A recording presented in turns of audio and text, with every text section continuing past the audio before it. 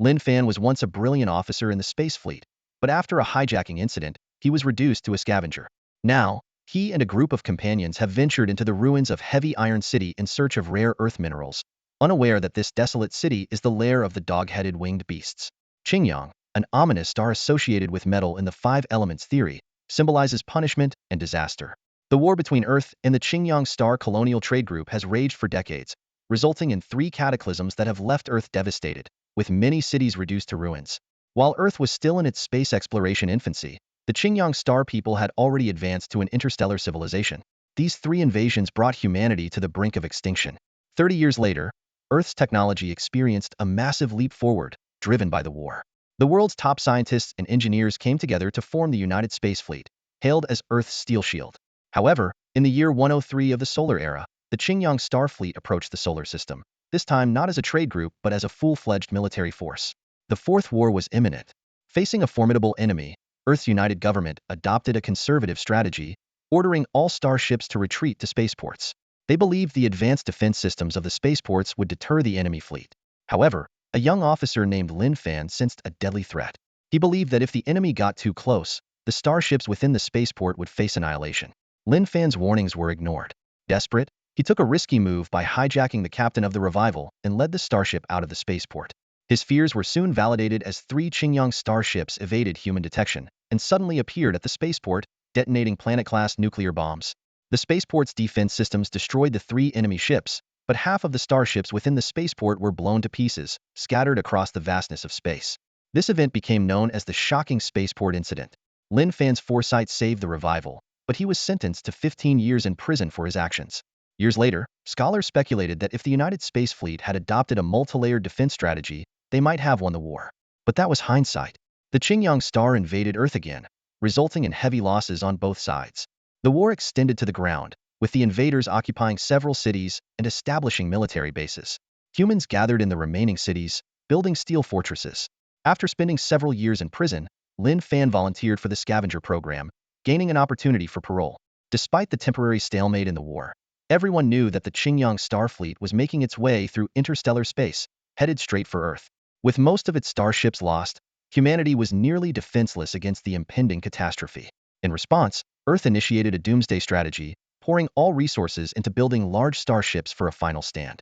Years of war had caused a regression in light industry and agriculture, and the implementation of the doomsday strategy had left Earth struggling. To alleviate the survival crisis, cities formed scavenger teams composed of criminals to search for resources in the ruined cities. The life of a scavenger was perilous, with many destroyed cities resembling hellscapes, heavily irradiated and infested with Qingyang Star monsters. At this moment, Lin Fan and other scavengers stepped into Heavy Iron City. The once thriving metropolis was now a wasteland, shrouded in a gray mist. The scavenger team, clad in makeshift radiation suits, cautiously advanced towards the city center. Heavy Iron City spanned 80 kilometers, with the rare earth minerals buried deep within. Due to the destruction of roads and bridges, heavy trucks could only travel 5 kilometers before being forced to stop. A day later, they reached the old city hall in the center and found 10 tons of rare earth minerals in a downed transport plane.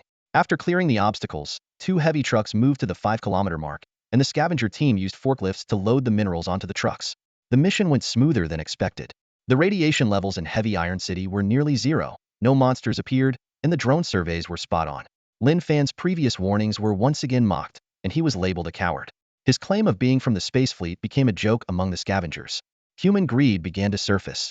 With 10 days left in their mission, the scavenger team decided to continue searching Heavy Iron City, hoping to find more treasures in the ruins.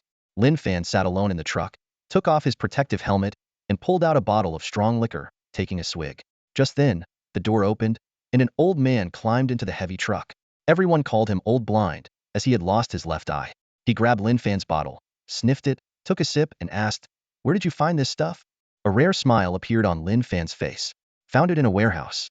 This stuff has been a rarity for decades." Old Blind took another sip and advised, "Don't be so down. Come on, let's go scavenging in this city. It's a rare opportunity.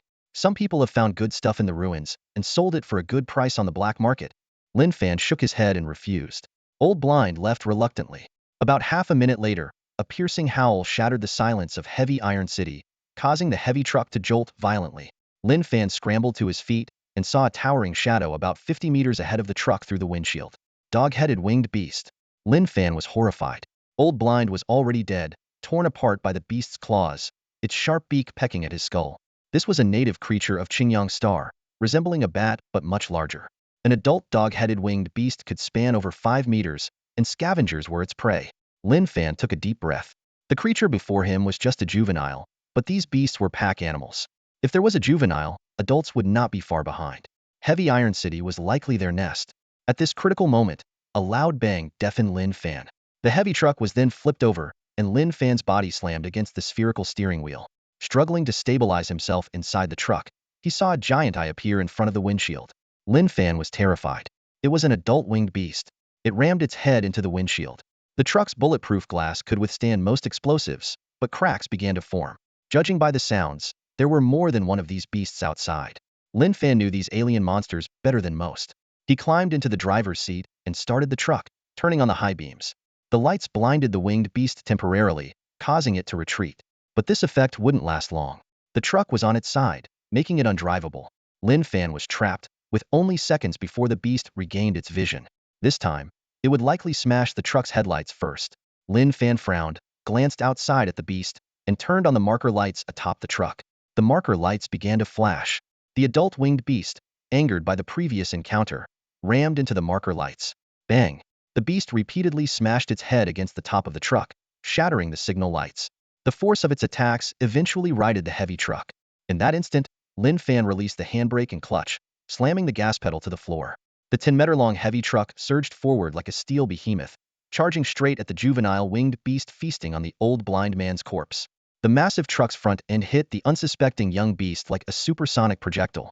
The beast was sent flying, and before it could react, the truck's multi-ton weight crushed its skull with a sickening sound of shattering bones. The beast's head deformed instantly, and with a faint groan, it was dead. Lin Fan watched impassively, silently mouthing, "Old blind man, I've avenged you. Rest in peace." In this hellish world, he had long since accepted the inevitability of death. Without waiting for the beast's body to cool, Lin Fan reversed the truck, lining it up against the adult winged beast not far away. The colossal creature, now enraged, let out a thunderous roar. Within seconds, echoes of the roar reverberated throughout the city. Silhouettes of winged beasts began to appear in the gray sky. Lin Fan knew all too well that the rest of the scavenging team was likely doomed, and more winged beasts were converging on their location. Without hesitation, he floored the gas pedal once more, the heavy truck roaring toward the adult beast like a tiger ready to pounce. Just as the truck was about to collide, the adult beast spread its massive wings and swiftly ascended to low altitude, avoiding the fatal blow. It then dove down, slamming its enormous body into the side of the truck. The screech of twisting metal filled the air as the truck's circuitry took a severe hit, its structure warping under the impact. Lin Fan remained unfazed. He quickly detached the trailer, maneuvering the truck's cab into a flawless drift before ramming into the beast's spine. Though much larger than its juvenile counterpart, the adult beast howled in pain from the impact, though it remained uninjured. This was a battle to the death between man and beast. The adult winged beast had never encountered such a tenacious human adversary. Enraged, it ignored its pain and fiercely slammed into the truck's windshield. Sensing danger, Lin Fan quickly activated the vehicle's protective system. The windshield shattered under the immense force, but the protective shield deployed just in time to save Lin Fan from being cut by the glass shards. The truck's cab was flung several meters away, and although the shock-absorbing system protected him, blood still trickled from the corner of his mouth. Taking advantage of the brief respite from the beast's sight, Lin Fan quickly disengaged the shock-absorbing system, crawled through the broken windshield, and retreated to a roadside cover. The adult beast, unaware that Lin Fan had escaped, continued its frenzied assault on the now severely deformed truck cab. When it finally paused to inspect the cab, it found it empty. A primal sense of danger washed over it, but it was too late. Bunga crisp gunshot broke the brief silence. From behind cover, Lin Fan fired an old rifle, hitting the truck's energy core. He had disabled its safety measures before abandoning the vehicle. The bullet ignited the core, resulting in a deafening explosion. Flames and smoke engulfed the beast, which struggled desperately, but ultimately succumbed to the inferno. Lin Fan had no time to catch his breath as 4 or 5 more winged beasts swooped down from the sky. He took a deep breath and sprinted towards a nearby skyscraper. The beasts locked onto him, determined to avenge their fallen comrade. Lin Fan dashed into the building. Though the beasts were too large to enter, they began ramming the walls, causing the entire structure to quake violently. The assault continued for half an hour until the beasts were exhausted. They didn't give up, however, circling the building to trap Lin Fan inside. But Lin Fan's knowledge of human architecture far surpassed that of these alien creatures.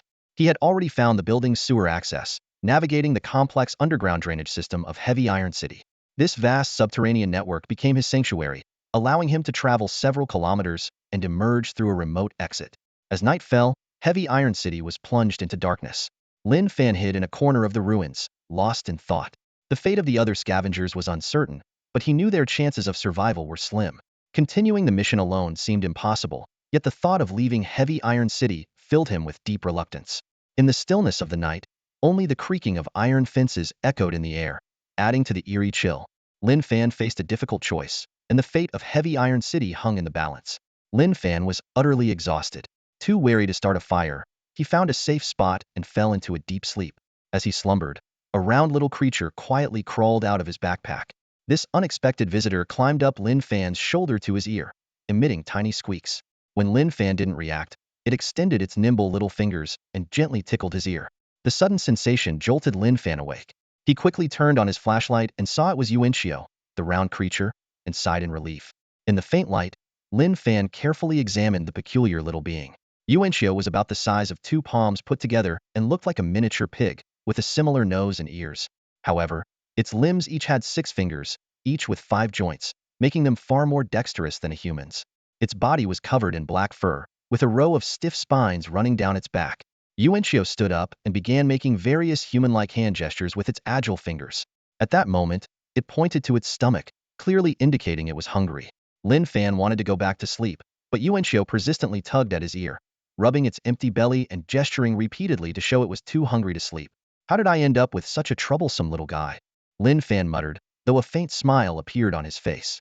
He took a compressed biscuit out of his pocket and offered it to Yuanxiu, but the little creature showed no interest and immediately tossed it aside, its eyes darting around, clearly displeased. It dawned on Lin Fan. Oh, right, I forgot. You don't eat biscuits, you silly thing. Just then, a subtle change flickered in Lin Fan's pupils. A holographic projection appeared in his vision. Interstellar Scavenger System activated. Scavenger Pig is currently hungry. If not fed promptly, it will not develop properly. Got it, Lin Fan murmured, rubbing his temples.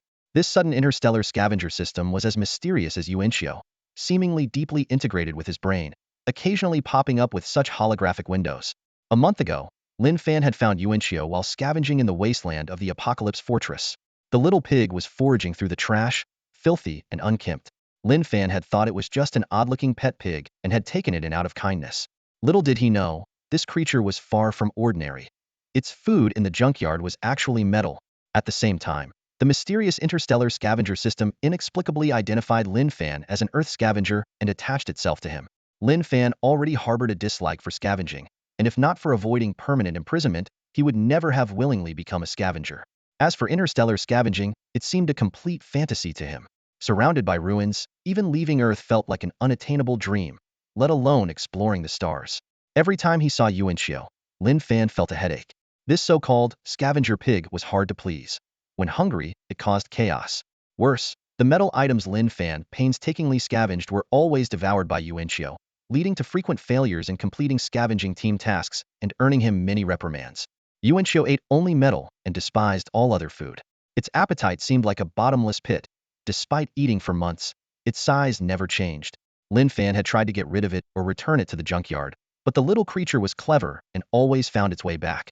Faced with its pitiful eyes, Lin Fan ultimately softened and continued to keep it. Looking at the turbulent city, Lin Fan cautioned, "You better behave. This place is nothing like the apocalyptic junkyard. It's full of dangers. We need to be careful." Yuanxiu nodded repeatedly, indicating it would be good. It climbed up Lin Fan's pant leg to his shoulder, pointing in a direction with its little finger, gesturing. "Let's go, this way, this way." Although Roundball looks like a pig, it is actually a highly intelligent creature. Within just a few days, it fully understood Lin Fan's words and cleverly disguised itself as an ordinary pet pig in front of others. As night fell, Lin Fan followed Roundball's lead to a nearby alley. In the dim light, they discovered a broken-down truck parked by the roadside. "Are you particularly sensitive to metal elements?" Lin Fan lightly patted Roundball on the head and asked. Roundball squinted its eyes, nodded, and eagerly jumped off Lin Fan's shoulder. To humans, the truck was quite large, but to Roundball, it was just a small snack. It nimbly climbed to the top of the truck, steam puffing from its nostrils, and its eyes glowed with a turbine-like blue light. Suddenly, a wave of heat emanated from Roundball's body, distorting the air around it due to the high temperature, forcing Lin Fan to step back. Roundball extended its tongue and began to lick the truck's metal exterior. Its mouth seemed to transform into a small electric arc furnace, and its tongue acted like a high-temperature welding machine, possibly thousands of times hotter than conventional welding. Under Roundball's feeding, the truck's metal shell quickly turned red-hot and then melted into molten iron. Roundball easily swallowed these metal lollipops. This unrestrained feeding method would be impossible in a human-populated post-apocalyptic junkyard, but in this nearly deserted ruined city, it could finally eat to its heart's content. Watching this scene, Lin Fan couldn't help but feel relieved, thinking, this little guy is not to be messed with. If it treated me like it treats these metals, I'd have been evaporated long ago. In just 15 minutes, Roundball had devoured the entire truck cab. Lin Fan wondered, why does this little guy eat so much metal every day? At that moment, a holographic image suddenly appeared in Lin Fan's pupils, accompanied by a system prompt. Interstellar Scavenger System activated. Reporting to the host, the scavenger pig is currently in its developmental stage. Consuming metal elements is necessary for constructing its body structure. The system communicated directly in Lin Fan's mind, requiring no spoken words. Lin Fan continued to ask, Roundball doesn't excrete and doesn't seem to grow. What's going on? The system explained, Roundball's body strength far exceeds human imagination. Do you know the density of a white dwarf star? Roundball's current body strength is similar to that. The materials it consumes are negligible compared to its own strength, and as it grows, its body strength will continue to increase. Hearing this, Lin Fan gasped. As a former astronaut, he knew the terrifying density of a white dwarf star several tons per cubic centimeter. He couldn't help but worry, if Roundball is so heavy, won't it crush me when it jumps on me every day? The system continued to explain, the four fundamental forces of the universe: strong force, weak force, gravity, and electromagnetic force are unified. As a higher civilization creature, the scavenger pig has evolved over billions of years to master the use of these forces. It can generate a special electromagnetic field within its body, easily counteracting the effects of gravity. Lin Fan pondered, so the scavenger pig is such a powerful creature? Indeed, the system responded, it is a product of an advanced civilization in the universe. In comparison, the Qinyang aliens that humans fear are merely a primitive civilization in the cosmos. So where do you and Roundball come from? Lin Fan asked. The system paused and began reciting a verse about the universe. From the vast cosmos, from the end of time, when the final chapter of destruction plays, when darkness envelopes the entire galaxy. Lin Fan impatiently interrupted. All right, stop being mysterious. What is the universe really like? The system explained. The universe actually has a lifespan. Every civilization has an endpoint, but new civilizations are born every moment. Even life forms that have reached advanced civilization levels move towards destruction one after another. This is the nature of the universe. What about Earth? Where does it stand in the cosmic civilization? Lin Fan continued to ask. Earth is currently in the Enlightenment era and hasn't even fully stepped out of its solar system, the system answered. And the Qinyang aliens? Qinyang star has entered the primitive civilization stage. However, in the face of intermediate cosmic civilizations, the Qinyang civilization is like an ant that can be easily crushed. But for Earth, it is a formidable opponent. Earth is about to face an extremely brutal war. Hearing this, Lin Fan fell into deep thought and sighed. Brutal is an understatement. It's practically doomsday. Doomsday? The system questioned. In the corner of the Milky Way, this is just a trivial skirmish, not even a real war. Have you ever seen a real doomsday? Lin Fan asked curiously. Of course, the system replied, compared to a true cosmic doomsday, the crisis Earth faces is like a drop of water in the ocean. Human civilization is so insignificant. Lin Fan sighed and then asked, can I really go to space again? Absolutely, the system confirmed. You can even have your own fleet? A fleet? Lin Fan muttered. In his understanding, even a nation owning an interstellar fleet was extremely difficult, let alone an individual. This idea was simply unimaginable to him. The system detected Lin Fan's suspicion and promptly added, every word I say is the result of precise calculations, and I would never deceive you. It continued, interstellar scavenging is somewhat different from the scavenging you're familiar with. In the vast universe, wars between different civilizations never cease, much like the conflict between Earth and Qinyang star. Countless derelict starships drift in the depths of space, many of which are still salvageable. Lin Fan frowned in thought. You mean we need to venture into space to search for those damaged starship wrecks? Exactly. The system confirmed. The universe is boundless and contains creations from numerous primary, intermediate, and even advanced civilizations. Some technologies would even astonish the Qinyang star people you fear. Why not embark on an interstellar exploration journey and collect those precious resources for your own use?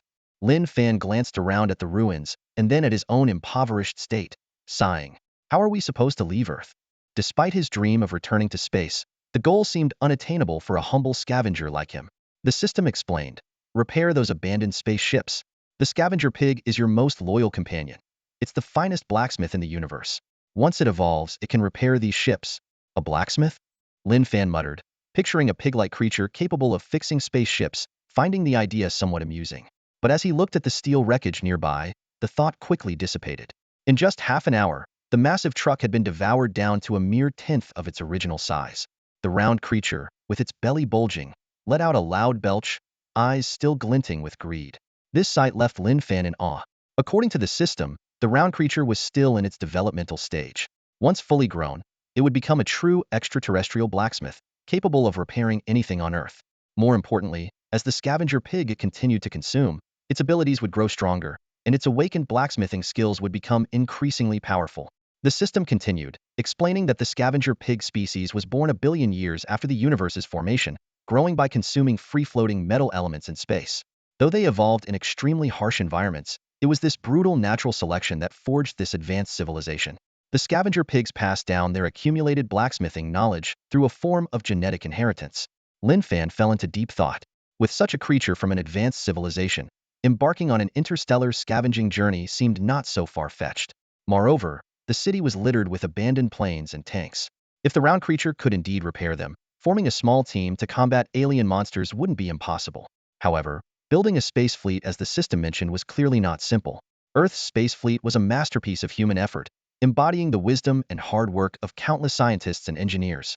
That night, Lin Fan gazed at the sand-covered sky, lost in contemplation.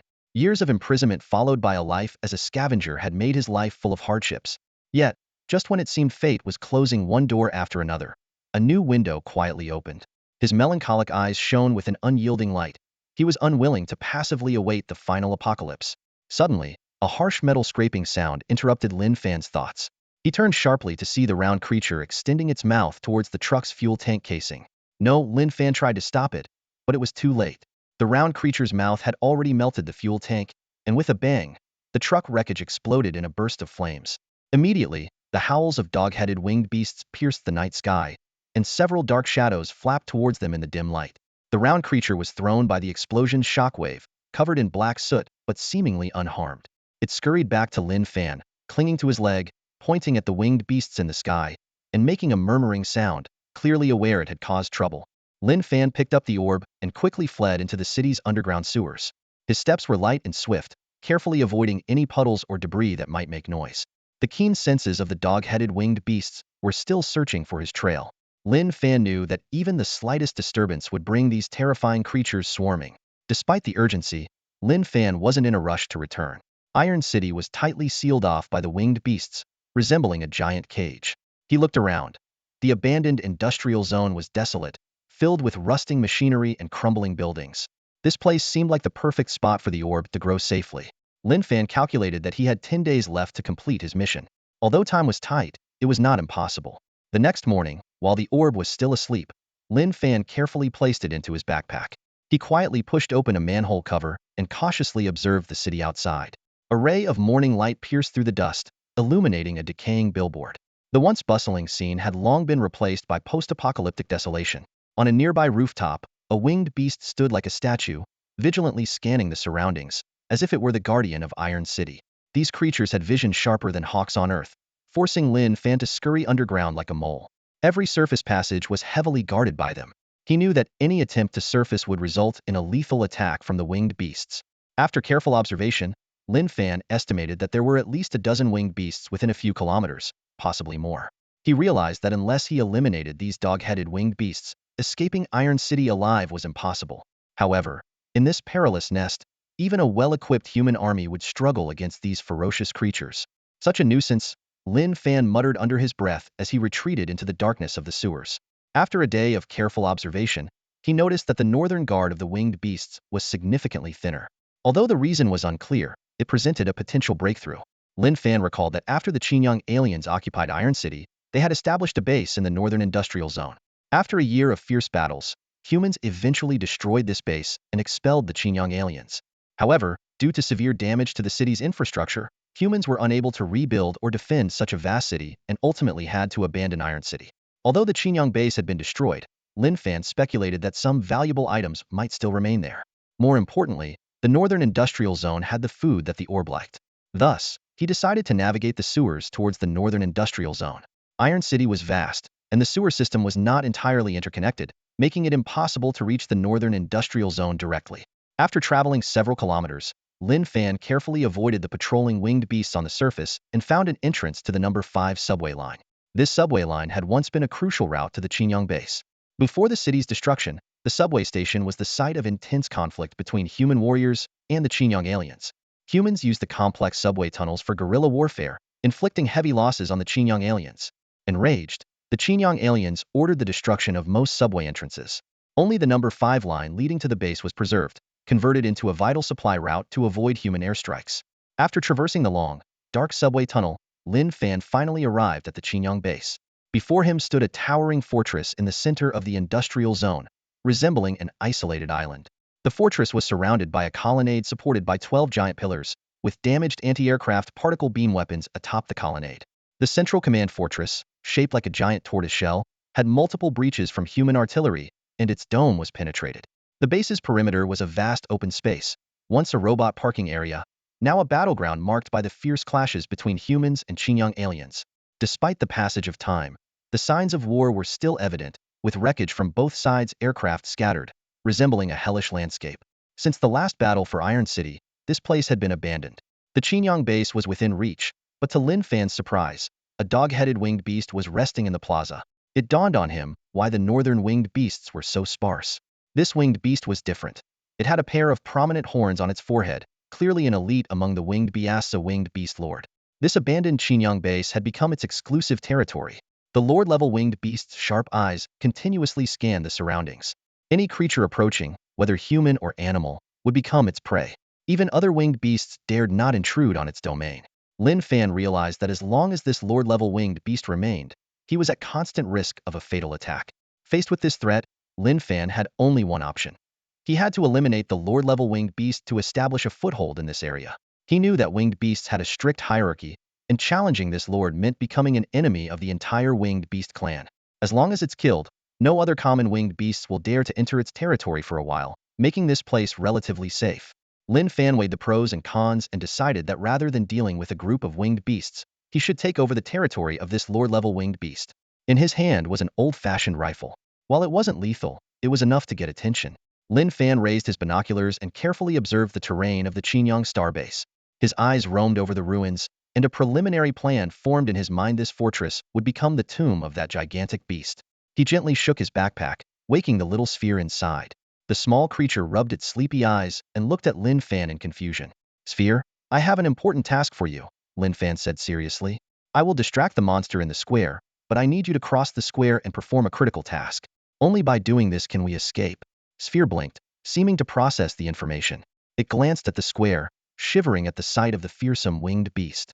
It gestured anxiously, asking if Lin Fan would accompany it. Lin Fan shook his head.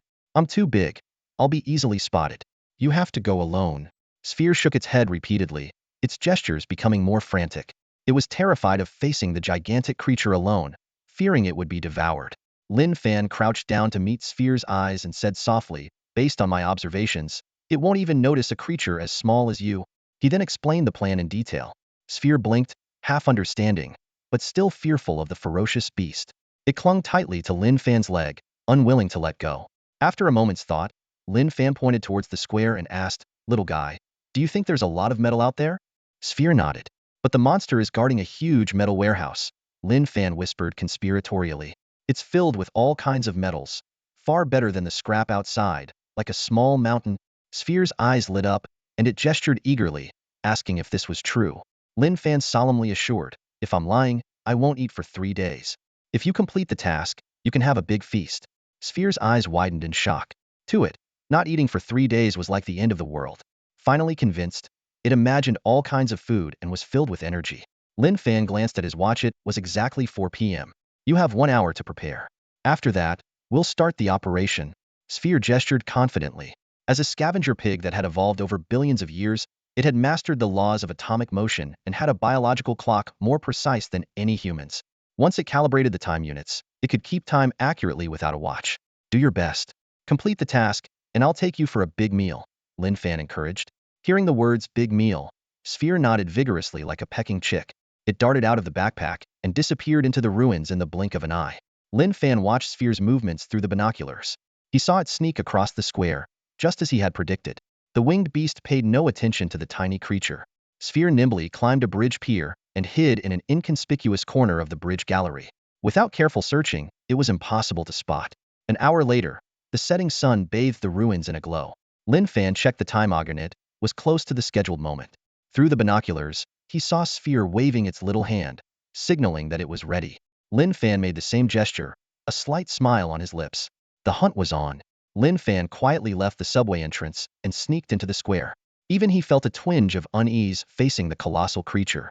He hid behind a derelict armored vehicle, took a deep breath, raised his rifle, and aimed at the beast's head before pulling the trigger. Bang!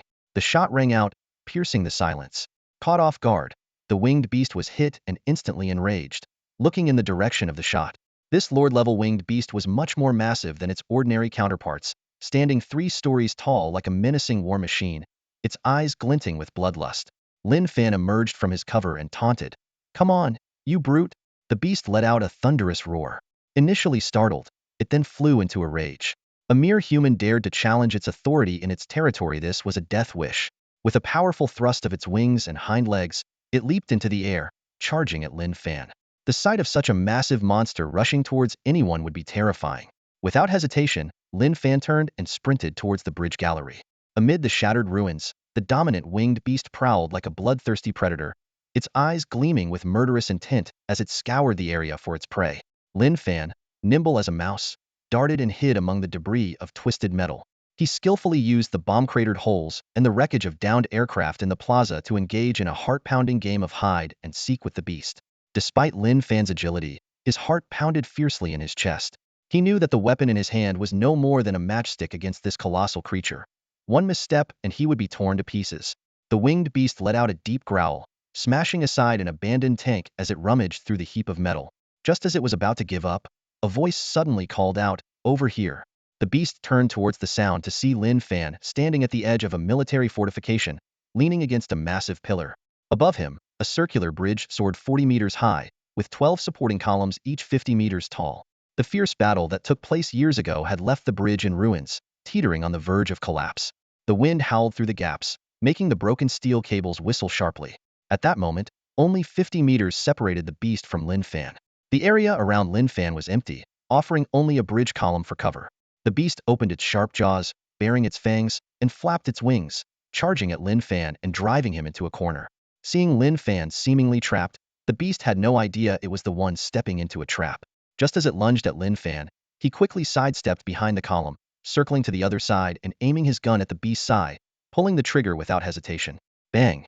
The gunshot rang out, but the beast, as if anticipating the move, tilted its head to avoid the bullet and let out a hissing sound of triumph. It looked down on the frail human, mocking his futile struggle. However, a sense of danger suddenly loomed. Before the beast could react, a thunderous crash erupted. The circular bridge had collapsed. A massive structure, 50 meters long and 10 meters wide, descended like a net from the heavens, crushing the beast beneath it. The beast's head was pinned to the ground, its entire body trapped under the bridge. The surrounding stone slabs shattered. This resilient bridge, built by the Xinjiang Star people, had endured countless barrages but was now riddled with holes, barely held together by the remaining steel cables. Under Lin Fan's meticulous planning, a sphere silently severed most of the cables, turning the bridge into a colossal trap. As Lin Fan fired his shot, the final crucial cable was cut, and the entire bridge came crashing down. The beast, reveling in its imminent victory, was instantly ensnared. A piercing scream echoed through the ruins, the ground trembled violently, and dust filled the air. When the dust settled, the dominant winged beast lay battered and bruised in the wreckage, its wings shattered by the falling bridge. Lin Fan, hiding behind the scrap metal, let out a long sigh of relief, thinking to himself, "It's done." The sphere, perched behind him, curiously eyed the battered beast and then nudged Lin Fan, gesturing that it wanted to forage. Lin Fan knew well that without the help of this little creature, he could never have set such a clever trap. However, Before entering the base, he had one final task, ensuring the beast was truly dead. He raised his rifle, aiming at the beast's vulnerable neck. This was the beast's most lethal weakness, one it usually guarded diligently. But now, it was defenseless. Lin Fan knew that continuous fire would end its life for good. At this critical moment, the beast slowly opened its blood-red eyes, staring directly at Lin Fan. Lin Fan paused, surprised at its tenacity. However, the dominant beast seemed to have accepted its fate. Though humans were as insignificant as ants, it had indeed lost. Facing the dark muzzle of the gun, it neither dodged nor struggled, but quietly awaited its final judgment. Ding! Lin Fan's vision blurred momentarily as the holographic projection of the galactic scavenger system suddenly appeared, causing his heart to skip a beat. In the projection, a line of text was clearly reflected in his pupils. Canis-winged beast, species from the Qinyang star, tameable, difficulty level, medium. Frowning, Lin Fan communicated with the system through his thoughts. System, why did you come out on your own? The system responded calmly, Master. The canis-winged beast can be tamed. Tamed? Lin Fan exclaimed in surprise. It's fiercer than any beast on Earth. The system explained. The Qinyangans once tamed some of these winged beasts to serve as their patrol units. Lin Fan scrutinized the colossal creature before him. Its size far exceeded that of an ordinary winged beast. He pondered. This must be a Lord-class canis-winged beast. The system corrected him. Master, it's not Lord-class. It's even higher, a Dominator-class winged beast. A Dominator-class winged beast? Lin Fan was perplexed. He had never heard of such a term. The system continued. There are very few Dominator-class winged beasts on Earth. This one is indeed a Dominator class, but it's still in its developmental stage. Once it matures and fully spreads its wingspan could reach 7 to 8 meters wide, and its muscles will become extremely powerful. Your current traps won't be able to contain it. Lin Fan tightened his grip on his rifle and gritted his teeth. Then I must eliminate this menace. The system advised. Master, your current strength is still too weak. To become a true galactic scavenger, you need to gather more power. Heavy Iron City is a good place for that. It has many resources that can be utilized and could serve as your first base. Lin Fan thoughtfully lowered his rifle. He realized that taming this Dominator-class winged beast would mean controlling all the winged beasts in Heavy Iron City, making the city his for the taking. On the other hand, if he killed it, he would struggle to deal with the other winged beasts, let alone control the city. As Lin Fan carefully observed the massive creature, he couldn't help but marvel at it. Its head was almost as large as a car's front end. If it went berserk during the taming process, it could swallow him whole in an instant. His life was on the line, and he had to consider his options carefully. Is there a risk in taming it? Lin Fan asked. The system replied briefly, yes. How should I do it? You'll need to find some items first, the system urged. Lin Fan nodded. Then I need to hurry. Just as Lin Fan was about to leave, the Dominator-class winged beast began to react unusually. Instead of summoning its companions like a typical winged beast, it seemed confused and enraged by Lin Fan's actions. It bared its teeth and emitted a threatening hiss. It turned out that when Lin Fan intruded into its territory, this prideful Dominator-class winged beast saw it as a challenge. To it, a challenge was a sacred ritual. Having failed in this challenge, death was the only fitting end. Moreover, losing to a weak Earthling was an immense disgrace. At this moment, it was almost pleading for Lin Fan to deliver a fatal blow and release it from this humiliation. However, Lin Fan walked away without looking back, leaving the confused and furious Dominator-class winged beast to face its unbearable shame alone. The abandoned base was dark, cold, and in complete disarray. Lin Fan cautiously squeezed through a bomb-blasted hole in the fortress wall, and the scene before him took his breath away. This had once been a massive robot factory for assembling and repairing war machines. However, during the final battle in Iron City, the robots from Qinyang Star faced a devastating defeat at the hands of humans. Now, only a wasteland of metal debris and scrap remained. Lin Fan carefully scanned his surroundings, wary of any surviving robots. He knew all too well how terrifying Qinyang Star's robots could be, capable of inflicting catastrophic damage on humanity. After a thorough search, he finally felt a bit more at ease. Apart from scattered fragments, there wasn't a single intact robot carcass. He speculated that the human army, after capturing the base, had scavenged all usable weapons. Any robots that weren't completely destroyed were likely taken to human scientific labs for study.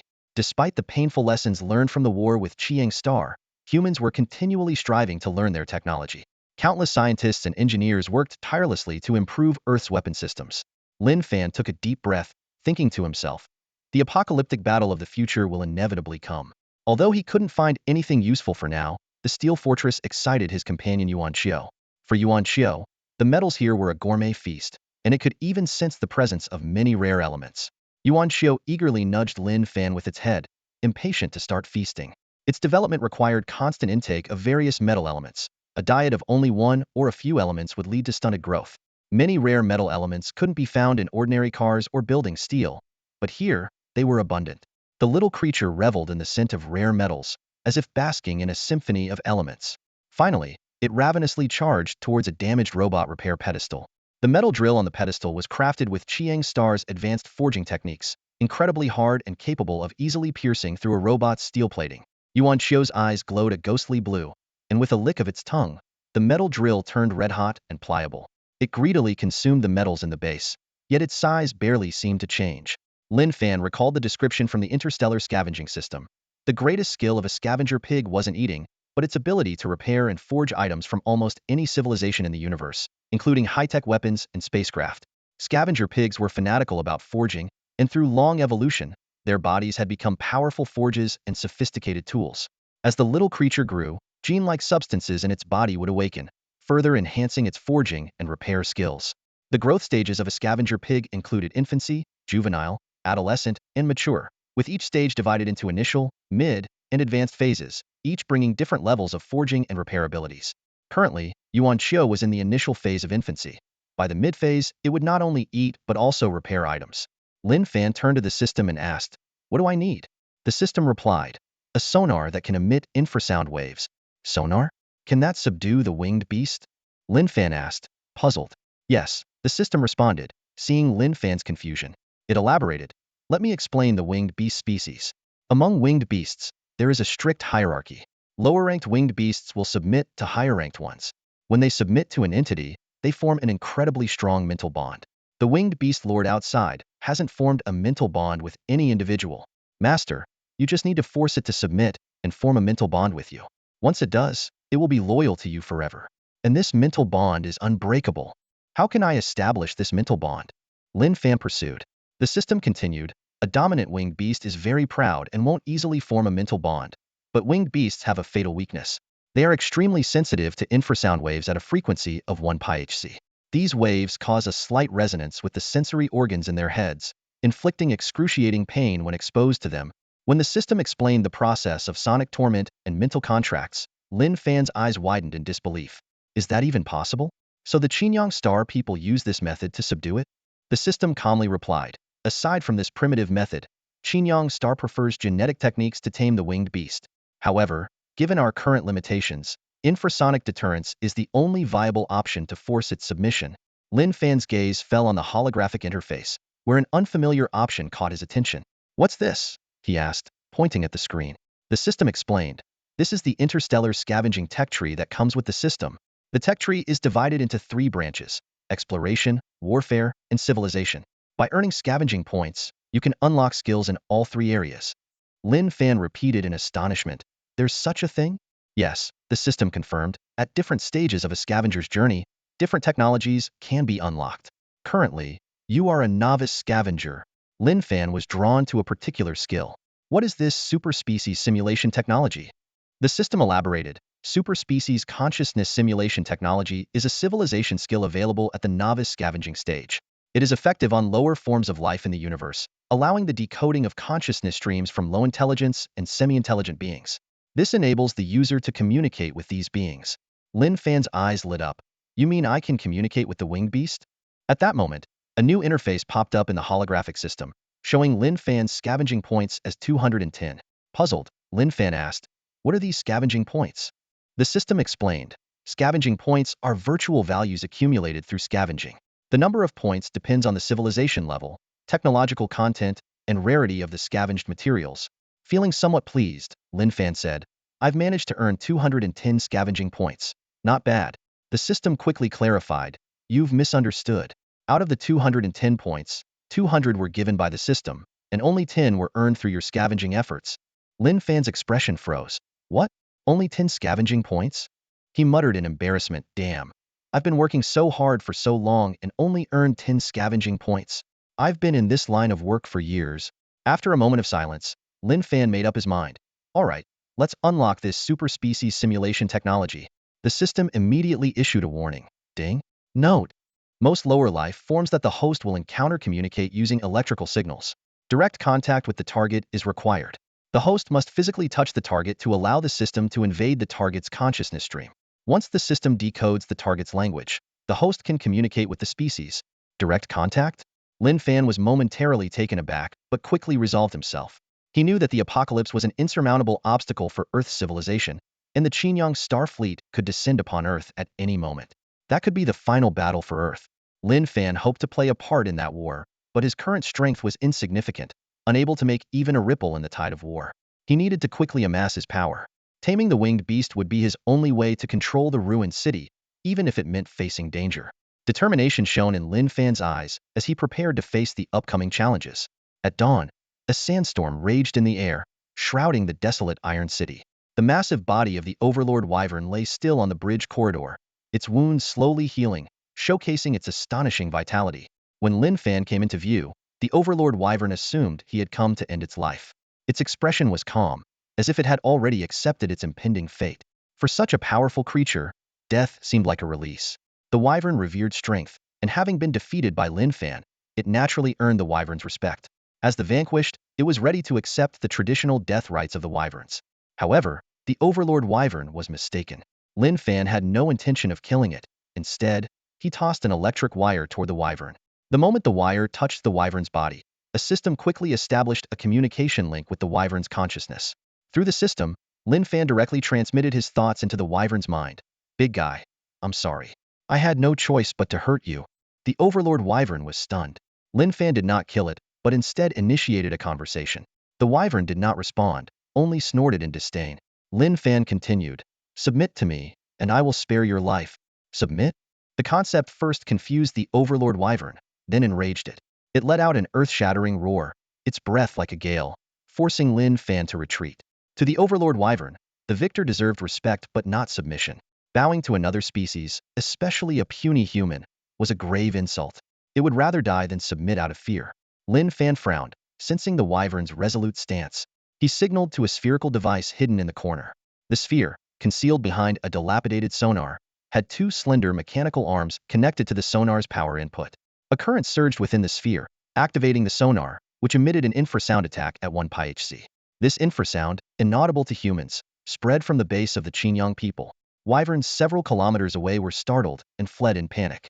The Overlord Wyvern, being closest, bore the brunt, howling in agony as its eyes dimmed, its massive head drooping, clearly enduring unimaginable pain. Lin Fan transmitted his message again. "Resist, and you'll face endless pain and death." But the Overlord Wyvern's eyes suddenly widened, turning blood red. It let out a furious roar, forcing Lin Fan to cover his ears. Strangely, this torment, worse than death, did not break the Wyvern but fueled its defiance. The Overlord Wyvern lost its sanity, muscles tensed, and struggled to break free. The entire bridge corridor shook violently. However, the bridge was too heavy, and the Wyvern, exhausted, could not escape. Lin Fan, confused by the Wyvern's resistance, signaled the sphere to stop the sonar. The system's voice echoed in his mind. "Master, this Wyvern's resistance is too strong. The infrasound seems ineffective." At that moment, fragmented memories of the Wyvern flooded Lin Fan's mind.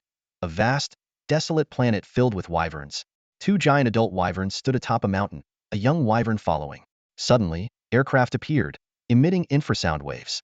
The Wyverns were slaughtered, the adults killed, and the young one captured by the Qinyang people. The young Wyvern's memories were filled with chains and cages, enduring daily infrasound attacks but never submitting. A seed of hatred had long taken root in its heart, keeping it alive.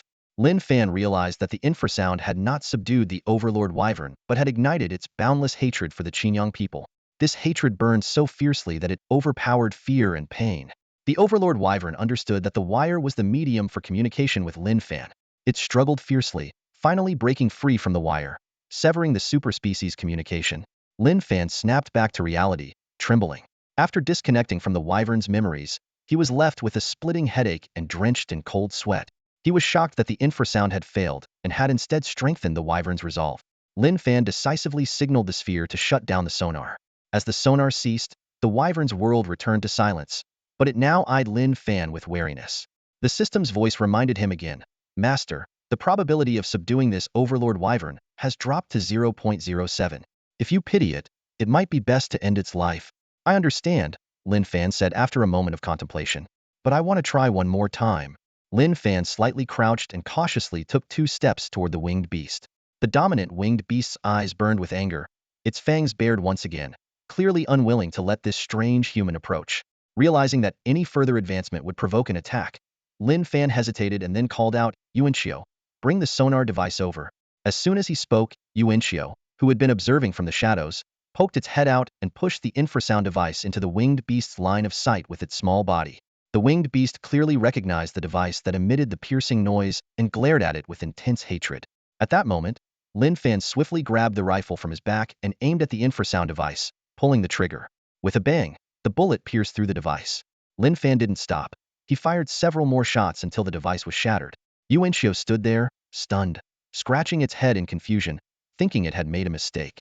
The dominant winged beast, seeing the destruction of the sonar device, visibly relaxed and its hostility toward Lin Fan diminished. To the winged beast, Lin Fan's actions indicated he was distancing himself from the hated device. Knowing he had achieved his goal, Lin Fan put down the rifle and continued forward until he was beside the winged beast. Despite the beast's ability to harm him with its wings, it chose to remain still. Lin Fan placed his hand on the beast and activated the superspecies consciousness simulation once more. This time, the dominant winged beast initiated the mental communication. Why do you approach me? Don't worry, I mean you no harm. I just want to check your wounds, Lin Fan replied. The winged beast remained silent and unresponsive. Lin Fan crouched down and carefully examined the deep scars on the beast's abdomen, gently touching them. These wounds appeared to be inflicted by the air superiority weapons of the Qinyang people. Additionally, he noticed a distorted information code inscribed by the Qinyang people on the beast's neck, likely from its youth. Can you decode the Qinyang information code? Lin Fan asked the system. Yes, the system responded, projecting a holographic translation of the code. Danger, danger. This beast cannot be tamed. Do not approach. Lin Fan suddenly understood the origin of this massive creature. Through numerous battles with the winged beasts, he had already recognized their cunning and organizational skills, and this dominant winged beast exhibited intelligence far beyond the norm. Its capture by him was likely due to underestimation. Although Lin Fan was usually ruthless toward these alien creatures, learning the background of this dominant winged beast softened his resolve. He sighed, realizing it too was a victim of the Qinyang people's cruelty. At this moment, the dominant winged beast conveyed another thought. Kill me. Lin Fan transmitted his own thoughts back to the beast. I've seen your memories. Your family and kin were killed by the Qinyang people. You were imprisoned from a young age, and now used as a weapon, deployed on Earth. He paused, then continued. Do you really want to die meaninglessly by my hand? Have you never thought of avenging your enemies? The winged beast remained silent, but a flicker of emotion passed through its eyes, quickly fading. Lin Fan knew his words had an impact, reducing the beast's wariness. I won't kill you, nor will I force you to submit. I know threats are useless against you, Lin Fan stated firmly. Good that you understand, the winged beast snorted. Lin Fan continued. I've seen your past, filled with suffering and hardship. Those are painful memories. We are alike. The Qinyang invaders are a common enemy. On that desolate planet, your parents were killed by the Qinyang people. My family, friends, and comrades also perished under the Qinyang fleet's invasion. Clenching his teeth, Lin Fan said, Our hands are stained with blood, and our souls consumed by hatred. We have not been defeated. Only through battle can we cleanse our shame. Human, what are you trying to say? The winged beast asked. We are not enemies. We can cooperate. Lin Fan looked directly into the beast's eyes. You possess great combat strength and your companions, while I have the largest species on Earth behind me. Lin Fan carefully observed the winged beast. Its gaze became complex, perhaps considering the validity of Lin Fan's words. However, such a proud creature would not easily submit to a human. Eventually, the dominant winged beast slowly closed its weary eyes, ignoring Lin Fan and resting its head on the ground. The day passed in the blink of an eye. Lin Fan stood atop the base, his gaze fixed on the dominant winged beast before him. The gigantic creature kept its eyes closed, exuding an air of disdain and hostility. Lin Fan heaved a deep sigh, realizing that this deadlock was pointless. After much contemplation, Lin Fan made an unexpected decision to release the winged beast. The golden hues of the setting sun cast a dramatic light over the dilapidated base, adding a touch of theatrics to his bold plan. Lin Fan approached the dominant winged beast and activated the Advanced Species Consciousness Communication Simulator. Big guy, he said in his mind. We both carry endless humiliation and resentment.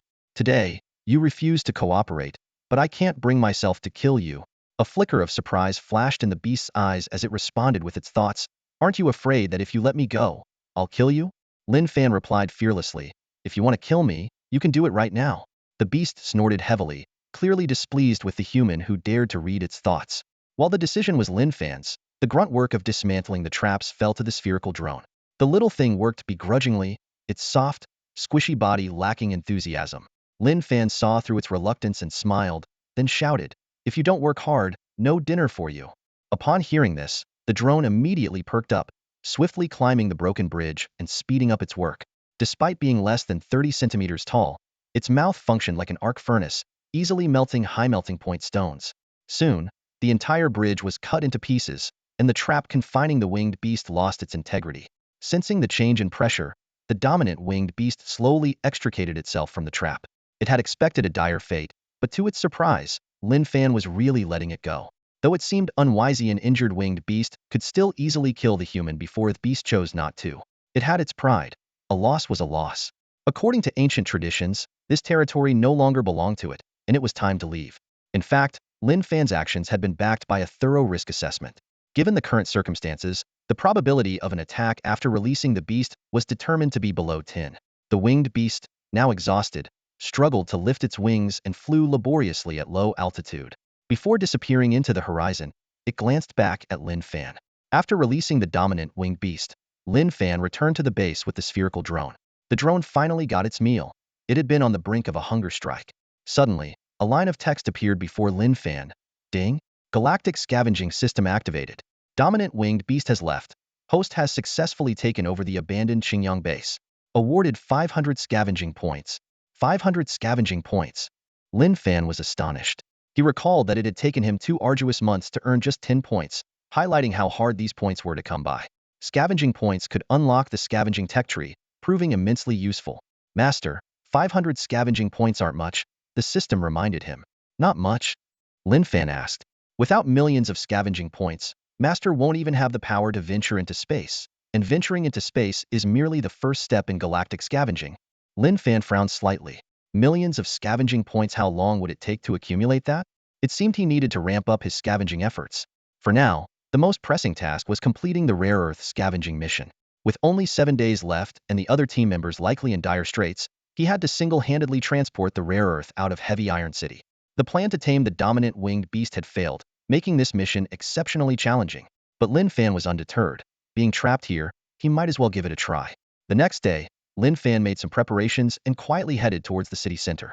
Strangely, he encountered no winged beasts along the way, making his progress unusually smooth. He wondered if these creatures had left Heavy Iron City to hunt for food again. But there was no time to ponder. With the route relatively safe, he needed to act quickly to avoid a repeat of the scavenging team's earlier failure.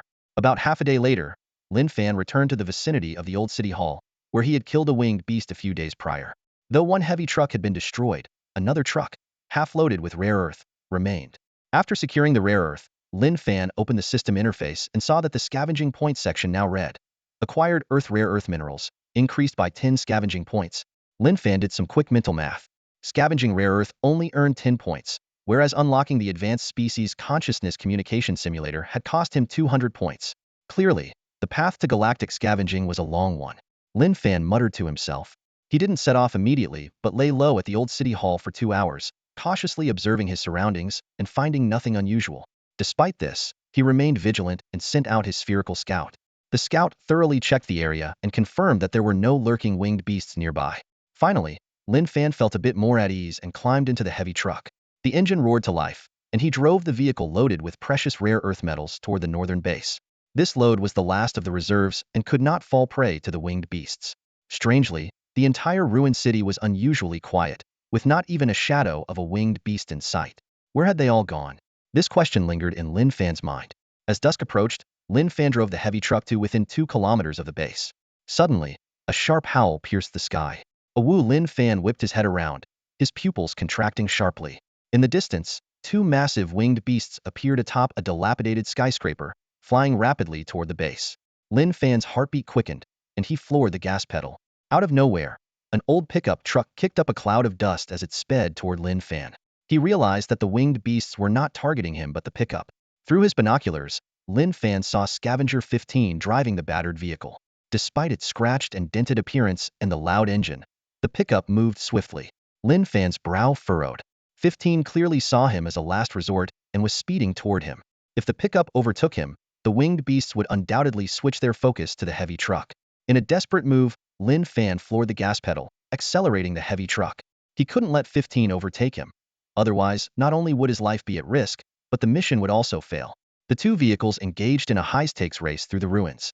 Although the heavy truck wasn't slow, it was cumbersome due to the rare earth load. Before long, 15's pickup overtook Lin Fan. As Lin Fan had anticipated, the heavy truck immediately caught the winged beast's attention, becoming their new target. Cold sweat beaded on Lin Fan's forehead as he watched the two adult winged beasts in the rearview mirror, aware that he couldn't handle them alone. Worse still, there were no tall buildings near the base for cover. Cursing 15 for the trouble, Lin Fan realized his only chance was to drive the heavy truck into the base. As the territory of the dominant winged beasts, the base might deter these two. However, the gas pedal was already maxed out, and the heavy truck groaned under the strain. At the critical moment, the two winged beasts swooped down, flanking Lin Fan's truck and forcing him to stop. Do I have to abandon the truck? Lin Fan thought. If he couldn't escape by driving, he would have to risk his life to distract the winged beasts and protect the truck and its cargo. He quickly grabbed his old rifle, leaped out of the truck, and took cover behind a nearby wall. Unexpectedly, the winged beasts did not attack Lin Fan. Instead, they refocused on 15's pickup. 15, terrified, drove the pickup into the base in a panic. Even more puzzling, the winged beasts neither pursued 15 nor attacked Lin Fan. They flapped their enormous wings and flew off into the sky, soon disappearing from sight. Lin Fan was baffled. What was going on? Why did the winged beasts abandon their attack? He had thought the winged beasts of Heavy Iron City were out hunting, but it seemed they never intended to harm him. Watching the winged beasts vanish into the horizon, Lin Fan exhaled a sigh of relief. If they had attacked after he abandoned the truck, he would have been doomed. At that moment, 15 cautiously drove the pickup back. He looked in the direction the winged beasts had gone and murmured, "Thank the heavens, they spared us." Lin Fan ignored the troublemaker. 15, however, inspected the heavy truck and asked, "Are you alone in there?" 17, "How did you survive?" "I managed to hide in an underground passage and barely made it to this base," Lin Fan replied coolly. "Is that rare earth inside?" 15 pointed at the heavy truck. Lin Fan nodded. "Planning to complete the mission alone?" 15 pressed. "Yes," Lin Fan replied tersely.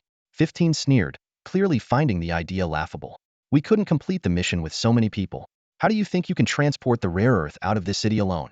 Winged beasts are everywhere, and the heavy truck is such a big target. How can you possibly pass safely?" Lin Fan responded calmly, "My life is already worthless.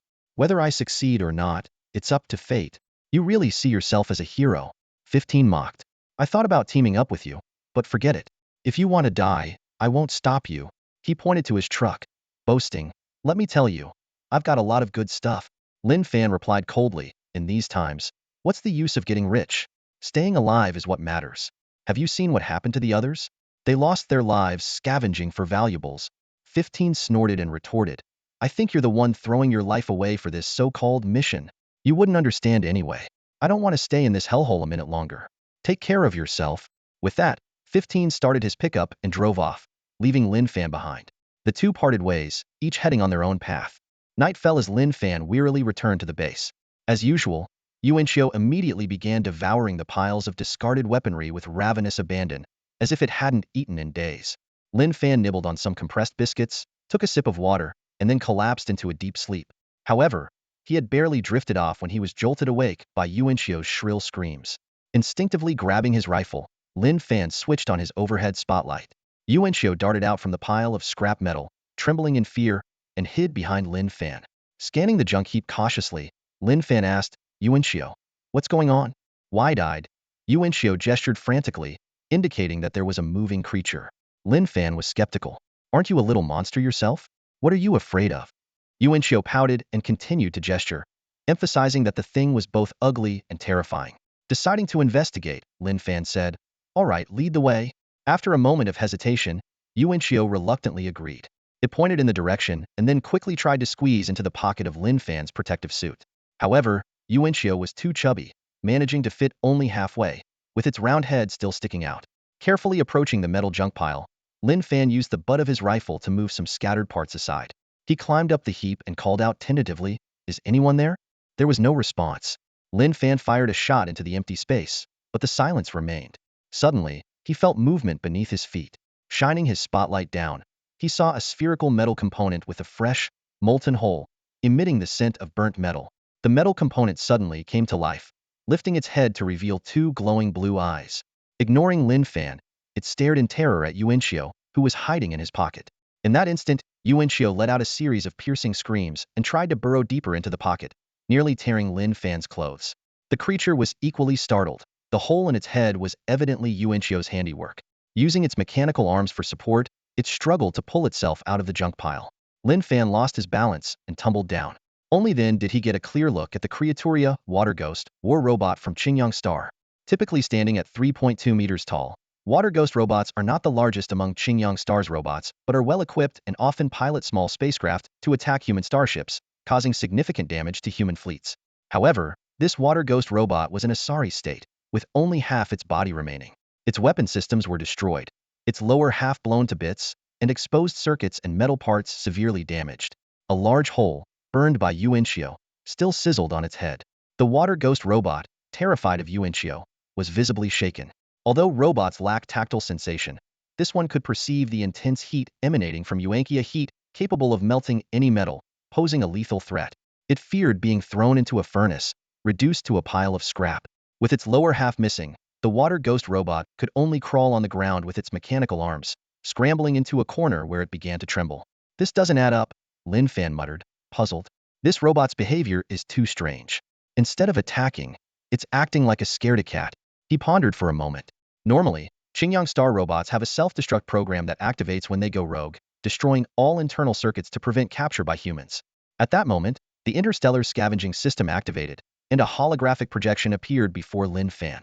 The system began scanning the water ghost robot, and the analysis results were projected directly onto Lin Fan's retinas.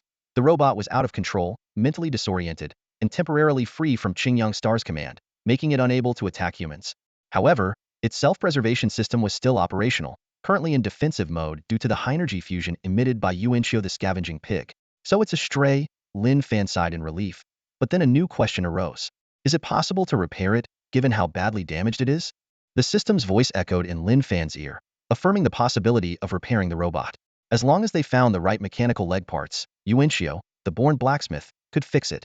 Hearing this, Lin Fan turned his gaze to Yuanxiu, who was nestled in his pocket, and asked softly, "Can you repair this type of robot?" Yuanxiu shook his head without hesitation, but Lin Fan wasn't easily convinced. He gently pinched Yuanxiu's nose and asked again, "Be honest, can you fix it?" Yuanxiu drooped its ears and nodded reluctantly, then began gesturing. It indicated that it indeed had the ability to repair this model of robot, but needed to grow a bit more first. Lin Fan couldn't help but tease. "You eat like a little mountain every day, yet you don't seem to grow at all. When will you finally grow up, little guy?" Yuanxiu immediately gestured back, complaining that Lin Fan always limited its food intake, which was why it grew slowly. Lin Fan pretended to be angry, and Yuanxiu quickly nuzzled his protective suit to appease him. The system timely explained that since Yuanxiu arrived in this abandoned city, its growth rate had already increased tenfold, and its mass had doubled, though it was difficult for the human eye to notice.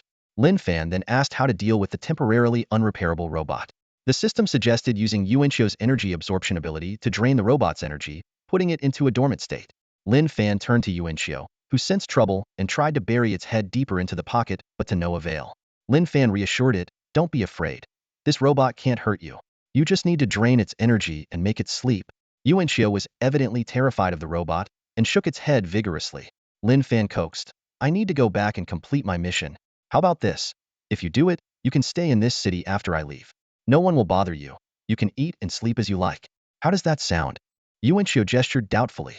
Lin Fan grinned mischievously and added, "I promise, the entire base will be your food supply." After some consideration, Yuanxiu finally emerged from Lin Fan's pocket. It straightened up, took a deep breath, and its eyes turned into blue whirlpools as it approached the robot step by step. The robot tried to flee, but Yuanxiu nimbly caught up and leaped onto its head. Despite the robot's struggles, it couldn't shake Yuanxiu off. Suddenly, a long steel needle extended from Yuanxiu's middle finger, piercing the robot's chest. This was an energy interface, allowing Yuanxiu to quickly drain all the robot's energy. Soon, the light faded from the robot's eyes, and it stopped moving, blending into the surrounding metal debris. Yuanxiu, still cautious, poked the robot's head to ensure it was completely deactivated. "Well done, Yuanxiu," Lin Fan praised. Yuanxiu turned around, grinning sheepishly, and then gestured that it didn't want to return to Shirkuei City. The dawn's light cast a cold golden hue over the desolate city, turning the ruins into a glittering wasteland. Lin Fan stood within the base, methodically loading the collected weapon fragments into a heavy-duty truck. Each piece of metal held his hopes for the future and symbolized his determination to leave the Steel City behind. Nearby, a small round creature wandered, eyes full of reluctance. It cautiously approached Lin Fan, asking in a soft, pleading voice, "Are you really leaving? Can't you stay with me?" Lin Fan couldn't help but smile at the timid little creature. He gently pinched its nose and reassured it, "Don't be afraid. This place is safe. Nothing can hurt you here." In his heart, Lin Fan calculated. Given the creature's physical resilience, it truly had nothing to fear in this iron fortress. Moreover, as it grew, its appetite for metal would only increase. Bringing it back to a human city would not only be difficult to satisfy but could also attract unwanted attention due to its metal-eating ability. As a lowly scavenger, Lin Fan simply lacked the means to protect it. The creature nuzzled Lin Fan's fingers, conveying its unwillingness to part. Softening, Lin Fan added, "Listen, little one. After I leave, you need to be brave like a man. Remember, don't leave the base and don't cause trouble, understand?" The creature nodded vigorously, waving its tiny hands in a clumsy imitation of human gestures, looking both adorable and awkward. Amid this heartfelt farewell, a piercing screech suddenly shattered the sky. Lin Fan instantly became alert and swiftly climbed onto the heavy truck. A large adult wyvern circled above the base, then landed steadily in front of the truck after a few loops. Unexpectedly, the wyvern did not show any aggression. Instead, it emitted a low, peaceful hum. Lin Fan observed the unexpected visitor with curiosity, sensing that its presence had a purpose. Cautiously, he approached and placed his hand gently on the wyvern's talon. In an instant, a strange sensation surged through him.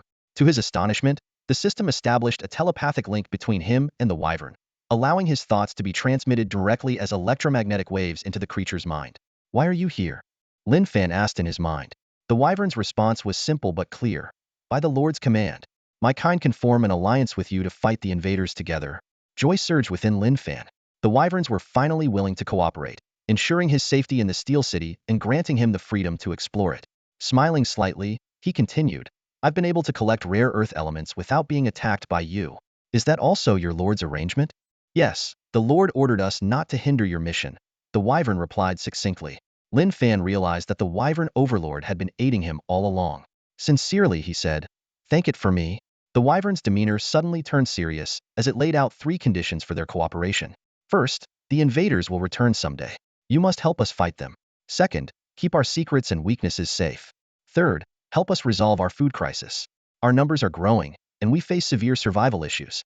But remember, our appetites are enormous. Someone like you wouldn't even be a snack for me." Lin Fan carefully considered each condition. He readily agreed to the first 2. The third was challenging, but he still smiled confidently. "No problem. I agree to all of them." The wyvern issued a final warning. "Failing to meet these conditions will end our cooperation. And do not betray us, or I will be the first to hunt you down." Lin Fan solemnly promised, "You have nothing to worry about. As long as we fight the invaders from Chiang Star together, I will be your most loyal friend. You will get everything you need." "Friend?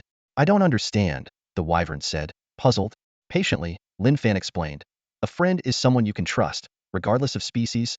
The wyvern seemed indifferent to the concept, stating directly, "It doesn't matter. As part of the deal, I will temporarily be your guardian. To ensure your safety, I will escort you out of this city."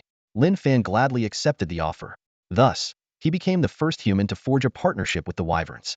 With the help of the interstellar scavenging system, Lin Fan gained deeper insights into this mysterious species. Despite their fearsome appearance, the wyverns possessed considerable intelligence. In the evolutionary history of Chiang Star, they were unparalleled in both physical strength and sensory acuity. With newfound knowledge and expectations, Lin Fan started the heavy truck and set off on his journey home. The truck slowly rolled out of the Steel City, passing through the ruins of skyscrapers, heading towards an unknown future.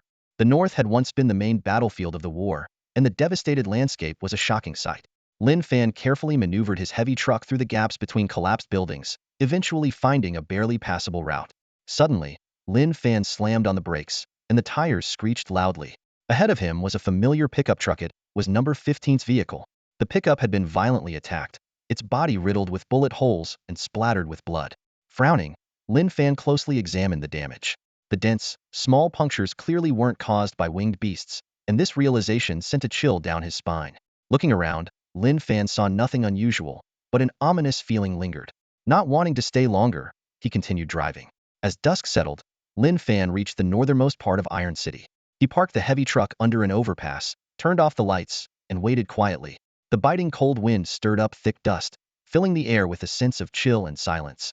After an unknown amount of time, there was a sudden, urgent knocking. "Open the door, quick!" a frantic voice called out. Startled awake, Lin Fan switched on the spotlight on the protective shield. In the beam of light stood a figure dressed like a scavenger. Lin Fan quickly opened the door, and the person scrambled inside, collapsing into the passenger seat, gasping for breath. "It's you, 17," the newcomer exclaimed in surprise. Lin Fan then recognized him as Li Weigua, the leader of the scavenger team. "What are you doing here?" Lin Fan asked. "No time to explain, just get us out of here." Li Weigua's face was filled with panic, his voice urgent. Lin Fan started the truck and turned on the headlights, only to freeze at the sight. The overpass was densely dotted with green lights. Suddenly, a furry creature slammed into the windshield, baring its teeth when it couldn't break through. "Radiation-mutated wolves," Lin Fan muttered with a frown. The interstellar scavenging system activated promptly, projecting a holographic display in front of Lin Fan. "Radiation-mutated wolf pack. Earth species, dramatically enlarged due to nuclear radiation. Lifespan shortened but reproduction rate significantly increased. Feeds on carrion, adapted to radiation environments. Retains the aggressiveness and pack behavior of original wolves. Despite human efforts to control them, they still roam heavily radiated areas." Lin Fan quickly scanned the surroundings, seeing at least hundreds of mutant wolves encircling the vehicle. They lunged at the truck, battering the windshield. These creatures were twice the size of regular wolves, their sharp teeth glinting, seemingly capable of tearing through steel. Suddenly, the control panel flashed a red warning. Lin Fan's heart sank. He floored the gas pedal, the engine roared, but the wheels didn't budge. They were trapped. "What's with these wolves?" Lin Fan turned to Li Weigua. Gasping for breath, Li Weigua explained. "I spotted a lone wolf scavenging and shot it. But these beasts are extremely sensitive to the scent of blood. They just kept coming. I hid on the rooftop, but the wolves were everywhere. I only dared to come down when I saw your truck." Lin Fan realized that Li Weigua had attracted the pack. He added, "We didn't encounter any wolves when we first entered the city. They must have wandered in from elsewhere, and they're starving. We're in serious trouble. We're doomed." Li Weigua said in despair, removing his glasses and clutching his only weapon, a plasma pistol. Against so many wolves, it was hardly enough. Lin Fan pondered for a moment, then reassured him, "Don't worry. These wolves can damage the tires, but they can't break through the windshield. We won't become their food, at least." Li Weigua breathed a tentative sigh of relief, but soon lamented, "These creatures are patient. We might end up starving in here." At that moment, a sharp howl pierced the night. A massive figure descended from above, landing heavily in front of the truck. Its enormous wings spread wide, sending several wolves flying. It was the winged beast that had been escorting Lin Fan. Its timely arrival brought a glimmer of hope to the two trapped men. Lin Fan stared at the winged beast outside, feeling a surge of emotion. This colossal creature from the planet Qingyang had remarkably kept its promise at the most critical moment, faithfully guarding his safety. The winged beast displayed astonishing combat prowess, tearing apart several Fang wolves in just 10 seconds. It raised its massive wings, attempting to drive away the remaining enemies. However, these mutated Fang wolves were not easily deterred. Soon, some of the wolves abandoned their attack on the heavy truck and turned their attention to the winged beast as their new target. Hundreds of ferocious Fang wolves charged forward relentlessly. Even though the winged beast could easily tear apart an individual opponent, it struggled against the overwhelming numbers. Its wings and hind legs were soon immobilized by the bites of dozens of Fang wolves. More wolves aimed for the beast's vulnerable spot, its fragile neck. Realizing the dire situation, the winged beast knew it had to break free or face being torn apart completely. It struggled desperately, finally managing to shake off its attackers and soar into the sky, dislodging a few stubborn Fang wolves to the ground. Lin Fan watched the winged beast circling low, still trying to drive away the enemies on the ground. The scene was heart-stopping, and the beast's loyalty and bravery were truly admirable. After a long struggle, the severely injured winged beast finally gave up the fight. It cast one last glance at Lin Fan, seemingly conveying a message, before flapping its tattered wings and disappearing into the night-shrouded sky. Lin Fan closed his weary eyes and leaned back in his seat, trying to rest. Suddenly, Li Weigua's roar shattered the silence inside the vehicle. "Number 17. How can you sleep at a time like this? Aren't you afraid of dying?" Li Weigua's voice was filled with fear and anger. He continued, "I've been to the brink of death more times than I can count, unlike you who seem so precious." Lin Fan slowly opened his eyes and calmly replied, If you're scared, keep a close watch. We don't want the Yawolves sneaking in and catching us off guard. All right, Li Weiguo responded, widening his eyes to keep a vigilant watch outside. Outside, swarms of Yawolves continued to attack the heavy truck, their claws leaving scratches on the tough exterior. Despite the truck's sturdy shell, the Yawolves showed no signs of retreat. As time passed, Li Weiguo grew increasingly tired. He wanted to take a nap but feared that the moment he closed his eyes, the Yawolves would break in and tear him apart. This fear kept him on high alert.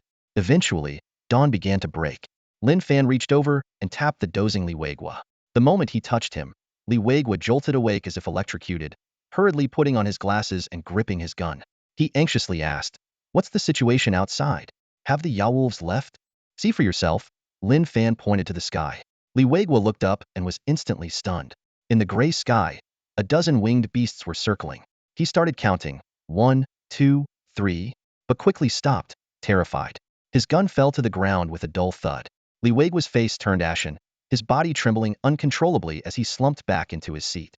Lin Fan, however, calmly observed the outside and said, "The winged beasts are here. The Yawolves don't stand a chance." Li Weiguo took a deep breath, his voice trembling as he muttered, "The Yawolves, they might not stand a chance, but the winged beasts are even more terrifying." "Just watch," Lin Fan said, glancing at him. "What's there to watch? We're doomed," Li Weiguo said in despair. Outside the truck, the Yawolves hadn't retreated. They stretched their necks, howling with their fur standing on end, looking ferocious. It was a life-and-death battle between the winged beasts and the radiated mutant Yawolves. Suddenly, a massive winged beast, the alpha winged beast, swooped down from the sky. Its enormous body crashed into the Yawolves, sending dozens flying. The Yawolves' cries of pain echoed, and their companions became even more bloodthirsty, launching a fierce assault on the alpha winged beast. The alpha winged beast had to retreat momentarily, spreading its wings and taking to the sky. Immediately, all the winged beasts joined the battle, diving into the Yawolves. Despite the Yawolves' enhanced strength from radiation and genetic modification by the Qingyang aliens, they were no match for these ancient, highly evolved creatures. The winged beasts tore through the Yawolves with their powerful jaws and sharp beaks, their wings slicing like blades. The battle quickly turned into a one-sided massacre, with the Yawolves being slaughtered and reduced to prey. The alpha winged beast stood proudly in the battlefield center, its fierce presence intimidating the Yawolves, who dared not approach. It let out a thunderous roar, declaring to the invading Yawolves who the true ruler of Iron Fortress was. Despite their vast numbers, the Yawolves were overwhelmed by the winged beasts. The surviving Yawolves began to flee but were relentlessly pursued. The winged beasts' keen eyesight allowed them to spot every Yawolf from high above, leaving no place for them to hide. The slaughter lasted nearly half an hour. The area around the heavy truck was littered with Yawolf blood and corpses. A strange silence fell, with no more Yawolf sounds. Suddenly, a loud thud echoed. The alpha-winged beast landed heavily in front of Lin Fan's truck, its massive body causing the vehicle to shudder. Li Weiguo cowered in a corner, his eyes vacant, seemingly having lost all will to live. He knew the winged beasts were different from the Yawolves. They could easily smash through the windshield and kill them. However, Lin Fan opened the door and stepped out of the truck. "Number 17, do you have a death wish?" Li Weiguo whispered in shock, terrified by Lin Fan's actions. Lin Fan ignored him and bent down to touch the wires on the ground. The alpha-winged beast glanced sideways and slowly approached, its gigantic claws stepping on the wires. "Superspecies consciousness simulation activated," Lin Fan muttered. "What a clever creature." He then used the system to translate his words into the winged beast's language, projecting them directly into its mind. "Thanks to you, I would have died here otherwise." The winged beast responded, "Our kind upholds the covenant." "Thank you," Lin Fan said. The winged beast continued, "No need. You're too weak.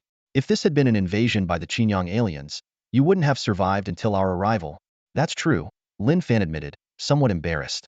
The winged beast concluded, "You defeated me. I admire your courage and wisdom, so I am willing to cooperate with you." The words of the Dominator winged beast echoed in Lin Fan's ears. "If you can't demonstrate your true strength, even if I acknowledge you, my kin won't follow a weakling."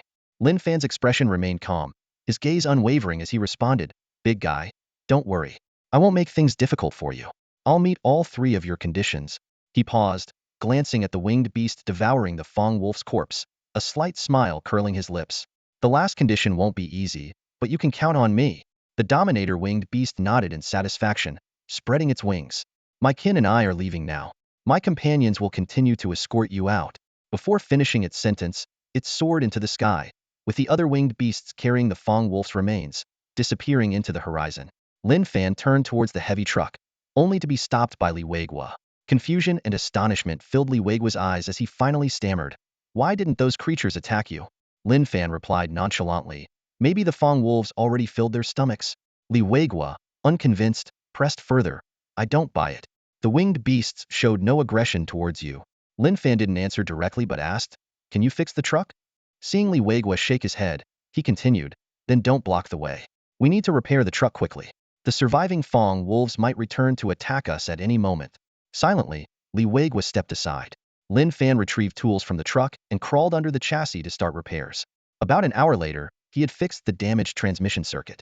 Though the tires were damaged, their multi-layer structure could still support some travel. Lin Fan started the truck, slowly driving away from Iron Fortress City. Bathed in the golden glow of the setting sun, the lifeless city still looked magnificent from a distance. 2 days later, the heavy truck reached the first human outpost along their route. The outpost stood in a vast, barren land, fortified with steel structures, military bunkers, and over a dozen anti-aircraft phase cannons to fend off attacks from Xinjiang starcraft. The truck stopped outside the outpost, and a fully armed soldier approached, asking for the leader's identification. Li Weiguo stepped forward, responding, I'm the captain of Scavenger Team 1523 from Stonehelm City. We request permission to enter the military fortress to repair our truck and resupply. The soldier verified the information with his wrist device. Learning that Scavenger Team 1523 had faced an attack in Iron Fortress City with almost zero survival rate, he carefully checked Lin Fan's and Li Weiguo's credentials, exclaiming, You two actually escaped from the winged beasts and Fong Wolves? Yes, we barely made it out alive, Li Weiguo replied. The soldier scrutinized the frail-looking Li Weiguo and then shifted his focus to Lin Fan. What's in the truck? Strategic materials collected during our scavenging mission, Lin Fan answered succinctly. After confirming everything, the soldier reported to his superiors. Soon, a captain personally escorted them to a rest area within the military fortress and arranged for the transport of the rare earth resources. 2 hours passed, but they were not cleared to leave. Uneasy, Li Weiguo paced the rest area, questioning the captain. We've completed our mission. Why aren't we allowed to go? The captain replied expressionlessly, The boss wants to see you both. Who? Can't tell you just yet, the captain said coldly, unwilling to elaborate. It wasn't until 10 p.m. that a dark-skinned military officer, around 40, wearing a cloak, entered the rest area. The captain saluted him, Sir. These are the two you wanted to see. The officer dismissed the captain, removed his cloak to reveal his uniform, displaying a lieutenant colonel's insignia. Unable to hold back, Li Weiguo questioned, What do you mean by this? We just escaped death, and now you're detaining us here. Lighting a cigar, the lieutenant colonel replied calmly, I gave the order. Do you have a problem with that? Lin Fan, who had been silent, suddenly spoke, You suspect us? The officer nodded seriously, Yes, I do suspect the two of you. Where to begin?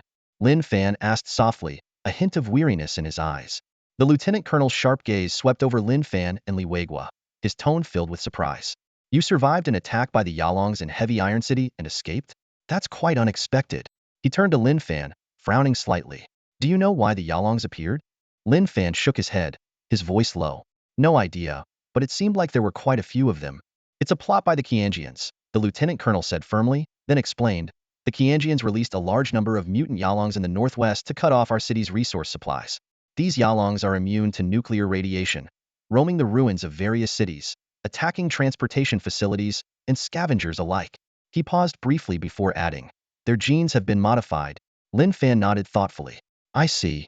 The lieutenant colonel continued, The combat capabilities of the Yalongs have been greatly enhanced. They even know the weak points of heavy trucks. They usually ambush at key transport routes, frantically attacking any humans passing by. Stonehelm City sent out 10 scavenger teams this month, all of which were attacked by these mutant Yalongs. Taking a deep drag of his cigarette, the lieutenant colonel turned his gaze back to Lin Fan. But what's really surprising is that without any military assistance, you managed to make it out of Heavy Iron City alive. Does that make you suspicious of us? Yes, it's quite unbelievable. The lieutenant colonel squinted. Something must have happened in Heavy Iron City. Li Weiguo, recalling Lin Fan's strange behavior with the winged beast on their way back, quickly explained, Lieutenant Colonel, this has nothing to do with me. The lieutenant colonel took another drag of his cigarette. Speaking calmly, Really? Nothing to do with you? Li Weiguo nodded affirmatively. The lieutenant colonel scrutinized Li Weiguo, his tone even. Your name is Li Weiguo, a former university professor, and your performance in the scavenger team has been mediocre. It doesn't seem likely that you could have completed this mission. Li Weiguo adjusted his glasses, trying to change the subject. Human progress relies on technology. Don't underestimate us intellectuals. Without our efforts, Earth would have fallen long ago. True intellectuals are indeed admirable, but you seem to be all talk. The lieutenant colonel shifted his gaze to Lin Fan.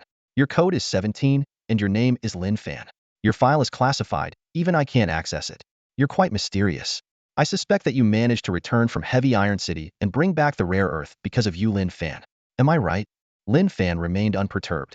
I don't understand what you're implying, but I am absolutely loyal to humanity. If you doubt me, I have nothing to say.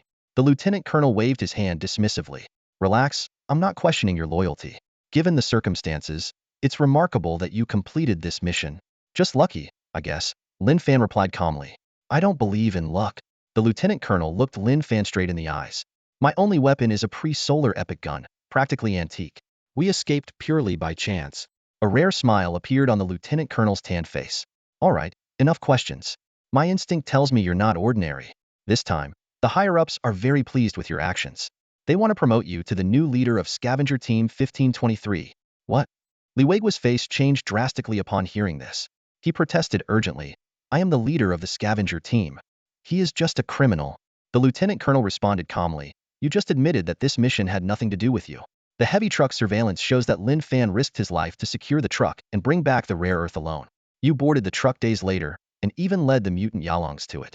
I've reported everything to the higher-ups. Li Weiguo's expression turned grim. He suddenly shouted hysterically, have you considered why the winged beast didn't attack him? There's something off about him. What do you mean? The lieutenant colonel frowned. Li Weiguo said bitterly, we encountered not only Yalongs but also a winged beast. I saw with my own eyes that 17 stood right in front of it, and it showed no intention of attacking him. He must have some hidden secret, possibly colluding with the winged beast, or even the cunning Qianjians. Colluding with the winged beast? Joining the Qianjians? The lieutenant colonel burst into laughter, then shot a cold glance at Li Weiguo. Nonsense. Li Weiguo, you are no longer the leader of the scavenger team. This matter doesn't concern you anymore. Please leave. Li Weiguo hesitated, knowing his argument lacked credibility and that no one would believe him. He left the lounge reluctantly. The lieutenant colonel turned to Lin Fan. I'm not going to question how you completed the mission. We care about the results. So, are you willing to take on the role of the scavenger team leader? Lin Fan looked the lieutenant colonel in the eye and said firmly, I'm sorry, but I'm not interested in being the team leader. The lieutenant colonel wasn't angry. Instead, his tone became more sincere. Comrade Lin Fan, don't refuse just yet. Listen to me. Our situation is dire, and we need brave and capable people like you to step up. What do you mean? Lin Fan asked. The lieutenant colonel turned slightly. Since the Fourth War, we've lost most of our space fleets. Although we and the Qianjians are in a stalemate, their fleets will soon reach the solar system, and humanity will no longer be the masters of Earth. Therefore, we've initiated the Doomsday Strategy to accelerate the development of weapons to counter the impending crisis. Lin Fan nodded. I am aware of the Doomsday Strategy. The lieutenant colonel gave Lin Fan a meaningful glance, his brows furrowing slightly as he tapped his fingers on the table. He spoke slowly. The Chiang aliens have realized this as well. They are doing everything they can to thwart Earth's Doomsday Strategy. The mutant hellhounds are one of their methods. They breed too quickly and are highly adaptable to radioactive environments, making the scavenging plan hard to implement. Taking a deep breath, the lieutenant colonel continued, we are at the most critical stage of the Doomsday Strategy, but resources are extremely scarce. We need you to undertake some special tasks. Lin Fan raised an eyebrow and asked, what about your military? Shaking his head with a tone of helplessness, the lieutenant colonel replied, if we mobilize, it will cause too much commotion. Lin Fan smirked internally. He was all too familiar with the military's tactics sending him to be cannon fodder disguised under noble words. But as a scavenger, he didn't have many choices. The appearance of the hellhounds had exponentially increased the dangers of scavenging in the ruined cities. In the past, Lin Fan might have weighed his options more carefully. But things were different now. He had formed an alliance with the winged beasts. Mutant hellhounds were a major problem for humans, but merely food for the winged beasts. Staring directly into the lieutenant colonel's eyes, Lin Fan said firmly, I can become the captain of Scavenger Team 1523 and take on those special tasks. But you need to agree to 3 conditions. The lieutenant colonel's eyes lit up as he patted Lin Fan's shoulder. What are your conditions? Just name them, as long as you complete the tasks. Lin Fan looked down at his tattered protective suit and said, First, you need to provide me with the latest combat gear, up to military standards. The lieutenant colonel nodded. That's not a problem. My second condition is that you tell me where you've buried the hellhound corpses your troops have recently killed. The lieutenant colonel looked puzzled. Indeed, We just repelled a hellhound attack, and the corpses, carrying radioactive materials, were buried in a remote area for safety. But those corpses are useless. Why do you need to know? They're actually quite useful to me. Lin Fan smiled mysteriously. If it's convenient, just send me the locations. The lieutenant colonel pressed. Can you tell me why? Not for now, but I won't screw you over. Lin Fan shrugged. If it's too much trouble, forget it. I don't want to be the scavenger team captain anyway. After a moment's hesitation, the lieutenant colonel relented. All right, I'll agree to that. Lin Fan continued. Third, I will do my best to complete the tasks and remain absolutely loyal to the United Government. But you must not interfere with my actions during the missions, and if necessary, grant me temporary command of a small combat unit. The lieutenant colonel hesitated visibly. I'll need to report this to my superiors. I can't make a decision on your last two conditions alone. If they agree, I'll let you know. I'll be waiting for your response. All right, the lieutenant colonel said, extinguishing his cigar and getting up to leave. Oh, by the way, my name is Chun Hu, from the 178th Division of the Western Region Combat Forces. With that, he left the lounge. A day later, Lin Fan returned to Stonehelm City. This city, one of the largest in the northwest, was nestled within the Mingliang Mountains. The mountains stretched southeast, and before the solar era, this area was just a small town rich in iron and copper mines. After the Chiang aliens' second invasion, to avoid starship attacks, people hollowed out the mountains and built an industrial city inside. The city, encased in rock-like armor, was thus named Stonehelm City. In just a few decades, Stonehelm City transformed from a small town into a sprawling metropolis, combining technological research and military industry, resembling a massive fortress embedded in the Mingliang Mountains. Though built within the mountains, its scale surpassed that of many pre-solar era human cities. Hidden in the ravines were countless anti-aircraft turrets, and a 200-kilometer perimeter around the city was filled with barriers and forward outposts, patrolled by numerous drones. Inside the city, large pillars supported the mountain's weight. The ceiling displayed a simulated sky, hundreds of meters high, indistinguishable from the outside world, making residents forget they were inside a mountain. People in the city hurried about with few smiles, and a heavy, oppressive atmosphere pervaded the entire city. Lin Fan took an underground train through the mountains to the residential area of the L1904 sector on the southern side of Stonehelm City. His home was on the 17th floor, about 30 square meters, rented from the Scavenger Bureau. It wasn't comfortable, but it was livable. In these difficult times, most people couldn't or wouldn't leave their cities. Cities were the safest places, heavily guarded and housing critical industrial production lines. Outside the cities lay the remnants of 4 wars, nuclear radiation pollution, and mutated beasts and insects. Even more terrifying were the monsters and war machines deployed by the Chiang aliens. Many who left Stonehelm City never returned. Thus, only the lowest strata of society became scavengers, usually criminals or those with no other options. In reality, human cities couldn't imprison too many criminals, so sending them out of the city was a form of punishment. A few nights later, Lin Fan sat alone by the windowsill of his cramped apartment, holding a paper invitation in his hand. Under the dim light, his gaze fell on a familiar name, Yang Shaoqin. Without reading the contents, Lin Fan reached into a drawer, pulled out a bottle of liquor, and took a swig. Memories surged like a tide. Yang Shaoqin had been his fiancée, and they had known each other since childhood. They got engaged just before Lin Fan boarded the Fuxing for the last time. Back then, Lin Fan was full of hope, believing that he could spend the rest of his life with her after completing his mission. However, fate had other plans. On the eve of the Fourth War, Lin Fan was convicted of treason for hijacking the Fuxing to escape. This top-secret event was known to only a few. Even the crew of the Fuxing were kept in the dark. Lin Fan had anticipated the worst outcome and could only silently endure it. At that time, the United Fleet faced an unprecedented crisis, and as a crew member of the Fuxing, he resolutely made what he believed was the right choice. For the sake of his country, he was willing to bear infamy, forsaking personal honor and romantic ties. Upon learning of Lin Fan's imprisonment, Yang Shaoqin's parents sought to call off the engagement. She defied them and visited him in prison, demanding the truth. Lin Fan remained silent in the face of her questions. Yang Shaoqin expressed her willingness to wait for him, but Lin Fan, not wanting to ruin her life, firmly proposed a breakup. That day, Yang Shaoqin left in tears, her heart shattered. Lin Fan's heart ached, but he could only silently vow, I have pledged myself to the nation. How can I pledge myself to you? A few years later, Lin Fan was released and chose to become a scavenger at the bottom of society. Meanwhile, Yang Shaoqin transformed her pain into motivation, rising to become a prominent figure in Shirkuei City. She shone like a bright moon, admired by many, while Lin Fan was like dust, insignificant. Now, looking at the wedding invitation in his hand, Lin Fan felt a mix of emotions. In this post-apocalyptic world, life was as fragile as an ant's. Though he could no longer be with Yang Shaoqin, he still regarded her as his closest kin. After much hesitation, Lin Fan decided to attend the wedding to bring closure to this chapter.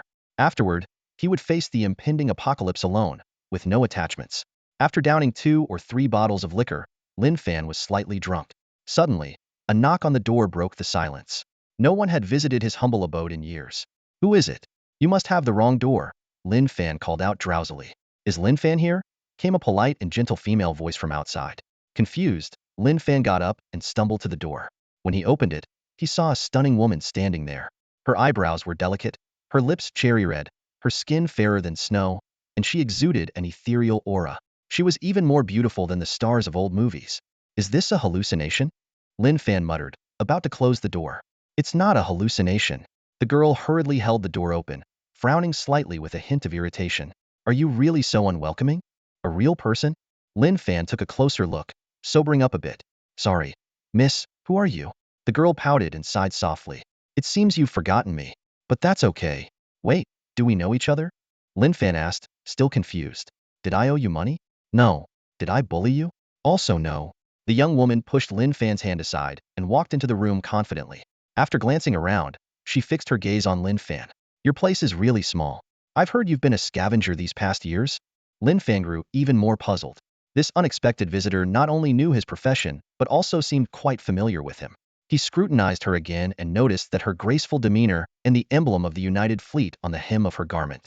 Seeing this emblem, Lin Fan instantly sobered up. His expression turned serious. "What are you doing here? I have nothing to do with your people anymore." Seeing Lin Fan's anger, the girl pouted and said, "My name is Wang Kiki. I currently work at the Northern Space Command Center. I just wanted to visit a senior." Lin Fan frowned as he scrutinized the unfamiliar woman in front of him, who called herself Wang Kiki. His mind was filled with questions. He searched his memory, but there was no trace of this person. Impatiently, he waved his hand and coldly said, "Why would the United Space Agency send someone to visit me this late at night? I'm just an ordinary scavenger now. I have nothing to do with you anymore. Leave." Wang Kiki's eyes darted between the bottles on the table and an invitation letter, hesitating to speak. Lowering her voice, she began, "You and her." But before she could finish, Lin Fan had already grabbed her and started pushing her toward the door, muttering, "Where did this wild girl come from?" With a loud bang, the door slammed shut in Wang Kiki's face. Furious, she banged on the door and shouted, "Open the door! Open up!" Lin Fan ignored her, leaning against the door while deep in thought.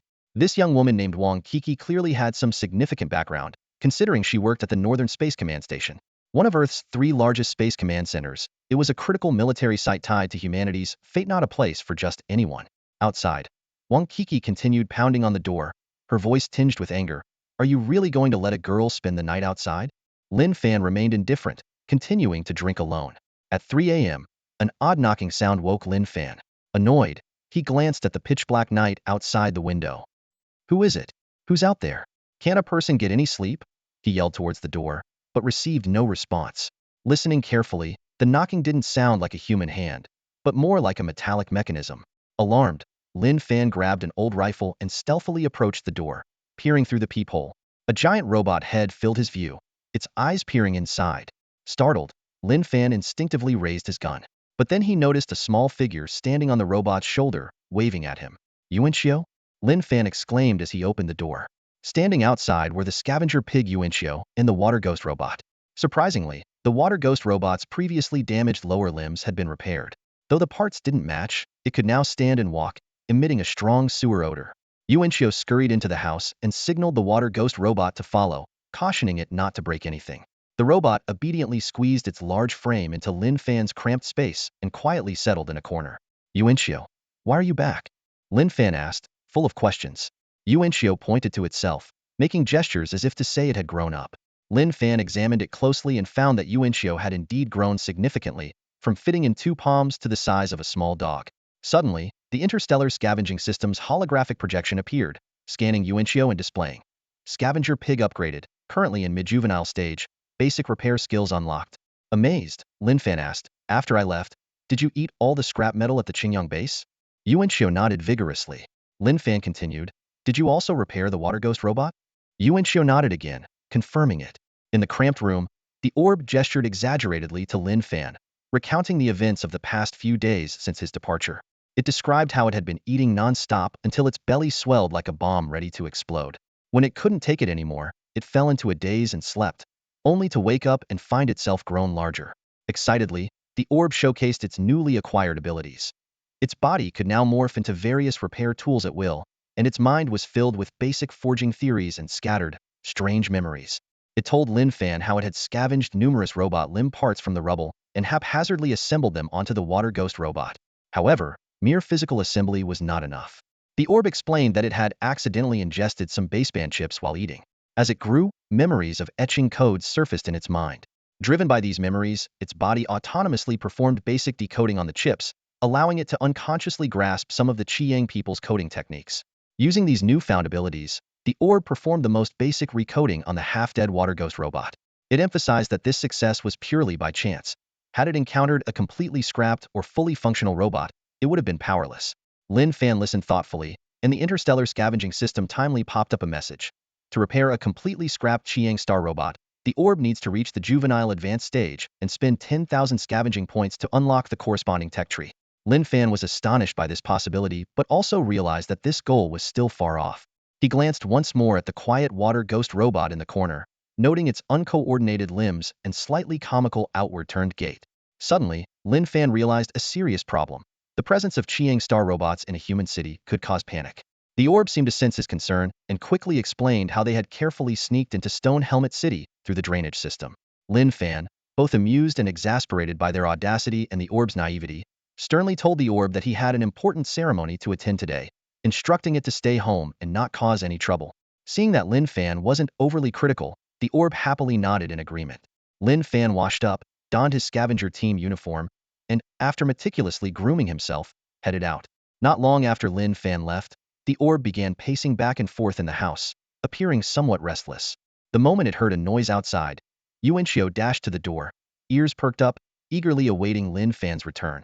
It remembered that Lin Fan usually didn't stay out for long, but today was unusually different. As time ticked by, there was still no sign of Lin Fan. Yuanxiu touched its slightly shrunken stomach, realizing it hadn't eaten in days. Carefully, it stood up, grabbed a chair, and lightly hopped onto it. With a deft flick of its finger, it hooked the door handle and effortlessly opened the door. Yuanxiu glanced around cautiously, ensuring no one was around before sneaking out. It arrived at Hero Square, nestled between Hill 077 and Hill 082. The square was formerly the first-generation starship of the United Fleet the Dawn. After suffering severe damage in battle, the wrecked starship was transformed into a small plaza post-war. From the heights of Stonehelm City, it resembled a battered, oval-shaped shield. Statues stood tall in the square, commemorating the heroes who had made significant contributions to humanity since the Solar Era. These heroes had led humanity through 4 great wars, yet the crisis was far from over. The Qinyang aliens were poised to invade again, casting a pall of dread over all of humanity. Amidst this heavy backdrop, a wedding tinged with a sense of tragic heroism was taking place. The groom, Zhao Yuqing, was a hero of the Fourth War, holding the rank of Major General and about to reboard the starship. The bride, Yang Xiaoqin, was a councilwoman of Stonehelm City. Zhao Yuqing, a rare war survivor who earned great honors in battle at the cost of losing an arm, was known as the One-Armed General.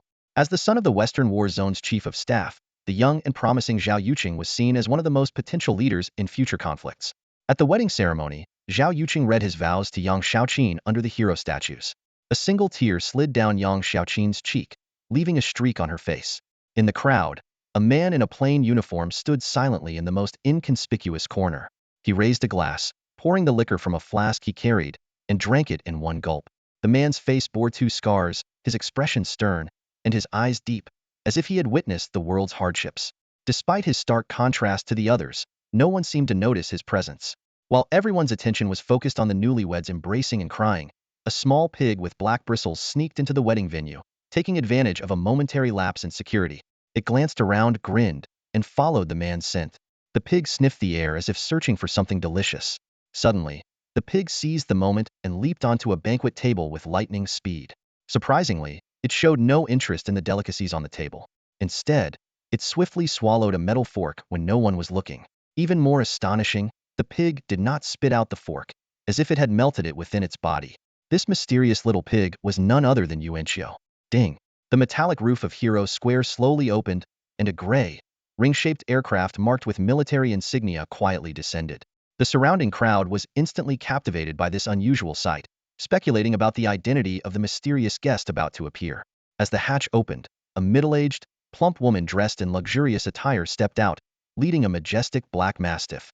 Deputy Mayor Lee of Stonehelm City hurried forward to greet the distinguished visitor with utmost respect. "Who is that?" Whispers spread through the crowd. "Don't you know? That's the wife of the governor of the Central Province.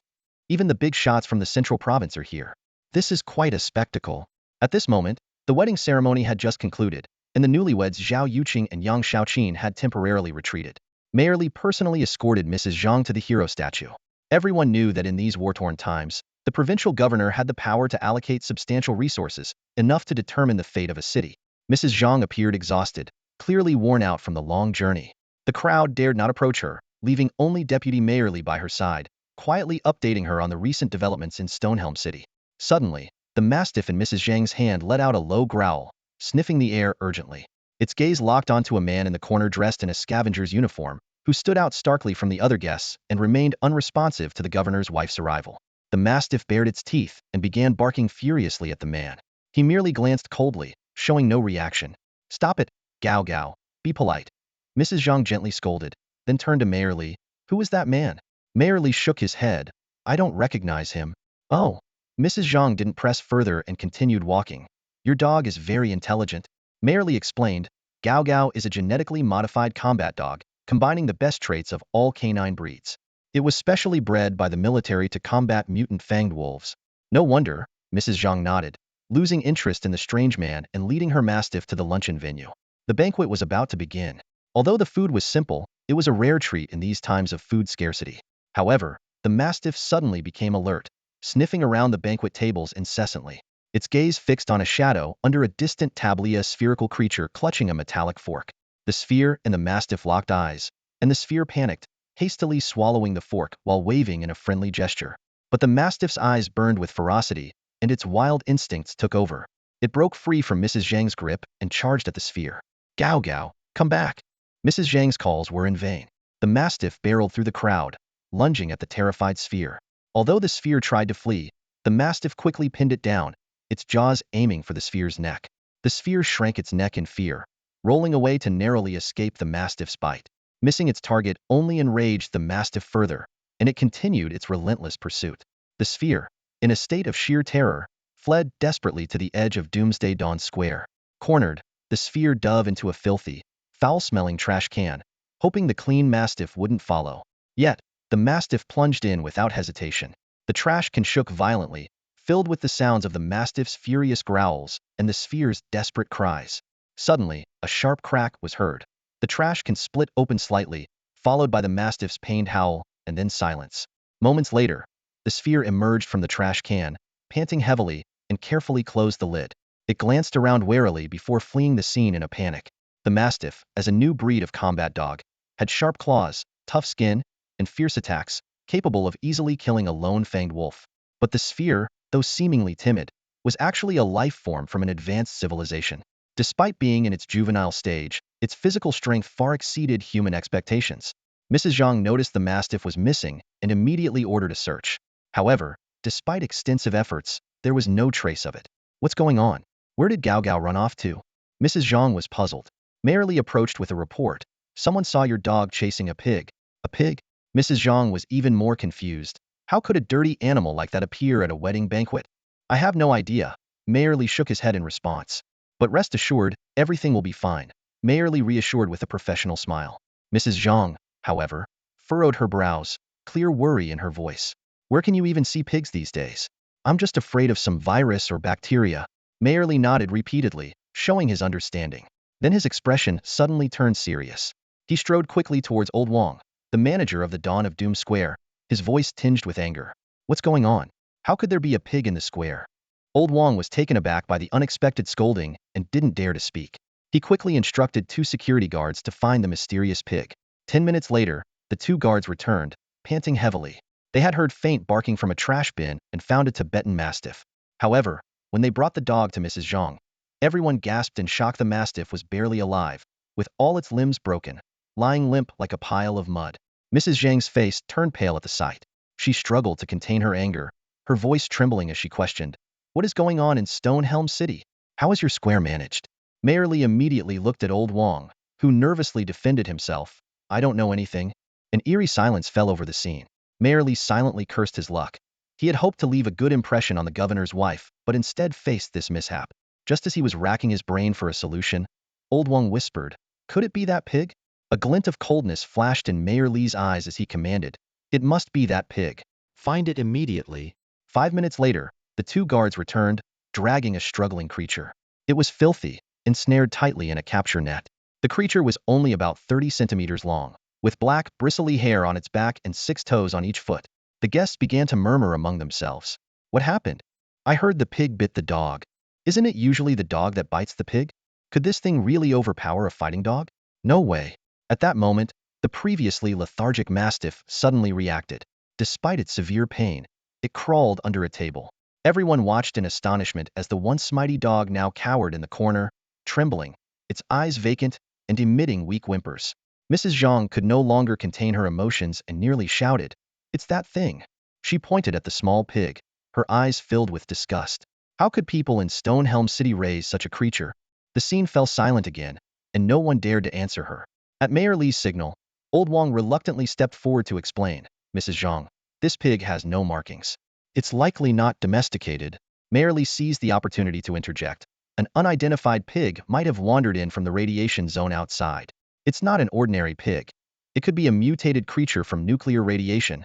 Upon hearing the word radiation, Mrs. Zhang instinctively took 2 steps back and covered her mouth. That makes sense. If it were an ordinary pig, how could it possibly overpower a fighting dog? Seeing this, old Wong quickly suggested, "Why don't we knock it out and bury it?" The small pig seemed to understand their conversation and began struggling desperately. Strangely, the surrounding temperature suddenly rose, and everyone started to sweat profusely. At this tense moment, a man's voice suddenly emerged from the crowd. "Let it go. It's mine." In a gathering of high society, a man dressed in a blue scavenger uniform squeezed his way in. He had an unremarkable appearance, with a noticeable scar on his forehead. His abrupt entrance caught everyone's attention, but what was even more surprising was that the previously frightened sphere became excited at the sight of him. Madame Zhang frowned and scrutinized the stranger, her tone full of displeasure. "Who are you?" Before the man could respond, a middle-aged woman interjected, "His name is Lin Fan, a scavenger from Stonehelm City." Lin Fan was taken aback by the voice. He recognized the speaker as Yang Xiaoqin's mother, who once almost became his mother-in-law. Madame Zhang's gaze swept over Lin Fan with disdain. She had always held a low opinion of city scavengers, who were often former criminals. Yang's mother continued with a mocking tone, "Lin Fan, Xiaoqin is getting married. How dare you show your face here?" Lin Fan replied calmly, "In these apocalyptic times, no one knows how long they will live. I came because I was invited to offer my blessings." The guests, all sharp-minded, quickly picked up on the past between Lin Fan and Yang Xiaoqin from this brief exchange. Many secretly mocked the scavenger's audacity to attend the wedding of someone he once pursued. After all, the groom, Zhao Yuqing, was a young major general, while Lin Fan was just a lowly scavenger. However, Lin Fan had long grown accustomed to such looks. Over the years, he had seen the harshness of the world. At this moment, the only thing he cared about was the sphere's safety. "What do you plan to do with it?"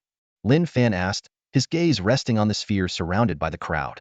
Old Wong glanced at Madame Zhang before replying sternly, "According to Stonehelm City's regulations, mutated creatures exposed to radiation must be buried." "But it's not a radiation-mutated creature," Lin Fan countered. "I'm a scavenger. I know a lot about radiation. If you don't believe me, you can test it with a radiation detector." "Who are you to speak in the presence of the city's elite?" someone scoffed. Seeing that he couldn't convince them, Lin Fan frowned slightly and called out to the sphere, "Sphere, come here." Hearing the familiar voice, the sphere seemed to be energized. It bit through the wire mesh in an instant, escaping from the guard's grasp and darting behind Lin Fan. As Lin Fan turned to leave, a few guards blocked his way. Without hesitation, he swiftly subdued them. Just then, 2 soldiers stepped in his path. Lin Fan recognized the insignia of the Renaissance spaceship fleet on their uniforms. One tall soldier warned Scavenger, "This is not the place for you to cause trouble. Take it easy, don't make things worse," the other soldier added. The guests murmured among themselves, convinced that Lin Fan wouldn't be able to escape. After all, these soldiers were from the spaceship fleet and far superior to ordinary soldiers. "Don't worry, I know what I'm doing," Lin Fan said calmly, slowly putting a bottle into his pocket. The tall soldier impatiently demanded, "Hand over the radioactive item, or you won't be leaving here." Seeing Lin Fan remain silent, He stepped forward to grab his shoulder. But Lin Fan was faster. He seized the soldier's wrist with such force that the soldier winced in pain. Angrily, the soldier tried to punch him, but Lin Fan anticipated his move and flipped him to the ground. Ow! The soldier hit the ground hard, looking up at Lin Fan in disbelief. He hadn't expected a scavenger to possess such strength, especially one who was among the best on the starship. Seeing his comrade in trouble, the other soldier moved to help, but was suddenly kicked hard by an approaching officer. Zhao Dabiao, stand down, the officer barked. Get out of here. Yes, sir. The two soldiers retreated, humiliated. The officer walked up to Lin Fan, his voice choked with emotion. Brother. Lin Fan recognized the officer's face and whispered in surprise, Taidan? Yes. Li Taidan confirmed with a nod. The two soldiers were utterly shocked. They never imagined that this scavenger was the officer's brother. What stunned them even more was that Li Taidan stood at attention and gave Lin Fan a crisp military salute. Li Taidan looked at Lin Fan's disheveled appearance, unable to speak further. The once prominent young officer of the Renaissance, now reduced to a scavenger, faced with the contempt of the upper class, had to swallow his pride. The surrounding guests were also stunned, unable to believe that a spaceship fleet officer would show such respect to a scavenger. This scene completely overturned their understanding. Lin Fan's gaze fell on the rank insignia on the man's shoulder, and he was instantly taken aback. It was the rank of a senior colonel, but not just any army colonel, it was a space fleet colonel. Such a high-ranking officer was a rare sight in the entire Western war zone. What brings you here? Lin Fan couldn't help but ask, his tone tinged with confusion. Li Taidan paused briefly before replying. I'm here in Stonehelm City on a mission. Miss Wang mentioned you were here, so I came to see you. Miss Wang? Lin Fan's confusion deepened. Just then, a woman walked in gracefully. Her attire was simple and understated, matching Lin Fan's in its modesty. However, her stunning beauty was enough to leave the upper echelons of Stonehelm City in awe, even with just a fleeting glance. Despite her noble bearing, she exuded an air that discouraged any presumptuous thoughts. Lin Fan was momentarily stunned, a thought flashing through his mind. Isn't she the girl who knocked on my door last night? What was even more surprising was Mrs. Zhang's reaction. While others might not recognize Wang Kiki, Mrs. Zhang clearly knew who she was. She asked, Kiki, what brings you to the wedding? Wang Kiki pointed at Lin Fan and said calmly, I came with him. Then, she made a move to take Lin Fan away. Mrs. Zhang's face showed a look of surprise, and she murmured thoughtfully, could he be the boyfriend you mentioned to the Song family? Sensing that Mrs. Zhang seemed to know something about her, Wang Kiki decided to answer boldly, so what if he is? What? Lin Fan was completely bewildered, unable to grasp the situation. The surrounding guests also displayed expressions of shock. They began to whisper among themselves, speculating about the true identity of this seemingly ordinary scavenger. Not only did a space fleet officer show him respect, but he also had such a stunning girlfriend. However, the most shocked was Mrs. Zhang. She wasn't overly concerned about Li Taidan. Her real focus was on Wang Kiki. For someone of her stature, a space fleet colonel was not extraordinary. But the Wang family was a force even the Western governor feared. The man before her was merely a scavenger in Stonehelm City, living a precarious existence. Even if he had some background, Wang Kiki's family wielded significant influence across all 4 major war zones. The difference was like night and day. After a long pause, Mrs. Zhang slowly said, Miss Wang, do you understand the consequences of this? Wang Kiki picked up a round object beside her, pouted, and replied with a hint of disdain, do you think you have a say in our family's matters? The surrounding crowd whispered among themselves, their eyes frequently glancing at Wang Kiki. Although few knew much about her, her outstanding demeanor and appearance, coupled with Mrs. Zhang's attitude towards her, made it clear to everyone that she was no ordinary woman. Someone in the crowd murmured, those two really don't look like a match. Exactly, it's like a toad wanting to eat swan meat. Another person chimed in. Mrs. Zhang's face showed her inner conflict as she suppressed her displeasure and said, how could I dare to meddle in the Wang family's affairs? But if the Wang family finds out you've chosen a scavenger, there will be chaos. I make my own decisions. Wang Kiki stood her ground, moving closer to Lin Fan and subtly taking his hand. Mrs. Zhang knew this was Wang Kiki acting out. Someone like her had no say in her own marriage. Even if Wang Kiki liked him, the Wang family would never accept a scavenger. It was practically a joke, even a scandal that could disgrace the Wang family. Mrs. Zhang scrutinized the scavenger in front of her, thinking he was completely unaware of the situation. But instead of further embarrassing him, she gave a knowing smile and said, young man, I won't hold this against you. See you around. With that, she turned and left, and the others followed suit. Mrs. Zhang was sure this news would soon reach the Wang family. When it did, the entire family would be in an uproar. The scavenger would undoubtedly face serious consequences. The area quieted down significantly, and Lin Fan let out a sigh of relief. Thankfully, the orb wasn't taken away, or things would have gotten tricky. He turned to Li Taidan and laughed. Taidan, you're doing well now, even got a military rank. Brother, don't tease me, Li Taidan said, scratching his head sheepishly. After that battle, those of us who survived the space fleet were all like me. But I didn't expect you. What about me? How about I pull some strings? You don't have to be a scavenger anymore.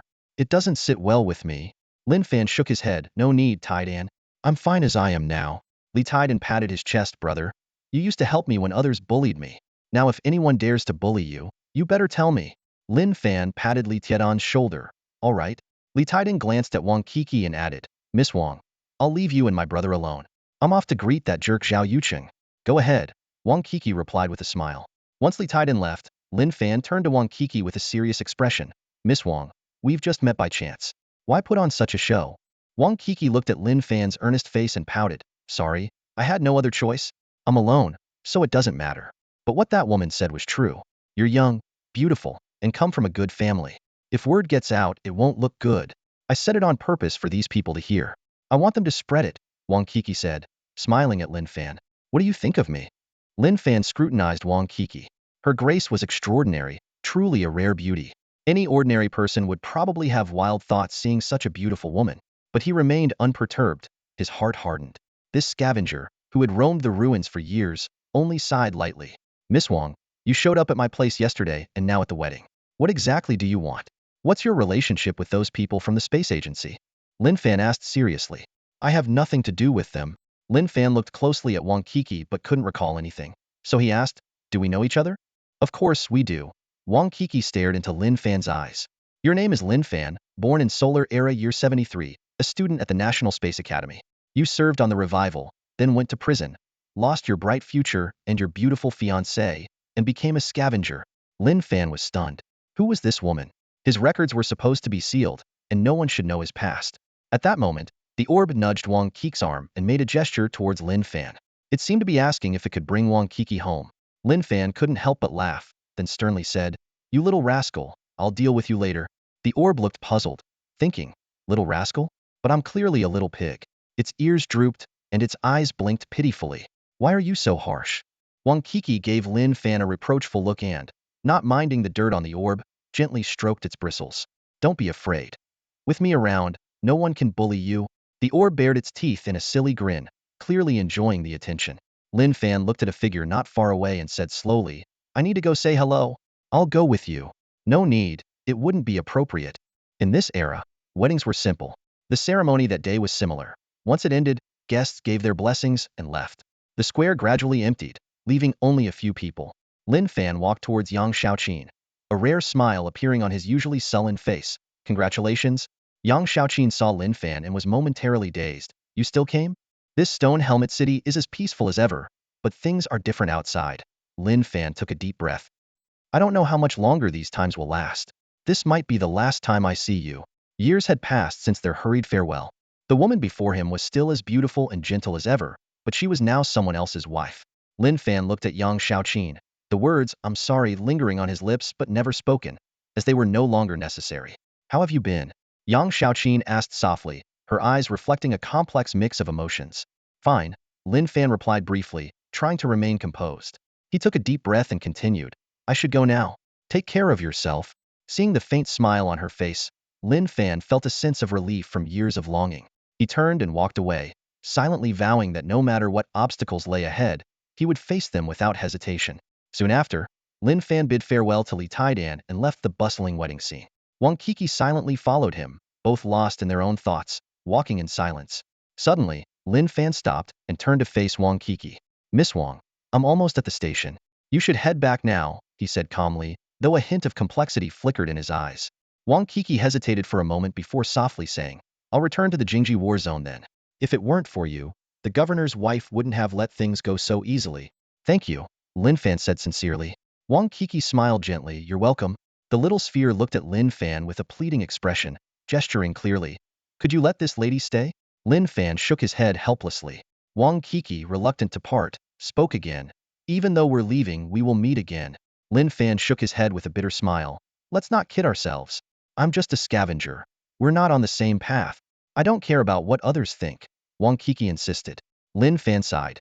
In less than 10 years, the true apocalypse might come. What good will fame and fortune be then? Exactly, the end is near. People like me at the bottom will struggle to survive that catastrophe, Lin Fan said self-deprecatingly. But you're different.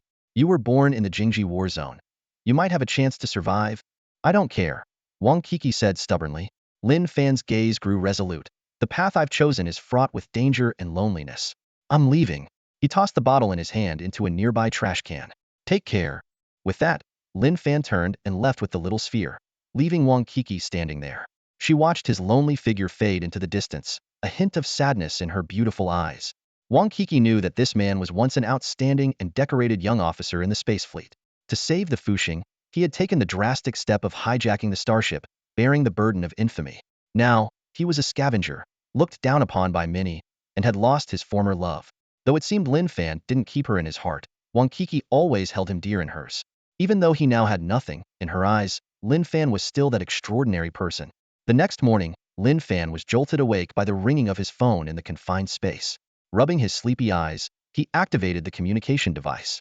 The holographic image of Colonel Chin, who from the 178th Division appeared before him, a cigar in his mouth amidst swirling smoke. With a teasing tone, Chun Hu said, Lin Fan, quite impressive. I heard you ran off with the eldest daughter of the Wang family from the Jingji war zone? Lin Fan's face showed a mix of frustration and helplessness upon hearing this. The speed at which rumors spread had caught him off guard. Once an unnoticed scavenger, he had suddenly become the center of attention overnight. Despite his and Wang Kiki's innocence, they found themselves entangled in a scandal that seemed impossible to clear up. To make matters worse, as a mere scavenger, countless people were probably waiting to see him fail. Seeing Lin Fan's embarrassed expression, Chun Hu's lips curled into a sly smile before he changed the subject. All right, I'm not here to tease you. I've got some news. There's a good one and a bad one.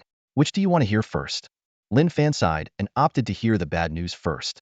Chun Hu's smile faded as he spoke seriously. The scavenger agency has a very important mission for you, but it's not from our western war zone.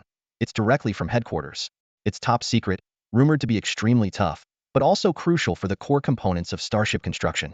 Lin Fan frowned slightly and asked, Headquarters? What kind of mission? Chun Hu shook his head. I don't know the specifics, but don't underestimate it. This might be the most dangerous mission the scavenger agency has ever assigned. Even regular ground combat troops might struggle to complete it. Lin Fan pondered for a moment before asking, and the good news?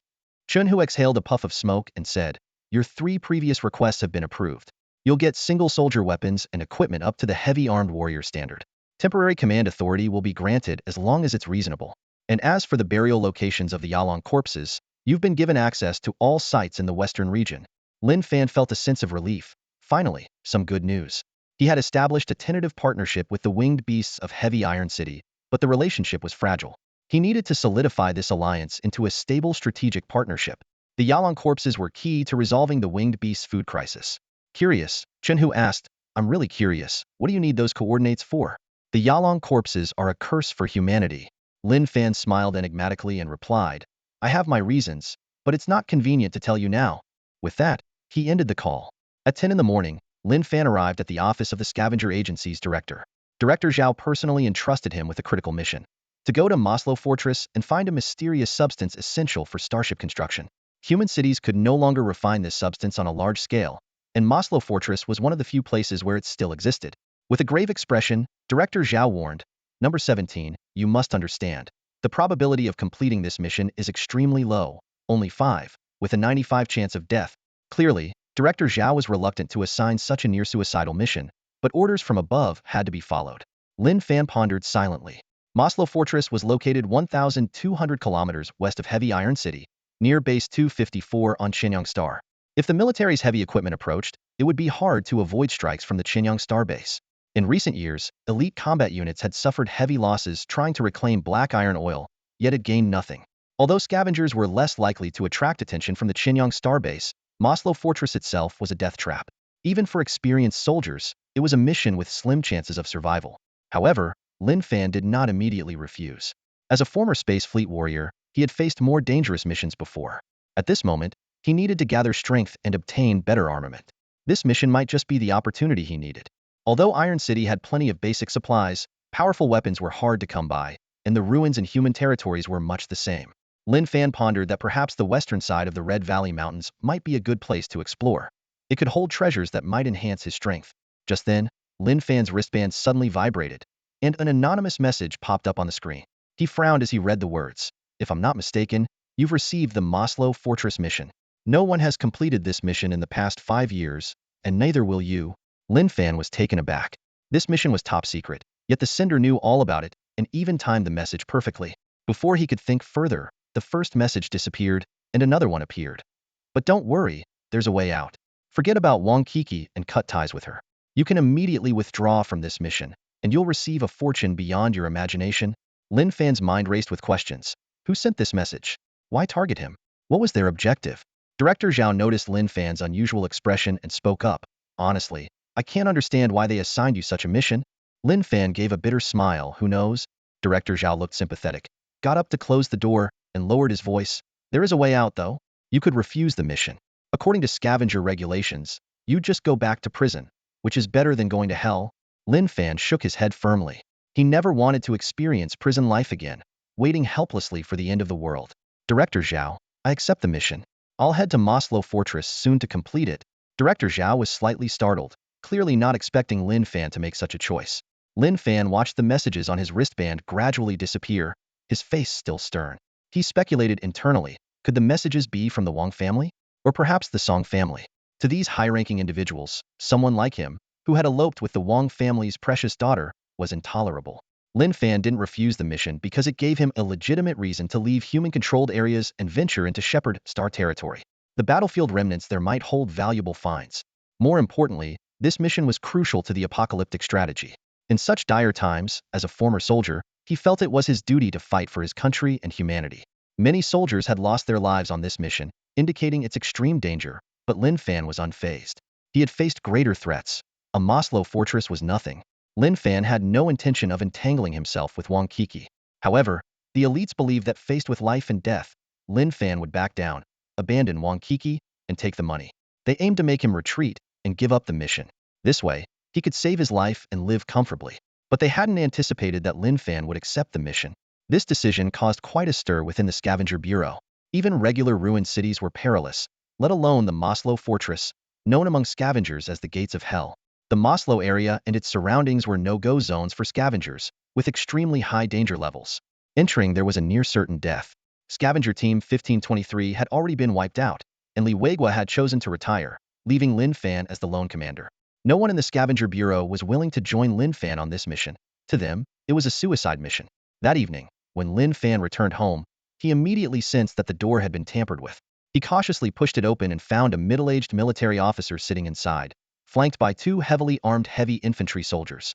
They wore black sunglasses, heavy armor, and held electromagnetic rifles. The room was in disarray, clear signs of a fierce struggle. The water ghost robot that had been hidden in the room was missing, and the broken window indicated its escape route. Lin Fan coldly surveyed the 3 men. The middle-aged man, though sitting upright, had a trace of apology in his eyes. He spoke first. Lin Fan, I didn't expect you to have a modified water ghost robot in this small place. Lin Fan responded calmly. The water ghost robot's programming has been altered. Otherwise, in such a confined space, it would have given you a hard time. Of course, these machines are formidable on the front lines. Shepherd Star robots can't be captured easily. I'm curious, how did you manage it? Are you here because of the robot modifications? Lin Fan asked directly. The middle-aged man shook his head. Not quite. He paused before continuing. We're here because of the young lady. The young lady? I'm talking about Wang Kiki. I'm here to convey the old master's apology. Lin Fan frowned. I don't understand. The middle-aged man explained. Wang Kiki is the apple of the old master's eye. The middle-aged man took a deep breath, furrowed his brows, and slowly began. The apocalypse is upon us, and even the high command is divided. To consolidate the entire war zone, the Wang family plans to arrange a political marriage between their eldest daughter and a top family in the Jingji war zone. But she refused, and the reason is you. Lin Fan's eyes sharpened as he asked, is that why they assigned me the Maslow Fortress mission? Exactly, the middle-aged man nodded. Some people in the Wang family don't want you and Wang Kiki to be together, and the Song family feels the same. So they gave you an impossible scavenging task to force you to back down. They didn't expect you to accept it. Lin Fan let out a cold laugh, a glint of frost in his eyes. I've never been afraid of your despicable tactics. The middle-aged man quickly raised his hands to explain. Don't misunderstand. I'm here on behalf of the old master. Miss Wang is very angry about their actions. When the old master found out, he admired your courage and reprimanded those involved, including the Scavenger Bureau. He sent me to apologize and to inform you that the Stonehelm City Scavenger Bureau will cancel the task tomorrow. No need. Lin Fan's voice was firm. I've already decided to carry out the mission, but not for Miss Wang. Rest assured, I have no intention of overstepping my bounds or seeking something out of my reach. The middle-aged man looked surprised and asked, "Aren't you afraid of dying?" Lin Fan's gaze was resolute as he replied, "The apocalypse is near. Our lives no longer matter. Humanity's survival is the last hope. The item in Maslow Fortress is crucial, and I'll find a way to get it. You are different from other scavengers," the middle-aged man remarked. "The old master holds you in high regard, but remember, you are still just a scavenger. The Wang and Song families are deeply entrenched in power. Be very cautious." Lin Fan smiled faintly. "I barely know Wang Kiki. Whether I complete the mission or not, I won't bother her, nor do I need the Wang family's concern." He sighed softly, thinking of the person he had already let down in his life, and how he couldn't bear to let another down. The middle-aged man stood up and patted Lin Fan on the shoulder. "Young man, be very careful at Maslow Fortress." Lin Fan replied irritably, all right. You guys broke everything in my house. How do you plan to compensate for that? I haven't even mentioned your hidden starling robot." The middle-aged man chuckled awkwardly. "You know how it is. Everyone's tightening their belts these days." Lin Fan could only swallow his grievances. The middle-aged man then wrote a note and handed it to Lin Fan. "I heard you punched 2 space soldiers at the wedding. I quite like you, kid. If you need anything, come find me here." With that, the middle-aged man and his 2 soldiers left. Lin Fan picked up the note, which read, "Rowan Hu, 163rd Division, Western Ground Defense Combat Army, United Government." That day, Lin Fan drove the YT-887 heavy-duty truck alone, slowly emerging from the mountain tunnel of Stonehelm City. Sunlight glinted off the vehicle's metal surface. This 5th-generation heavy truck resembled a colossal beast crawling forward, powered by a mini-nuclear reactor sufficient to support Lin Fan's mission. The machine gun turret and self-dumping mechanism on the roof highlighted its impressive capabilities, and the heavy infantry weapons and advanced nuclear radiation suits provided by the 178th Division boosted Lin Fan's confidence. Lin Fan cautiously drove 50 kilometers to an abandoned gas station south of Stonehelm City. He honked the horn, and a figure emerged from the ruins. It was the water ghost robot, modified into a spherical form. After encountering Luo Wanhu, it had escaped into the sewers and was now waiting as Lin Fan had instructed. The water ghost robot scanned the surroundings warily before climbing onto the truck's roof. Although it excelled in stealth, its lack of weapons made it vulnerable against large monsters or other robots. Lin Fan secretly planned to equip it with weapons in Ironforge City, making it a valuable ally. 2 days later, Lin Fan arrived at Ironforge City. At the city's edge, a crimson-winged beast, Lin Fan's guardian, named Red Cloak, soared into the sky. It faithfully awaited his return daily, and now immediately informed him that the winged beast lord had been waiting for some time. As Lin Fan stepped into the city, he was led to the old town hall square. Dozens of winged beasts of various sizes landed there, creating a spectacular scene. In the center stood the imposing winged beast lord, surrounded by bowing winged beasts, signaling a grand welcome for Lin Fan. The winged beast lord's eyes flashed with anxiety as it let out a low growl, indicating urgent matters to discuss. Lin Fan dismounted and approached, touching the winged beast lord's body. His superspecies simulation ability activated. The winged beast lord communicated telepathically, "Little one, you finally made it.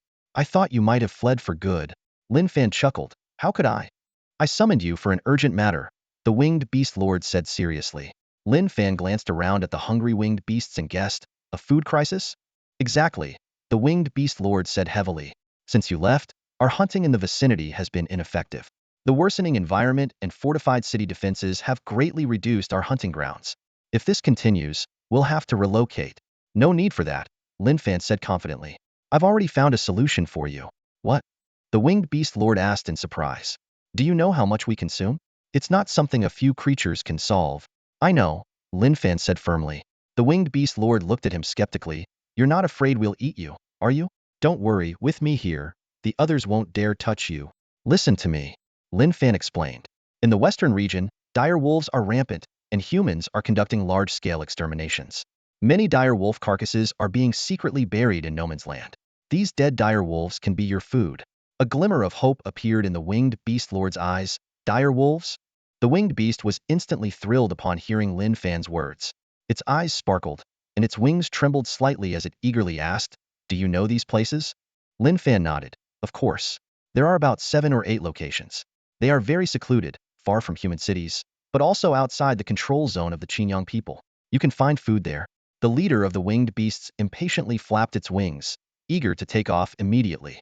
Quickly, tell me these locations, it urged. Lin Fan cautioned. However, you must avoid the human army trucks transporting wolf corpses. Try not to be seen. Avoid conflicts at all costs, or this food source might be cut off. The leader of the winged beasts confidently replied, naturally, we are not fools. Otherwise, we wouldn't have survived the slaughter by the Qingyang invaders. Lin Fan then shared the coordinates of the wolf corpses with the leader. The leader gazed at Lin Fan, a complex light flashing in its eyes. After a moment, it spoke, little one, I didn't misjudge you. There is one more thing I need your help with.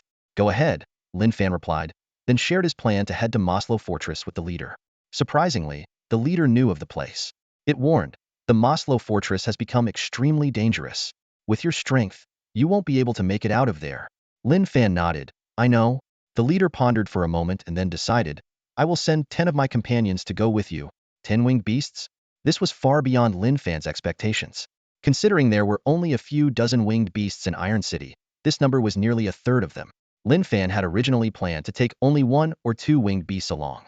The leader glanced at the small human before it and explained, I don't want to see you die there. Maslow Fortress is not a peaceful place. Even for us, it is a place of concern. Then, it flapped its enormous wings, circling low in the air before landing on the damaged roof of the city hall. It let out a deep call to the other winged beasts, causing a commotion. What? A place with buried food? Is that real? The winged beasts excitedly murmured among themselves. If that's true, we wouldn't have to risk our lives for food anymore or go hungry. Lin Fan wanted to offer to lead the winged beasts himself, worried they might not find the exact locations. But the leader politely declined. It explained that winged beasts had a special ability they were adept at scouting. This ancient flying species had evolved to sense planetary magnetic fields, allowing them to navigate accurately. Although Earth was not Xinjiang, the two planets were very similar, with only minor differences in their magnetic fields. Knowing the general direction was enough. They didn't need a guide. In fact, if Lin Fan followed, the leader feared it might expose their whereabouts. After the meeting, Lin Fan drove his heavy truck back to his territory, the abandoned Xinjiang base. He was surprised to find that most of the metal items in the base had been consumed by the sphere. No wonder the sphere had grown to its mid-juvenile stage.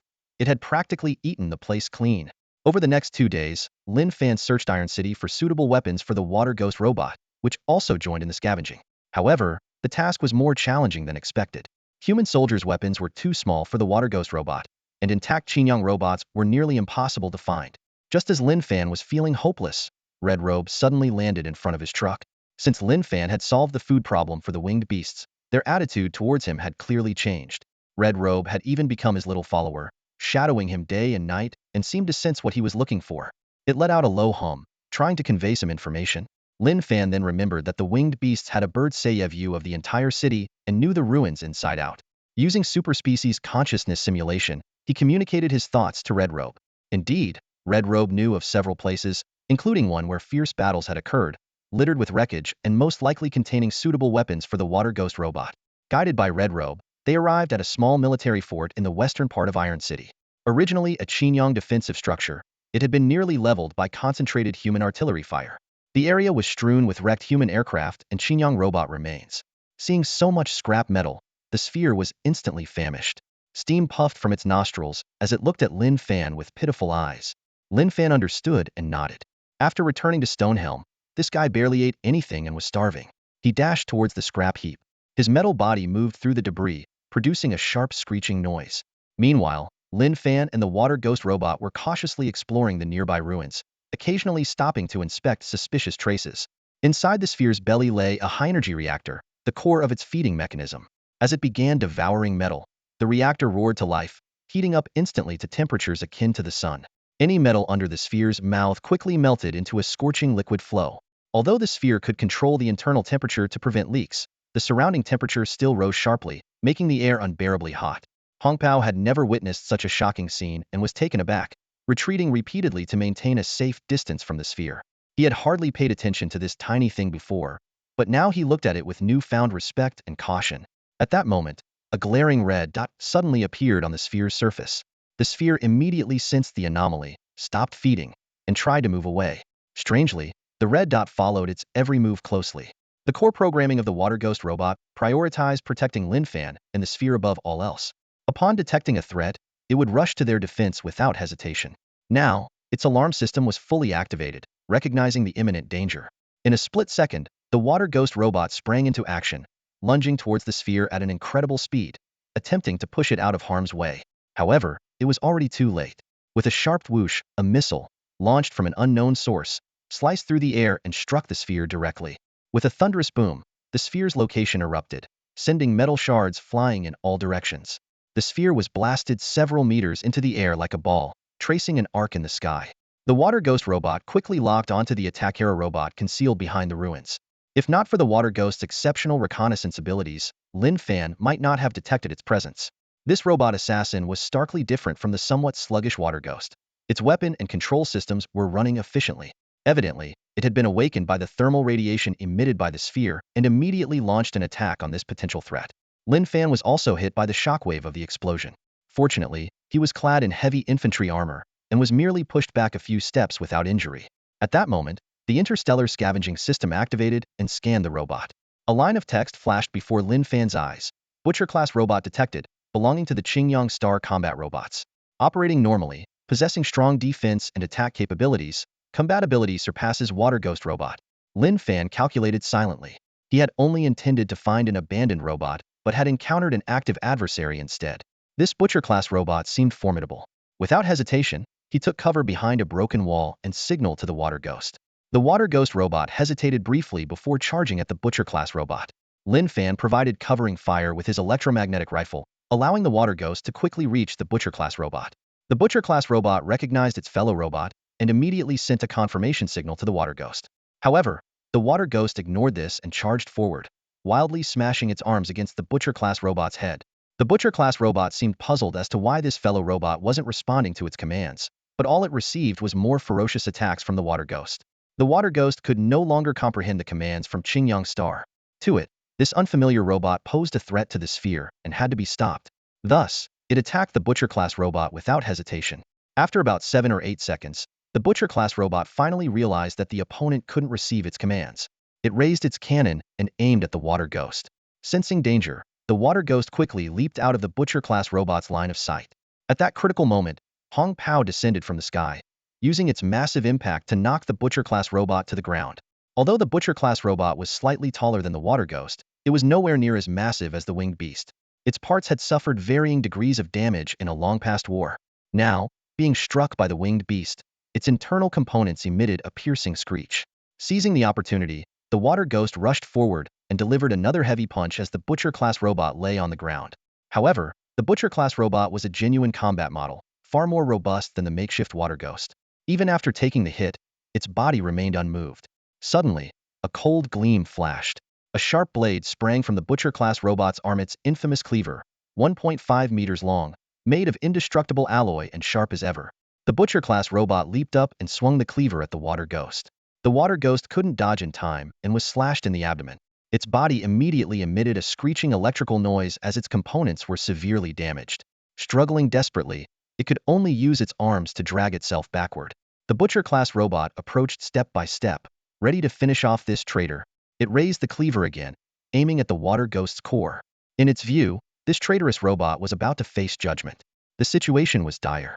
If the Water Ghost's core was hit, it would be reduced to a heap of scrap metal. Lin Fan's brows furrowed. He hadn't expected the Butcher-class robot to be so tough. In a split second, he raised his electromagnetic rifle and launched a fierce barrage at the Butcher-class robot. However, the Butcher-class robot reacted swiftly, grabbing a piece of discarded armored vehicle steel as a shield, easily deflecting all the bullets. Clearly, this level of human weaponry posed no threat to it. It continued to close in on the Water Ghost without pausing. In this critical moment, Hong Pao descended from the sky once more, pouncing on the Butcher-class robot.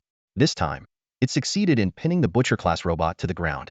But the Butcher-class robot fought back fiercely, slashing a wound in Hong Pao's wing with its blade. Despite Hong Pao's painful screech, it didn't release its grip. Meanwhile, the Water Ghost used its arms to struggle to its feet and, in a frenzied state, lunged at the Butcher-class robot.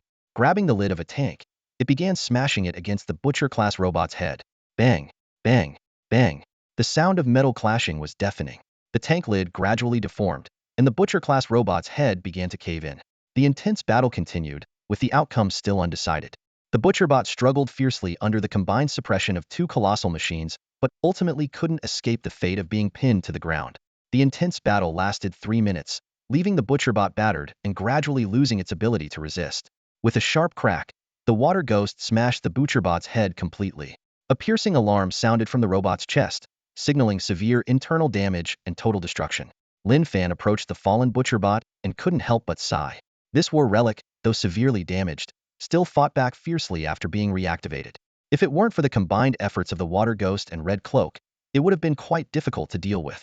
Although Red Cloak had always despised the metallic beasts of the Qinyang star, it gently tickled the water ghost with its wings in a peculiar gesture of respect for its comrade. However, driven by its programming, the water ghost showed no reaction to Red Cloak's gesture.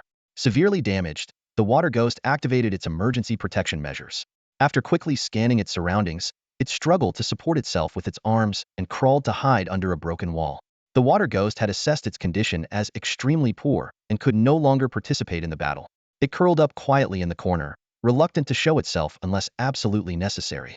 Seeing the metallic creature so unresponsive, Red Cloak lost interest. It flapped its wings vigorously and flew to a high vantage point to continue vigilantly monitoring the surroundings. Despite being injured itself, Red Cloak, as a winged beast, didn't mind these minor wounds due to its powerful regenerative abilities. At this moment, the orb emerged from its hiding spot. Its body was pitch black, evidently from being hit by a missile earlier. The orb cautiously hopped around the butcherbot a few times, only relaxing after confirming the robot had lost all functionality. The interstellar scavenging system immediately scanned the butcherbot, displaying a line of small text. Butcherbot has been destroyed, scrapped, cannot be captured, 100 scavenging points acquired. Lin Fan knew well that directly repairing such a scrapped robot would require 10,000 scavenging points to unlock the scavenging tech tree, a goal still far out of his reach. The system then scanned the water ghost, alerting, water ghost robot severely damaged, immediate repair required. System, can the butcherbot's parts be used on the water ghost? Lin Fan asked. Fully compatible, the system replied, giving Lin Fan a sigh of relief. However, he didn't dare stay in this dangerous place any longer, fearing other surviving combat robots might appear. Lin Fan quickly activated the self-loading and unloading device, loading the butcherbot onto a heavy truck. The battered water ghost also struggled to climb onto the truck, and Lin Fan took them back to the base. Back at the base, the orb immediately began dismantling the captured butcherbot. On the robot disassembly workstation, it inhaled a breath of hydrogen, and its internal reactor instantly activated, turning its eyes a ghostly blue. The orb's originally furry fingers rapidly transformed into a rotating alloy mechanical hand. The flexible digits formed various intricate tools, starting to dismantle the butcherbot's metal body. In less than 15 minutes, the orb's fingers turned into a red glowing welding machine, and with precise movements, the massive butcherbot was reduced to a pile of parts of varying sizes. Next, the orb began a comprehensive overhaul of the water ghost. Last time, due to the lack of suitable parts, the repair of the water ghost was incomplete.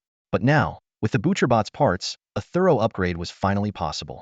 Despite the water ghost's fear of body modifications, it obediently climbed onto the workstation under the orb's command. The orb, like a skilled surgeon, began a complete organ transplant on the water ghost. After about 2 hours of modification, the water ghost stood up again. Although its size hadn't changed, its appearance was entirely renewed. Under the orb's command, the water ghost flexibly twisted its body, showcasing significantly improved agility and durability. The orb not only replaced the damaged parts from the battle, but also swapped out the water ghost's aging components. Most importantly, the water ghost finally possessed its own weapon system. Its body was equipped with the automatic cannon originally belonging to the butcherbot for long-range attacks. Additionally, an arm fused with a sharp butcher knife was transplanted onto the water ghost, greatly enhancing its close combat capabilities. This comprehensive upgrade endowed the water ghost with formidable combat power in both long-range and close-quarters combat. The water ghost robot has evolved from a simple melee fighter to a multifunctional combat unit that excels in both battle and reconnaissance. However, this upgrade is still not enough. To support its enhanced combat capabilities, the water ghost urgently requires a more powerful energy system and compatible software modules. Orb decisively took action by dismantling the energy module from the butcher and precisely implanting it into the water ghost. This move upgraded the water ghost from a single-core energy unit to an advanced robot with a formidable dual-core power source. Although this configuration might seem extravagant, it undoubtedly elevated the water ghost's combat abilities to an entirely new level. Next, Orb focused on the water ghost programming, conducting extensive revisions and optimizations. With the final line of code entered, the large-scale robot transformation was finally complete. The water ghost seemed to have undergone a complete rebirth, emerging anew. Now, standing before Orb was no longer the ordinary water ghost of the past, but a top-tier combat robot proficient in both offense and defense, as well as stealth reconnaissance. It not only retained its original stealth and reconnaissance capabilities, but also made significant leaps in attack and defense, making it almost unrecognizable compared to its previous version. If an engineer from the Qingyang people were present, they would undoubtedly be amazed by Orb's extraordinary skills. This level of modification is far from ordinary, vastly exceeding typical robot maintenance. In fact, such advanced repair techniques are beyond the grasp of common individuals. Only a gifted being like Orb could conduct such complex modifications effortlessly. Orb's body itself is a super forging tool brimming with unimaginable energy. It can precisely forge any metal components, including the various intricate parts of a robot. Some minute components, even on the most advanced human production lines, require extremely precise forging and polishing techniques. However, for an extraordinary being like Orb from a higher civilization, these tasks are a piece of cake. It effortlessly completed these intricate processes, which would be exceedingly difficult for humans, as if it were merely assembling a simple puzzle. In the western regions, the sky is filled with yellow sand. The ravages of war have turned vast grasslands and forests into deserts, with the inland areas being particularly hard hit. As night falls, even the stars are obscured. A convoy of heavy trucks is slowly making its way through the desolate landscape, heading towards a valley in the uninhabited zone. The wind and sand are relentless, and visibility is extremely limited even with the headlights on. The convoy leader glanced around through the rearview mirror, his brow furrowed. "Something feels off today," he muttered. The driver, hearing this, asked cautiously, "Captain, did you notice something?" "I keep feeling like something is following us," the captain said, a note of unease in his voice. The driver looked around carefully but saw nothing unusual. He chuckled softly. "Captain, you might be overthinking it. This place has always been safe. We've been through here many times and never had any trouble." The captain pondered for a moment before saying, "A few minutes ago, I thought I saw some shadows trailing our convoy. Could it be wild animals?" the driver asked, his voice slightly tense. "I'm not sure. What I'm worried about are the Yalang." The captain paused. "I'm afraid what's in the trucks might attract them and lead to an attack." The driver tried to reassure him. "That seems unlikely. If they were going to attack, they would have swarmed us by now." "Let's hope so." The captain sighed, then changed the subject. "Those Xinjiang aliens are truly despicable, coming up with such a vile tactic. I heard a few more outposts have been destroyed." "Why are they able to breed so rapidly?" the driver asked. The captain explained. "The Yalang's genes have been modified to be more adaptable to Earth's current environment than any other creature. They primarily feed on carrion and will even eat vegetation when they're hungry. The Xinjiang aliens can breed them at a very low cost." "That's awful. It only makes the already fragile ecosystem worse," the driver said angrily. The convoy continued towards its destination, appearing calm on the surface. However, they were unaware that just 5 kilometers away, a brutal massacre was taking place. An hour earlier, the convoy had already been targeted by the Yalang. They had been silently following, waiting for the right moment to strike. But what the Yalang didn't anticipate was that winged beasts were also tracking them from above. For the winged beasts, this convoy carrying Yalang corpses was a crucial food source, and they couldn't allow the Yalang to interfere. Food was essential for the winged beasts' survival and reproduction. Upon discovering the Yalang's intentions, the winged beasts launched an attack. With a loud bang, a massive winged beast landed, blocking the Yalang's path. As the Yalang prepared to attack, the winged beast's huge wings swept through them, killing several at once. Soon after, dozens of winged beasts descended from the sky like hungry eagles, picking off the Yalang one by one. The fierce battle lasted about 15 minutes. Under the winged beast's relentless assault, the Yalang suffered heavy losses and were no match. Eventually, they abandoned their pursuit of the human convoy and scattered. Thus, the human convoy successfully delivered the trucks full of Yalang corpses to the valley deep within the uninhabited zone. The corpses were dumped into a deep ravine. After completing the task, the convoy leader gathered the drivers. He reiterated his concerns. "Something still feels off today." The drivers tried to comfort him. "Today went smoothly, didn't it?" "Maybe you're just overthinking it, Captain. But it's always better to be cautious," someone agreed. About 10 minutes later, the convoy set off on their return journey without lingering. After the human convoy left, massive figures appeared in the gray sky. They descended into the valley, greedily devouring the Yalang corpses. These were the same winged beasts that had previously driven away the Yalang. The dead Yalang emitted a strong stench and were highly radioactive, making them dangerous for ordinary humans to approach. Even during transport, strict protective gear was necessary. However, to the winged beasts, these corpses were a delicacy. The winged beasts had enormous appetites. An adult winged beast could have a wingspan of up to 50 feet and could eat an entire cow in one sitting. The mountains of Yalang corpses were just enough to fill their empty stomachs. This site for burying Yalang corpses was well hidden and not far from the old stronghold of Heavy Iron City. Aside from the regular human convoys that came to unload, there were hardly any other visitors. This made it an ideal feeding ground for the winged beasts. With the deteriorating environment, the winged beasts' food sources had become increasingly scarce. Human settlements were equipped with anti-aircraft batteries, posing a significant threat to the winged beasts. Finding food in human territories had become exceedingly difficult.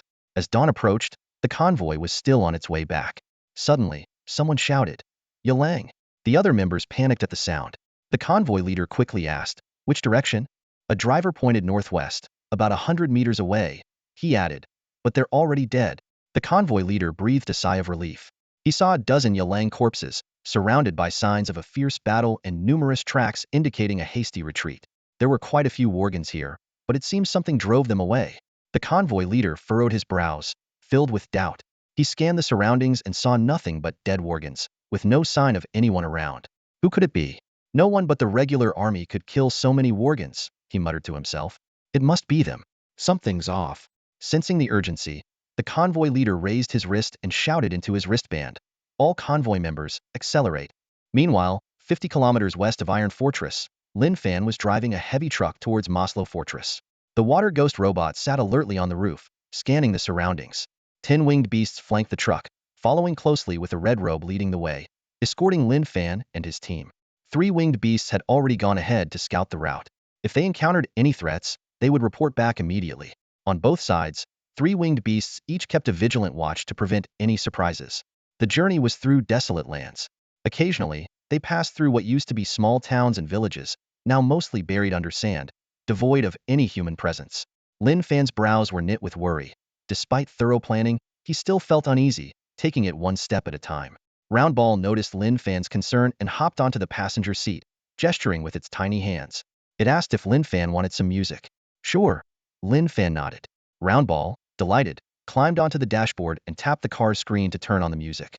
It carefully scrolled through the playlist and finally chose a song called "Journey to Hell." As the music played, "Lonely Souls Dance in Hell," Roundball stood up and mimicked Lin Fan's usual mannerisms, swaying its little body to the rhythm. Lin Fan couldn't help but smile at its antics. Seeing him smile, Roundball grinned as well. Suddenly, Lin Fan's wristband emitted a series of urgent beeps. It was an unknown caller. Lin Fan was puzzled. Since the Fourth War, most civilian communication devices had been destroyed. In this desert, there were no signal towers, and only a few military satellites could relay signals. Could it be someone from the military? Lin Fan wondered, turning off the music and answering the call on his wristband. A fuzzy holographic image appeared in the passenger seat of the heavy truck. Due to the unstable signal, it took a moment for the figure to become clear. "It's you. Wang Kiki," Lin Fan exclaimed in surprise. Wang Kiki's face was filled with anger, her lips pouting. As soon as she saw Lin Fan, she shouted angrily through the static, "Lin Fan, how could you, BZZZ, take on an S-class mission alone? BZZZ, you're no longer the celebrated officer from the starship, just a lone wanderer. Why are you so angry?" Lin Fan asked, frowning. "Maslow Fortress is in the territory controlled by Qingyang Star. It's too dangerous for you now. BZZZ, Wang Kiki continued. If you die, what will I do? What nonsense are you talking about?" Lin Fan asked, confused. "We barely know each other. If I die, you just go on living your life. You're driving me crazy. You're on a suicide mission. BZZZ, Wang Kiki stomped her foot in frustration. "Anyway, you have to listen to me. Come back immediately. It's okay if the mission fails. If the Scavenger Bureau gives you any trouble, I won't let them off." Lin Fan replied firmly, "I've already made my decision." Wang Kiki took a deep breath, biting her lip, her voice low. "If it's because of me that you get trapped in Maslow Fortress, I'd rather die with you. I didn't choose this mission because of you. It's my own decision," Lin Fan explained. Wang Kiki, still angry, said, "If you really go, this might be the last time we see each other. Even if it is, I'm just a scavenger. Dying on this mission might not be a bad thing." Lin Fan's tone was resolute. He added, "Miss Wang, from today onward, consider me dead. Take care of yourself." With that, Lin Fan hesitated for a moment, but then pressed the button to end the call. He took a deep breath and muttered to himself, "What have I done to deserve Miss Wang's concern? I'm sorry." Inside the military base of the Jingji Command Zone, a young girl sat quietly on a chair, her expression downcast. The holographic image gradually faded, leaving a profound silence. A middle-aged general stood beside her, his temples graying but his eyes still sharp. He gently consoled her. "Child, don't be too sad." The girl looked up, her eyes glistening with tears. How could he be so foolish? That place is a death trap. How could anyone possibly make it out of there alone? Her voice trembled. "Can't you get the scavenger bureau to call him back?" The general sighed and shook his head. "It's not possible. That was his own choice." "But he'll die," the girl said urgently. "The apocalypse could break out at any moment, and none of us might survive. Isn't he just walking into his own death?" The general's gaze grew profound. "His choice may seem reckless, but it is his hope." Tears welled up in the girl's eyes as she spoke with a low, firm voice. "But I can't just watch him go to his death like this." "Silly child." The general's tone turned stern. "You are the sole heir of the Jingji Wang family, and he is just a scavenger. There is an insurmountable gap between you two. Why put yourself through this? Forget about him." The girl suddenly stood up, a hint of determination flashing in her eyes. "If it weren't for that scavenger you all look down on, I would have been a forgotten corpse drifting in the endless universe." She strode towards the door. "Where are you going?" the general asked urgently. "Don't worry about me. Just consider me dead," the girl replied coldly, but she was blocked by a row of guards at the door. The scene shifts to the Gobi Desert in the northern hemisphere. Night had fallen. Lin Fan drove a heavy truck into an abandoned town. Winged beasts patrolled the skies, and the radiation monitor indicated temporary safety. Lin Fan parked the truck and walked into a nearby dilapidated temple. The temperature difference in the Gobi Desert was extreme between day and night. Lin Fan lit a bonfire and began to enjoy roasted meat and strong liquor, savoring his last moments of freedom before reaching the Maslow fortress. The liquor was a precious commodity he had swindled from the scavenger bureau. In this era, few people had the leisure to brew alcohol. A spherical robot scavenged for metals in the town, but found little. It looked longingly at Lin Fan enjoying his meal, though it had no interest in human food. Slightly tipsy, Lin Fan patted the spherical robot's head and asked, "Have you ever drifted through space?" The sphere shook its head. "Do you know how you got to Earth?" It shook its head again. Lin Fan continued, "This is a temple dedicated to deities from the pre-solar epoch. Back then, people believed that the gods would protect the world from harm. My ancestors said that in those days, Earth was filled with countless stars and brimming with life." Before long, Lin Fan and the sphere both fell asleep. Suddenly, the sound of a statue shattering woke them. A water ghost robot appeared in the temple, pointing in a direction. Lin Fan switched on a spotlight and saw a small shadow darting quickly. "If you don't come out, I'll shoot," Lin Fan threatened, raising his electromagnetic rifle. Surrounded by Lin Fan and the water ghost robot, the shadow slowly emerged. It was a creature about 90 centimeters tall, wrapped in thick, silken fabric. Its skin was gray, its head disproportionately large, eyes bulging, and it was almost hairless. It had 2 legs and 2 hands, capable of walking upright. The interstellar scavenger system activated, and a holographic scan revealed. Qinyang Star semi-human slave, native of Baikin Star, intelligent life form.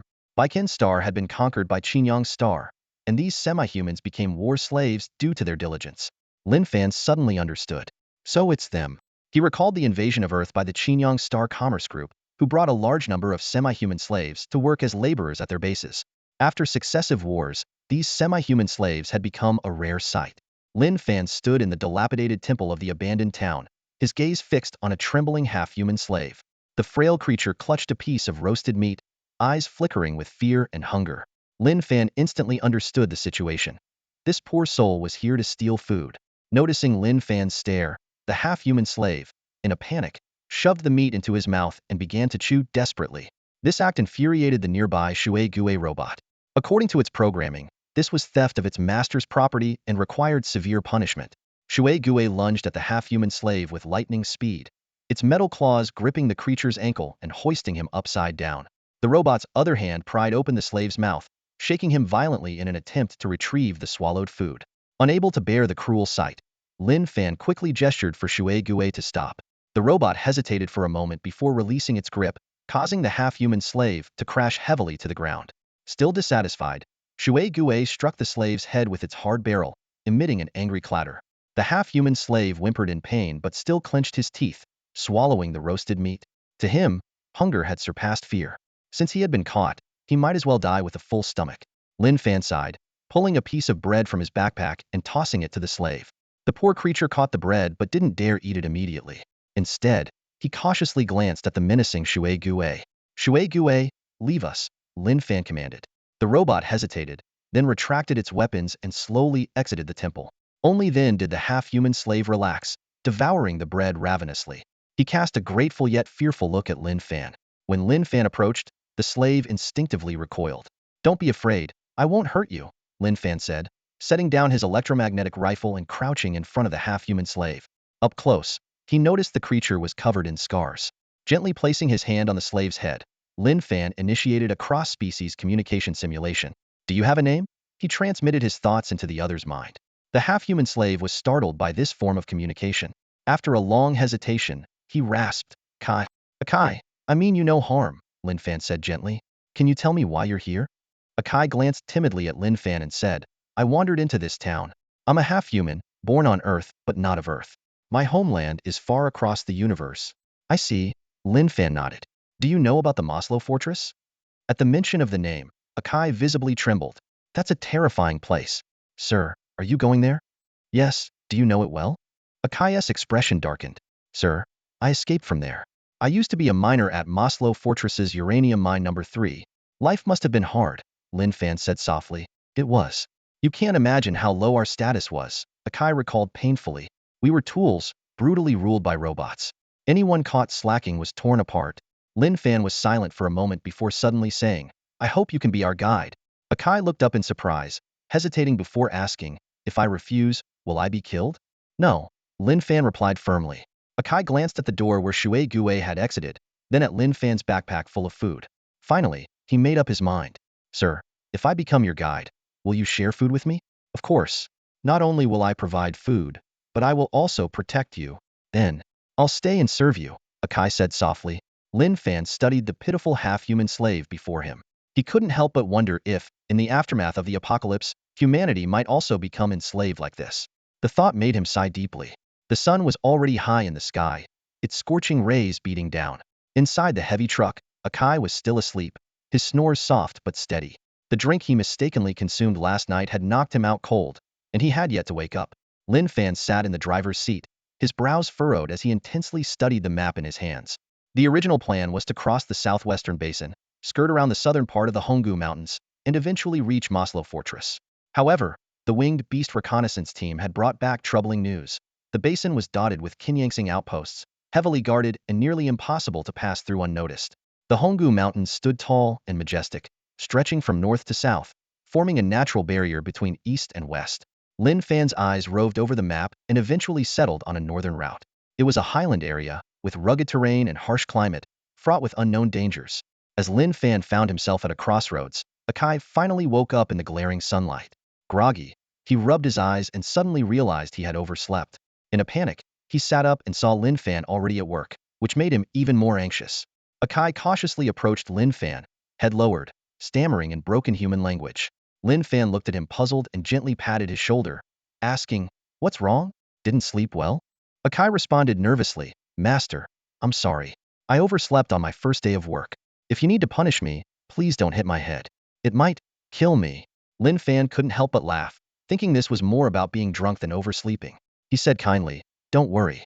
No one will take away your freedom, and no one will hit you."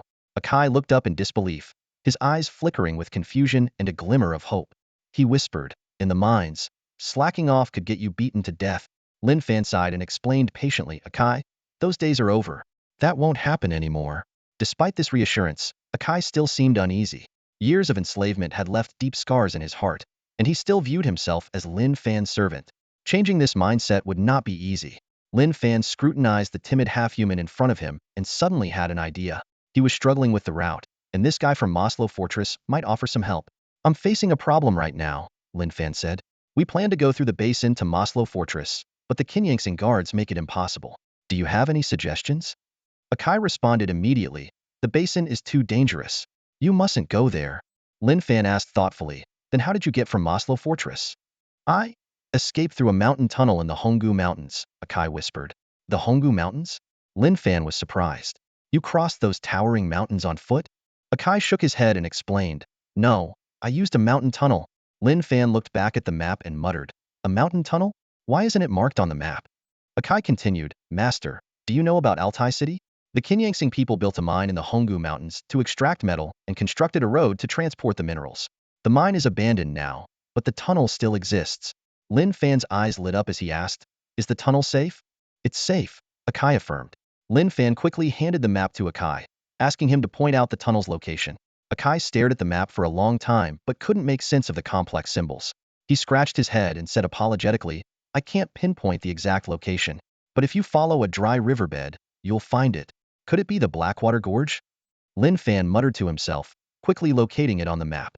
This once flowing river had dried up due to climate change, and its source was in a mining area within the Honggu Mountains, likely the Kinyangsing mine Akai mentioned. Lin Fan smiled for the first time in a while and said to Akai, "Good job. If this tunnel exists, I owe you a big thanks." "Thank me." Akai's face lit up with surprise, but quickly turned to frantic headshaking. "Master, only I should thank you. Half-humans are inferior. How can you thank a half-human?" Lin Fan sternly countered. "Who says half-humans are inferior? Every life is equal, and you're quite smart." Akai was momentarily stunned. Having lived in the mines for so long, he was used to being treated as a tool, endlessly toiling. Witnessing his companions and parents slaughtered like livestock had left a deep scar of fear in his heart. As a slave, Akai had always felt insignificant. Yet now, he was being treated as an equal, even praised and appreciated. This unprecedented experience filled him with an overwhelming sense of excitement that he could barely contain. With a trembling voice, Akai said, "Sir, not only did you share your food with me, but you also praised me. I will definitely work hard and not let you down." Lin Fan smiled and patted Akai on the shoulder. "Akai, it should be me thanking you. You've helped me solve a big problem. That's what I'm supposed to do." Akai quickly replied, his eyes gleaming with anticipation. "Sir, I have an idea. We can move along the river valley. It's very concealed." "That's how I got here." Lin Fan pondered for a moment and found the suggestion feasible. They set off immediately, heading towards the Blackwater Valley. Throughout the journey, Akai remained alert, constantly observing their surroundings. To him, Lin Fan, a member of Earth's superior race, had shown him a kindness he had never experienced.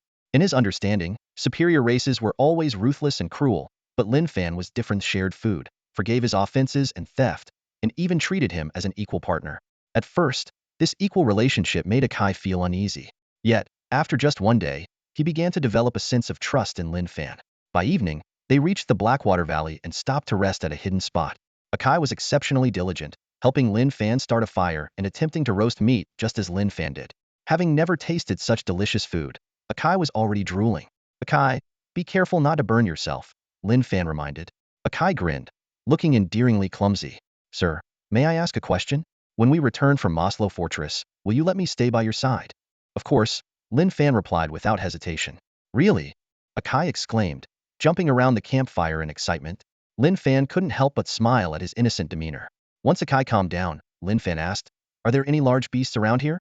Akai thought for a moment. "This place is barren and dry, so there are few animals. But," he scratched his head, "there's a hidden valley to the south with a small lake where beasts often go to drink." Lin Fan opened his map and, by the firelight, roughly pinpointed the location based on Akai's description. "Sorry, sir, I can't remember the exact location." Akai apologized. "A rough idea is enough," Lin Fan said, standing up and waving his torch into the distance. Suddenly, the quiet night was pierced by the sound of wind. A dark shadow descended from the sky, heading straight for the heavy truck. "Ah!" Akai screamed in terror. Accustomed to working in dark mines, his vision was excellent, and he could clearly see that it was a fierce beast with a wingspan over 40 feet. He bolted in fear but, seeing Lin Fan still standing, hurried back. Akai shouted in his native language, seemingly urging Lin Fan to dodge. The Shui robot looked at Akai in confusion, unable to understand his frantic reaction. "Don't panic, Akai. It's going to be fine," Lin Fan called out. But without the ability to simulate higher species awareness, Akai couldn't understand Lin Fan's words. Seeing Lin Fan motionless, Akai, thinking something was wrong or that Lin Fan was paralyzed, tried to drag him away. At that moment, with a thud, the winged beast landed in front of Lin Fan. Akai, seeing the beast up close, trembled uncontrollably. Summoning his courage, he grabbed a stone and positioned himself in front of Lin Fan, ready to protect him. Even the winged beast was taken aback by Akai's actions. This beast was none other than Hong Pao, Lin Fan's guardian. It had never seen Akai before. Noticing the little guy's defiant stance, Hong Pao glared at him and let out a low growl. Akai was terrified. He immediately went limp and hid behind Lin Fan. Finally, Lin Fan grasped Akai and transmitted his awareness to him. "It's not an enemy, it's our friend." Don't be afraid. As soon as Lin Fan finished speaking, Akai's eyes darted between him and the giant beast, filled with disbelief. Akai thought to himself, how could such a fierce sky beast be a friend? Aren't they known for preying on creatures on the ground? However, just as his doubts were growing, the winged beast before him slowly crouched down, its demeanor becoming gentle. Lin Fan strode toward the winged beast and reached out to stroke its body. He quietly described to the beast the location of the small lake Akai had mentioned. It turned out that this desolate land had left the winged beasts starving for days, and they urgently needed food. Lin Fan then gestured for Akai to come over. Despite his lingering fear, with Lin Fan's encouragement, Akai cautiously moved to stand behind him. It's called Hongpao, Lin Fan explained, and you've helped them a lot. Helped them? Akai asked, puzzled. It has been following us for days without finding food. I just told it the location of the small lake so they can hunt there now, Lin Fan said. Remember when I asked you about wild beasts? It was for them. I see, Akai realized. Lin Fan continued. It asked me to convey its thanks to you. You can touch it. Akai immediately took a step back. No way. It'll eat me. I'm not even enough for a snack. Don't be afraid, Lin Fan gently encouraged. Hesitating for a moment and seeing Lin Fan's calm expression, Akai took a deep breath and carefully approached Hongpao, gently touching its toes. Hongpao looked down at Akai, making him feel weak all over. Yet, Hongpao's gaze was surprisingly gentle, and it lightly brushed Akai's head with its wing.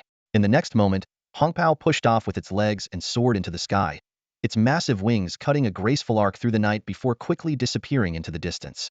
Akai stared in awe, and when he returned to Lin Fan's side, he exclaimed, Sir, it's unbelievable that such a fierce sky beast would follow your commands. We have a cooperative relationship, Lin Fan explained. Like you, they are not native to Earth, but were brought here by the beings from Chiang's star. I see, Akai murmured, his eyes still following the direction where the winged beast had vanished. In our ancestors' legends, only Ulu could tame such ferocious beasts. Ulu? Lin Fan asked curiously. Ulu is our god, Akai explained, then gave a bitter smile. But I think those legends must be made up. If we really had the protection of powerful deities, we wouldn't have been forced to leave our homeland and suffer like this. 2 days later, Lin Fan drove a heavy truck through the Blackwater Gorge and arrived at the Red Valley mountain range. This ancient range stretched endlessly across the plateau, winding and majestic. The truck struggled over the rugged terrain, bouncing along for more than 10 kilometers before finally reaching the mining site Akai had mentioned. The mining site was massive, but had been abandoned for a long time. The Chiang Star people had once carved a tunnel here to transport ore, which now lay silent and still. As night fell, Lin Fan drove into the tunnel, traveling several dozen kilometers before reaching a mining area. The surroundings were eerily quiet, and Lin Fan decided to rest there.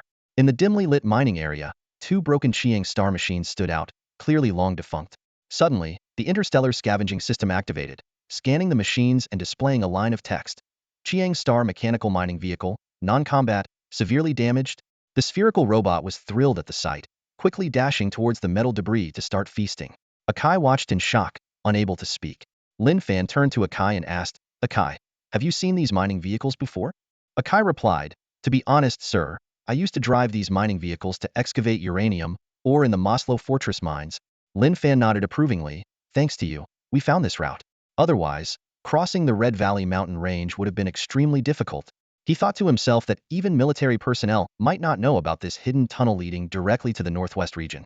Akai smiled sheepishly, scratching his head. It's my duty, sir. Suddenly, a light breeze swept through, and a strange hissing sound echoed from deep within the tunnel. The spherical robot jumped in fright, quickly hiding behind Lin Fan. The water ghost robot stood alert, eyes fixed on the darkness of the tunnel. Lin Fan murmured in confusion. What is that sound? Is it the wind, or the hiss of some creature? Only Akai stared into the distant darkness, his smile fading, a hint of anxiety in his eyes. After surveying the area, the water ghost robot returned to Lin Fan's side, emitting a mechanical voice. Shall we investigate? Lin Fan shook his head, signaling the water ghost to stay by the truck. He climbed into the cabin and lay down, exhausted. Akai, however, found it hard to sleep, keeping a vigilant watch by the window. Once he was sure Lin Fan and the spherical robot were asleep, Akai quietly got up and hesitated at the door. He glanced back at Lin Fan, took a deep breath, but ultimately did not leave. The next day, the group continued their journey. As Akai had mentioned, the tunnel was hidden yet safe. Soon, they reached the other end of the tunnel, arriving on the western side of the Red Valley mountain range. A sudden sandstorm nearly engulfed the sky, and Lin Fan decided to rest. Akai remained uneasy, less lively than usual. Suddenly, Akai asked, "Sir, may I mark something on the map?" "What do you want to mark?" Lin Fan asked curiously. "Sir, there are many dangerous places on the western side of the Red Valley mountain range. I want to mark them for you," Akai explained. With permission, Akai carefully studied the map, cautiously making marks on it. Lin Fan gently said, "Akai, if you need my help, just let me know. Consider it a thank you for being our guide. We're partners, understand?" "Sir, I'm fine," Akai replied softly. "The Maslow fortress is very dangerous. Please be careful." As night fell, the sandstorm continued unabated. Suddenly, that strange hissing sound echoed again, quickly drowned out by the wind. Akai opened his eyes alertly, finding Lin Fan already asleep. He took a deep breath, looking at Lin Fan with reluctance. Their time together had shown him that not all civilizations were brutal and evil. Lin Fan's kindness and generosity had moved him. Perhaps he truly wanted to accompany Lin Fan to the Maslow fortress, but he had made his decision. Akai carefully opened the truck door, ensuring the water ghost robot wasn't nearby, and quietly slipped out. Before leaving, he gently touched the truck's tire and murmured something in the native language of Baikin Star, then turned and disappeared into the sandstorm. What he didn't know was that his every move was being monitored by the water ghost robot. Moments later, Lin Fan emerged from the truck. The water ghost robot sent a rapid request to Lin Fan, informing him that the target had shown signs of betraying its master and asking whether to pursue. Lin Fan decisively refused, and despite his tired eyes, he quietly followed Akai with the water ghost robot. Not far away, a winged beast took to the sky, silently trailing them. Lin Fan knew that Akai had the right to make his own choices. If Akai insisted on leaving, Lin Fan would not stop him. After all, it was thanks to Akai's help that he had successfully reached the northwest of Red Valley. However, Akai's unusual behavior and evident unease made Lin Fan sense that something was amiss, prompting him to investigate further. The water ghost robot's unique reconnaissance capabilities were unmatched. Despite Akai's caution, he couldn't evade the robot's precise tracking. After traveling several hundred meters, Akai met up with a fellow half-human. The two continued for about 10 kilometers, eventually arriving at an abandoned warehouse on the outskirts of Altai City. Dim light seeped from the warehouse. Through his binoculars, Lin Fan was surprised to see not just Akai, but 8 or 9 other Baikin half-humans. Their tattered clothing matched Akai's attire. Sensing something unusual, Lin Fan observed as they gathered closely, seemingly plotting something. Suddenly, the warehouse echoed with the roar of machinery. A mechanical mining vehicle slowly emerged, with Akai in the driver's seat, showcasing his skilled operation. Most shocking was the Gatling gun mounted on the mining vehicle. Lin Fan glanced at the water ghost robot in confusion, which mirrored his puzzled expression. Soon, 2 more similarly modified mining vehicles appeared. The 3 armed vehicles headed towards Altai City. Lin Fan finally understood and murmured, "They're planning a revolt." He recalled Akai mentioning that there were no Qingyang guards left in Altai City, leading him to wonder who their target might be. This scene completely overturned Lin Fan's perception of the Baikin half-humans. Those seemingly timid individuals were capable of such fierce resistance. As dawn approached, the wind and sand subsided. The first light of daybreak illuminated the vast Altai City. Once a bustling industrial hub, it had been abandoned by the Qingyang people due to depleted surrounding mines. Akai and his group reached a corner of the city, which turned out to be a half-human slave camp. The camp was surrounded by barbed wire, packed with hundreds of Baikin half-human slaves. A watchtower stood in the corner, with a butcher robot and 3 robotic guards closely monitoring the area. The slaves, crammed into less than 300 square meters, resembled livestock, their faces filled with despair and fear. Attempts to escape over the barbed wire had been met with brutal retribution from the butcher robot, which decapitated the escapees, leaving their heads discarded within the camp, blue fluid spilling everywhere. The entire camp was shrouded in a suffocating atmosphere. At the first light of dawn, the silence was shattered by a series of explosions. 3 grenades accurately hit the barbed wire, creating 3 gaps. Chaos erupted as the slaves swarmed out. The butcher robot in the watchtower detected the disturbance and immediately launched missiles, killing the half-human who had thrown the grenades. It leaped down, intending to block the gaps. At that moment, the 3 mechanical mining vehicles appeared at different positions, their Gatling guns firing relentlessly at the butcher robot. Perceiving the mining vehicles as a greater threat, the butcher robot raised its cannon and fired back. With a loud explosion, one of the mining vehicle's tracks was destroyed, and the driver was blown away. However, the other 2 half-humans tenaciously got back up, continuing to operate the Gatling guns against the butcher robot. Enraged, the butcher robot's arm glinted with a cold blade as it swiftly charged at the disabled mining vehicle. With a single slash, it cut through both the vehicle and its operator, blood splattering everywhere. It then turned to return to the camp's gaps to prevent the slaves' escape. Meanwhile, the other 3 robotic guards began chasing the fleeing half-human slaves. The situation was critical. Another mining vehicle came under attack. Akai gritted his teeth, his hands trembling, as he drove the last functional mining vehicle. The gaps in the camp couldn't be sealed. Many of his fellow half-humans hadn't yet escaped. This was their final hope. Resolutely, Akai accelerated, the track spinning rapidly as he charged towards the butcher robot. He and his companions had long accepted their fate, never expecting to leave alive. At that moment, Akai's 2 companions sprang into action, swiftly redirecting their Gatling guns and unleashing a torrent of bullets at the butcher-class robot. The rapid fire clattered against the robot's thick steel armor, failing to cause any real damage but successfully drawing its attention. This was precisely Akai's strategy to distract the formidable enemy to cover the escape of the half-human slaves from the concentration camp. The butcher-class robot raised its cannon again, aiming a missile at Akai's mining vehicle. Anticipating the attack, Akai skillfully swerved the cumbersome machine, narrowly avoiding the missile. The mining vehicle accelerated, closing in on the enemy in the blink of an eye. Its mechanical arm lifted, and the sturdy metal drill bit smashed into the robot's body. Though the mining vehicle wasn't designed for combat, its sheer mass carried significant kinetic energy. With a resounding bang, the butcher-class robot staggered backward, creating a crucial gap for the escaping half-human slaves. In less than a minute of combat, most of the half-human slaves had surged through the gap in the barbed wire and scattered into the corners of Altai City. The butcher-class robot, having suffered a setback, now deemed the mining vehicle its primary threat. It stood up amidst the hail of bullets, its arm-mounted blade gleaming menacingly, determined to eliminate the troublesome vehicle. Akai and his companions had no intention of retreating. Facing such a powerful adversary, running away would be tantamount to suicide. Their mission was to buy every second of escape time for their comrades, even at the cost of their own lives. The butcher-class robot leaped forward, closing the distance in an instant. With a swift slash, it severed the tracks of the mining vehicle, rendering it immobile.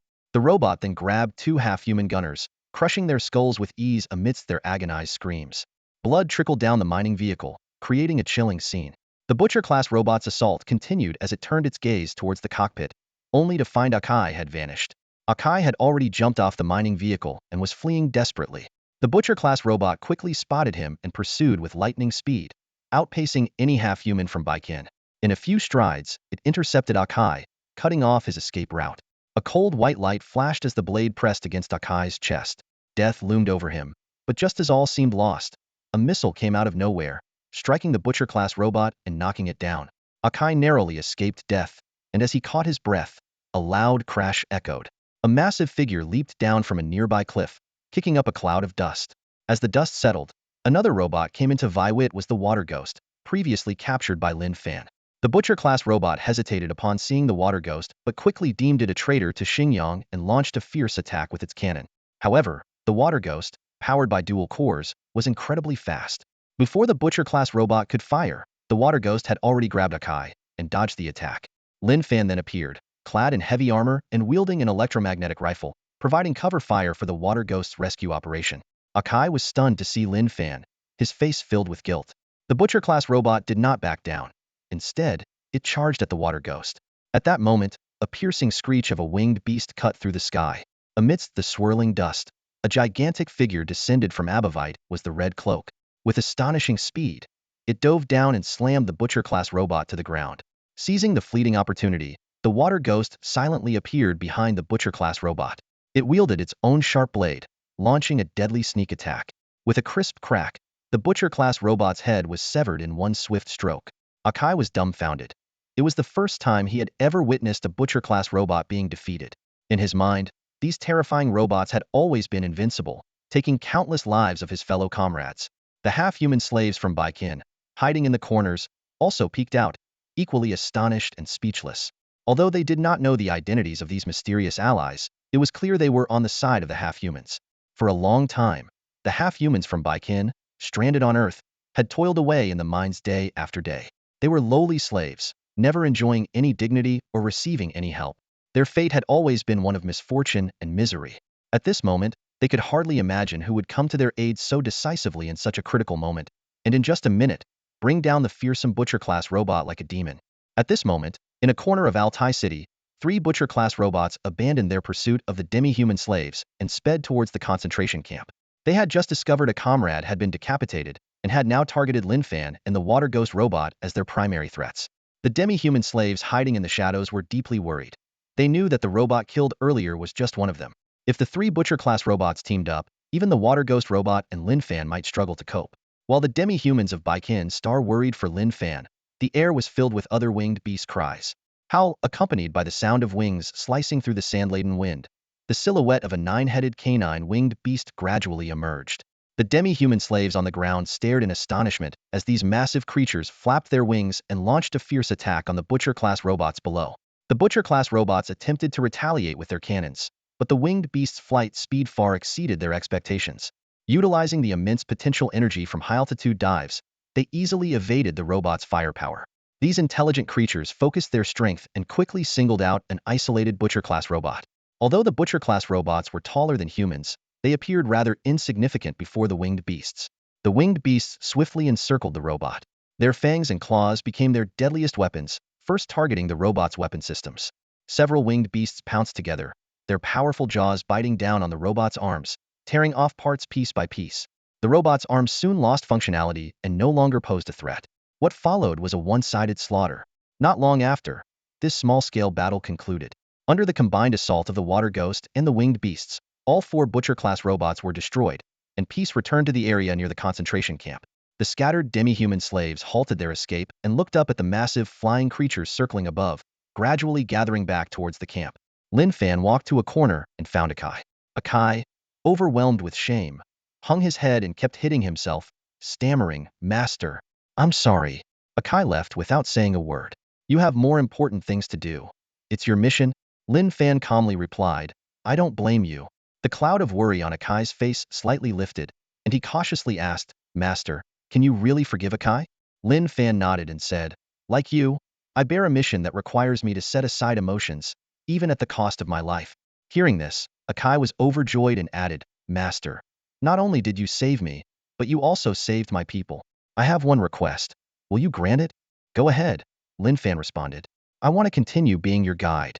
Lin Fan frowned slightly upon hearing this. Akai's heart tightened, and all the joy vanished from his face. He worried that his actions had disappointed the master, causing him to lose trust. However, Lin Fan, with a hint of exasperation, said, "You've eaten so much of my rations. Do you still want to run away?"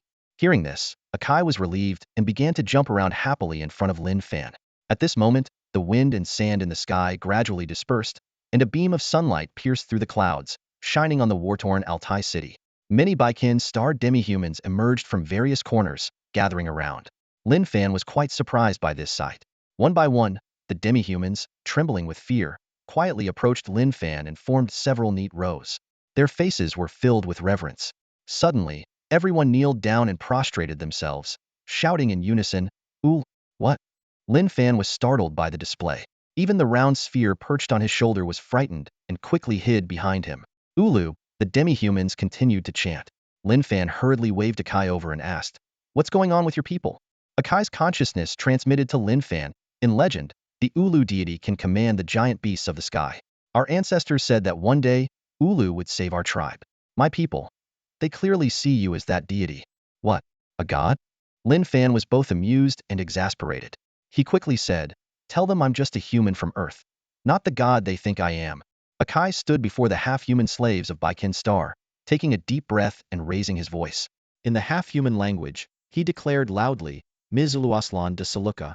The phrase roughly translated to informing his fellow beings that Lin Fan was not the deity Ulu, but simply a kind-hearted person from Earth.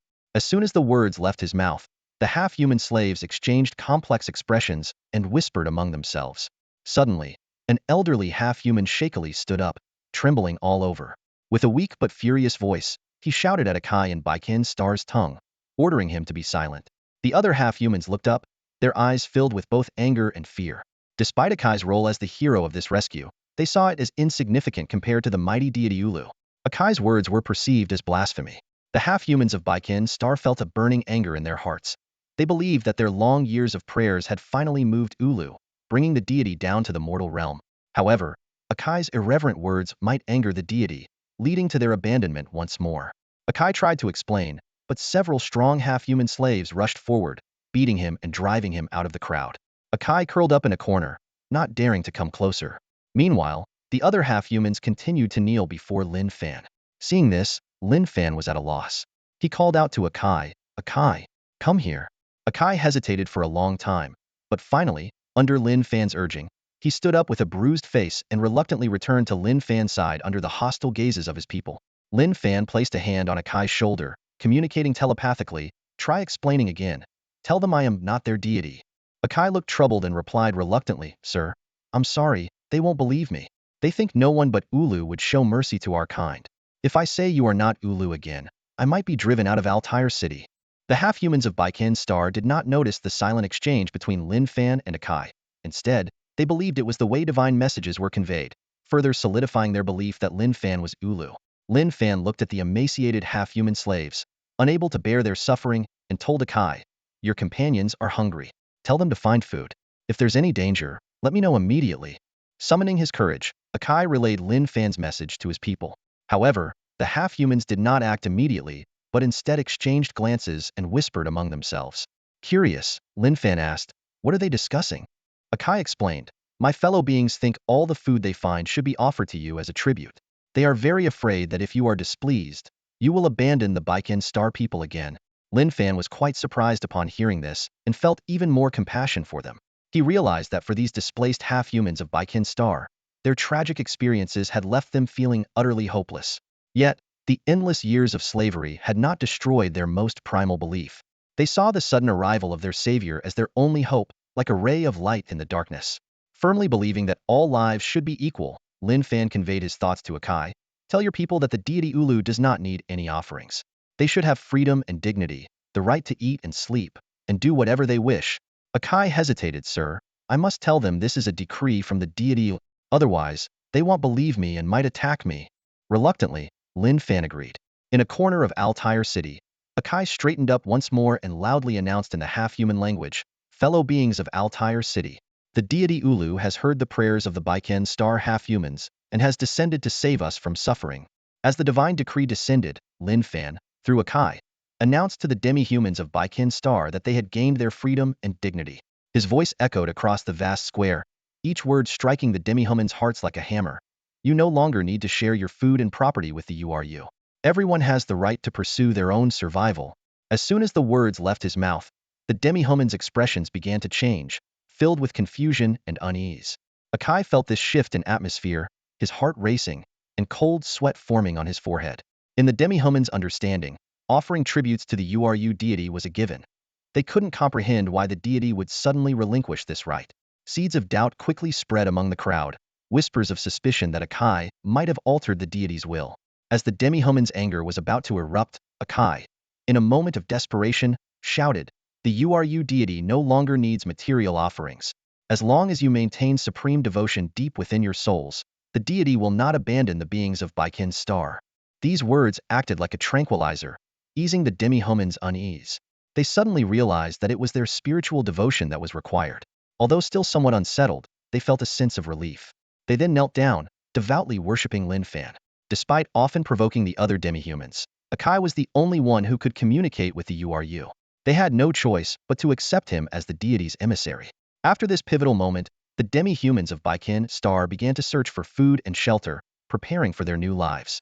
As night fell, an elder demi-human from Baiken Star quietly approached a heavy truck, respectfully prostrating himself on the ground. Lin Fan noticed him and said to Akai, let him in. Akai appeared hesitant. He won't come in.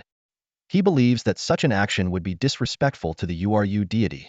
Lin Fan, helpless, got off the truck himself and helped the elder up. He turned to Akai and asked, who is this? He is our elder, named Moda, Akai explained. He is a devout believer, convinced that you are the URU deity who will save our race.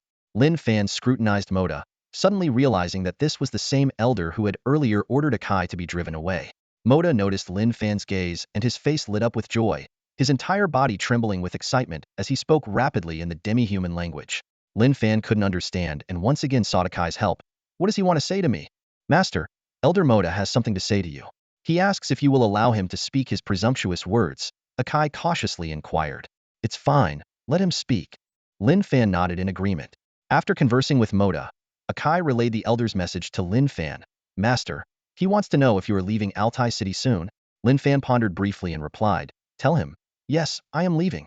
I have a mission, as you know. Akai conveyed Lin Fan's words to Moda. Upon hearing this, the elder's expression grew serious, his eyes filled with urgency, yet he still looked at Lin Fan with devout reverence. He tightly grasped Akai's hand, anxiously expressing his thoughts. Akai sighed and turned to Lin Fan. Elder Moda says that when you refuse to demand offerings from the demi-humans, he suspected you might leave again. He emphasizes that our tribe has always maintained immense devotion to the URU, even in the mines. Therefore, he implores you to give the demi-human tribe another chance. Lin Fan scratched his head, feeling a bit troubled. It's not that I want to abandon everyone. I do want to help you. But I have a mission and can't stay in Altai City for long. Akai looked troubled. He doesn't see it that way. He came here to plead with you not to abandon the demi-humans of Baikin Star. No matter where you go, he hopes you can take the demi-humans with you. They are willing to serve you loyally. Lin Fan frowned. Tell him that the place I'm going to is Maslow Fortress, which used to be a place of enslavement for the demi-humans of Baikin Star. The dangers there are something they know better than I do. Moreover, my mission there is to obtain something extremely important, a task fraught with peril. You should persuade him to give up this idea. Akai relayed Lin Fan's words to Moda. Unexpectedly, the elder did not retreat, but instead showed a look of joy. He excitedly spoke to Akai, and then prostrated himself on the ground again, shouting, "You are y—" Lin Fan, puzzled, asked, "What's going on?" Akai explained. Elder Moda says that the demi-humans are very familiar with Maslow Fortress. He is willing to lead all the demi-humans to follow your steps. Pausing, he added. He said the demi-humans are not afraid of death. The URU has granted them freedom and dignity, the only light in endless dark years. The demi-humans are willing to offer their meager strength. If they die following the great URU deity, it would be the highest honor. Lin Fan gave Akai a meaningful look, to which the latter could only helplessly shake his head. Elder Moda's faith in the URU deity is unshakable, Akai explained in a low voice. He firmly believes that only the URU deity, whom our tribe worships, would come to the aid of the halflings of Bacon in their most desperate times. And in his eyes, you, my lord, are... Lin Fan took a deep breath, realizing in disbelief that he was being revered as a deity by an alien race. Under Elder Moda's earnest request, he reluctantly agreed to their plea. Thus, what started as a scavenging team of just Lin Fan and Akai suddenly grew by several hundred Bacon halflings. Elder Moda left with great excitement, spreading the news to every corner of Altai City. The URU deity will not abandon the Bacon halflings again. This news spread like a warm current, igniting hope among the halflings. Many were moved to tears, as if seeing the dawn of a new life. Inside the heavy truck, Lin Fan frowned and asked, Akai, what should we do now? Altai City is not safe. Although the robots here have been defeated, more will likely arrive in about 3 weeks. They're coming to transport the halfling slaves from the concentration camps back to the mines at Maslow Fortress, Akai explained, a trace of worry flashing in his eyes. How many miners are there? Lin Fan pressed. Akai estimated, I reckon there are still over 10,000 halflings in the mines. 10,000? Lin Fan repeated softly, deep in thought. It's not an enormous number, but it's significant.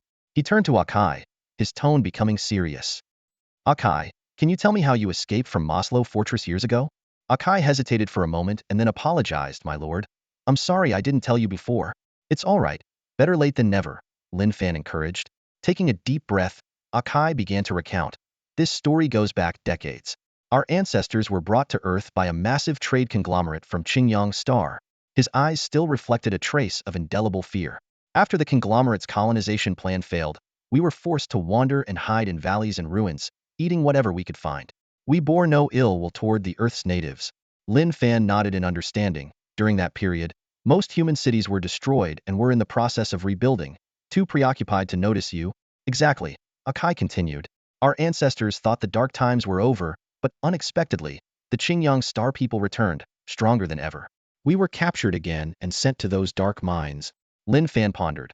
Escaping under the watch of Qingyang Star's forces must have been incredibly difficult. Akai's eyes gleamed with a subtle light. Initially, there weren't many robots in the mines, and we halflings got smarter. Over the years, we secretly dug tunnels just big enough for us, leading to the drainage ditch of Maslow Fortress. That's how we managed to escape without the robots realizing. What happened in the end? Lin Fan asked. Akai's expression darkened. That fateful night, the night I escaped, the robots captured some of our escaping kin and discovered our plan. The situation was exposed. To allow more of us to escape, our tribe launched a final revolt using mining machinery. His voice choked up. My parents were beheaded by the robots to get me into the tunnel. Lin Fan clenched his teeth, deeply moved by the halfling's struggle for survival. No wonder they saw him as their last hope. The halflings, unarmed and weak, stood no chance against the powerful robots of Qingyang Star and were doomed to capture. Closing his eyes, Lin Fan fell into hours of deep thought. Finally, he opened his eyes and looked at Akai with determination. Akai, did you know? Before today, I planned to sneak into Maslow Fortress with you and Shui Gue, avoiding the robots to steal what I needed. Akai nodded in understanding. But now, I've changed my mind, Lin Fan declared. Akai scratched his head, puzzled. What do you mean? Lin Fan's eyes shone with resolve. I now intend to attack Maslow Fortress and rescue all the halflings trapped in the mines. Akai was stunned, stammering, my lord, you mean, how is that possible? Lin Fan took a calm breath and said, how will we know if we don't try? Akai was shocked, unable to believe Lin Fan's intention to save the halfling slaves at Maslow Fortress. He exclaimed, Maslow Fortress is heavily guarded by robots. There are also many sky beasts, 10 times the number of the beasts under your command. Don't you want to save your comrades? Lin Fan asked with a smile. Of course I do, Akai hurriedly replied. From our tribe's perspective, we'd love for you to help the halflings at Maslow Fortress escape. But I also hope you survive, my lord. I'm not going on a suicide mission, Lin Fan explained. And don't forget, we have the bacon halflings with us. Akai said dejectedly, my lord, you saw it yourself. We halflings lack strong offensive capabilities. We're just cannon fodder, almost destined to be slaughtered. He deeply understood that even when driving a steel mining machine, he was powerless against the robots of the Qingyang Star. The robots were more vigilant than ever, making an attack on the Maslow Fortress's mines nearly impossible. Akai stared into the distance and said firmly, although it's extremely difficult, I've made up my mind. Lin Fan spoke slowly, his eyes gleaming with approval. I've seen your wisdom and courage. You are not entirely powerless. This time, I will help you, making you stronger and better armed. Akai fell into deep thought, his brows furrowed. After a moment of hesitation, he asked, Sir, don't you have other tasks? If you plan to rescue our companions, it will only make your already difficult mission even harder. Lin Fan looked at Akai seriously, staring into his eyes. I admit, I have my own motives. My mission is indeed extremely challenging and uncertain. But there's something even more important to destroy the uranium mines in Maslow Fortress. Destroy the mines? Akai's eyes widened in shock. That's right, that's my goal, Lin Fan explained. While rescuing your compatriots, we must also blow up the mines. These uranium mines are crucial for the nuclear energy of the Qingyang Starfleet, like a malignant tumor. No matter how dangerous, I must eradicate them. I see, Akai murmured softly. The next day, Lin Fan asked Akai to summon Elder Moda. He nodded towards Akai and said, tell Elder Moda about the plan. Akai looked troubled, reluctant for Lin Fan to take such a risk. However, he followed Lin Fan's instructions and detailed the plan to Elder Moda. Elder Moda was stunned and incredulous after hearing the plan. He repeatedly confirmed with Akai, fearing he had misheard something. Once he was sure there was no mistake, Elder Moda could no longer contain his excitement. He prostrated himself on the ground, fervently worshipping Lin Fan.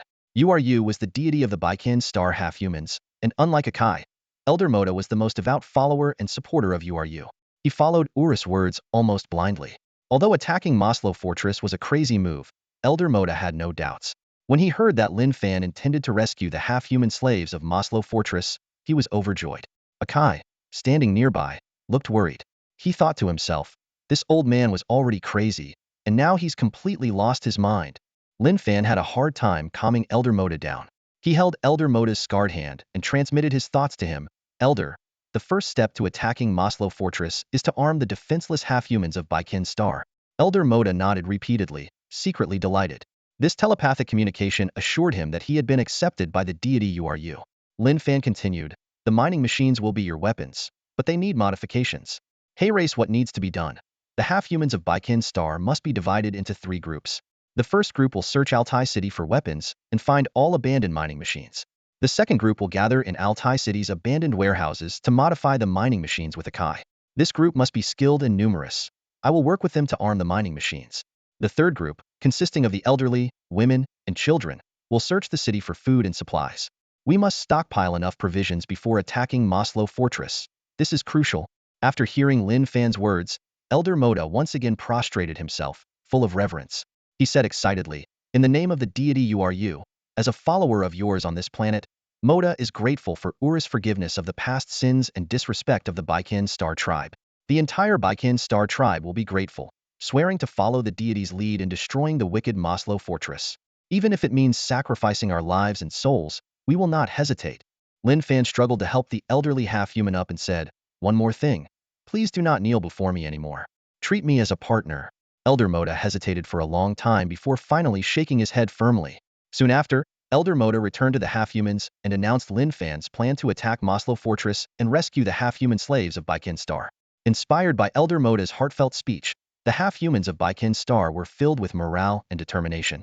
They could almost see the once evil city being completely destroyed under the feet of the great deity. Even the small children of Baikin Star seemed filled with adrenaline. Most of them had escaped from Maslow Fortress and knew it was a hellish place. But under Urus' call, they were ready to face death fearlessly. Altai City, once a bustling hub of prosperity due to its rich mineral deposits, now lies in ruins, shrouded in the dust and devastation left by war. In the southern part of the city, an abandoned warehouse has become the center of activity for the halflings, their busy figures darting back and forth. Around the warehouse, several rusted mining transport trucks stand idle, repurposed by these diminutive beings, none taller than a meter. The halflings know the city like the back of their hand. Tirelessly, they scurry around, searching for abandoned mechanical mining vehicles scattered throughout the city. Those that can be started are driven directly to the warehouse, while the broken ones are loaded onto the transport trucks. Even the wrecked mining vehicles have many parts that remain perfectly usable. Sphere got busy, its body undergoing a fascinating transformation as its fingers turned into precise disassembly tools. For Sphere, repairing was as satisfying as eating. It moved agilely over the mining vehicles, expertly replacing parts. Gradually, some halflings joined in, bringing various tools to help disassemble and reassemble these massive machines. They were not ignorant. They had repaired mining vehicles in the tunnels before. However, this task was more than just about repairs. It was a complete overhaul. Under Sphere's guidance, thick protective steel plates were welded onto the cabins and tracks. These plates, salvaged from aircraft or armored vehicles, made the mining vehicles look bulky but effectively shielded them from robotic attacks. Under Lin Fan's command, the industrious halflings scoured Altai City for weapons. From primitive firearms to heavy machine guns, from grenades to high-energy bombs, they collected everything. While these weapons were useful, they were not very effective against the robots. A breakthrough came on the outskirts of the city. Elder Moda and his team discovered a downed transport plane carrying a unit of anti-armor heavy infantry that had never made it to the ground. Though the soldiers were long dead, their weapons uniformly anti-armor rocket launchers remained intact. Despite their immense recoil, 3 halflings working together, with the support of a mining vehicle, could just about manage to operate them. Lin Fan personally drove a heavy truck to tow 4 wrecked Butcher-class robots back to the warehouse. This action shocked the halflings, who feared they had angered Master Uru with their slow work pace. Consequently, they redoubled their efforts. Although Sphere couldn't directly repair the robots, Lin Fan had other plans. He instructed Sphere to dismantle the robots' matrix cannons and install them on the mining vehicles. These massive cannons were too heavy for the halflings to move, but once mounted on the mining vehicles, they could be fired with simple button presses, packing far more firepower than the rocket launchers. However, this modification came with a significant drawback.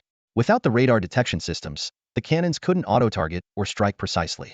Fixed to the cabins, aiming them required rotating the entire cabin, making them cumbersome and slow.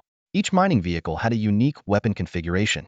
Most were equipped with anti-armor rocket launchers, some had Gatling guns welded to the rear, and others were armed with grenades and primitive rifles. The 4 vehicles fitted with matrix cannons were dubbed Uru war chariots by the halflings. The halflings worked tirelessly, day and night, racing against time with unwavering determination. In just 3 or 4 days, they had modified over 50 mining vehicles, equipping them with various weapons and ample ammunition. They also transported nearly 10 tons of refined compressed koala, highly efficient energy source, widely used in industry and transportation. Although not as potent as nuclear energy, it was cheap and widely used, even by the Xinjiang aliens. This fuel's efficiency was over 100 times that of pre-solar epoch coal, with a small piece enough to power a mining vehicle for extended periods. Watching the bustling halflings in the warehouse, Lin Fan fell into deep thought. These unrefined halflings demonstrated incredible diligence, which explained why they were the labor force of choice for the Xinjiang and their planetary colonies. Yet, a grave question loomed in Lin Fan's mind. If the tens of thousands of halflings in the mines of Maslow Fortress were truly freed, how could they be accommodated? Human society was unlikely to accept such a large alien group, and the Xinjiang would only continue to enslave them. This problem seemed to lack an immediate solution. Lin Fan had a sudden thought. Iron Fortress could indeed be a good place for the half-humans.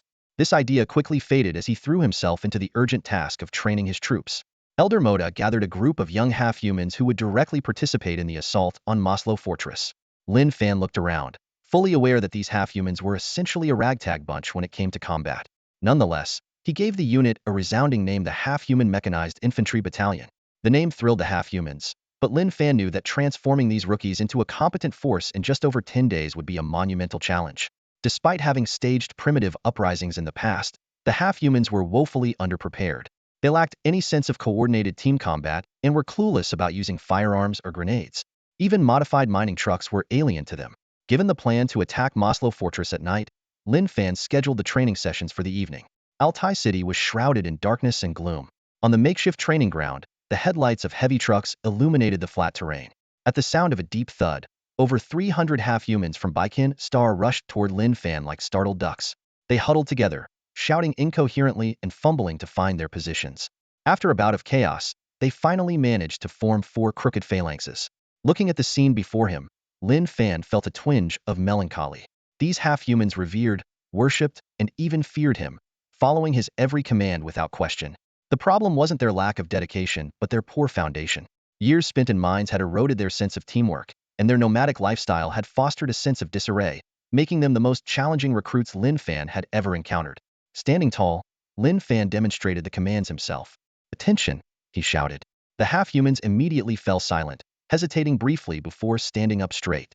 At ease, they exchanged confused glances, whispering among themselves as they cautiously moved their right feet outward. However, one chubby half-human in the front row extended his left foot instead. A comrade behind him gave him a nudge, prompting him to hurriedly switch to his right leg. "Attention! At ease!" Lin Fan commanded again.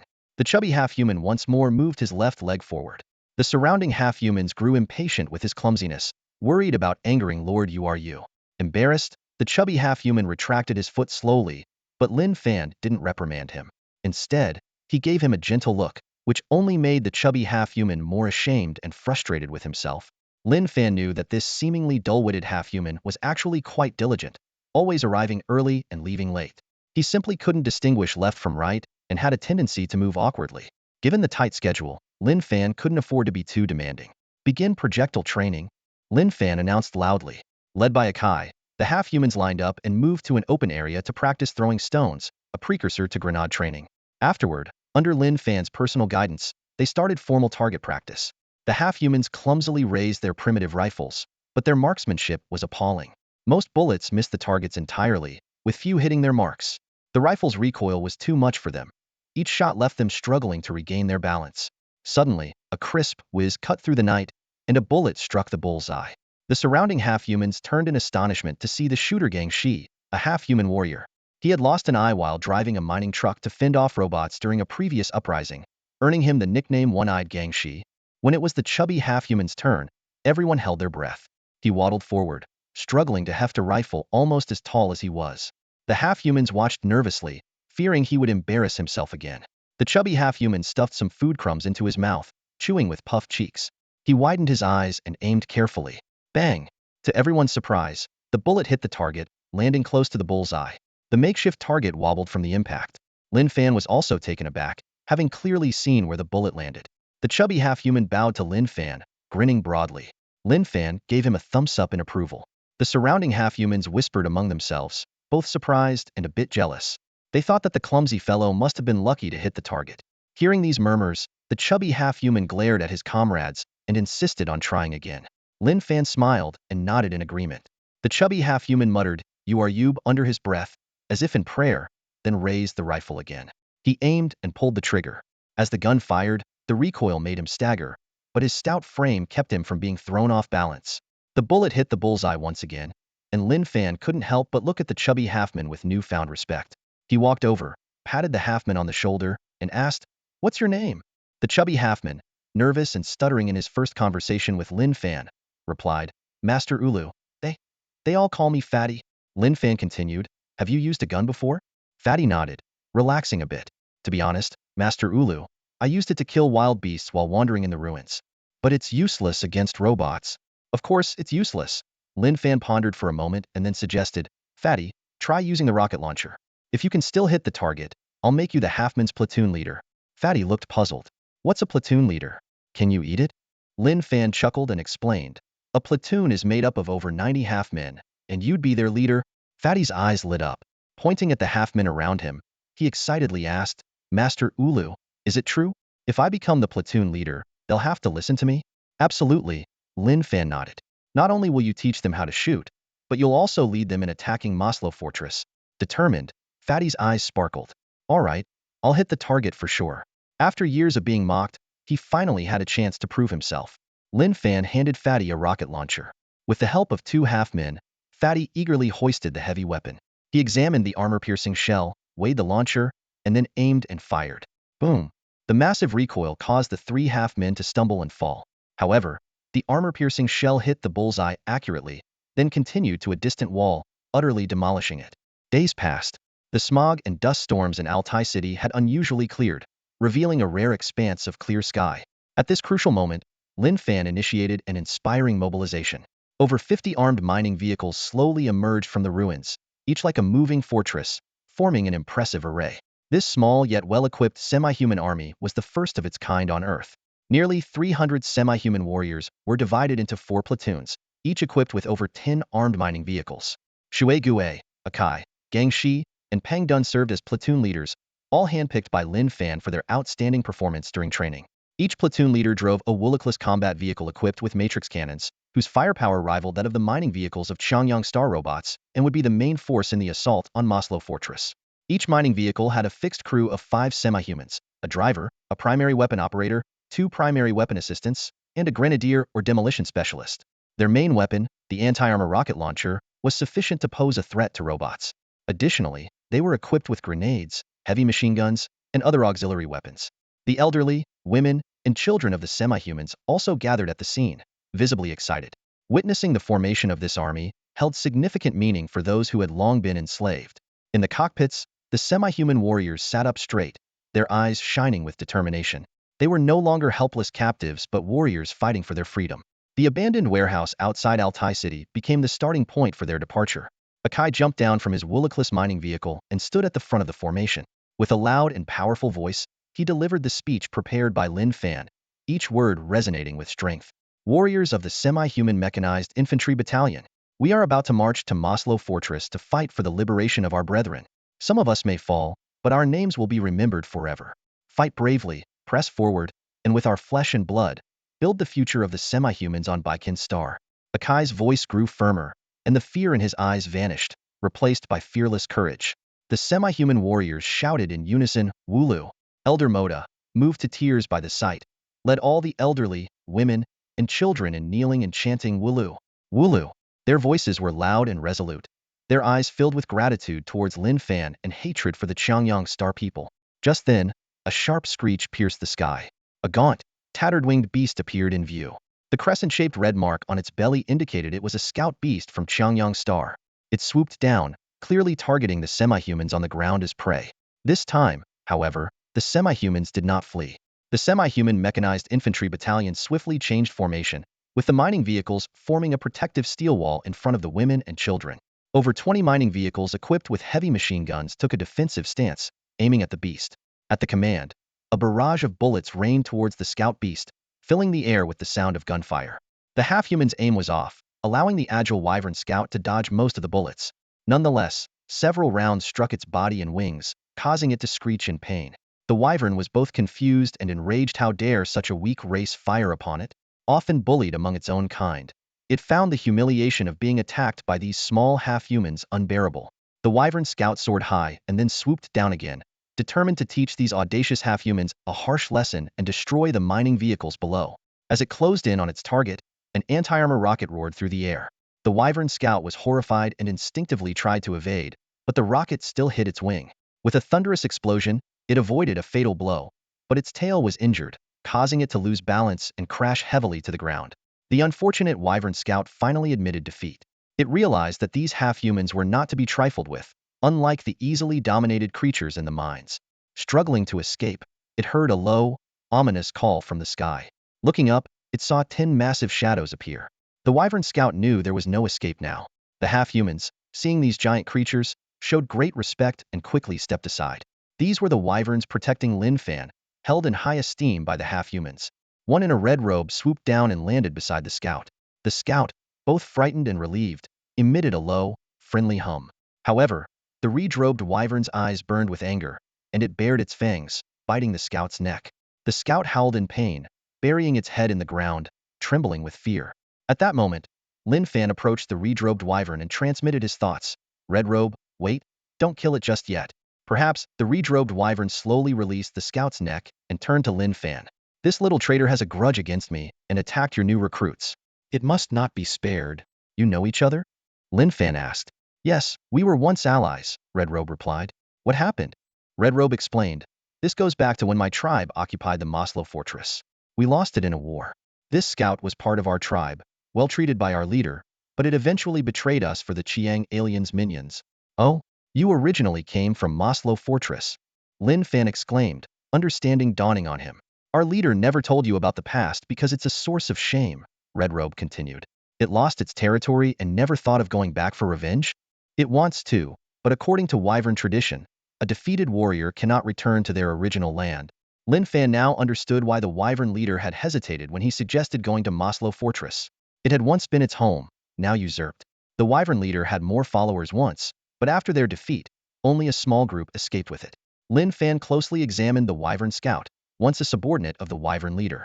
Besides the fresh rocket wound on its tail, its neck bore fang marks, and its wings were newly clawed. These were clearly inflicted by other wyverns from Maslow Fortress.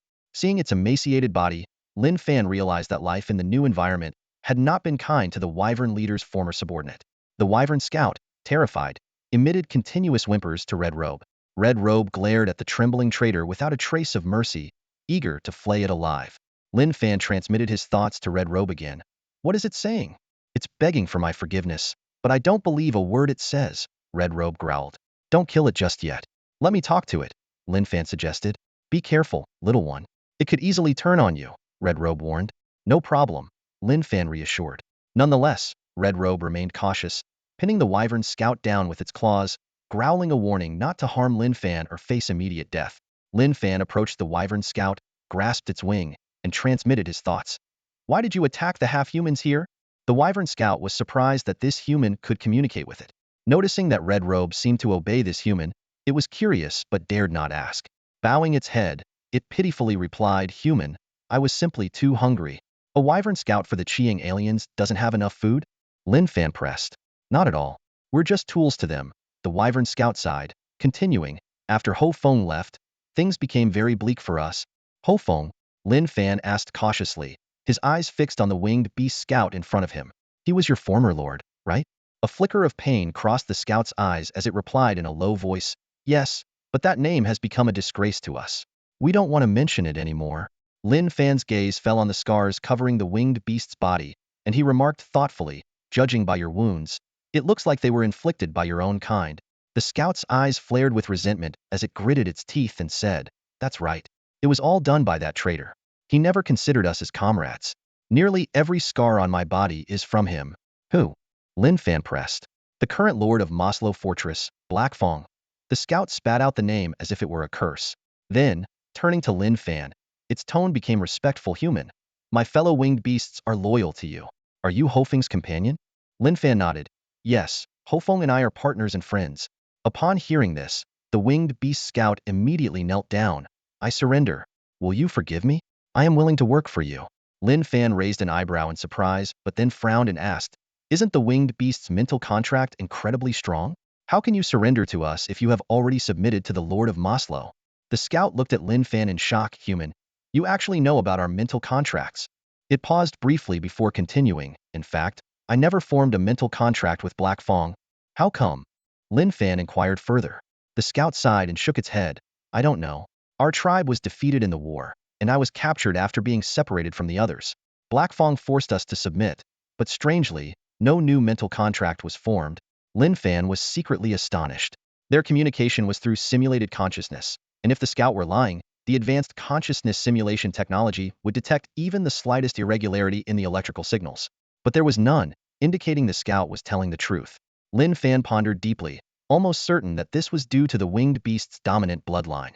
Such ancient genes were too powerful for a new lord-level winged beast to break the original mental contract. How did you deceive the new lord then? Lin Fan asked. The scout sneered. Black Fong is arrogant and has no idea I never truly submitted to him. I committed unforgivable acts, but in my heart, I never betrayed my original lord. Lin Fan thought for a moment. This time, He planned to set Maslow Fortress ablaze. If that was the case, he might as well make the fire burn even brighter. I will persuade Hong Pao to spare your life, Lin Fan said slowly. A gleam of joy flashed in the scout's eyes. Really? Human, thank you for trusting me. I am willing to join you. But Lin Fan shook his head. You can't come back yet. There is something more important you need to do. In the office of the director of the Scavenger Bureau in Shirkuei City, Director Zhao paced anxiously back and forth, his forehead creased with worry. The desk was cluttered with scattered documents, reflecting his inner turmoil. Suddenly, the door swung open, and Li Weiguo strode in. Director Zhao turned urgently. Any news about Lin Fan? Li Weiguo shook his head and sighed. No, what are we going to do? Director Zhao clutched his head, despair evident on his face. Li Weiguo calmly analyzed. Either he's gone far away, or he's dead. Director Zhao glared at him. Don't jinx it. If he's dead, both of us are finished. Li Weiguo adjusted his glasses nonchalantly. Is it that serious? Director Zhao nodded. His expression even darker. The evidence is overwhelming. Li Weiguo muttered under his breath. We're scavengers, risking our lives in the ruins to find some stuff. What's wrong with that? It's perfectly reasonable. Director Zhao shot him a disdainful look. Not the way you guys are doing it. I've seen the black market transaction records huge amounts. Li Weiguo, I never thought you were so greedy. Li Weiguo suddenly suggested. How about I find someone to teach her a lesson? Get out. Director Zhao pointed to the door and shouted angrily. Are you out of your mind? She's backed by the Wang family from the Jingji military district. Li Weiguo left the office reluctantly. Director Zhao muttered to himself, Heaven, please protect Lin Fan and bring him back alive. He then closed the door and continued to pace anxiously in his office. Director Zhao recalled a recent anonymous message claiming to be from the Northern Command Center, demanding the forced recall of Lin Fan and the declaration of the Maslow Fortress mission as a failure, promising a generous reward. Director Zhao had sternly refused and cursed the sender after repeated attempts to persuade him. However, the situation quickly took a turn.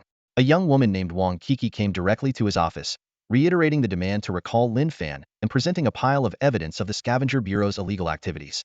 Director Zhao realized he was in deep trouble. The young woman was the eldest daughter of the prestigious Wang family from Jingji. Wang Kiki threatened that if Director Zhao couldn't ensure Lin Fan's safe return, she would expose his illegal dealings over the years and report him to the United Government under the name of the Northern Command Center. Desperate, Director Zhao immediately tried to contact Lin Fan. Despite the limited communication equipment of the time, as long as one wasn't too far from human settlements, there was always a chance to get in touch.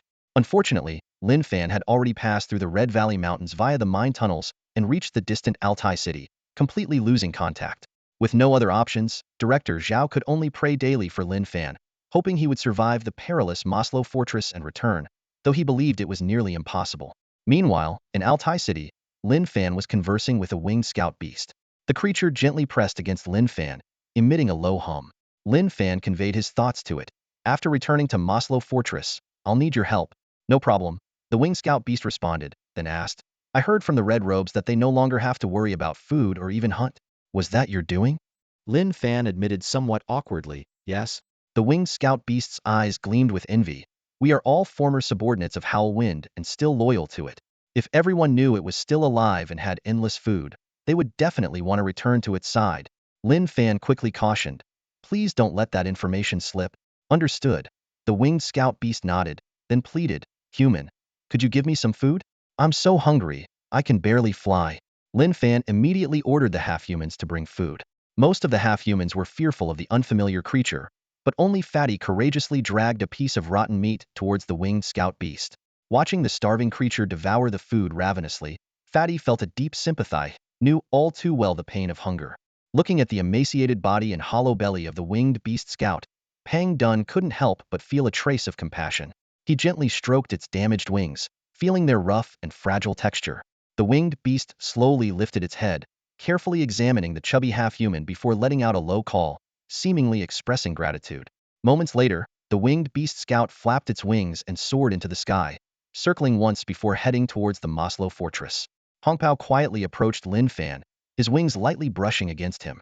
Little guy, it's now a winged beast of the Maslow Fortress. Do you really trust it? Hong Pao asked in a low voice, with a hint of concern. I do, Lin Fan answered succinctly and firmly. Hearing this, Hong Pao sighed in relief. If you trust it, then so do I. Why? Lin Fan asked curiously. Because you're smarter than me, Hong Pao replied candidly. Lin Fan chuckled, but his expression quickly turned serious. The battle for Maslow Fortress won't be easy. Are you ready? Challenging Black Fong has always been a burning desire in my heart. Even without you, I would want to fight it, Hong Pao said resolutely, then spread his wings and led 4 or 5 winged beasts towards the southwest. Once the winged beasts disappeared into the horizon, Lin Fan approached Elder Moda. The old man looked up at Lin Fan, his eyes filled with reverence. Moda wants to follow Lord Yu to conquer Maslow Fortress, the elder said earnestly. You're old, and I'm afraid you might not have the stamina, Lin Fan gently declined. But seeing the disappointment on Elder Moda's face, he added, however, there's a very important and dangerous task I need you to handle. Are you willing? I am willing. Elder Moda replied immediately, his expression resolute. Moda has always said that as a follower of the gods, I am willing to sacrifice my life for you. I need you to stay alive, Lin Fan said seriously, carefully observing Elder Moda. Despite his age, the elder was meticulous and highly respected among the half-humans. Lin Fan was convinced that Elder Moda was the most suitable candidate. Thus, Lin Fan explained the second step of the plan to him. After hearing it, a calm smile appeared on Elder Moda's face. A day later, the half-human mechanized infantry battalion set out in full force. In Altai City, apart from the sick and weak, the rest of the half-humans stayed behind. Elder Moda led them, ready to execute the second step of Lin Fan's plan, the Trojan Horse Plan, a crucial step in rescuing the half-human slaves of Maslow Fortress. At dusk, the setting sun bathed Altai City in golden light. A black dot appeared in the sky, heading straight for the city. Usually, such a sight would cause the half-humans to flee in panic, but this time they remained motionless. Elder Moda smiled, as if he had been expecting it. The black dot grew larger, revealing the outline of a REW medium transporter from the planet Qinyang. The aircraft landed near the concentration camp, and 4 Butcher-class robots emerged. They quickly discovered that the concentration camp had been bombed, the guard robots were missing, and the Baiken half-human slaves had escaped. The Butcher-class robots immediately went on alert, deducing that the half-human slaves had successfully staged a breakout and attacked the robots. They began a search throughout Altai City, capturing a small group of half-human slaves who had failed to escape. These were elderly and frail individuals who prostrated themselves upon seeing the robots, showing no resistance. The Butcher-class robots, assuming they had surrendered again, did not open fire. The half-humans were loaded onto the REW transport aircraft. In a specially designed half-human cage, Elder Moda and the others remained unusually silent. They all understood the daunting yet honorable mission they carried: to return to the uranium mines of Maslow Fortress and inform every oppressed half-human slave of Lord Yu's plan to attack the fortress. The REW aircraft's speed far surpassed that of the mechanized half-human infantry battalion, reaching Maslow Fortress in just over an hour. Elder Moda and his group were sent back to the mines. The uranium mines had 3 shafts, each holding thousands of half-human slaves. Due to previous escape attempts, each shaft was heavily guarded by Butcher-class robots. Against these robots, the half-humans stood no chance.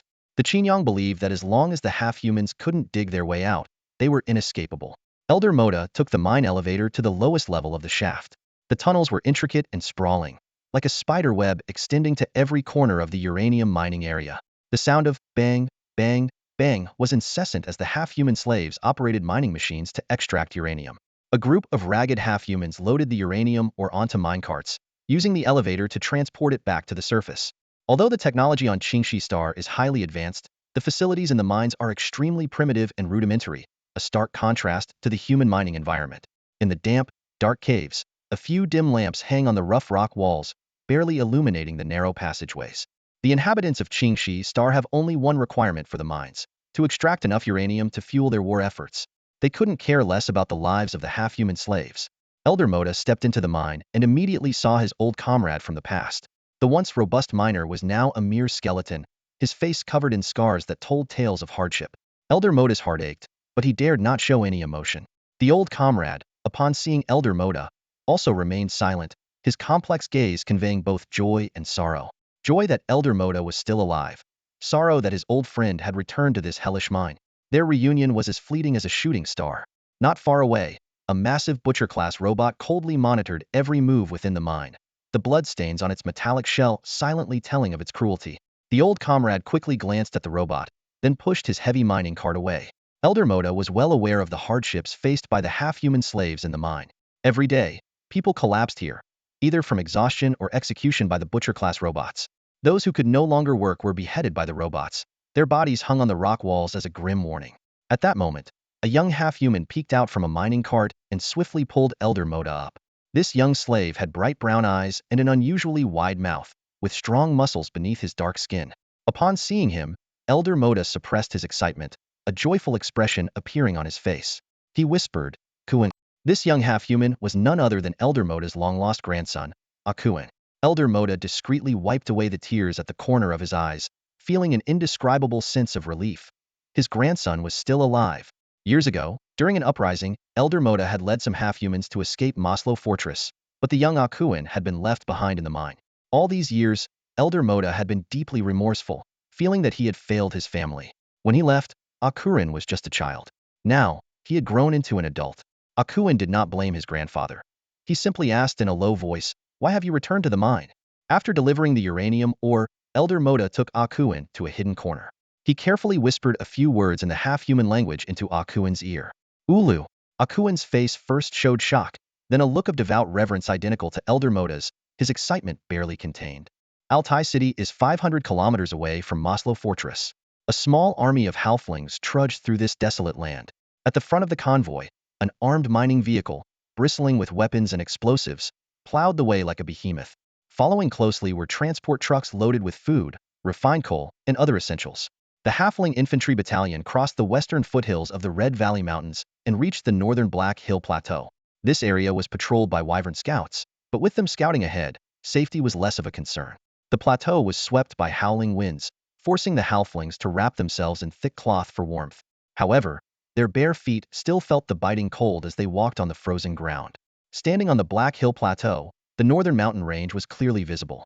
This range was taller and more majestic than the Red Valley Mountains, and was one of the most magnificent ranges on the continent. Ancient and sacred, towering and imposing. Its high altitude and harsh weather made it nearly impossible for even migratory birds to cross. This was the Maga Mountain, known as the Mountain of Death. After several days of relentless marching, the halflings finally arrived east of Maslow Fortress, just 10 kilometers from its edge. They quietly set up camp in a concealed ravine, a sanctuary discovered years ago during their escape. Nestled between two mountains and filled with boulders, the ravine had only a narrow gap to spy through. Akai led the second platoon of halfling warriors in infiltrating Maslow Fortress first. Under the cover of night, they sneaked in through the underground drainage system. As the reconnaissance platoon of the halfling infantry battalion, their mission was to gather internal intelligence. The rest of the halflings remained hidden in the valley, both tense and excited. After all, Maslow Fortress was the city that once enslaved them, home to wyvern nests and patrolled by numerous robots. Without the help of URU, they would never dare to assault the fortress. 2 days later at dawn, Akai returned to the heavy truck. He picked up a pin and marked the enemy troop distribution on Lin Fan's map. Lin Fan examined the map closely, nodding slightly in approval of the second platoon's performance. He then asked, Akai, any leads on the item? Akai hesitated for a moment and shook his head. We've been searching, but no luck so far. Lin Fan sighed softly. The item he referred to was the rare substance known as black iron oil, crucial for forging parts of the starship engine. Previous missions to find black iron oil had ended in failure, causing intelligence to be cut off. There was only a 70 chance that black iron oil still existed in Maslow Fortress, with a 30 chance it was gone. To the Scavenger Bureau, Lin Fan's chances of completing this mission were slim. Finding black iron oil was like searching for a needle in a haystack, fraught with danger. Fortunately, Lin Fan had the help of the halflings. They were better at scavenging in ruins and moved more stealthily. The second platoon, in particular, was handpicked for their agility and reconnaissance skills. With their full support, Lin Fan's chances of finding black iron oil increased significantly. However, despite a thorough search of all potential locations, the second platoon found no clues. Lin Fan couldn't help but wonder, could the black iron oil really be gone from Maslow Fortress? Maybe it's hidden somewhere we haven't discovered yet. I'm sorry, sir. We couldn't be of more help, Akai said apologetically. It's not your fault. This is a tough task, Lin Fan said after a moment of thought. Let's hope Elder Moda has better luck. Lin Fan had a backup plan. After returning to the mines, Elder Moda was to execute the Trojan horse plan and gather information about black iron oil from the halfling slaves. These slaves, having lived in Maslow Fortress for years, knew the city better than anyone. Akai studied Lin Fan, a hint of worry on his face. Unlike other halflings, he knew Lin Fan wasn't truly the URU deity. He said, Sir, according to our intel, there are many flying beasts and numerous robots inside. It's very dangerous. Akai, are you worried about me? Lin Fan asked. Akai nodded honestly. I'm concerned for your safety, sir. Lin Fan patted his shoulder, reassuring him. Don't worry, I have a plan. By evening, a sandstorm raged, covering half the sky over Maslow Fortress. On the high ground of the fortress was a small airstrip. The ground was littered with animal bones and the huge remains of wyverns. This was the wyvern nest of Maslow Fortress. Standing tall in the center was the wyvern lord of Maslow Fortress, Blacktooth. As a powerful creature with lord-level wyvern bloodline, Blacktooth had grown under the meticulous training and care of the Qinyang people, becoming their most loyal servant. Submitting to the rule of the Star of Qinyang, Blackfang was exceptionally brutal to his kin. The massive carcasses were once winged beasts who had perished under Blackfang's claws, a stark reminder of the consequences of rebellion. With a fierce gaze and sharp fangs bared, Blackfang emitted menacing growls that made the surrounding winged beasts bow their heads in fear. Yet, beneath the facade of submission, unrest brewed among the flock. Recently, winged beasts on patrol had been frequently attacked by their own kind, with several falling dead in the wilderness. Blackfang was enraged, seeing this as a direct challenge to the authority of the Maslow winged beast lord. The sole survivor, a winged beast scout, lay prostrate at Blackfang's feet, its neck bearing clear bite marks, emitting pitiful whimpers. It uttered the name of another winged beast lord, igniting a murderous glint in Blackfang's eyes. Without a hint of suspicion, Blackfang was convinced that only the former lord of Maslow Fortress would dare to challenge him. Wars between winged beast lords were far more sacred and brutal than routine patrols.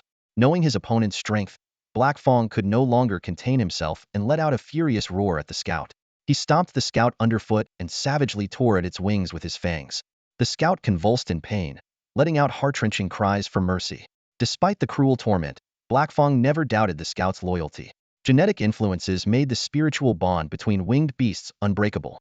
To Blackfang, the scout could never betray him, even if killed. Blackfang considered winged beasts a lower species, despite being one himself, believing his genetic modifications made him the supreme being. Ultimately, Blackfang spared the barely alive scout and took to the skies. A small flybot attempted to block his path but was swatted away by a single wingbeat. Wars between winged beast lords were beyond the meddling of machines, even if they served the Star of Qinyang. Led by Blackfang, other winged beasts soared into the air, heading southwest in a grand formation. Their destination was the ruined city of Nanwo, 1,200 kilometers away. They had to cross towering mountain ranges, but Blackfang was undeterred.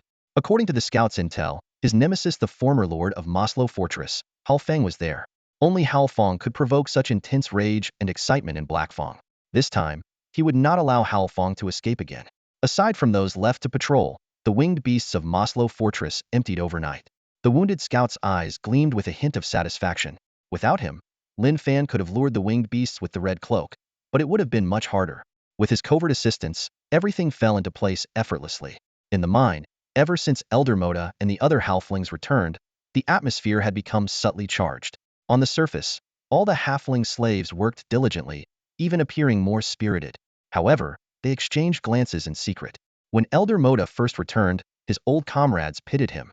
But Moda brought astonishing news. The halfling's prayers had been answered, had descended upon this planet, and he himself was Ulu's messenger. This news electrified the halflings. The darker the despair, the stronger their yearning for the divine.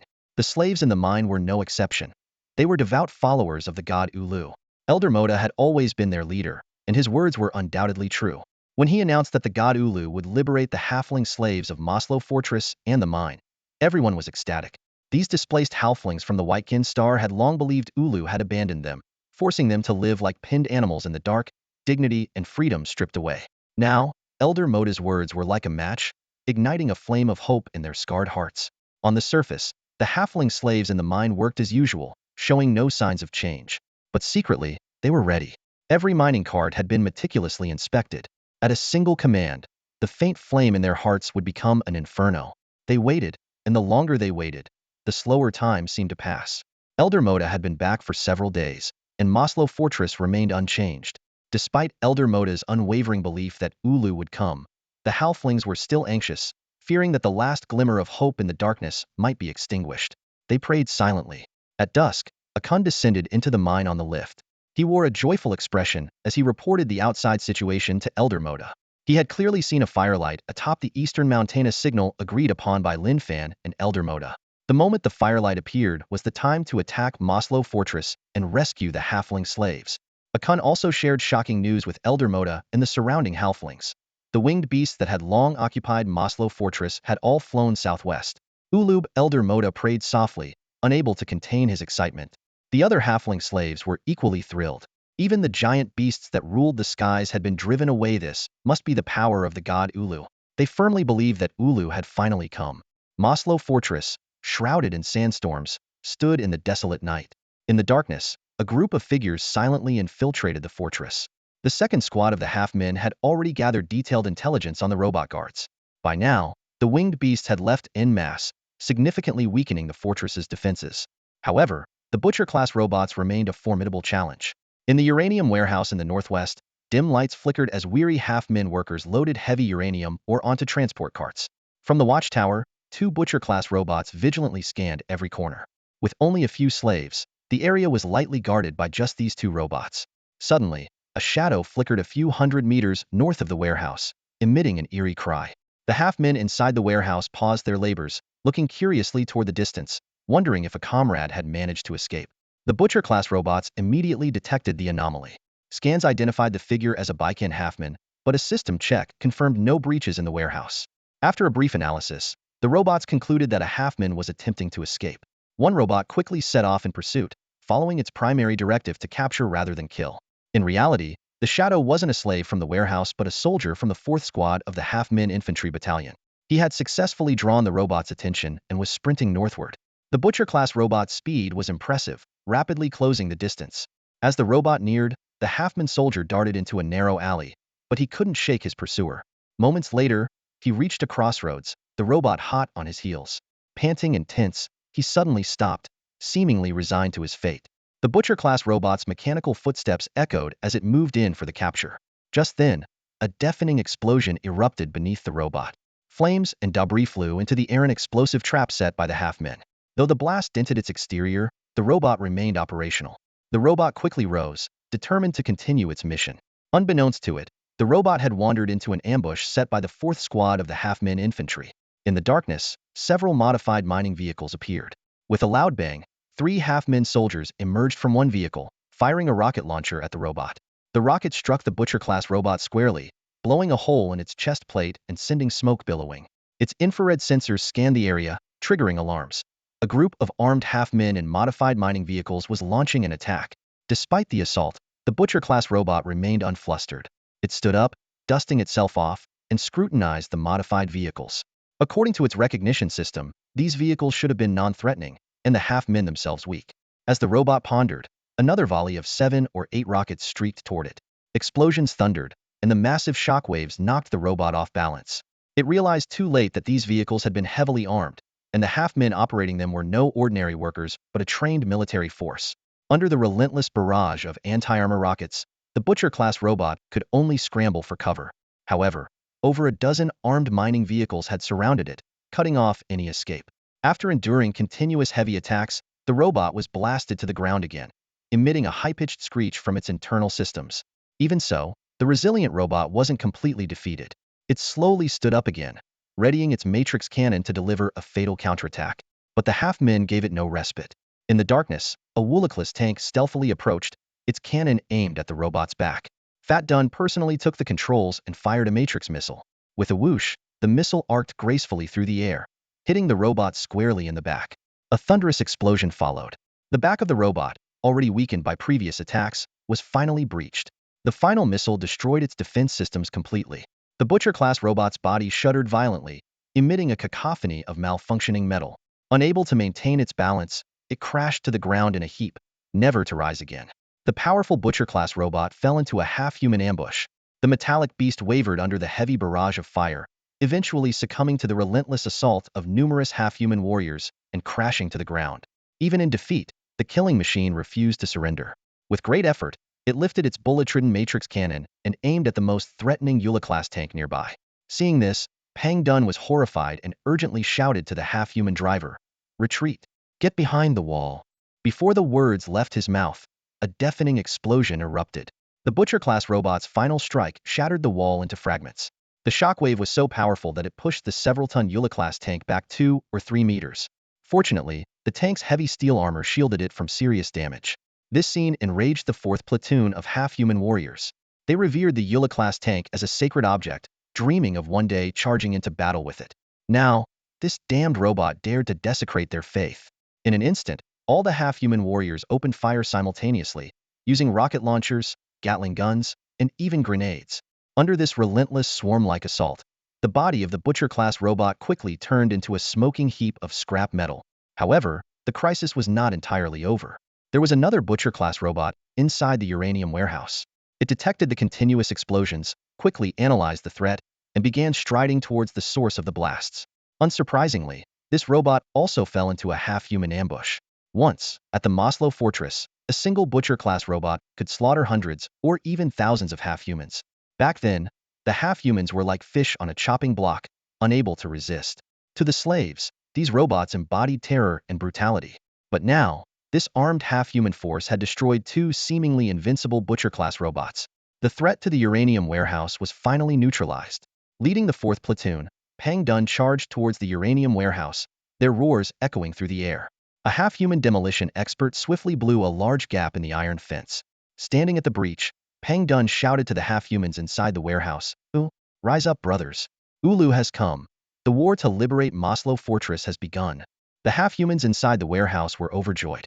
Instead of fleeing, they eagerly joined the ranks of the 4th platoon. The half-human warriors then hoisted rocket launchers and began indiscriminately attacking various structures built by the Xinjiang Star. Demolition experts brought barrels of explosives, placing them near the warehouse's supports. With a series of deafening explosions, the uranium warehouse collapsed in succession. Simultaneously, a group of half-humans stormed into a nearby abandoned energy plant, igniting the flammable materials inside. Soon, the entire factory was engulfed in flames, the roaring blaze lighting up half the sky.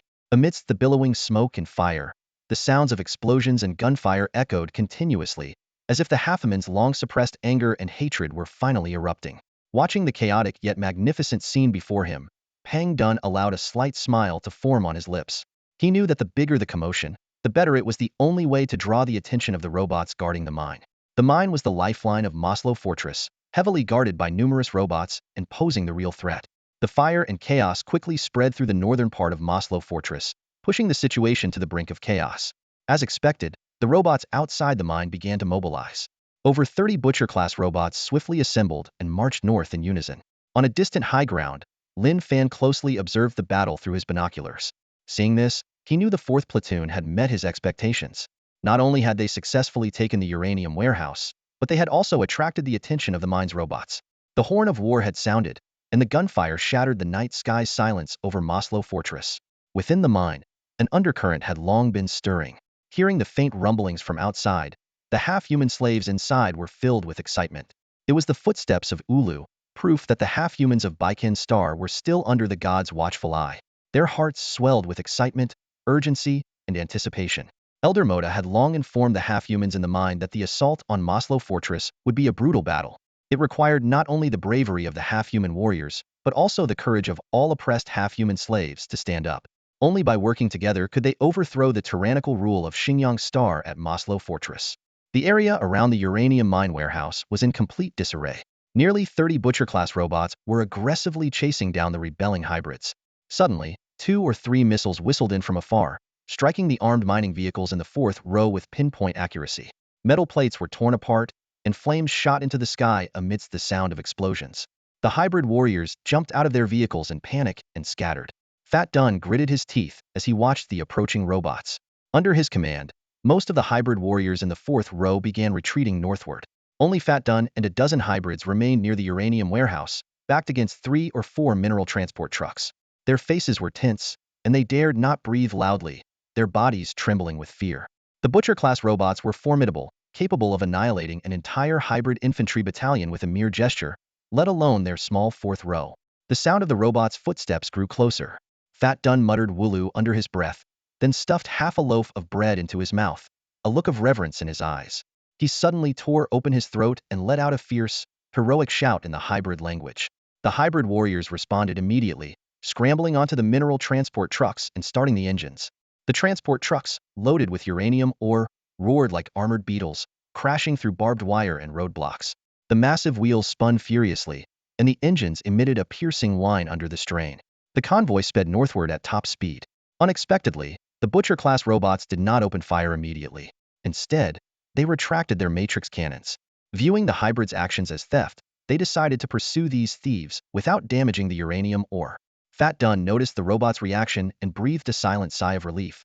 But they still dared not let their guard down, knowing they would be torn to pieces if caught. After about 7 or 8 kilometers of high-speed pursuit, the convoy reached an abandoned military base to the north. This human-constructed base, located within a mountain, had been deserted for decades. With the dark mass of robots closing in, the hybrids were terrified. In this critical moment, the 4 mineral transport trucks charged into the military base without hesitation. The Butcher-class robots were puzzled by this move, deeming it a death trap easy to enter, hard to exit. Nonetheless, they drew their cleavers and followed in, determined to reclaim the uranium ore and slaughter the hybrid thieves. Inside the military base, it was pitch black, and the air was suffocatingly stale. Dust-covered abandoned weapons, collapsed pillars, and the skeletal remains of soldiers in uniforms were scattered everywhere. The tracks of the transport trucks were clearly visible on the ground. The Butcher-class robots cautiously followed the tracks, wary of possible ambushes. However, after advancing about 400 meters, everything remained quiet. In an open area ahead, the 4 transport trucks loaded with uranium ore stood silently. The robots split into 2 groups, flanking from both sides, and surrounded the trucks, only to find them empty. The hybrids were nowhere to be seen. At that moment, a thunderous boom accompanied by the sound of crumbling rocks echoed through the base. A series of explosions occurred at the entrance, causing massive rocks to collapse and seal the entrance completely. It turned out that the military base had been heavily attacked in past wars, and the tunnel walls were riddled with cracks. The hybrid demolition experts had already filled these cracks with high-yield explosives, creating a nearly 10-meter-long explosive belt, which was now detonated. The shockwaves from the explosion shook the robots' bodies, and the last faint light from outside vanished. The robots searched around and found no other exit except for a narrow passage barely wide enough for one person. These dozens of powerful Butcher-class robots were trapped in this dark underground space by the hybrids. Despite their overwhelming strength, which could easily destroy the entire hybrid armed force, the hybrids had no means to deal with so many robots. But now, in the pitch-black military base, the robots could only pace back and forth, emitting monotonous clattering sounds, utterly helpless. It turned out that the true mission of the hybrid fourth row was not to destroy the uranium warehouse or steal the uranium, but to lure the main force of the robots here and trap them underground. Meanwhile, at uranium mine number 1, the entrance to the mine was small, but underground lay a vast mining field. The cold wind howled, and the dim lights barely illuminated the area around the entrance. With most robots having gone north to suppress the uprising, only 2 robots were left guarding the entrance. Suddenly, a faint shadow crept silently toward the mine entrance from a distance. The Butcher-class robot reacted swiftly, raising its matrix cannon without hesitation and opening fire. However, the shadow was not a half-human but an agile robot. It easily dodged the missiles and gradually emerged from the darkness into the dim light. Under the illumination, its form was finally revealed. It was the water ghost. Seeing this, the 2 Butcher-class robots immediately fired simultaneously. 2 missiles whizzed towards the water ghost, but it deftly sidestepped, evading them with ease. Realizing the attack was ineffective, one of the Butcher-class robots decided to change tactics. It strode towards the water ghost, its right arm's cleaver gleaming ominously under the dim lights of the mine, ready for close combat. At that moment, a squad of armed mining vehicles quietly approached. These were the front line of half-human warriors. The rocket launcher operators quickly reloaded, aimed, and fired. The sound of rockets filled the air as they launched in unison, their firepower overwhelming. The Butcher-class robots were momentarily confused, not expecting the half-humans driving the mining vehicles to launch an attack. Soon, the sounds of heavy machine guns and rifles joined in. Countless bullets struck the steel plates of the Butcher-class robots, creating a cacophony of metallic clinks. The water ghost was also unfortunately hit by a stray bullet, a clear metallic clang echoing from its back. Startled, it quickly darted to the side, thinking it had been ambushed. Seeing the bullet casings on the ground, it realized it was a friendly fire incident from the half-humans, feeling a sense of helplessness. Clearly, the half-human's aim was far from precise, indiscriminately firing at both friend and foe. Under the fierce assault from the first line of mining vehicles, the Butcher-class robots were in disarray, smoke billowing from their bodies. However, the real threat was not the half-humans but the water ghost robot. Modified by the sphere, the water ghost possessed dual-core power, far surpassing the Butcher-class robots in both speed and strength. Seizing the moment while the Butcher-class robots were occupied with the half-human's rocket attacks, the water ghost quickly closed in. Its arm also revealed a sharp cleaver, a flash of white light, and the speed was so fast that the Butcher-class robot was caught off guard. In an instant, the water ghost's blade easily breached the Butcher-class robot's defenses. With a powerful strike, the water ghost decapitated the Butcher-class robot. The massive robotic head rolled to the ground, its once eerie blue eyes turning gray. The steel body emitted a sizzling sound before collapsing with a thud in the cold wind. The other Butcher-class robot, sensing danger, realized it could no longer hold the line. It hurriedly sent out a series of beeping signals, attempting to summon reinforcements from within the mine. However, the inside of the mine was already in chaos. In a corner of the mine, Elder Moda had gathered hundreds of half-humans. He shouted Ulu, his voice filled with years of suppressed anger and buried pain. This cry instantly ignited the fury of the half-human slaves, sparking a rebellion. The half-humans surged through the intricate tunnels like a tidal wave, rushing towards every corner. They shouted in rage, wielding shovels and pickaxes, frantically smashing the mine's equipment. The rebellion spread rapidly, plunging the entire mine into chaos and noise. Despite the robots summoning signals from outside, the Butcher-class robots in the mine were too preoccupied to respond. Deep within the mine, the half-human insurgents were furiously attacking the robots. They drove mining vehicles at full speed through the narrow tunnels, ramming into the robots. Though the heavy mining vehicles caused limited damage to the Butcher-class robots, the half-human's frenzied actions still posed significant trouble for the robots. The Butcher-class robots easily tore open the mining vehicle cabins, reducing the half-human slaves to mangled flesh. This was almost a suicidal attack by the half-humans, but to delay the Butcher-class robots, they shouted Ulu's name, ready to face death. Even if it meant certain death, they did not hesitate. In a flash, another half-human climbed into a mining vehicle, continuing to drive the cumbersome machine towards the robots. The Butcher-class robot finally lost patience, firing a shot that caused the mining vehicle to explode instantly. The half-human's body turned to charred remains in the flames. For the robots, killing these weak half-humans was as easy as crushing ants. However, the half-human rebellion was relentless, like a game of whack-a-mole. In the maze-like mine, the Butcher-class robots couldn't fully control the situation. Taking advantage of the robots being occupied with the insurgents, the remaining half-human slaves frantically rushed to the elevators, scrambling to escape the mine. Wave after wave of half-human slaves escaped from the mines of Maslow Fortress. They came across the wreckage of two Butcher-class robots, staring in shock. To them, these robots were invincible, and they were merely lambs to the slaughter. Outside the mine, one robot had its chest pierced by a blade, while the other had been decapitated. The ragged, emaciated half-human slaves gathered around Lin Fan, scrutinizing the tall figure standing firm in the cold wind. Lin Fan was dressed in protective gear, his face concealed, towering over the half-humans. Behind him were half-human warriors operating mining vehicles, and a towering robot standing guard. The half-human slaves grew excited, whispering to each other, "Could this be Lord Ulu that Elder Moda spoke of? The deity who once abandoned the half-human people of Baikin Star?" In their eyes, only the mighty Ulu deity could easily kill the Butcher-class robots and rescue them from their suffering. A sea of half-humans prostrated on the ground, worshipping with tears of gratitude, "Ulu, Ulu." Lin Fan felt overwhelmed, but the most pressing issue was to get the half-human slaves to safety. The second wave of half-human warriors had already arrived, ready to escort the half-human slaves to freedom. Inside the mine, Elder Moda was directing the evacuation of the half-human slaves. His expression was grave, knowing that the mining vehicles operated by the rebels were no match for the Butcher-class robots. Time was of the essence. It wouldn't be long before the robots would break free and return.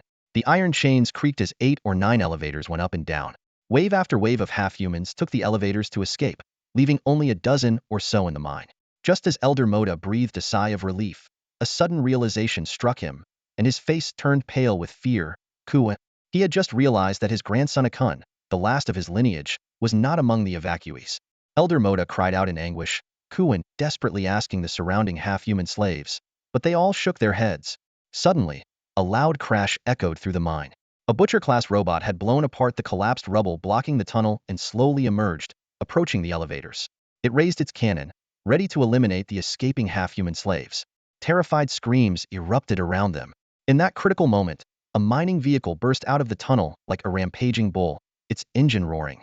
Caught off guard, the Butcher-class robot was knocked down. Inside the mining vehicle was a dust-covered half-human slave Elder Moda's grandson, Akun. Elder Moda saw him, feeling both joy and anger. Akun should have left earlier but had joined the rebellion instead. His tattered clothes were riddled with burn holes, covered in dust and blood from explosions, evidence of a fierce battle. As the elevator reached the mine's deepest level, the half-humans breathed a slight sigh of relief. Akun sat calmly in the mining vehicle, watching the Butcher-class robot struggling to stand, a faint smile on his lips. Then, he gritted his teeth. His eyes filled with hatred. Years of oppression had built up inside him. Akun shouted in the half-human language, "Let my grandfather take our people and leave. I was born here. Let this mine be my grave." He had resolved to use his life to guard the elevator. However, Elder Moda kicked Akun off the mining vehicle. The old man shouted to the other half-humans, "This is my final request." The other half-humans, hearing this, dragged the struggling Akun into the elevator. The elevator started moving. Elder Moda looked back at his grandson's young face, a slow smile spreading across his own. It had been a long time since Elder Moda had smiled like that. Even after escaping the Maslow mines, Elder Moda was constantly worried about his young grandson, feeling a heavy weight in his heart. As the elevator started, Elder Moda finally felt a sense of relief. He turned to Akun, his voice hoarse yet resolute, and shouted, "Kuin, Dakin, so are you?" With these final words, he urged Akun to forget about him and follow the great deity of the Bacon Star's half-human tribe. Their tribe was destined to serve URU for generations. Akun watched as his grandfather's figure gradually disappeared from sight, his eyes blurred with tears. Though Elder Moda felt immense sorrow, he had no regrets. As one of the earliest half-human slaves, he was just as skilled at operating the mining vehicles as the younger ones. He decisively drove the mining vehicle straight toward the butcher robot. Akun cried uncontrollably in the elevator, desperately pushing against it, wanting to return to his grandfather. But it was too late. A loud explosion echoed through the mine, followed by a wave of heat. Approximately 2 minutes later, the elevator reached the surface. The last group of half-human slaves was finally rescued. Lin Fan asked a half-human warrior about Elder Moda's whereabouts and learned about the events in the mine. The warrior, with clenched teeth and a face full of sorrow, said, "Elder Moda has sacrificed himself." Upon hearing this, Lin Fan's face darkened instantly. As the leader of the half-humans in Maslow Fortress, Elder Moda had perished while his fellow half-humans gained their freedom. Lin Fan immediately gave the order, "Destroy all the elevators in mine number 1." At that moment, the butcher robot was preparing to ascend in one of the elevators. The water ghost robot received the order and immediately aimed its cannon at the elevator, launching a fierce bombardment. Other half-human warriors also raised their rocket launchers, firing at the elevators. One by one, the elevators fell, trapping the butcher robot in the mine, helplessly watching the half-humans escape. But that was not enough. The first row of demolition experts quickly took their positions. After the half-humans had retreated to a safe distance, they threw specially designed explosive barrels into the elevator shafts. These explosives were far more powerful than ordinary ones. Once the explosives were in place, the demolition experts also retreated. Suddenly, a thunderous explosion shook the ground, as if an earthquake had struck. Thick smoke and dust billowed from the mine entrance, and the powerful shockwave nearly knocked the half-human demolition experts off their feet. The searchlights outside the mine shattered instantly, and the rumbling echoed throughout Maslow Fortress. Soon after, the ground near the mine entrance began to collapse. Mine number 1 was completely destroyed, becoming the shared grave of the half-human rebels and the robots of Chinyang Star. A large group of rescued half-human slaves fled eastward under the guidance of the second row. These small-statured beings breathed the fresh air outside for the first time, and as they looked at the collapsed mine, the fear in their eyes was replaced by a glimmer of hope. They thought to themselves, "The dark days are over, and a new era of URU is beginning." To them, Lin Fan was the great and benevolent deity URU incarnate, dispelling the darkness from the fate of the half-humans and bringing them back to the light. All the half-human slaves who escaped from Maslow Fortress became devoted followers of URU. A small number of half-humans wanted to stay and fight, but Lin Fan refused. Considering their weakened state from living in the mines and lack of formal training, participating in the battle would not only be of limited help but could also increase casualties. The half-humans obeyed Lin Fan and retreated eastward. However, one stubborn half-human refused to leave. Covered in blood and dust, with a determined expression, Lin Fan asked, "Who are you?" The half-human knelt down, holding back his grief, and answered, "I am Moda's grandson, Akun." Lin Fan quickly helped him up and sighed, "You should go with everyone else." Elder Moda had pleaded with Lin Fan in Altai City to protect Akun if they ever met. Akun was the only remaining descendant of Elder Moda's family. With Elder Moda's sacrifice, Lin Fan was even more resolved to protect this young half-human. Akun looked at Lin Fan with a sense of reverence, feeling that the deity URU before him was not as distant and lofty as he had imagined, but rather approachable. Filled with gratitude, he said, "Please, Lord URU, take me in. I will be your most loyal follower." Lin Fan firmly shook his head. "Your grandfather has already sacrificed himself. I don't want anything to happen to you." Choking back tears, Akun said, "Before he died, my grandfather told me to help you find that thing after escaping. It was his dying wish." A distant explosion echoed, causing the ground to shake once more. Lin Fan's face lit up with joy, his eyes gleaming with triumph. He knew that the second and third squads of the half-humans had successfully destroyed mine number 2. The assault on the Maslow Fortress was progressing smoothly, though the elusive black iron oil had yet to be found. Lin Fan looked down at Akun beside him, his tone filled with anticipation. Do you know where it is? Akun nodded, his brow furrowed in thought before cautiously replying. I can't be entirely sure it's what you're looking for, my lord. Lin Fan's heart skipped a beat at the unexpected lead on the black iron oil. When he accepted this mission, he had little hope of finding the target. The army had sent numerous search parties, all of which had failed. Even the special forces had met their match here. This scavenging mission was incredibly challenging. Finding the black iron oil in the vast Maslow fortress was like searching for a needle in a haystack. Where is it? Lin Fan pressed.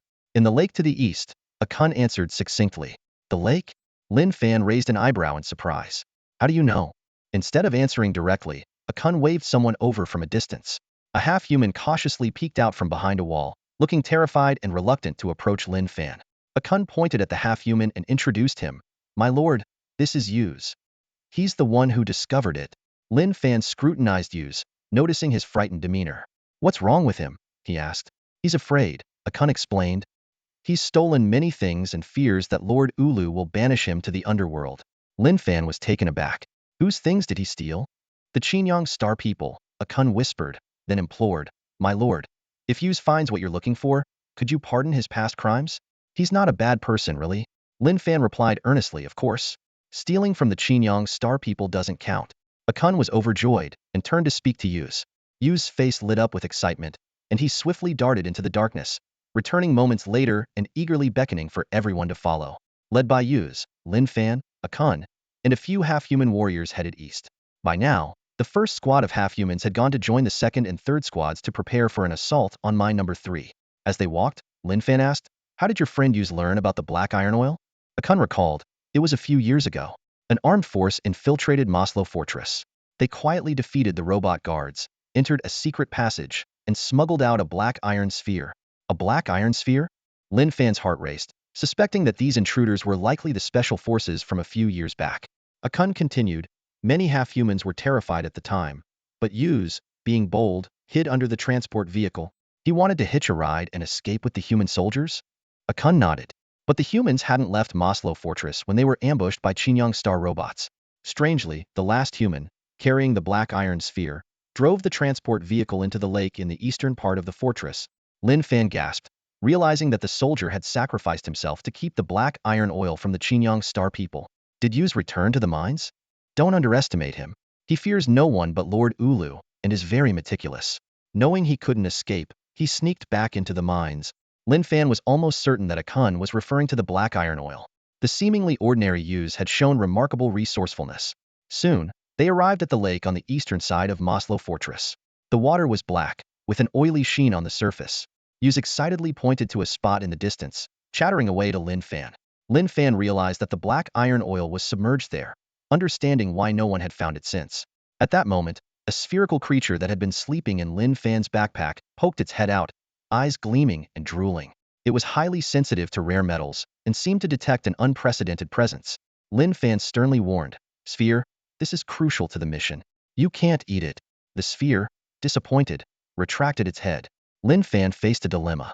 He measured the lake's depth and discovered that the black iron oil was 10 meters down. The half-humans, accustomed to living in mines, had no experience with water.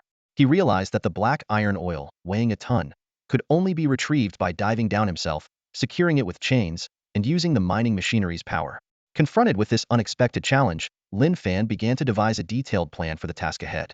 However, Lin Fan couldn't remove his protective suit. The radiation from the oil residue in the lake could compromise the suit's integrity, exposing him to hazardous contamination. Time was pressing, and the valuable black iron oil was right there in the lake. Lin Fan didn't want to miss this opportunity and decided to take the risk himself. He retrieved a cable from the mining vehicle's robotic arm, but Yuzhe suddenly blocked him, looking uneasy. This scrawny half-human seemed eager to volunteer for the task. Lin Fan smiled and placed a hand on Yuzhe's shoulder, conveying through his thoughts, you're too frail. Let me handle this. Yuzhe was thrilled that Lin Fan communicated with someone like him.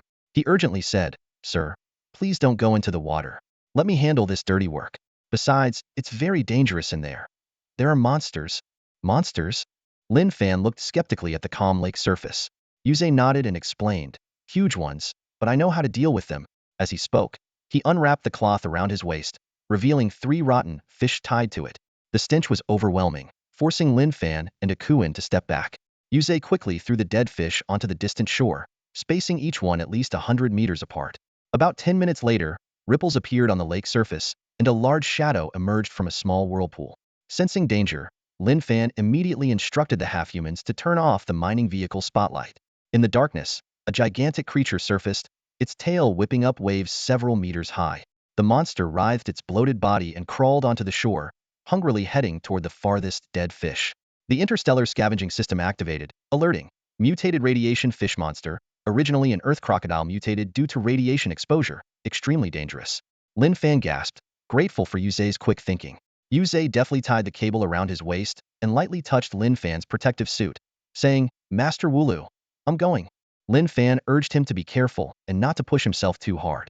Yuze nodded, exchanged brief words with Akuin, and stepped into the frigid lake water. He had to secure the cable around the black iron oil and retrieve it before the mutated fish monster finished eating the dead fish. Overcoming the cold, Yuze dove into the water.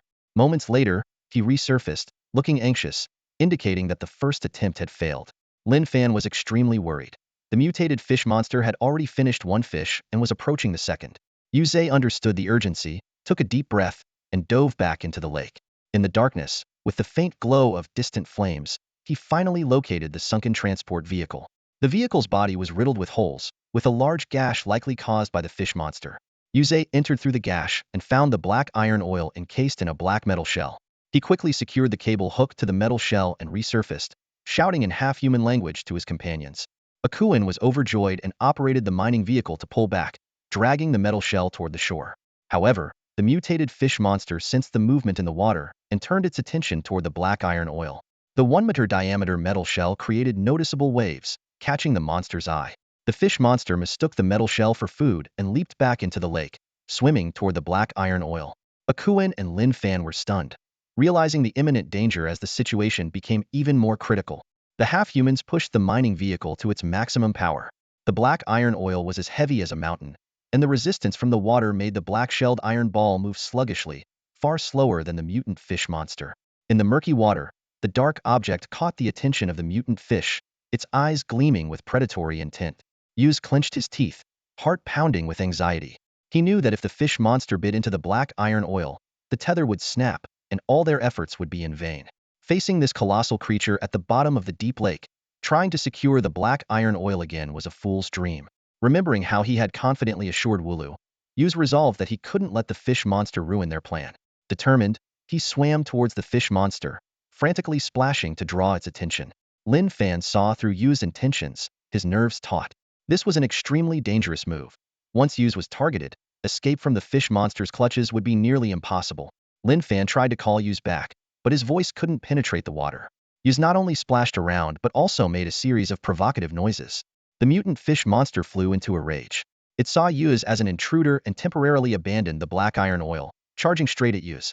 The half-humans on the shore were terrified. The massive silhouette of the fish monster churning in the water was enough to strike fear into anyone's heart. Lin Fan's brow furrowed deeply as he shouted, Yuze, get back! But it was too late. The fish monster's gigantic tail slapped the water, creating a huge splash, and it dove into the lake. When it surfaced again, it was less than 50 meters from Yuze. Seeing this, Yuze was terrified, frantically dog-paddling towards the shore. Lin Fan pulled out his electromagnetic rifle, aimed at the fish monster, and pulled the trigger. The gunshot rang out, hitting the fish monster's lower jaw. Despite its tough exterior, the fish monster felt a twinge of pain. The cunning fish monster hesitated for a moment, then dove back into the water. The lake turned pitch black, making it difficult for Lin Fan to target. He fired blindly into the water, but hitting the fish monster was nearly impossible. Yuze swam with all his might, only 10 meters from the shore. However, the gigantic shadow of the fish monster was closing in behind him. Amidst the splashing waves, the fish monster's hideous, enormous head emerged from the water. Lin Fan was stunned, raising his gun to shoot again, but the massive creature seemed unfazed by the pain. The mutant fish monster slowly opened its toothy maw, ready to devour Yuze. At the critical moment, the fish monster suddenly changed direction, lunging to the side. It turned out Yuze had pulled a dark object from his pouch and hurled it away with all his strength. The fish monster, attracted by the black object, leapt out of the water to bite it. However, the angle was off, and the object slipped past its mouth, landing on the water's surface nearby. Greedily, The fish monster swam towards its new target. Lin Fan was astonished and puzzled. What was that? Using the mining vehicle spotlight, he finally saw it clearly. It was the fourth stinky fish. It had saved Yu's life. While the fish monster was busy devouring the stinky fish, Yu's managed to swim ashore. The half-humans worked together and finally dragged the black-shelled iron ball onto the shore. A system notification sounded. Ding! Galactic Scavenging System activated. It then displayed 500 scavenging points. Lin Fan thought to himself, the black iron oil is truly extraordinary. Several tons of rare earth minerals were only worth 20 scavenging points, but this thing was worth 500. Looking at the black-shelled iron ball before him, he couldn't help but sigh. Many had died for this. Without the help of these half-humans, he wouldn't have been able to find the black iron oil. Lin Fan deeply felt that these half-humans were no ordinary beings. They were brave and clever, even surpassing humans in some aspects. Yu's, despite his unremarkable appearance and history of petty theft, was meticulous and courageous, no less capable than the other half-humans. When the mutant fish monster came ashore, Lin Fan led the half-humans to a swift retreat. Along the way, he asked, Akun, if we leave Maslow Fortress, what do you want to do? Without hesitation, Akun replied, Sir, I want to join the half-human infantry, if that's possible. His eyes shone with sincere hope. Why? I want to protect my people. Becoming a soldier means facing many dangers. Akun is not afraid of death. Lin Fan pondered for a moment and said, the half-humans not only need their own army, but also a home of their own. A home for the half-humans? Yes, a place without oppression, without exploitation, self-sufficient. Lin Fan paused, his gaze unwavering as he looked at Akun and asked, Akun, are you willing to build it? Akun fell into deep thought, his brows furrowing. Does such a homeland really exist? He asked again. Lin Fan nodded solemnly, his voice tinged with excitement. Yes, it exists. It's just east of the Honga Mountains. Akun no longer hesitated and answered firmly, I am willing. He then turned to Weaselze and began conversing with him in the unique language of the half-people. Moments later, Akun asked again, can Weaselze help in building the half-people's homeland? Of course, Lin Fan affirmed. Weaselze, upon hearing this, danced with excitement. The two half-people exchanged words with hope gleaming in their eyes, their minds painting pictures of their new homeland, a place with their own huts, ample food, and no terrifying robots. They laughed foolishly, their eyes filled with dreams. Seeing the hopeful faces of the half-people, Lin Fan couldn't help but smile. Just then, a deafening explosion echoed from the west. Led by the water ghost, the half-people infantry successfully overran the defenses of mine number 3. Half-people inside the mine rebelled, flooding out like a tide. Lin Fan had kept his promise, successfully freeing the half-people slaves of Baikin Star. What seemed an impossible task, a single human orchestrating the destruction of 3 uranium mines in the Maslow Fortress, had been accomplished. Despite their meekness, the half-people's desperate attacks overwhelmed the powerful robots. With the mines collapsing, the robots were trapped underground forever. Swarms of half-people slaves surged towards the eastern valley, soon filling it with their emaciated, barely clothed bodies. Upon seeing Lin Fan, some cheered wildly, others wept with joy. All the half-people knelt devoutly, chanting URU throughout the valley. The great prophet motto was right. URU has never abandoned the poor, pitiful half-people of Baikin Star. Faced with this scene, Lin Fan felt a headache coming on. He realized it was time to tell the half-people the truth, that he was no divine URU of Baikin Star, but just an ordinary scavenger from Stonehelm City, shunned by his own kind. Lin Fan called Akai over, intending to use him as a messenger. Placing a hand on Akai's shoulder, he conveyed his thoughts. Tell your people I'm not your URU deity. I'm just an ordinary human. It wasn't URU who saved the half-people. You saved yourselves. However, Akai hesitated. Seeing Lin Fan's serious expression, he murmured, Sir, I can't do that. Are you afraid of getting hurt? Don't worry. I'm here, Lin Fan reassured. It's not that, Akai said, his eyes brimming with tears. Sir, I think the half-people of Baikin Star need a faith more than they need the truth right now. I can continue to help the half-people, but I can't let them be kept in the dark, Lin Fan insisted. Akai shook his head firmly and knelt. Sir, please, don't tell them the truth. The half-people have suffered too much, living in darkness for so many years, surrounded by despair and hardship. You've saved the half-people, like a beacon of light in the darkness. He continued to plead, Sir, look at them.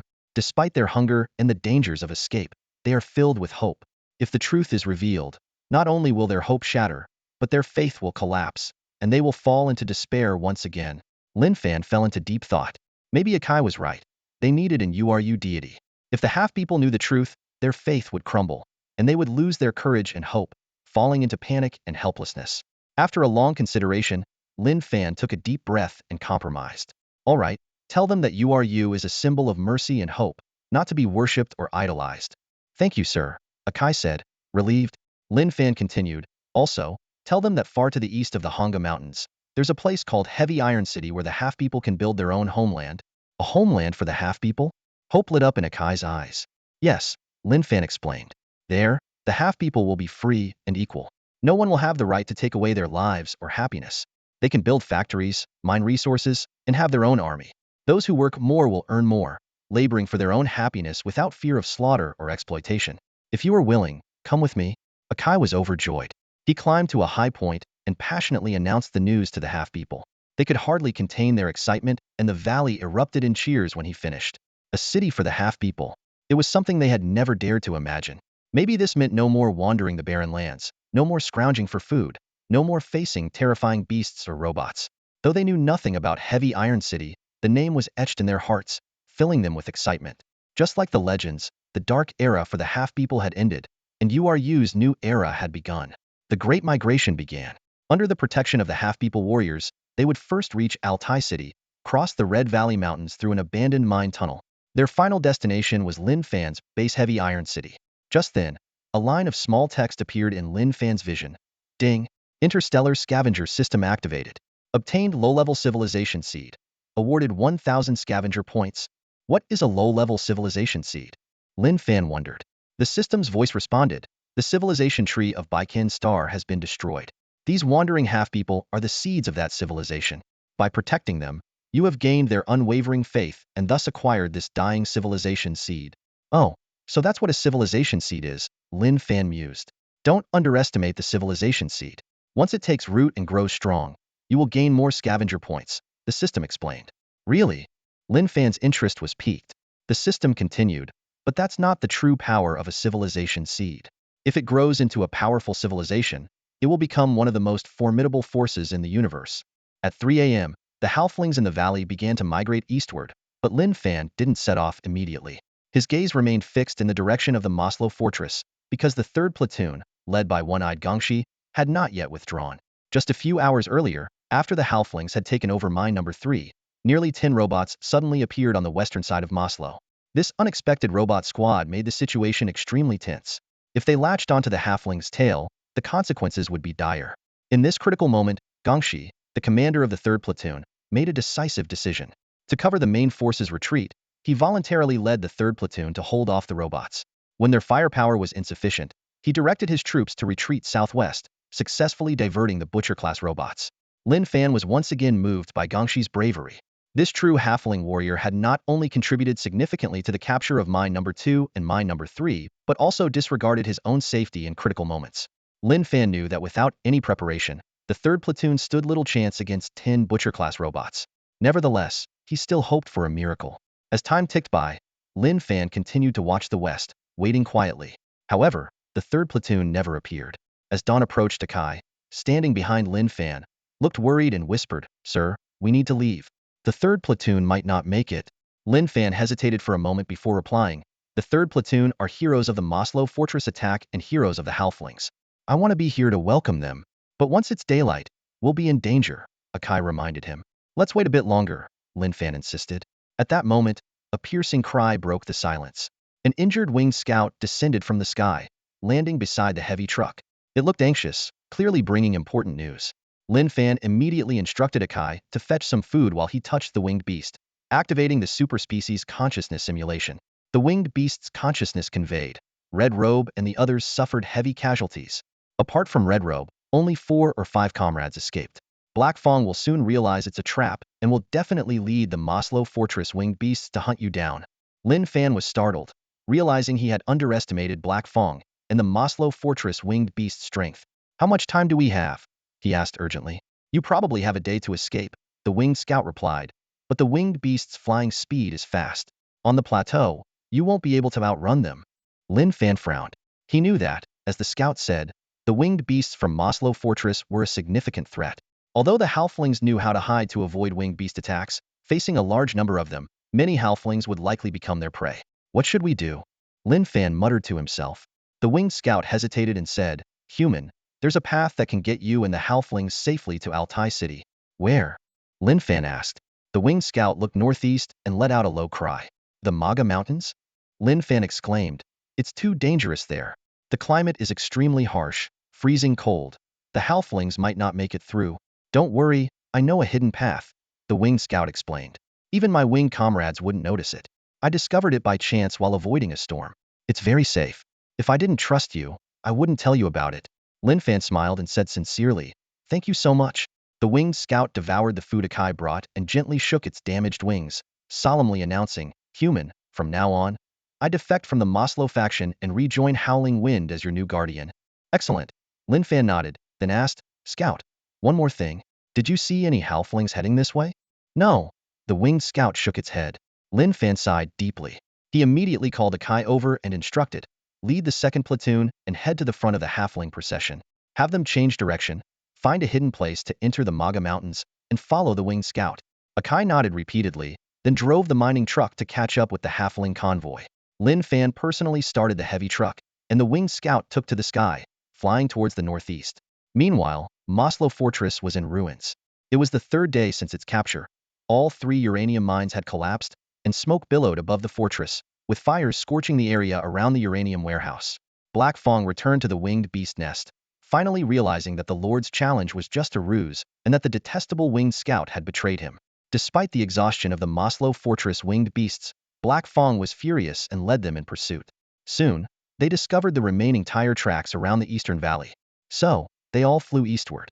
Amidst the ruins, a dying one-eyed half-human struggled to lift his head, gazing at the swarms of winged beasts flying eastward. His left leg was pinned under a heavy piece of debris, and no matter how hard he struggled, he couldn't free himself. A flash of worry crossed his eyes as he urgently called out in half-human language. Suddenly, the debris on his leg was lifted. The half-human looked up to see a massive butcher-class robot towering over him. Before he could react, the robot had already tossed him roughly into a waiting half-human transport vehicle. Meanwhile, Lin Fan and the fleeing half-humans had ventured deep into the heart of Mount Moga. The rugged terrain, full of ridges and ravines, provided perfect natural camouflage for their movements. Known for its treacherous landscapes, Mount Moga's towering peaks were almost insurmountable. The icy environment was prone to violent storms and avalanches. Even more daunting was the mountain's erratic magnetic field, which had caused numerous aircraft crashes long before the solar epoch, earning it the name Death Mountain.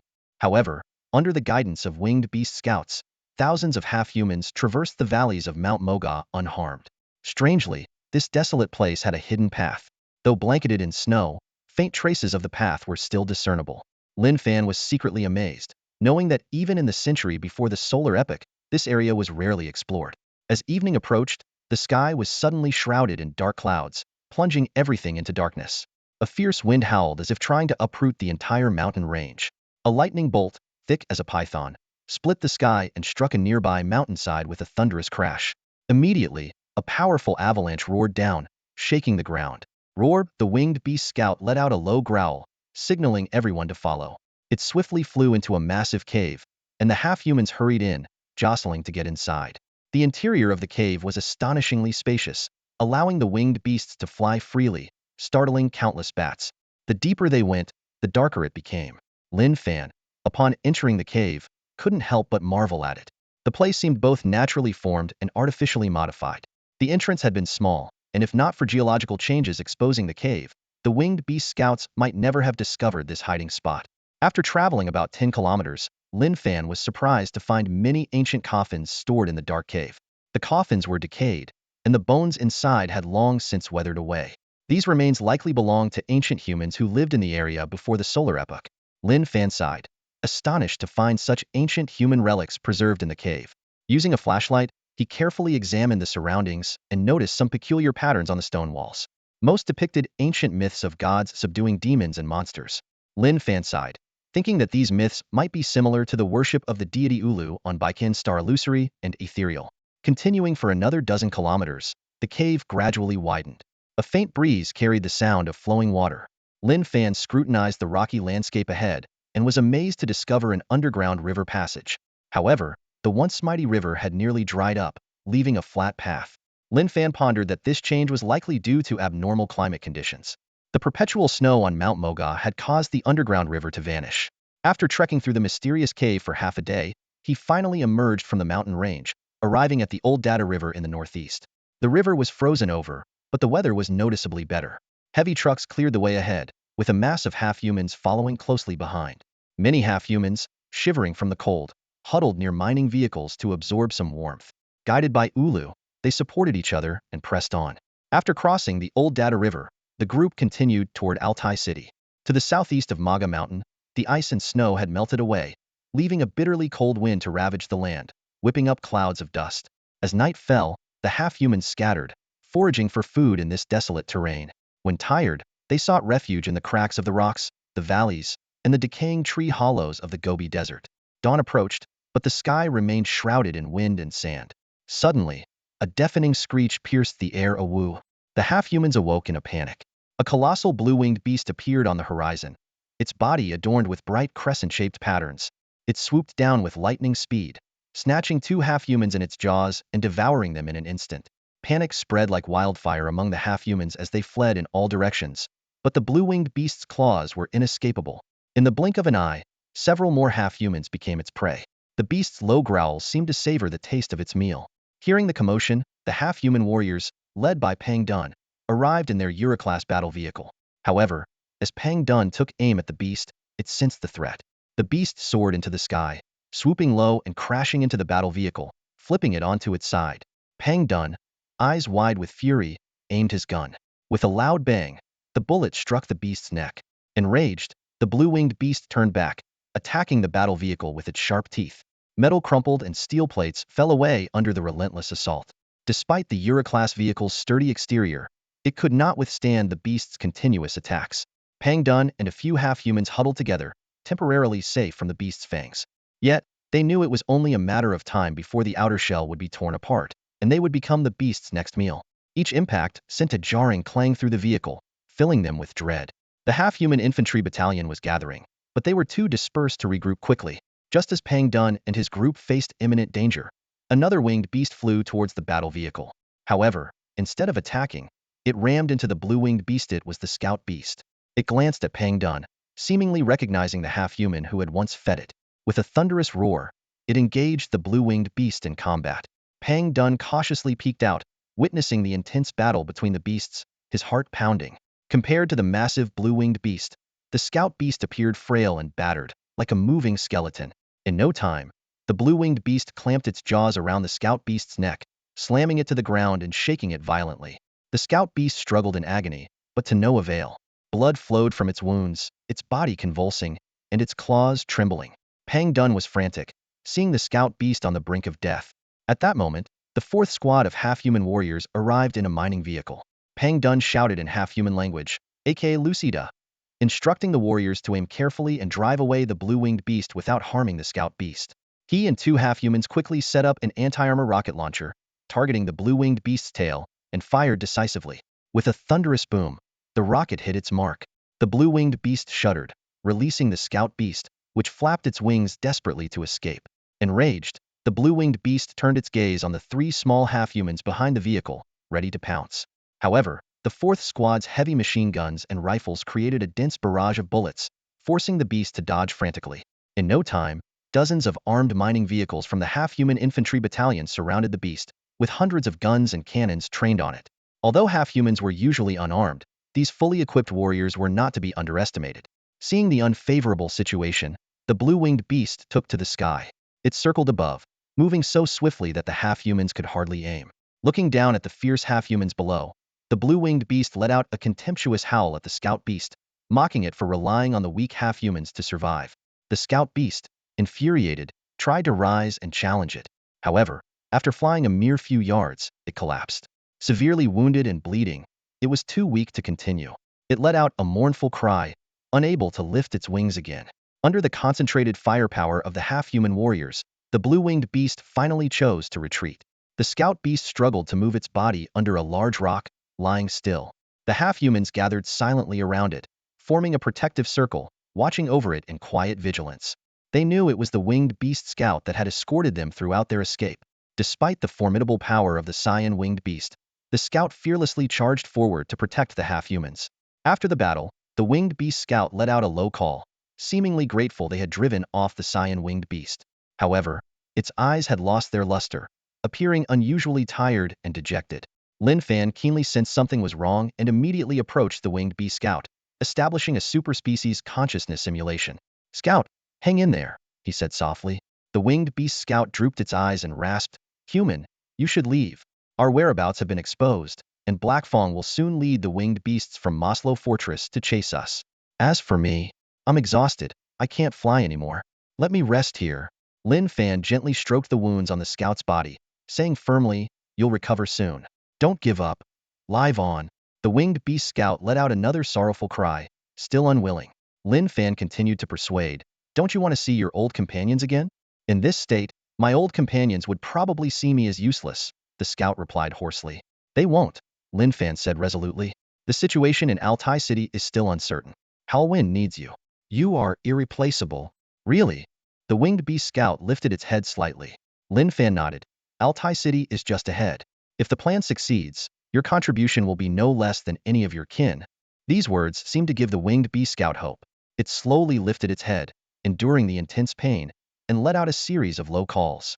Trembling, it spread its wings and, with great effort, managed to take off, albeit unsteadily. The half-humans cheered and once again followed the winged beast scout, heading southeast. Lin Fan also started the heavy truck. They all understood that the winged beasts from Maslow Fortress could catch up at any moment, and reaching Altai City was their only chance of survival. After a day of arduous travel, Altai City was almost within reach. As dusk fell, the half-humans arrived at the industrial ruins west of Altai City. Suddenly, the sound of rushing wind echoed through the sand, causing the half-humans to panic. They knew all too well that this was not just the wind, but the sound of numerous winged beasts slicing through the air with their massive wings. "They're here!" someone shouted in terror. The water ghost robot immediately entered combat mode, armed with a cleaver and a matrix cannon, standing guard beside the heavy truck. The winged beast scout, though weak, spread its wings to protect the truck. The half-humans frantically hid among the ruins, huddling together and holding their breath. The half-human warriors bared their teeth and growled menacingly. Several mining vehicles were lined up next to the heavy truck, but they seemed insignificant compared to the immense shadows in the sky. Suddenly, a loud crash resounded. A towering winged beast landed heavily on the roof of an abandoned factory, causing it to collapse instantly. This beast stood over 3 meters tall, with wings spanning 5 meters. It was none other than Black Fong, the winged beast lord of Maslow Fortress. More winged beasts quickly appeared around the ruins, encircling the heavy truck and the half-humans.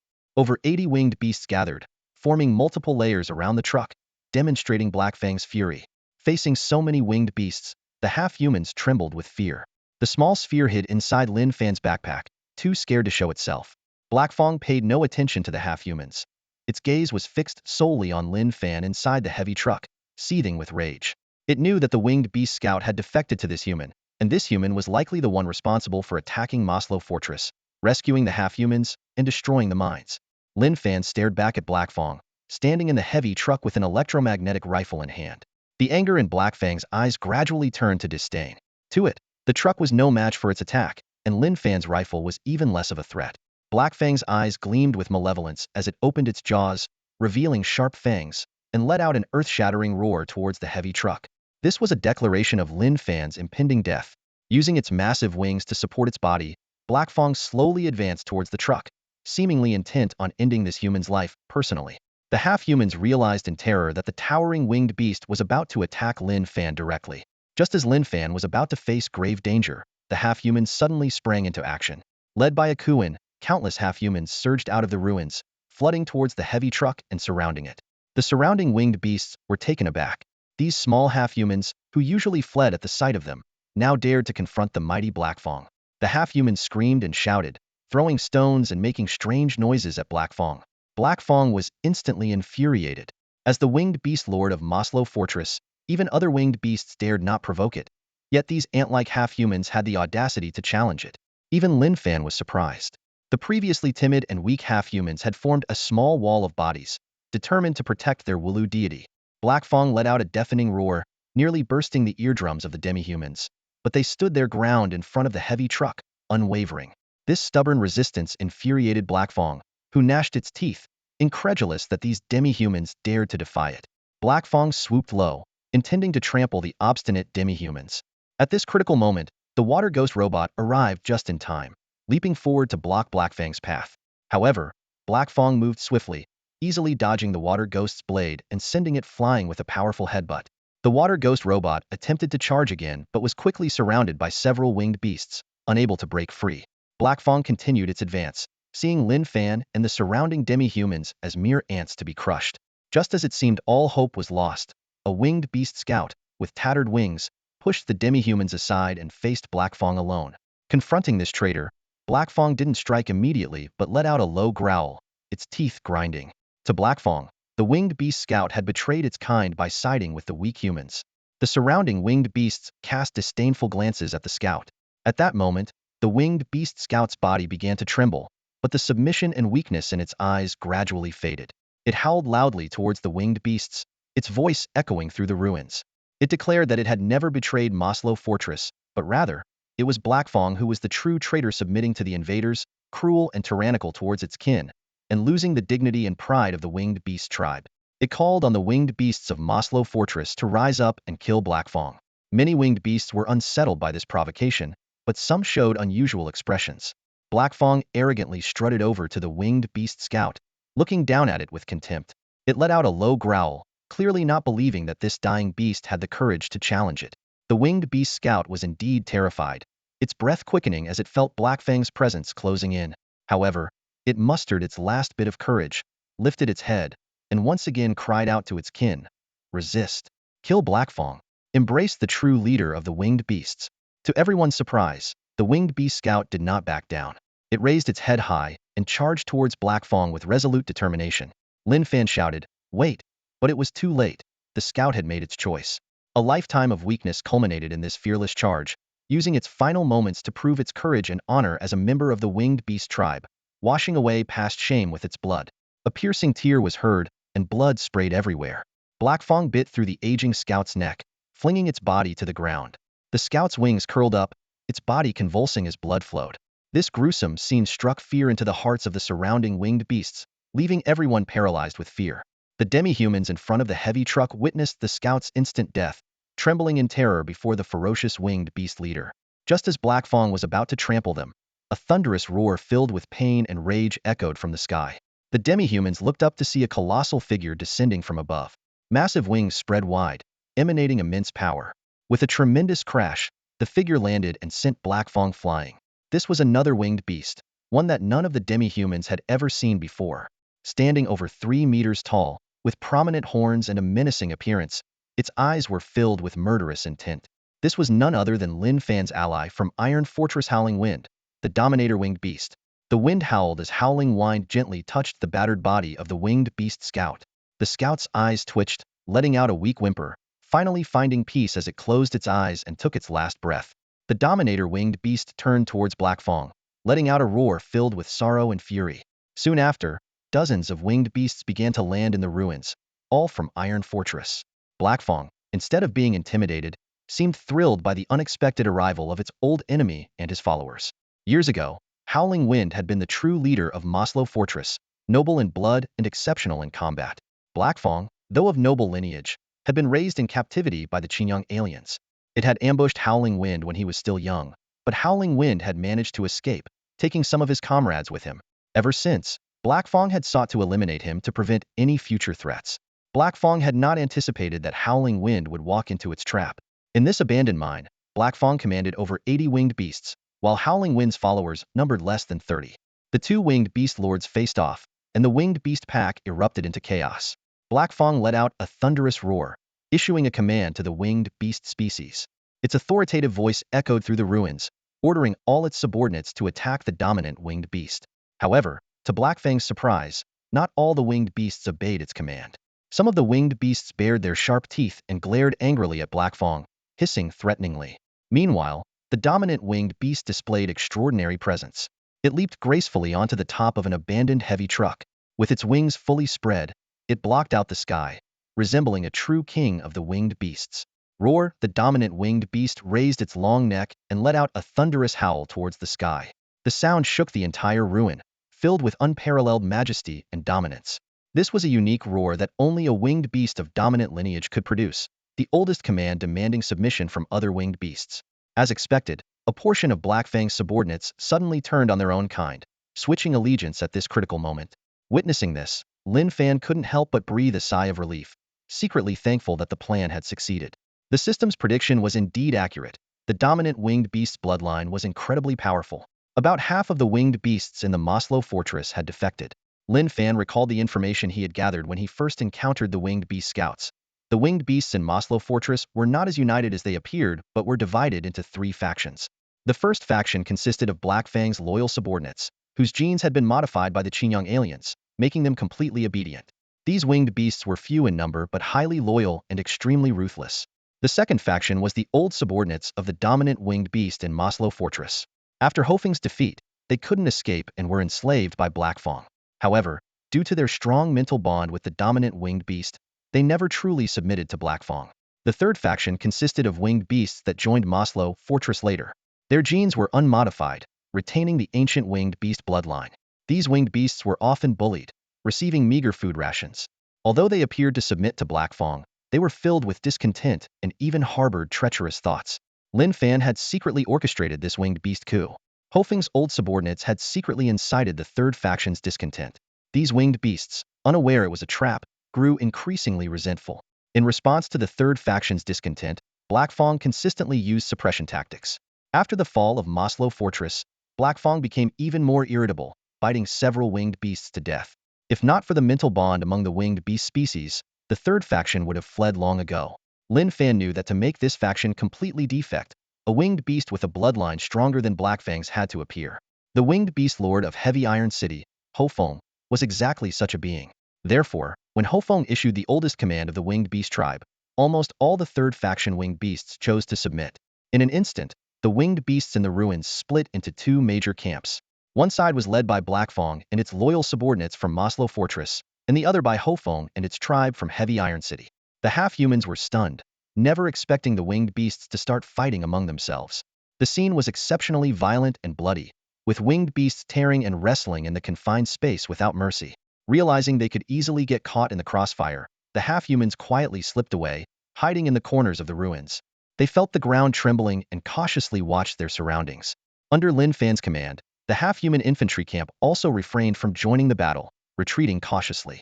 At this moment, after a long standoff, the 2 winged beast lords finally engaged in a fierce clash. This was a life-and-death battle for winged beast dominance, and neither giant dared to be careless. Other winged beasts backed away, fearing to anger their respective lords. Black Fang attacked first, letting out a roar and flapping its massive wings, charging at the dominant winged beast like an arrow. The 2 giants instantly tangled, using their hard claws and sharp fangs to fight fiercely.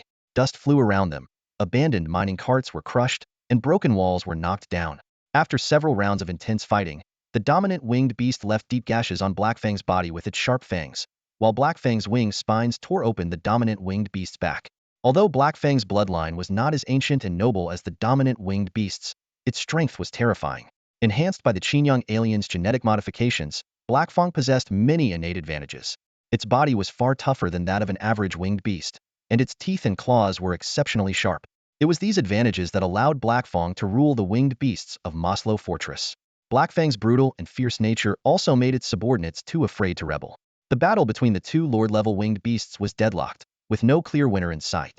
The half-humans watched the thrilling fight cautiously, whispering among themselves. They believed that the dominant winged beast and its subordinates were summoned by URU. Hidden in the corners, the half-humans began to chant softly. Wingkasa Thursday Alameda, they prayed fervently, hoping the warriors would defeat the evil monsters and drive away the wickedness. Originally, Black Fang commanded a legion of winged beasts in the Maslow Fortress, creating an overwhelming force. However, a sudden rebellion drastically changed the situation. Half of the winged beasts betrayed it, instantly dismantling Black Fang's only advantage. Battle was imminent. Despite Black Fang's extraordinary combat skills, it was no match for the now dominant alpha winged beast. The alpha's strength, speed, and resilience had reached astonishing levels, making every attack difficult for Black Fang to withstand. In a fierce frontal collision, Black Fang was sent crashing to the ground. But Black Fang did not concede defeat. It suddenly opened its massive jaws and, catching the alpha off guard, clamped down on its neck. Fangs pierced flesh, and blood began to flow. Black Fang bit harder, tearing at the wound. The alpha, sensing the danger, thrashed desperately but could not break free. The half-humans in the corner held their breath, not daring to make a sound. Lin Fan was taken aback by Black Fang's ferocity. He knew well that the neck was a fatal weakness for winged beasts. If this continued, the alpha might not survive. Without hesitation, Lin Fan retrieved an electromagnetic rifle from the heavy truck and aimed at the back of Black Fang's head. However, the alpha, sensing his intention, twisted its body just in time to shield Black Fang from the fatal shot.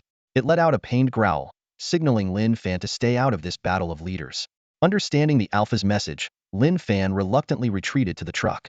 Suddenly, the alpha let out a resounding roar, its eyes burning with fighting spirit. It could not afford to fall. It had to wash away past humiliations and prove the nobility of its bloodline. The alpha spread its wings, which spanned 5 meters, and stabilized itself using the air currents. It then raised its thick neck and charged towards an abandoned tank. With a thunderous crash, Black Fang's head slammed into the tank, denting the steel plates. Despite the ringing in its head and the blood pouring from its wounds, Black Fang refused to let go. Furious, the alpha rammed again, forcing Black Fang to release its grip. Black Fang staggered back, attempting to lunge at its opponent. But the alpha was prepared. Using its powerful hind legs, it leaped behind Black Fang. It planted its legs firmly and launched itself like an arrow towards Black Fang. The impact knocked Black Fang to the ground, sending it sliding 10 meters through the dirt. The alpha seized the opportunity, biting into Black Fang's back, tearing through its wings. Black Fang howled in agony but was firmly pinned down by the alpha. The alpha let out another earth-shattering roar, its cry echoing across the land. Its followers felt their blood surge, while the remaining winged beasts of Maslow Fortress were paralyzed with fear, awed by the powerful beast that had subdued Black Fang. Despite Black Fang's genetic enhancements by the Xianying aliens, giving it strength far beyond ordinary winged beasts, the alpha's bloodline had been tempered by millions of years in harsh environments. These long years of hardship had honed its mind and body.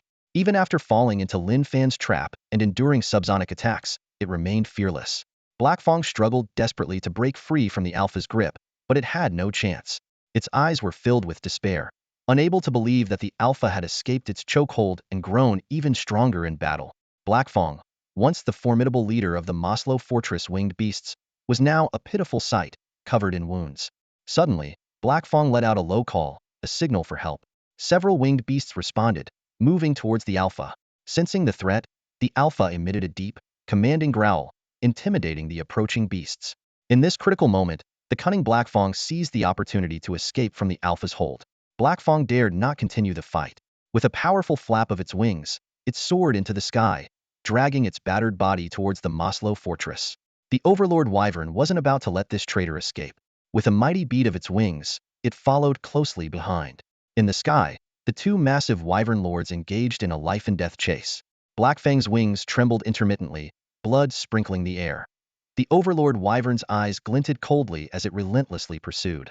Suddenly, a fierce light flashed in Black Fang's eyes. It spun around rapidly, aiming to clamp down on the Overlord Wyvern's wings. It was a risky maneuver if successful. It could send its opponent crashing to the ground from 100 meters high, a fall that even a wyvern's bones couldn't withstand. On the ground, Lin Fan watched through binoculars, holding his breath. However, the Overlord Wyvern had already seen through Black Fang's ploy.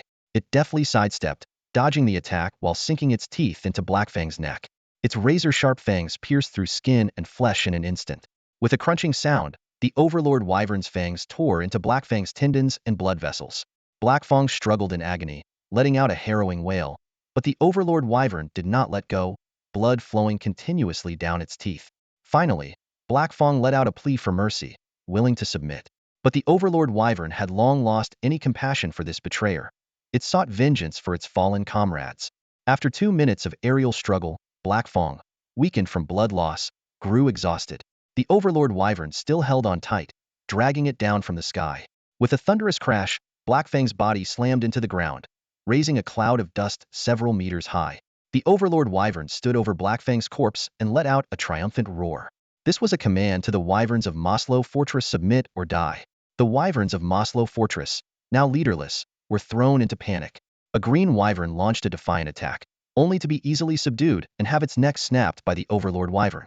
The other Wyverns, seeing this, prostrated themselves on the ground, submitting to their new leader. Over 50 Wyverns bowed their heads in submission, creating a spectacular scene. The half-humans hiding in the corners shouted, "Winkasa Tuwa," drawing the Overlord Wyvern's attention. It didn't understand the meaning, only baring its teeth and growling menacingly, causing the half-humans to scatter in fear. The Overlord Wyvern slowly walked up to Lin Fan, lowering its head to rest on his shoulder. Their minds connected. Finally, we meet, little one. After learning of your plan, my clan has been waiting here, but it seems we were still a bit late. Lin Fan replied, not too late. It's just a shame the Wyvern Scout sacrificed itself. In its final moments, it proved its loyalty and never forgot the honor of the Wyvern clan. The Overlord Wyvern gazed softly at Lin Fan. I'm surprised you actually managed to capture the Qinyang fortress. Lin Fan responded humbly, it wouldn't have been possible without the help of the Wyverns. No, without your strategy, I wouldn't have been confident in defeating Blackfang, let alone subduing the Wyverns of Maslow Fortress. The Overlord Wyvern rumbled, you are a true warrior. As long as you keep your promise, my clan will always be loyal to you. Don't worry, I will keep my word. Lin Fan replied solemnly. The Overlord Wyvern glanced at the half-humans in the corner. These newly subdued ones need to be organized. I'll take them back to Ironclad City first. Red Cloak will continue to protect you and your little subordinates. After the Overlord Wyvern led the other Wyverns away, another Wyvern descended slowly beside the heavy truck. It was the injured Red Cloak. Though battered and bruised, it eagerly eyed Lin Fan, letting out a friendly low growl. Red Cloak spread its wings, almost enveloping Lin Fan. A Wyvern's way of showing affection. The Water Ghost robot mistook Red Cloak's actions as a threat to Lin Fan and quickly drew its cleaver.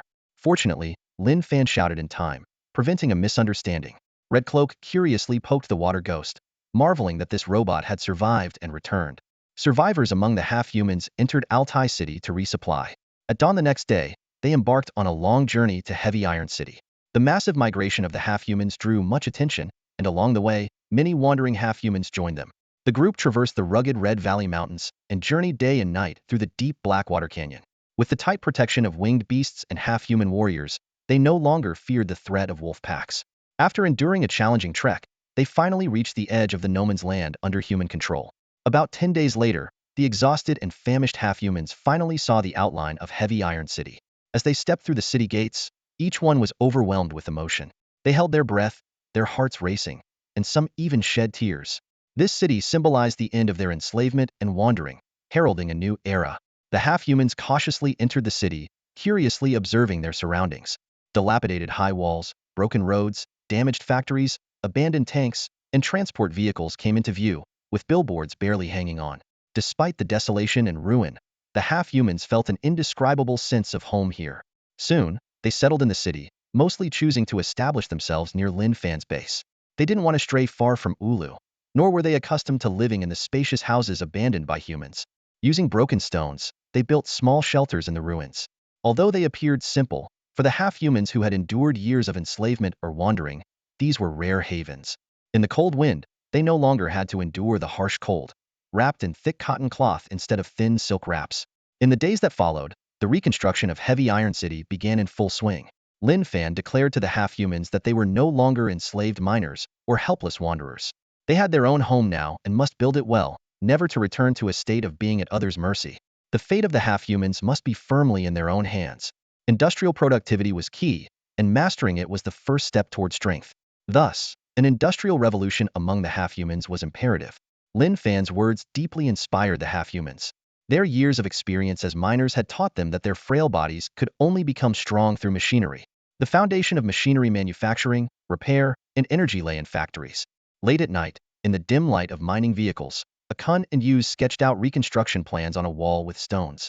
Lin Fan had appointed Akun as the leader of the Heavy Iron City reconstruction team, with Yuz as his deputy. They discussed in hushed tones, feeling the weight of their responsibility. The reconstruction was a crucial task entrusted by Lin Fan, and they couldn't afford to fail. The two half-humans first focused on a coal mine and a compressed coal factory in the northern part of Heavy Iron City. Having worked in the compressed coal factories of the Qinyang aliens, they understood the importance of mechanical energy-refined compressed coal. Although some compressed coal remained in the city, it was not a long-term solution. Hence, restoring compressed coal production became the primary task of industrial reconstruction. This was an unprecedented challenge for the half-humans, filled with difficulties and hardships. But Akun and Yuz were enthusiastic and motivated. They understood that given their current situation, many things could only be achieved gradually, starting from scratch and learning as they went. After lengthy discussions, they concluded that the immediate priority was to integrate the city's useful resources. The next day, Akun gathered thousands of half-humans. He announced that compressed coal was the lifeblood of machinery, and the compressed coal plant was the starting point of the half-human industrial revolution. Although it was a daunting task, the half-humans had to rise to the challenge. Hearing this, the half-humans were filled with determination. They then began a thorough search of Heavy Iron City. They worked diligently and tirelessly, covering every corner of the city. From above ground to underground, from abandoned factories to deserted garages, from transport stations to military facilities, they left no stone unturned. Their efforts paid off. Heavy Iron City spanned a vast area of 80 kilometers, including residential, mining, and industrial zones. After the destruction, it had become an untouched treasure trove.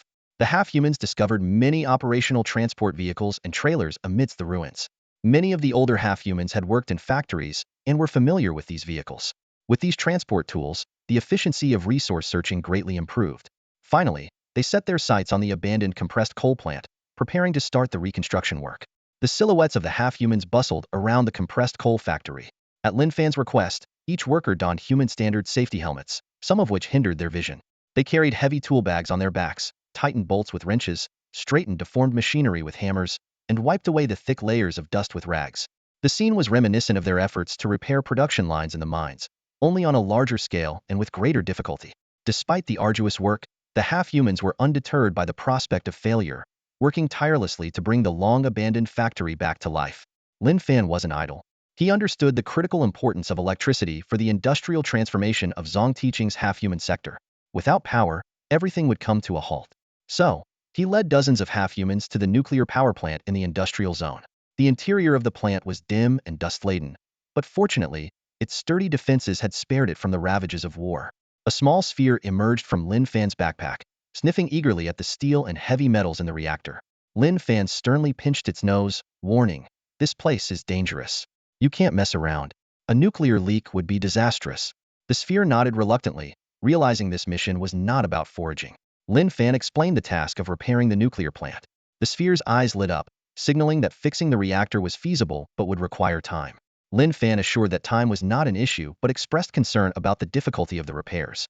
The sphere, however, grew even more excited, quickly transforming into a furnace state and beginning a thorough inspection of the nuclear power equipment. Soon, the sphere completed its assessment and excitedly informed Lin Fan that the main reactor was intact and the remaining fuel was sufficient to power the entire city for 2 years. Meanwhile, hundreds of kilometers away in a hidden valley, newly arrived winged beasts, led by the older ones, discovered a mountain of Fong wolf corpses. Ravenous, they eagerly feasted, nearly fighting over the bounty. This sense of satiety was something they had never experienced in Maslow Fortress. After their meal, the new winged beast perception of Howling Wind changed completely. Even the former followers of Black Tooth no longer held a grudge, instead believing that Howling Wind had liberated them. The old followers of Howling Wind were particularly grateful, revering him as a great lord. The old Central City Hall had now become the nesting ground for the winged beasts. Howling Wind commanded over 100 winged beasts, significantly increasing his power. With a commanding roar, he announced 3 decrees: no attacking humans or half-humans, protecting human transport convoys, and concealing the burial site of the Fong wolves. All the winged beasts bowed in submission, not daring to defy their leader's orders. Near the base of Iron Fortress, a warehouse converted into a half-human military camp stands tall. Armed with rifles, half-human soldiers set out from here, spreading across the city, cautiously guarding their new home. Their movements are stealthy and hard to detect, closely monitoring every activity within the city. With the aerial patrols by winged beasts, they have established a tight surveillance network in Iron Fortress. The half-human mechanized forces have rapidly expanded, growing from an initial battalion to a regiment, with numbers increasing from a few hundred to over 3,000. Many former miners have transformed into warriors. Lin Fan has returned command of the half-human forces to the half-humans themselves, but he retains the final decision-making power on major issues.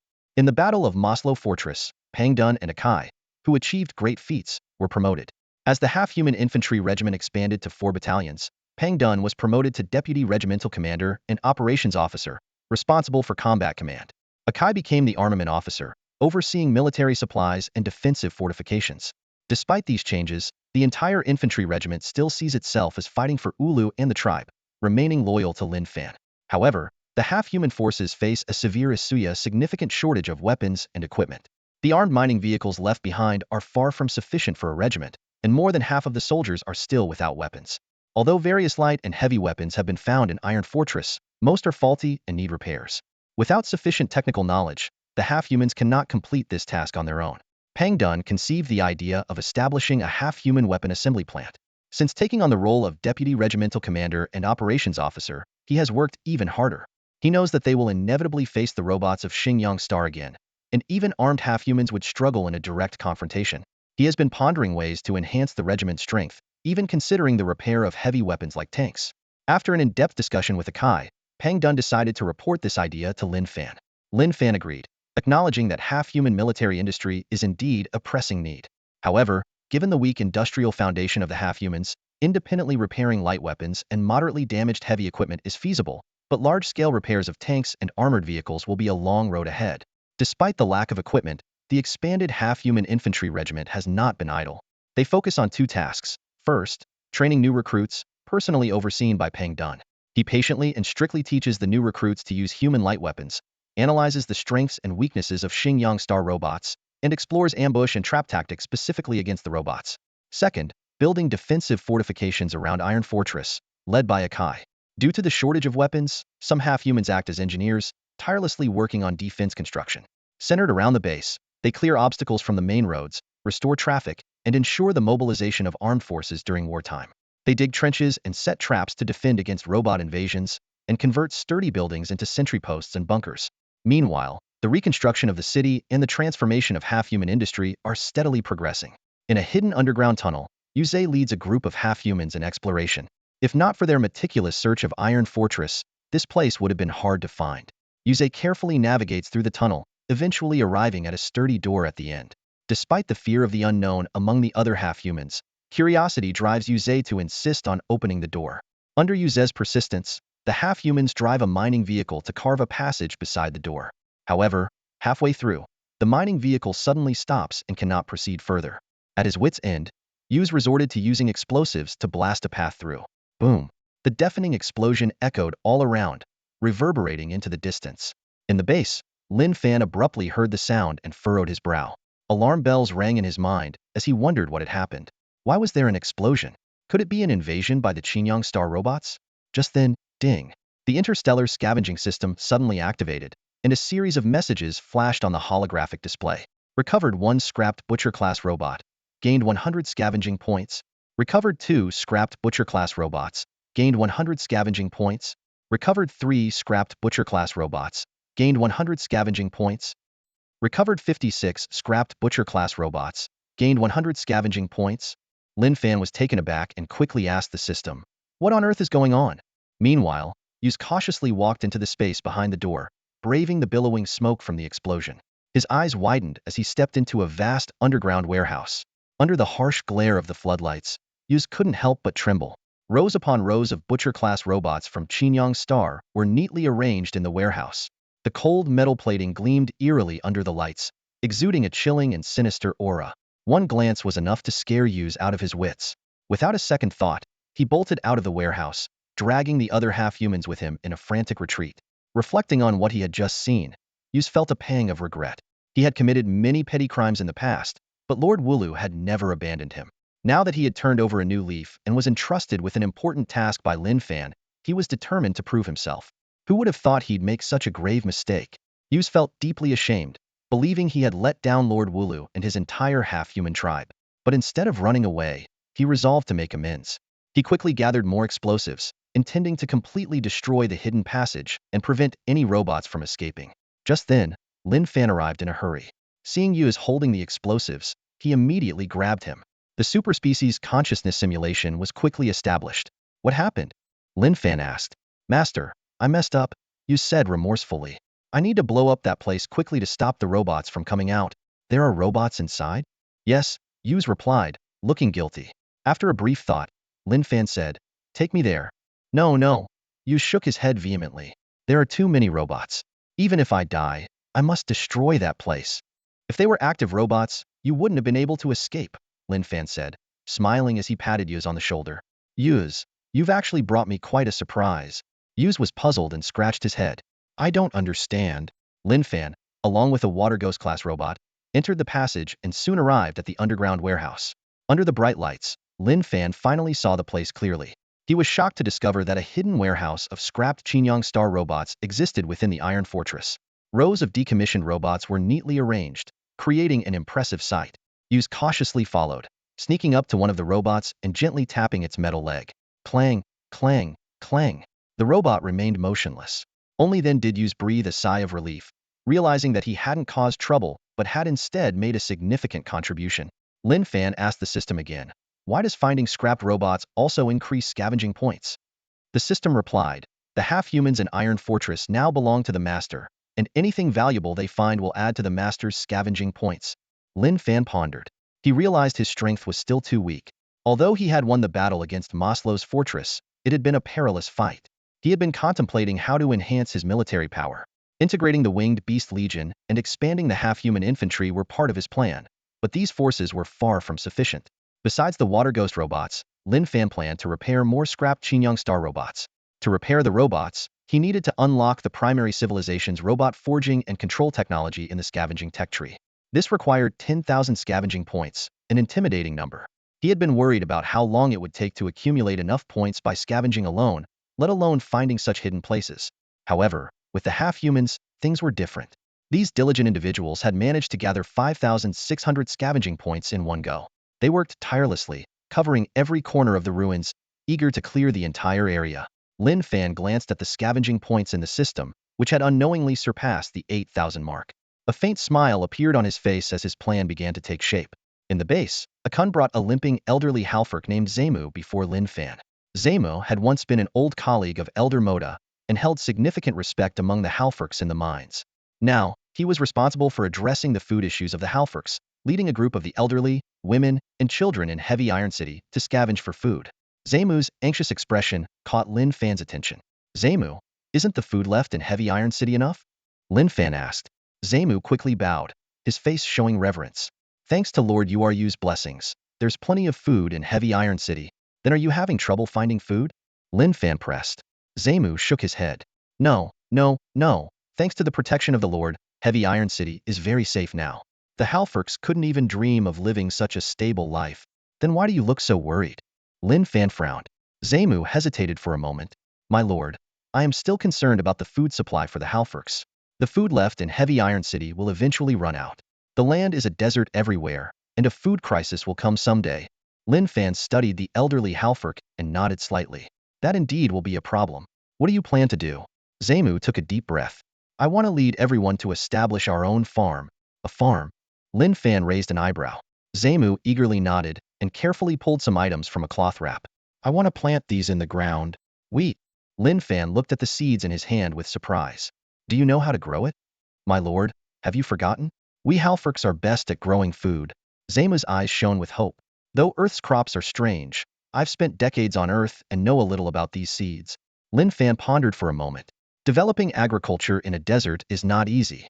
Seeing that Lin Fan didn't immediately reject the idea, Zemu's face lit up with joy. "My lord, don't worry about that. Southwest of our new home, there's a river. The banks are suitable for planting." "Is the area suitable for planting large?" "Very large. All along the river." Lin Fan was impressed by the elderly halferk's thorough consideration. "Zemu, it seems you've thought this through comprehensively." Zemu admitted honestly, "To be honest, my lord, ever since arriving at our new home, this idea has grown stronger in my mind. So I quietly checked the surrounding area for a week." Lin Fan's expression became serious. "The halferks urgently need to develop industry now. If we invest a lot of manpower into agriculture and it fails, it will be a significant loss." "Are you confident?" Zemu answered firmly, "Yes, I only need 2,000 elderly halferks, and I will make it work." Lin Fan fell into deep thought. The food issue troubled not only the halferks but also human cities. Outdoor agriculture was almost non-existent in the western regions due to environmental degradation and the residents' reluctance to leave the cities. Human indoor agriculture was limited by space and had a bleak outlook. However, the halferks of Heavy Iron City were different. They were naturally resistant to radiation. If the river valley was indeed suitable for planting, this plan might be feasible. After careful consideration, Lin Fan spoke. 2,000 halferks are not enough." Zemu became anxious. "If 2,000 is too many, 1,000 will do." Lin Fan smiled slightly. "Zemu, your idea is excellent. Agriculture is fundamental and crucial for the halferks. 2,000 is too few. At least 3,000 halferks." Zemu breathed a sigh of relief, realizing that Lord Uru thought the number was too small. Receiving Lin Fan's approval, Zemu was overwhelmed with excitement, his throat choked with emotion. Hunger had always been a shadow over the halferks, and agriculture had always been his grand aspiration. But constant enslavement and wandering had kept this dream from being realized. After arriving in Heavy Iron City, this dream finally had a chance to sprout. Zemu reiterated, "My lord, 2,000 halferks are enough to produce sufficient food." Lin Fan waved his hand. "If we're going to do this, we'll do it big. We won't limit ourselves to a small farm, but a large-scale agricultural production base." "How big?" "Thousands of acres," Lin Fan said decisively. "Can you do it?" Zemu hesitated for a moment. "What will we do with the surplus food?" "It will have its uses," Lin Fan said mysteriously. Zemu didn't ask further and nodded repeatedly. Lin Fan added, "This needs to start immediately. Discuss the manpower with the Khan, and I'll fully support you." "Thank you, my lord." Zemu left, overjoyed. Lin Fan continued planning the future of Heavy Iron City, while the Halferks worked tirelessly according to his vision. However, their efforts did not go unnoticed by the Overlord Winged Beast. It was amazed at how Lin Fan had managed to bring so many short-statured Halferks under his command. In just over half a month, the Halferks had embarked on large-scale construction, working tirelessly day and night without any sign of slackening. Time flies like a river, and 10 days have passed in the blink of an eye. Before returning to Stonehelm City, Lin Fan made one last visit to the river valley on the southwestern edge of Ironclad City. Before him, the Shigan River stretched out like a winding serpent along the borders of Ironclad City. The mountainous terrain on both sides of the river formed a natural barrier, enclosing the valley. The cold winter wind howled through, and the riverbed was almost dry. However, this once flowing river had now become fertile soil.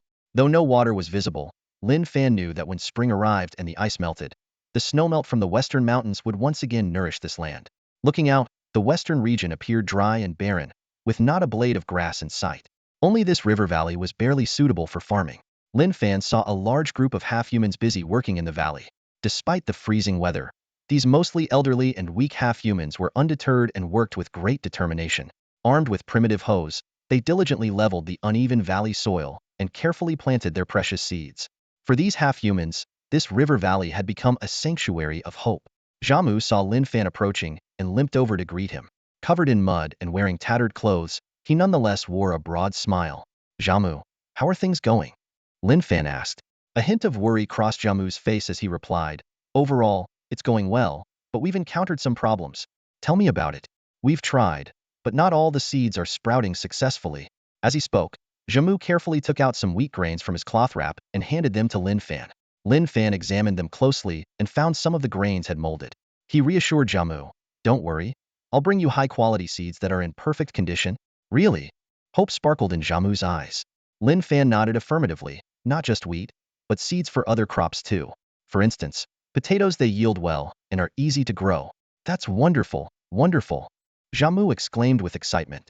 Lin Fan continued, "Additionally, I plan to provide you with some agricultural machinery. Relying solely on manual labor is too inefficient. We need to boost your productivity." Jamu was so overwhelmed that he could barely speak. Choking back tears, he knelt and bowed. How can the half-humans ever repay the great Lord Wu Lu's kindness? Lin Fan helped him up with a smile. "Perhaps one day, I might need your help." Jamu shook his head frantically. "No, no, it wouldn't be called help. The half-humans are loyal servants of the Lord. Whatever you ask of us, we will do without hesitation." Lin Fan sighed. "All right, but don't slack off. Remember, the significance of agricultural production goes beyond just feeding the half-humans." "I understand," Jamu said firmly. "Even if it costs us our lives, we will build Lord Wu Lu's agricultural base." Lin Fan felt comforted by the half-humans' determination. Despite the challenges, their agricultural efforts had begun, and no obstacle seemed insurmountable. Reflecting on the plight of the half-human race from Baikin Star, Lin Fan felt deeply moved. These poor beings had lost their homeland, and were reduced to laborers with no status during the Cheongyang Star colonization era. Yet, Lin Fan did not underestimate them. These hardworking and brave half-humans, though currently weak, could one day become a significant force against the Cheongyang Star invaders. Ironclad City, once a ruin, was now revitalized under Lin Fan's planning. It was not only his first base for interstellar scavenging, but also a new home for the half-humans. Despite the many challenges, the future was bright. The half-humans' armed forces were growing, and their industrial and agricultural sectors were quietly taking root. In Lin Fan's vision, Ironclad City would eventually become a formidable fortress against the Cheongyang Star invaders. Time passed swiftly, and Lin Fan had stayed in Ironclad City for over half a month. It was time to return to the Scavenger Bureau. The heavy truck roared out of Ironclad City, heading northeast. This time, Lin Fan was alone. The orb was left behind to assist the half-humans in repairing the industrial production lines. However, 20 winged beasts followed closely behind, a security arrangement made by Ho Feng to ensure Lin Fan's safety. Since the battle at Moslo Fortress, Ho Feng had become Lin Fan's staunch supporter. The winter weather was particularly harsh. On that day, the fierce wind carried sand and dust, engulfing the entire sky. Visibility was extremely low, and it was almost impossible to see anything. Lin Fan struggled to drive his heavy truck forward, with the onboard monitor indicating wind speeds of up to level 10, causing the entire vehicle to sway slightly in the gale. Despite the slow pace, Lin Fan knew he was close to reaching the first small human military base along his route. He planned to rest there until the storm passed before continuing his journey. It was only by dusk that he finally arrived at his destination. However, the sight before him was shocking. The watchtower of the military base had been destroyed, the signal receivers charred and teetering from the bombardment. The underground anti-aircraft artillery had been reduced to rubble, and the ground was littered with the bodies of heavy infantry soldiers. Clearly, the forces from planet Qingyang had invaded and obliterated this small military base. Lin Fan cautiously picked up his electromagnetic rifle and carefully stepped out of the heavy truck. The only sound around was the howling wind, indicating that the enemy forces had likely already withdrawn. He cautiously entered the base, finding no survivors inside. The place was filled with the corpses of fallen soldiers who had evidently put up a fierce resistance, but ultimately succumbed to the powerful invaders. On the sandy ground, Lin Fan noticed faint footprints left by robots. It seemed they had moved towards Stonehelm City after conquering the base. This discovery surprised Lin Fan, as it had been a long time since the Qingyang forces had attacked human cities. The heavy infantry corpses were a gruesome sight, some with armor shattered and bodies mangled, others severed by sharp blades, their blood staining the surrounding sand. Even more disturbing was the arrangement of the soldiers' heads into a crescent shape, a blatant act of provocation. Seeing this, Lin Fan's teeth clenched, and his fists tightened involuntarily. He set down his electromagnetic rifle and began collecting the fallen soldiers' belongings, gathering their bodies under the watchtower. He took out a bottle of strong liquor he carried, pouring it over the corpses before lighting it.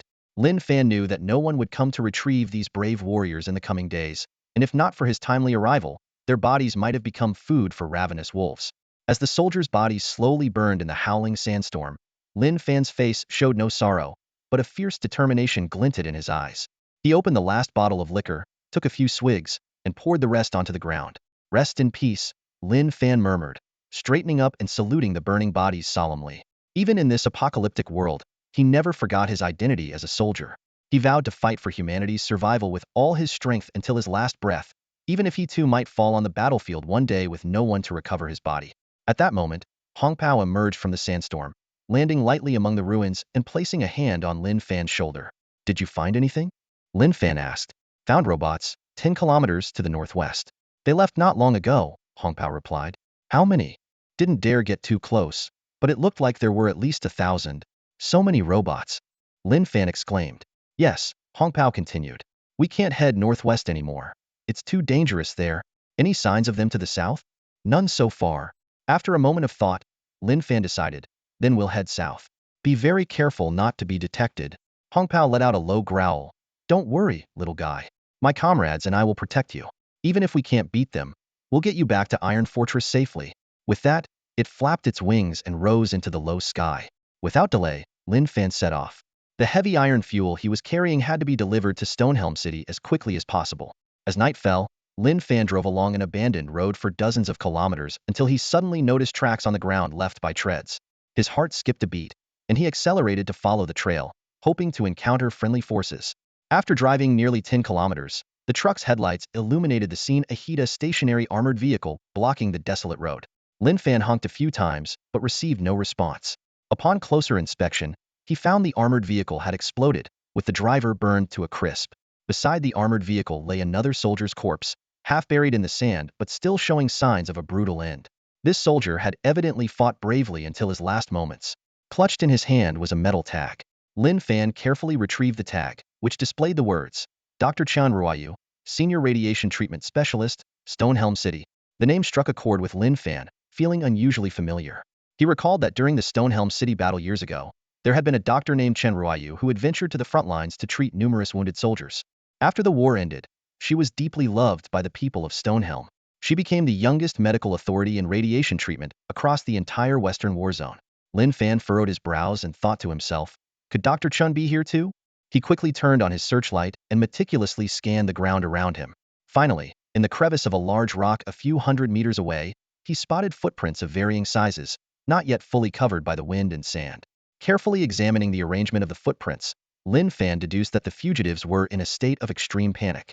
Clearly, more than one person was fleeing, and they were facing a significant threat. The last footprints led deeper into the canyon, suggesting that they might not have gone far. A glimmer of hope flashed in Lin Fan's eyes. Maybe these people are still alive. He quickly climbed onto the heavy truck and forcefully pressed the horn, sending out a signal to summon the winged beasts. Within a minute, Hong Pao landed near the truck. "What's going on, little guy?" Hong Pao asked. Lin Fan explained concisely, "My compatriots are in danger, and I need your help." Although winged beasts usually ignored requests from ordinary humans, Lin Fan's plea was different. Hong Pao immediately agreed, flapping his wings and letting out a loud roar to call for his companions. Meanwhile, in the town hall of Stonehelm, government officials and military representatives gathered to discuss the urgent situation of the Qin-Yang alien army's invasion. The elderly Mayor Chan Dingtang sat in the center of the hall, watching the holographic images from the front lines with a grave expression. Rows of robots were advancing towards Stonehelm. "Why are they launching a massive attack after 2 years of ceasefire?" Mayor Chin asked. A military representative replied, "Our doomsday strategy has reached a critical point, and the Qin-Yang aliens are getting restless." Mayor Chan pressed on, "I heard the uranium mine at Moslow Fortress was destroyed. Could it be related?" "Impossible," the military representative firmly denied. "That was caused by a half-human rebellion, unrelated to us." "Half-human rebellion?" Mayor Chen murmured in surprise. "They dared to resist the Qin-Yang aliens? That's unheard of." The military representative smiled slightly. "Yes, our aerial surveillance captured scenes of thousands of half-humans rebelling. The Qin-Yang aliens were caught off guard." Mayor Chen was somewhat reassured but still worried. "So how should we respond to their aggressive advance this time?" "Rest assured," the military representative assured, "they may have the upper hand in the wastelands, but they won't breach Stonehelm's defenses." Despite the reassurance, Mayor Chun remained uneasy, whispering, "Is there still hope for my daughter?" The military representative sighed, hesitated for a moment, then replied, "The outpost she was at was one of the first to be attacked. We haven't been able to make contact. I'm afraid." "The outlook is grim." Mayor Chin's face turned ashen, and he remained silent for a long time. The military representative added apologetically, "Miss Chan was an excellent doctor. We have failed her." Hundreds of miles away in a dark canyon, the cold wind howled and yellow sand filled the air. A giant rock stood amidst the sandstorm, stained dark red with fresh blood. On the rock lay the mangled body of a soldier, almost unrecognizable. Above the rock, a massive flying robot named Viper hovered in the air. Standing 4 meters tall and equipped with 4 turbines, it could operate steadily even in harsh weather. Compared to the Butcher model, the Viper was even more ruthless in its attacks. At this moment, the Viper's mechanical arm was gripping a lieutenant. Under the robot's enormous frame, the human looked exceptionally tiny. One of the lieutenant's legs had already been torn off, and his body was drenched in blood, yet he was still alive. The robot's cold blue eyes stared at the pitiful human, and its metal fingers grasped his other leg. With a horrifying tearing sound, the lieutenant's right leg was also ripped off. The robot looked impassively at the twitching lieutenant on the ground, then casually tossed him aside and continued searching for its next target. Miraculously, the lieutenant was still alive. Despite losing both legs and being numb all over, he tried to crawl slowly on the sandy ground, desperately reaching for a distant electromagnetic rifle. Behind a nearby rock wall, a young female doctor witnessed everything, her heart wrenching in pain. As a doctor, she felt an overwhelming sense of guilt and helplessness. Watching the lieutenant on the brink of death, she wanted so desperately to rush out and stop the bleeding, even though she knew he had little chance of survival. However, faced with the threat of death, she was paralyzed by fear, unable to move. She could only sob silently, her hands trembling uncontrollably. Death was closing in. The young female doctor bit her lip, tears welling in her eyes. Not far away, the metallic joints of the Viper-class robot screeched as it meticulously searched for her hiding spot. She knew it was only a matter of time before she was found. Crouched behind a rock, she hugged her knees tightly. Around her lay the bodies of fallen soldiers, their blood soaking into the sand. Her courage to flee had long been exhausted, and she resigned herself to an inevitable death. The air seemed to freeze, pressing against her chest. The world had fallen into a deathly silence, broken only by the approaching footsteps of the robot. Time felt excruciatingly slow as she closed her eyes, bracing for the end. Just then, she felt someone close by. She opened her eyes abruptly and saw a man's silhouette in the darkness. Though his features were obscured by the night, she could tell he was clad in heavy armor and wielding an electromagnetic rifle. It was Lin Fan. The female doctor stared in shock at the unexpected arrival. Lin Fan quickly gestured for silence, then pointed to himself, indicating he would distract the Viper-class robot. He motioned for her to hide behind another rock further away. To Lin Fan's surprise, she shook her head firmly, clutching his arm, refusing to let him go or to run away herself. Having witnessed her comrades fall one by one, she had lost all hope. Against the powerful robots of the Orion star, humans seemed so fragile. She couldn't bear to see anyone else sacrifice themselves for her. From somewhere deep within, the terrified doctor found a surge of courage. She took a deep breath, bit her lip, clenched her fists, and whispered to Lin Fan, "You go. I can't move. It'll only slow you down. You still have a chance to escape. He'll hold it off." Lin Fan was stunned. He had finally found her, and now she wanted him to leave? At that moment, the Viper-class robot detected their presence and accelerated. Lin Fan's brow furrowed as he pushed the doctor behind him. He then leaped from behind the rock, rolling swiftly to another boulder. The Viper-class robot immediately locked onto him, raising its particle cannon. Lin Fan had just ducked behind the rock when a blinding white light flashed, accompanied by a piercing zzz sound. Though it didn't hit him directly, the rock shattered, sending him sprawling. He landed heavily, blood trickling from the corner of his mouth. Despite his injuries, Lin Fan felt a sense of relief. The robot's attention was now on him, giving the doctor a chance to escape. The distance between the robot and the doctor increased, finally giving him some room to maneuver. However, witnessing this, the doctor's resolve broke. She covered her mouth, tears streaming down her face, fearing Lin Fan would meet the same fate as the other soldiers. Unable to contain her emotions, she rushed out and ran to his side. "What are you doing?" Lin Fan exclaimed. "I'm a doctor. You're hurt. I can't leave you," she said, trembling. The Viper-class robot had now fully emerged from behind the shattered boulder. The doctor clung to Lin Fan, shaking with fear, believing they were about to die together. But Lin Fan's attention was drawn to a growing shadow in the sky. The shadow moved rapidly, and he barely had time to shield the doctor as it descended. A deafening roar split the air. Even the Viper-class robot sensed something amiss and halted its attack, looking skyward. In an instant, a massive figure swooped down, larger than the robot itself, a winged beast named Red Cloak. Red Cloak crashed into the robot with terrifying force, then used the momentum to turn and glide. Despite the impact, it skidded nearly 100 meters across the sand. Fortunately, Red Cloak's tough hide protected it, resulting in only minor injuries. The Viper-class robot, however, was slammed into a boulder. The collision shattered parts of the rock, sending debris flying. Lin Fan's protective armor was damaged, his helmet knocked off, and blood stained his chest. Another eerie wail echoed through the air, sharp and raspy, filled with a sense of dread. Lin Fan ignored his injuries and struggled out from the rubble, immediately pulling the female doctor to her feet. Gritting his teeth, he mustered all his strength to drag her to the shelter of a nearby rock wall. In the sky, shadows darted as winged beasts swooped down in succession, launching a fierce attack on the Viper-class robot. Lin Fan leaned against the rock wall, his breathing growing heavier. It was then that the female doctor noticed the sticky sensation on her hands. She quickly activated her wristband. In the faint glow, she gasped at Lin Fan's condition. His protective armor was mostly shattered, his clothes soaked in blood, and his wounds still oozing. Lin Fan's face was pale, his body growing colder. The female doctor felt a surge of guilt, realizing that this man had been gravely injured protecting her. Despite her extensive experience, she found herself overwhelmed with self-reproach and panic. "It's all my fault. I'm so sorry. What should I do? What should I do?" she muttered to herself. Lin Fan, feeling as if he were in an ice cave, managed to squeeze out a few words with great difficulty. "Aren't you a doctor? Help me stop the bleeding." "Oh, right." The female doctor nodded repeatedly, glancing around but finding no medical supplies. Thinking quickly, she stripped off her protective suit, revealing a white coat underneath. Without hesitation, she tore the coat into strips to use as bandages. She swiftly cleaned Lin Fan's wounds and began to dress them. Finally, the bleeding was temporarily staunched.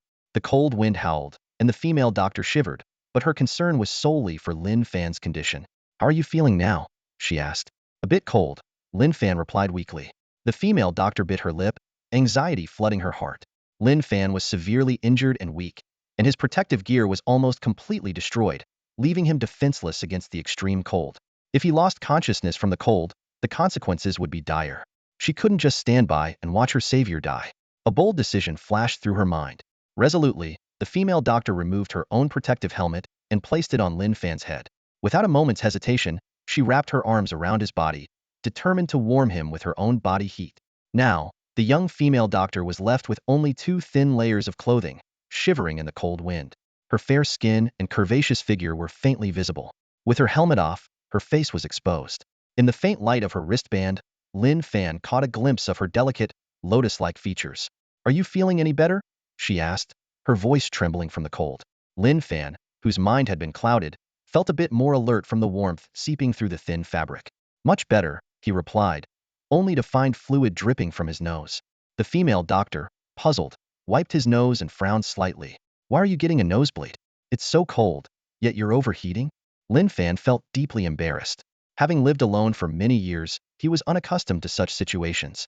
He quickly changed the subject. "I'm not cold anymore. Dr. Chun, put your protective suit back on. My heavy-duty truck is just a short distance away." "Heavy-duty truck? Oh, right." The female doctor quickly donned her protective suit. She glanced over at the fierce battle between the winged beasts and the Viper-class robot, realizing that this place was far from safe. Either the robot or the beasts could easily end their lives. Without delay, she supported Lin Fan and hurried southwest. They finally located the heavy-duty truck, and she quickly helped Lin Fan into the vehicle. Meanwhile, the battle near the boulders grew more intense. The Viper-class robot was in a tough situation. Despite its superior firepower compared to the winged beasts, it was outnumbered and caught off guard, putting it at a disadvantage. Just as it was about to target the humans, a red-cloaked figure launched a surprise attack from above, knocking it to the ground. Immediately, 20 winged beasts swarmed, attacking in waves. Though the robot managed to hit one of the beasts with its particle beam cannon, it failed to inflict a critical wound. The beasts were cunning, exploiting the robot's weaknesses with coordinated attacks. They showed no mercy, ganging up on the robot with the intent to destroy it. The Viper-class robot was covered in dents and gashes, and to make matters worse, one of its mechanical arms was torn off by the beasts. That night, Lin Fan was severely injured and stumbled back to the heavy truck before passing out. It wasn't until dawn, when the sky began to lighten, that he slowly opened his eyes. The first thing he saw was a pair of clear, water-like eyes intently watching him. The face, though tired, showed a gentle glow in her pupils as she noticed he was awake. "How do you feel? Does it hurt?" she asked softly. Lin Fan touched his chest and replied in a low voice, "Much better." She said nothing more, focusing carefully on applying a medical healing solution to Lin Fan's wounds. "Doctor, you don't need to worry about me. It's just a minor injury." Lin Fan tried to stop her. "Thank you for saving me. My name is Chen Ruoyu," she said with a smile, still concentrating on treating his wounds. Lin Fan pulled out a metal badge from his pocket and handed it to her. "This is yours. I know you're the youngest and most promising medical professor in Stonehelm City." Chen Ruoyu looked up, took the badge, and smiled. "I'm just an ordinary doctor. What's your name?" "Lin Fan. Which unit are you from?" "I'm not.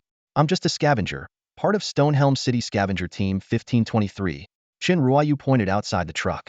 "Are those winged beasts your friends?" Lin Fan then noticed a group of winged beasts resting around the heavy truck.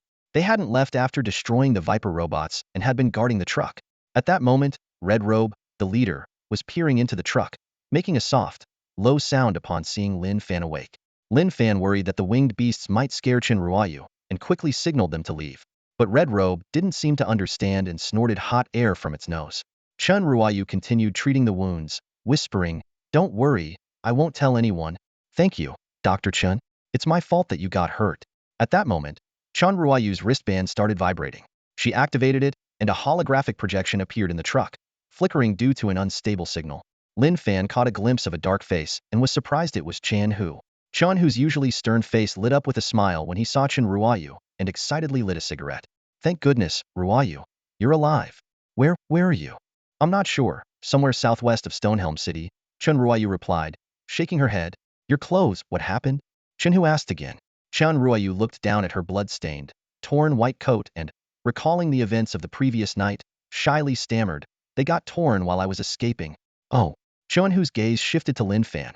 "Hey, who's that next to you?" "He saved me. He's from Scavenger Team 1523, Chen Ruoyu explained. "Scavenger Team 1523, sounds familiar." Chen Hu sighed in relief. "Ruoyu, come back quickly. I'm at Grey Fort." "Here."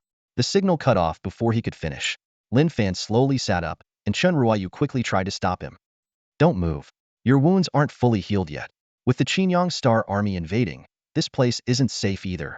We need to leave immediately, head to Grey Fort," Lin Fan insisted. Chen Ruoyu hesitated for a moment. "How about we wait another day? I'm worried your wounds might reopen." "We can't wait any longer." "All right. but if you feel unwell, please tell me. Lin Fan smiled and returned to the driver's seat. The heavy truck started up again, and Chen Ruoyu stayed by his side, worried his wounds might tear open. As the day turned to dusk, Lin Fan glanced at Chen Ruoyu. She looked exhausted but remained by his side. After the harrowing escape and constant vigilance, she was clearly drained. Dr. Chen, maybe you should take a nap in the truck, Lin Fan suggested. Chen Ruoyu bit her lip and shook her head. I'm not tired. She forced a slight smile, her pale face resembling a white rose swaying in the wind, beautiful yet weary. Dr. Chen, don't push yourself. Don't call me Dr. Chen, call me Ru. Before she could finish, Chen Ruoyu suddenly fainted. Lin Fan was alarmed and quickly slammed on the brakes. The heavy truck came to a sudden stop, and he rushed out of the driver's seat to hold Chen Ruoyu. Seeing her pale face, Lin Fan, who knew nothing of medicine, could only pinch her philtrum and anxiously shout, Dr. Chen, Dr. Chen, what's wrong with you? Fortunately, after giving her some nutrient solution, Chen Ruoyu gradually woke up.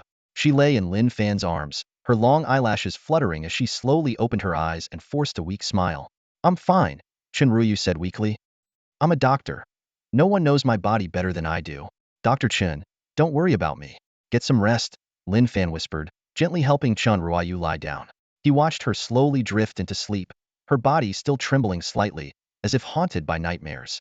Lin Fan took a deep breath, reflecting to himself. Even the most renowned medical professor is but a fragile woman in the face of life and death. Witnessing comrades fall one by nights, unimaginable the terror she has endured. Under the escort of soldiers, Lin Fan drove the heavy truck to the military fortress in the south of Stonehelm City Grey Dust Fort. Chen Ruoyu was quickly taken to the medical room of the military base, while Lin Fan had to make do with spending the night in the truck. Before dawn, Lin Fan's wristband suddenly vibrated. The screen lit up, revealing a stunning face. Wang Kiki? Lin Fan was taken aback. Her hair was messy, and her pajamas were loose, clearly just awakened from sleep. Oh my gosh, is this a dream? Wang Kiki mumbled, rubbing her eyes. Miss Wang, what's going on? Lin Fan asked, puzzled. Wang Kiki pinched her cheek hard, a look of surprise flashing in her eyes. It's not a dream. Lin Fan, you're alive. You jerk, you've been missing for 2 months. I couldn't reach you at all, she complained. I was on a mission, Lin Fan explained. Where are you now? Get back to Stonehelm City. I'm at Grey Dust Fort. Someone's coming. I have to go. After ending the call, Lin Fan took a deep breath. At that moment, a military officer climbed into the truck. It was Lieutenant Colonel Chun Hu. Old Chun, Lin Fan greeted, but noticed Chun Hu's grim expression. He sat in the driver's seat, puffing on a cigar without a word. Don't call me Old Chun, Chun Hu finally spoke after a while. So, that scavenger was you. He stared at Lin Fan, struggling to control his emotions. What did you do to my sister? Nothing, Lin Fan replied firmly. Then why does she keep calling your name in her sleep? She even said you should run away. She was trying to protect you. Chen Hu demanded. Lin Fan explained. We escaped from the robots on Star Cygnus. She might be traumatized. Really? Chen Hu pondered for a moment, then said indignantly, I stayed with her all night. But when she woke up, it was like she didn't see me. The first thing she asked was where you were. Asked about me? Yes, she said you were injured and needed her care. I offered to arrange for a military doctor, but she insisted only she knew your injuries. Lin Fan smiled. She's a good doctor. You and the Wang family's eldest daughter have a complicated relationship, so don't you dare get any ideas about my sister. Chen Hu warned, or I'll shoot you, you scavenger. My sister is pure, only knowing how to save lives. Don't deceive her. You worry too much, Lin Fan reassured. Dr. Chun is well known. I wouldn't dare. You better not. Chen Hu relaxed slightly. It's wartime now. You need to take her back to Stonehelm City. All right. Chen Hu's expression softened as he patted Lin Fan's shoulder. Thank you for saving my sister. I owe you one. If you need anything, just ask. You're welcome. By the way, did you find what the Scavenger Bureau asked you to locate? Chen Hu asked casually. Yes, I did. You did? Chen Hu repeated in surprise, getting up to check the cargo. Indeed, he saw a black iron sphere with a red mark on it. I can't believe Maslow Fortress was hiding this thing. Chen Hu exclaimed. How did you find it and make it out alive? Lin Fan explained. There was a half-human uprising at Maslow Fortress that blew up the mine. I took the opportunity to find this.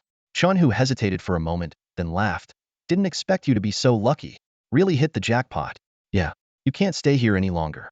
Head back to Stonehelm City immediately. It's not safe out there. Chen Hu urged. Just as Lin Fan was about to respond, the door suddenly opened. Chen Ruoyu frowned at Chen Hu and said, Brother, Lin Fan needs rest. He's my patient, and he's seriously injured. He needs some time before he can leave. Chen Hu immediately backed down, always fearing his sister since they were young. He gave Lin Fan a look, and Lin Fan understood. Dr. Chun, I really have an important mission and can't delay. I need to go back now. Not even a day? Chun Ruoyu asked. No. Chun Ruoyu hesitated before saying, then I'll go with you. I can take care of you on the way. She then helped Lin Fan lie down and carefully applied military-grade medicine to his wounds. Soon after, Lin Fan set off again, with Chun Ruoyu by his side, on their journey back to Stonehelm City. The heavy truck slowly rolled into Stonehelm City, its engine's roar gradually subsiding. A familiar voice suddenly broke the silence within the vehicle. Lin Fan slammed on the brakes and stuck his head out, only to see Director Zhao of the Scavenging Bureau standing by the roadside, a hint of urgency on his face. Director Zhao? Lin Fan exclaimed, jumping out of the truck with a furrowed brow. What are you doing here? Director Zhao forced a smile, exhaling deeply as he muttered under his breath, thank heavens, this rascal finally came back. I was about to be in serious trouble.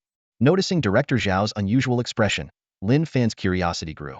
Just as he was about to ask more questions, a brand new armored vehicle slowly approached and stopped beside them. The door opened, and out stepped a familiar figure, Wang Kiki. She walked lightly to Lin Fan's side, her eyes flickering with complex emotions. Lin Fan was even more puzzled. Although Wang Kiki had contacted him before, he never expected to meet her in Stonehelm City.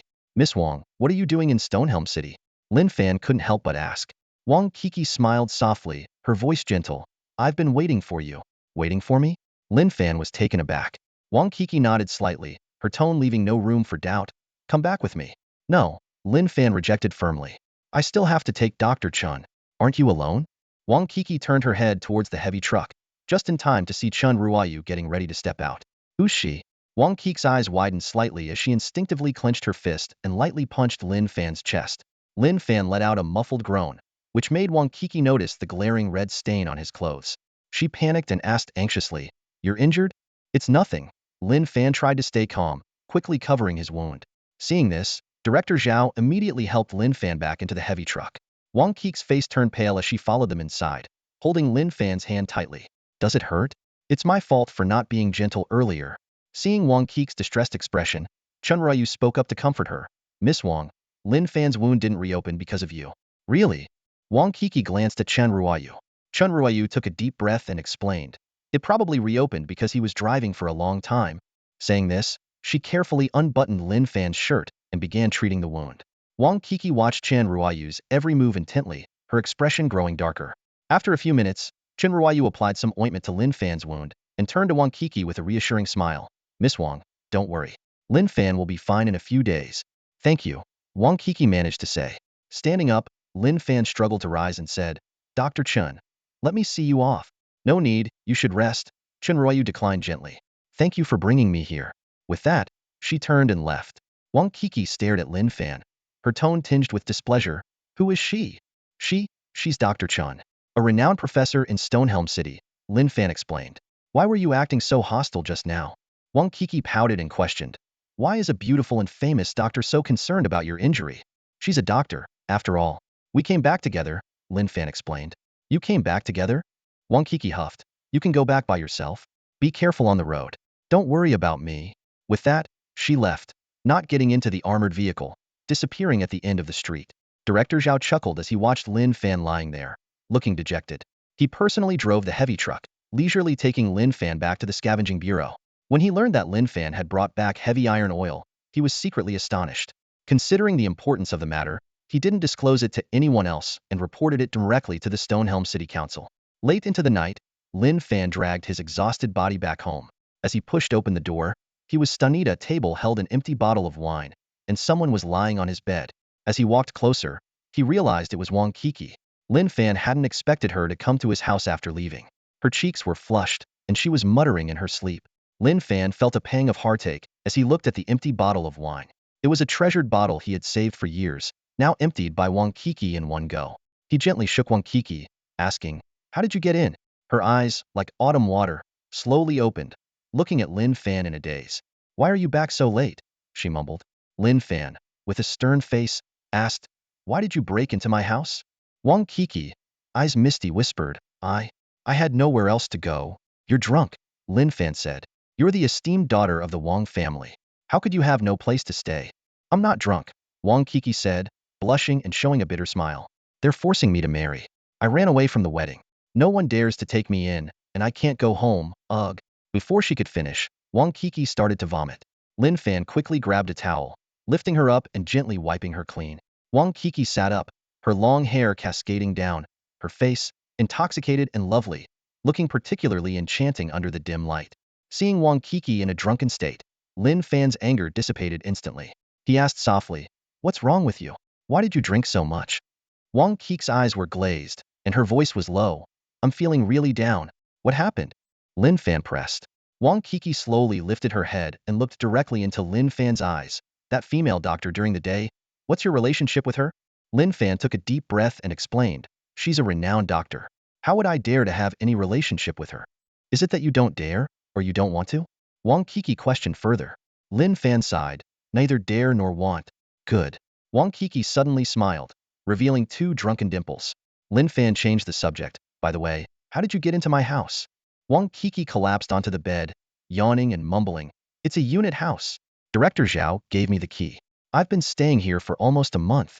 "What? You've been here for a month?" Lin Fan exclaimed. You can sleep on the floor. Don't cause any trouble."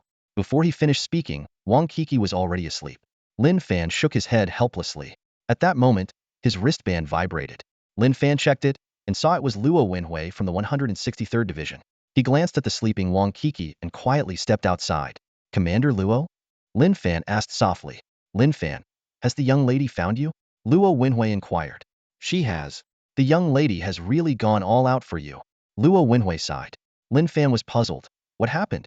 Luo Wenhui explained. 2 months ago, her parents forced Wang Kiki to marry into the Song family, but she refused. "Which Song family?" Lin Fan asked, stunned. "The Song family," Luo Wenhui continued. "The Wang family lost face, and Kiki's parents were in a difficult position, not wanting to offend the Song family.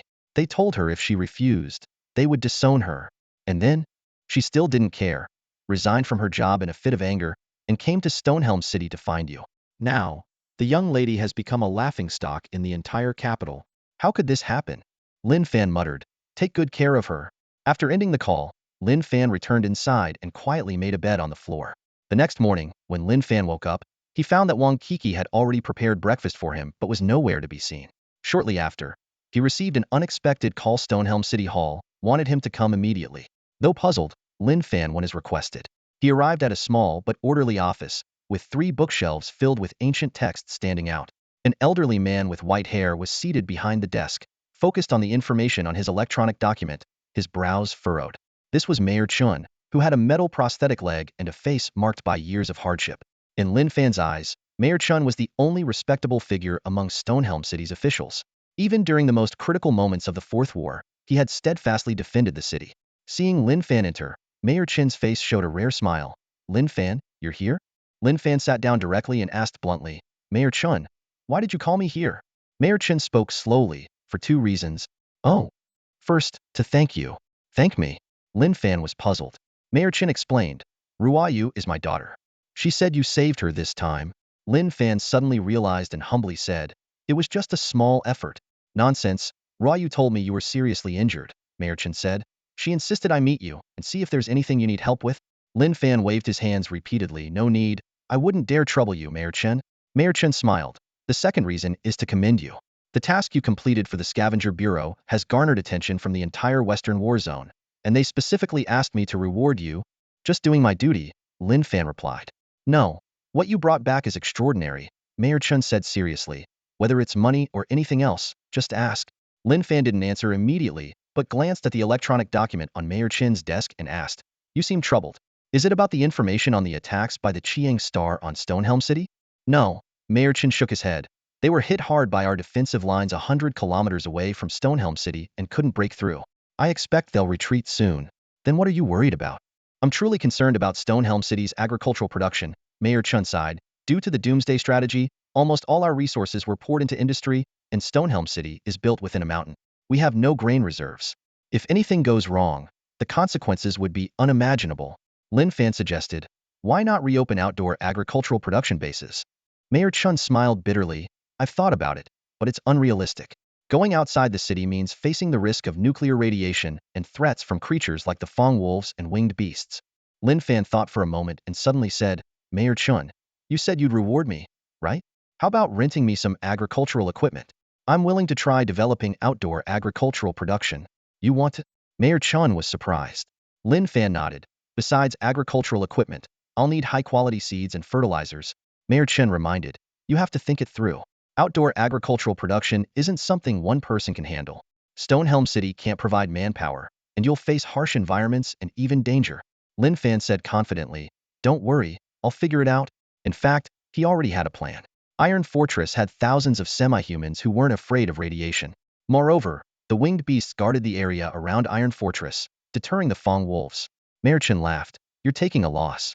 The agricultural equipment in Stonehelm City's warehouse is almost scrap metal now, and the crop seeds aren't very expensive. Compared to what you brought back, these are nothing. It's not a loss, Lin Fan insisted. All right, I agree to all your requests. Mayor Chen finally consented to Lin Fan's proposal. 100 kilometers outside of Stonehelm City, the scars of war were glaringly evident. Craters from missile explosions dotted the landscape, and the wreckage of Xinjiang robots lay scattered everywhere. Despite the outer sentries and fortresses being overrun, Stonehelm City stood firm. This western industrial city, with its formidable defenses, had successfully repelled the fierce robotic assault. After several futile attempts at breaking through, the Xinjiang forces finally chose to retreat. The city quickly broadcasted this uplifting news, and the citizens rejoiced. However, Lin Fan's brow remained furrowed. Images of the destroyed frontline outposts flashed through his mind as he realized that the doomsday strategy had entered a critical phase. He knew all too well that the Xinjiang forces would not give up so easily. This invasion was likely just the beginning. At dawn, Lin Fan gently tucked the blanket around the still sleeping Wang Kiki. Just as he was about to leave, Wang Kiki slowly opened her eyes. Lin Fan, are you going out? She asked softly. Lin Fan nodded. I have a new mission. Is it dangerous? Can't you stay? Wang Kiki's voice was filled with concern. I have to go, but it won't be dangerous, Lin Fan tried to reassure her. When will you be back? She asked, her voice tinged with worry. I can't say for sure, Lin Fan replied, his expression becoming serious. Wang Kiki looked at him, biting her lip and taking a deep breath. Then, I'll wait for you to come back. Kiki, you don't have to wait for me. Lin Fan's tone softened. If you ever feel that Stonehelm City isn't worth it anymore, you should leave. With that, Lin Fan gave her a faint smile and turned to leave. On the desolate land outside Stonehelm City, a convoy was slowly making its way forward. Led by a heavy-duty truck, the convoy included several vehicles loaded with farming equipment and seeds. Before long, they left the boundaries of Stonehelm City and entered the no man's land. In the leading truck, the convoy leader sat in the passenger seat next to Lin Fan. Curiously, he asked, Brother, why go through all this trouble for a bunch of broken machines? Lin Fan smiled mysteriously. They have a big purpose. Thanks for your help. If you want to thank someone, thank Mayor Chun, the convoy leader replied. You must have some pull. Mayor Chun personally assigned us to deliver these things to you. Lin Fan nodded slightly, saying nothing more. As the convoy reached a high ridge, Lin Fan noticed something unusual in the rearview mirror. He saw black bags being thrown off the back of one of the trucks. What are you throwing out? Lin Fan asked, puzzled. The convoy leader, caught off guard by Lin Fan's observation, stammered, just some trash. Sensing something strange in the convoy leader's demeanor, Lin Fan was about to press further when a howling sound filled the air. Winged beasts. Lin Fan looked up in surprise.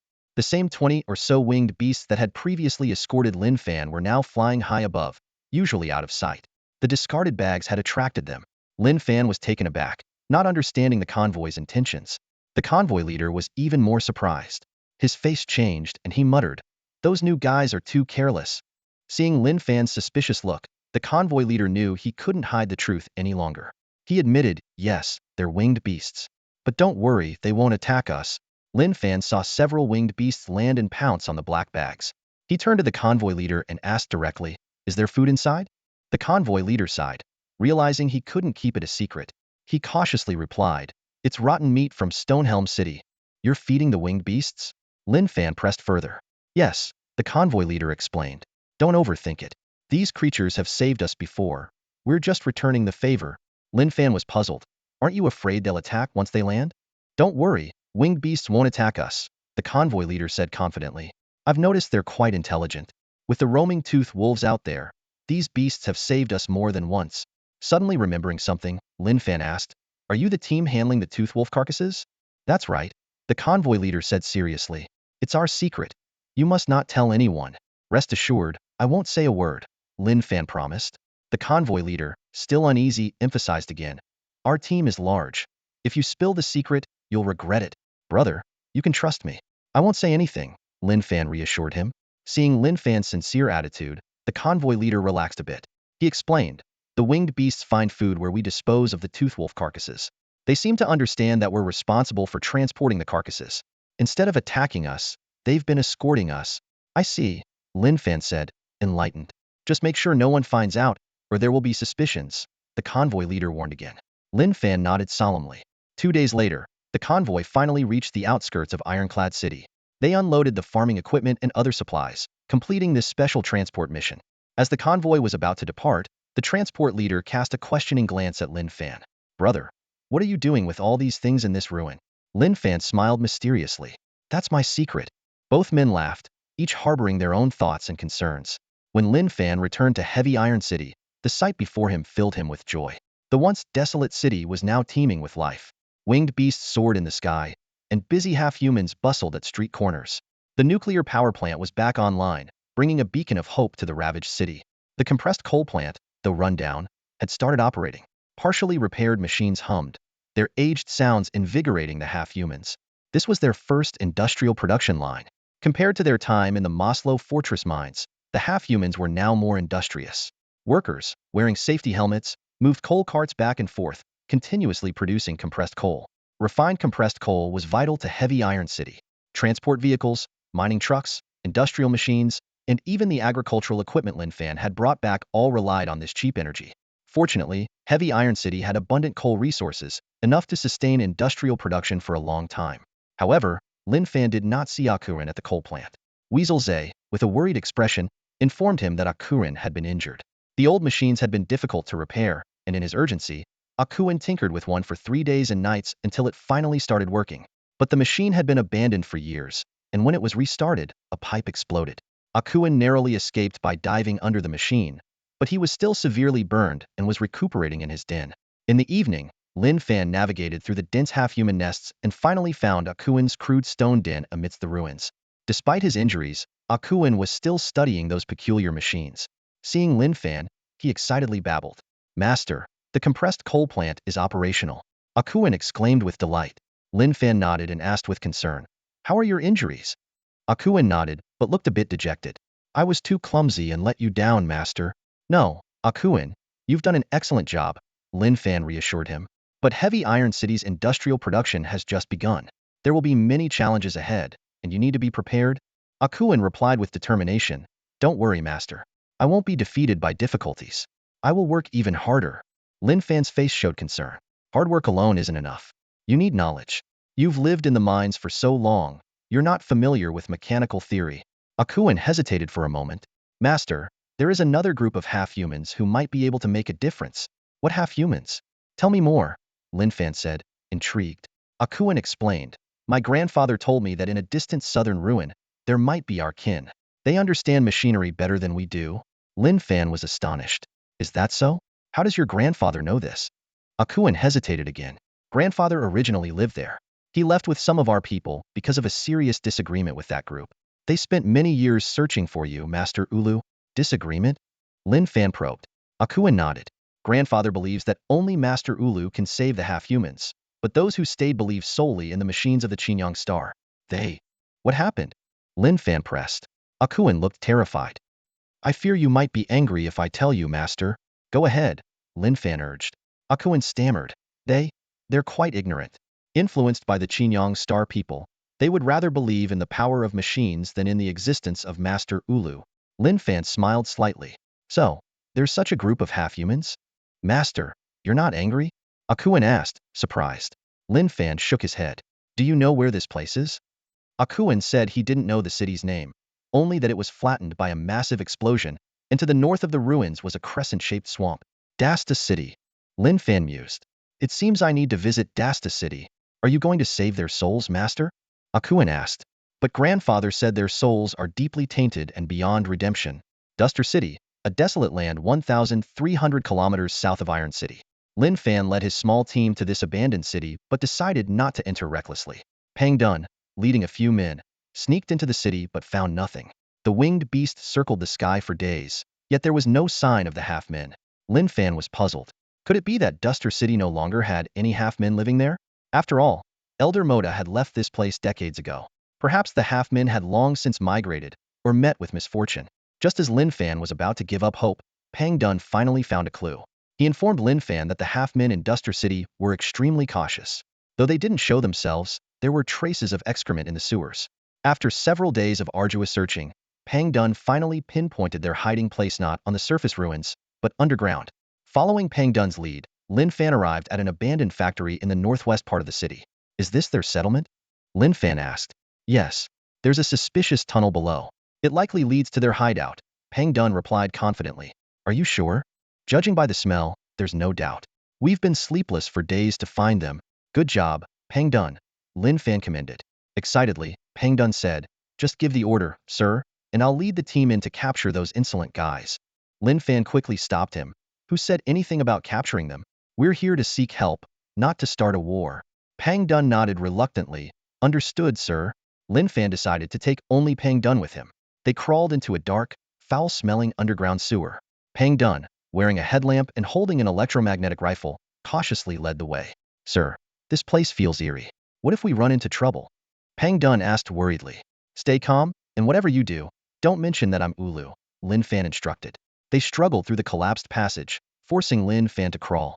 After about a few hundred meters, a faint light appeared ahead. Suddenly, the ground beneath them tilted, and Lin Fan and Pang Dun slid down, landing instantly in an iron cage. Pang Dun futilely tried to pry open the bars while Lin Fan calmly observed their surroundings. Before them was a vast underground cavern bustling with half-men. In the deepest part stood a huge furnace where half-men were feeding refined coal, powering a steam turbine. They had built a thermal power plant underground. In this expansive cave, Lin Fan was stunned by the incredible sight before him. The half-humans were busy in the cave, with electrically powered mechanical arms working methodically. In the center of the cave stood a massive, heavily damaged spacecraft, its battle scars clearly visible. Surprisingly, these half-humans were diligently working to repair it. Under the dim lighting, they toiled away, the sound of metal striking metal echoing continuously. The mechanical arms precisely welded each piece back into place. Lin Fan watched in astonishment, thinking to himself, just as Akun had said, the half-humans of Dasta City truly worship the power of machinery. But repairing such a complex spacecraft in this rudimentary environment seems nearly impossible. What are they planning? Suddenly, the interstellar scavenger system activated, displaying a line of text. Detected Qinyang Star fishing vessel, suitable for interplanetary travel, used by the Qinyang Star Colonial Trade Group for transporting weapons, supplies, and rare minerals. Before the message had even faded, a large group of half-humans surrounded them. Oddly enough, these half-humans did not seem surprised by the two intruders, as if everything was expected. Pang Dun immediately raised his electromagnetic rifle and stood in front of Lin Fan. However, a stone suddenly struck Pang Dun on the buttocks. He yelped in pain, and before he could react, two half-humans used fishhooks to quickly snatch away his weapon. More stones flew towards him, forcing Pang Dun to shield his head. At this moment, a frail half-human approached, causing the others to stop. The frail half-human pointed at Lin Fan with eyes full of hostility, shouting incessantly. Then, several half-humans raised their fishhooks to attack Lin Fan. Pang Dun could no longer contain his anger. He had never liked these half-humans, and had only tolerated them because of Lin Fan's instructions. Now, seeing them treat the benevolent URU this way, Pang Dun was furious. He stood in front of Lin Fan again, shouting, Urubastu? As he invoked the name of the deity, a look of devoutness spread across his face. The half-humans outside paid no heed to the two captives. The frail half-human sneered disdainfully at Pang Dun's protection of the human. The other half-humans continued to jab at Pang Dun's legs and buttocks with their fishhooks. Seeing this, Lin Fan quickly pulled Pang Dun to his side, avoiding the fishhook attacks. Pang Dun, calm down, he urged. Pang Dun angrily replied, Master, they are beyond saving. Let me deal with them for you. We're trapped. What do you plan to use to deal with them? Lin Fan asked, exasperated. Pang Dun grinned. Don't worry, Master. As long as I have breath in me, no one will desecrate your honor. With that, he unwrapped the cloth around his waist, revealing a row of grenades.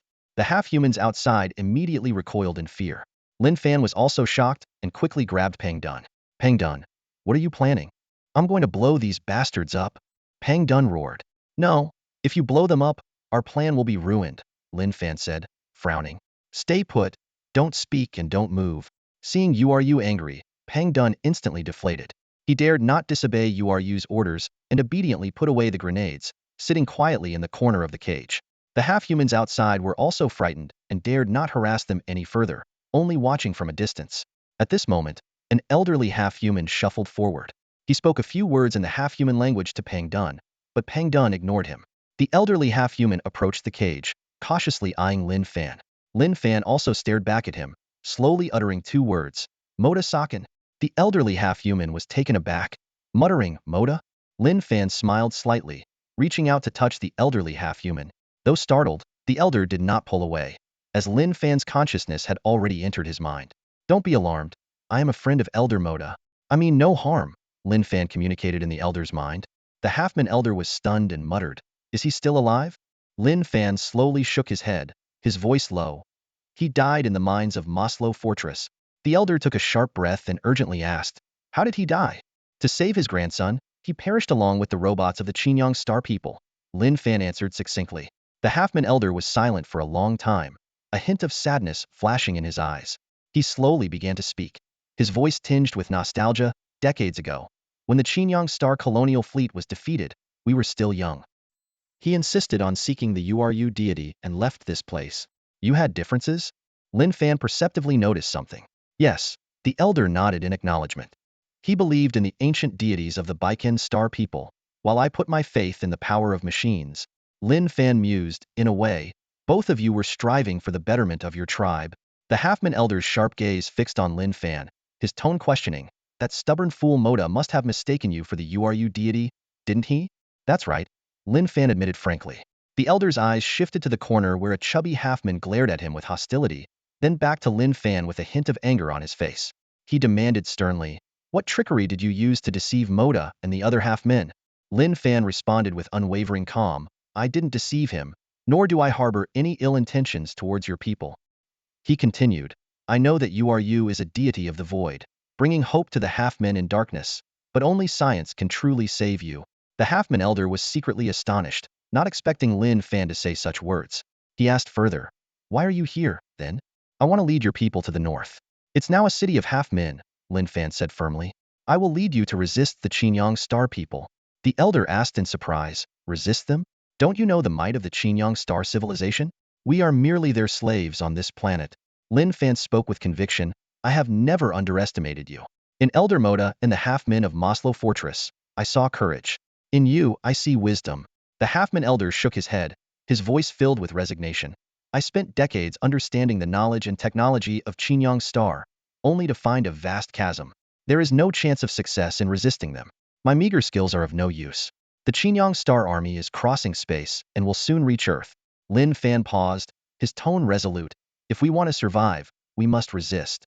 Believe me, there is still hope. The elder hesitated, then looked at Lin Fan warily. You are not Uru. I will not be swayed or deceived by you. Lin Fan took a deep breath and pointed to the damaged spacecraft in the distance. Even if you exhaust all your efforts to repair that spacecraft, it won't save you from this catastrophe. Your plan is destined to fail. The half-man elder was taken aback, but remained silent. He knew Lin Fan was right. In the vastness of the universe, a small spacecraft was of no use. Lin Fan added, Leading your people into a hopeless plan, perhaps you are the real deceiver. The elder showed a trace of pain, his voice low. One day, we might fall into complete despair, but I don't want to drag the half-men into war now. With that, he turned and left, ordering the others to stay away. Lin Fan pondered, realizing these half-men were not easily swayed. They were far from ordinary laborers, having built a production line for repairing spacecraft under such primitive conditions. Their knowledge spanned electromagnetism, thermodynamics, and more, a testament to their capabilities. He recalled the once glorious agricultural and handicraft civilization the half-men had built on Baiken Star. Though not as advanced as Earth's, they were far from ignorant. Lin Fan couldn't help but wonder what methods the half-man elder had used to secretly learn such extensive knowledge under the Qinyang Star colonial regime. They didn't believe in Uru but had faith in science. This was the power of science. If they could reach Heavy Iron City, they could achieve even greater things. Fatty, sensing Lin Fan's thoughts, grumbled, Sir, they're a bunch of fools. Don't waste your time. Let them fend for themselves here. Little Fatty, you don't understand. Heavy Iron City needs half-men like them. Lin Fan explained. Really? Fatty muttered, thinking that Lord Uru needed loyal followers, not these machine-worshipping half-men. In the evening, a half-man threw two strange-looking fish into the iron cage, their dinner. Lin Fan refused to eat, but Fatty devoured one of the stinky fish, leaving nothing but bones.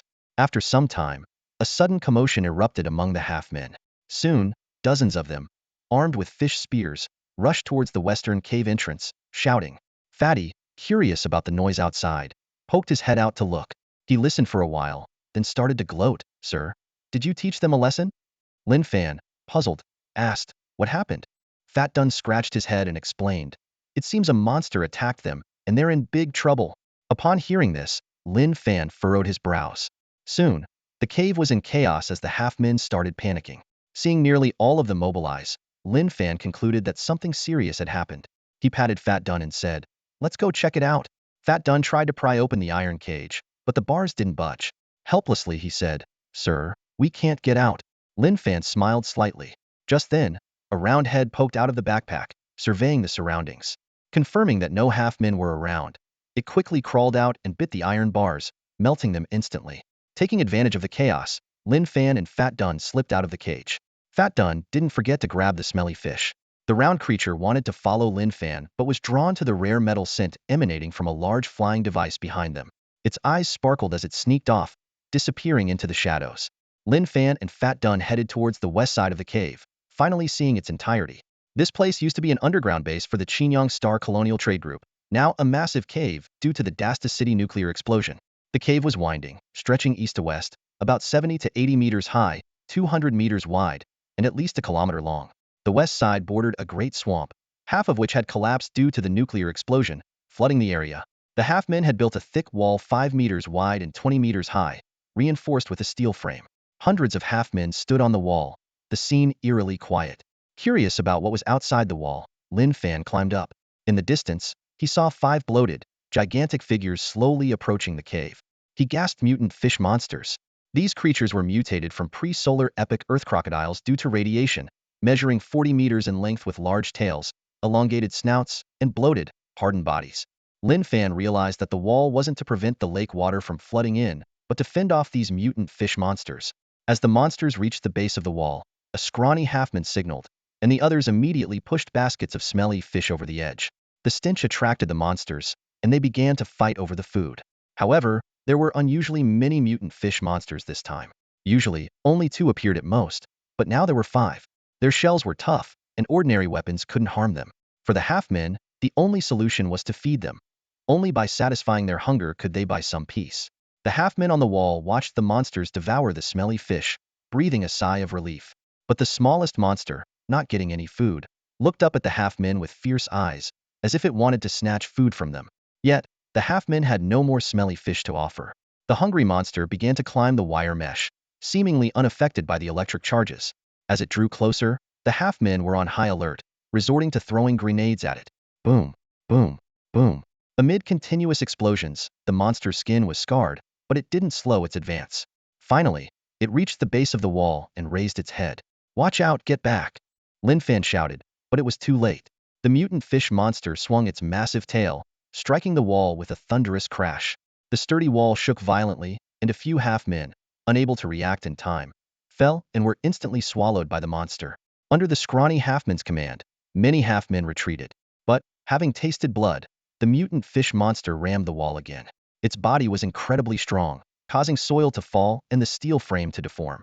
The half-men kept throwing grenades at the monster below, but they couldn't kill the radiation-mutated creature, only fueling its ferocity. Soon, the smelly fish were all gone, and the remaining 4 mutant fish monsters were still unsatisfied. They all moved towards the wall, the situation growing increasingly dire. The half-man elder climbed up the earthen wall, staring in shock at the scene before him. Beyond the wall lay the homeland where the half-man tribe had thrived for generations, now facing an unprecedented threat. An army of mutant fish monsters was closing in, and if they breached the defenses, decades of hard work would be obliterated. Without hesitation, the elder joined the resistance, his trembling hands hurling a grenade towards the enemy ranks. A thunderous explosion ensued, but the cloud of dust failed to deter the ravenous fish monsters. Instead, they hastened their assault, crowding at the base of the wall and relentlessly bashing it with their hard skulls and long tails. Soon, a gaping hole appeared in the massive wall. Lin Fan gasped, realizing that the half-man tribe was no match for these colossal creatures. He finally understood why the tribe had been forced to feed rotten fish to the mutants. It was a desperate measure for survival. The battle raged on, and the tribe's grenades were quickly exhausted. The mutant fish monsters, though slightly wounded, remained unfazed in their aggression. The half-men were helpless, watching as the wall crumbled under the relentless onslaught. The elder, too, soon grew exhausted and was helped off the battlefield by a frail half-man. Yet, some tenacious half-men continued to stand their ground, fighting to the last. Suddenly, a loud crash echoed.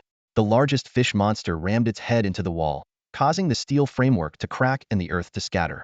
A huge breach appeared, and in the blink of an eye, a dozen half-men who couldn't escape in time fell from the wall and were devoured instantly. A gigantic mutant fish monster slowly crawled through the breach. Most of the half-men scattered in panic, but the elder stood his ground, staring at the grotesque creature. The frail half-man tried to pull him away, but he refused. This place embodied years of his hard work and was the only beacon of hope in the darkness. Watching the invasion threaten to destroy everything, the elder was engulfed in despair. The mutant fish monsters advanced, forcing most of the half-men to retreat in fear. The elder and the frail half-man were in grave danger. Just then, a loud shout broke the atmosphere of despair.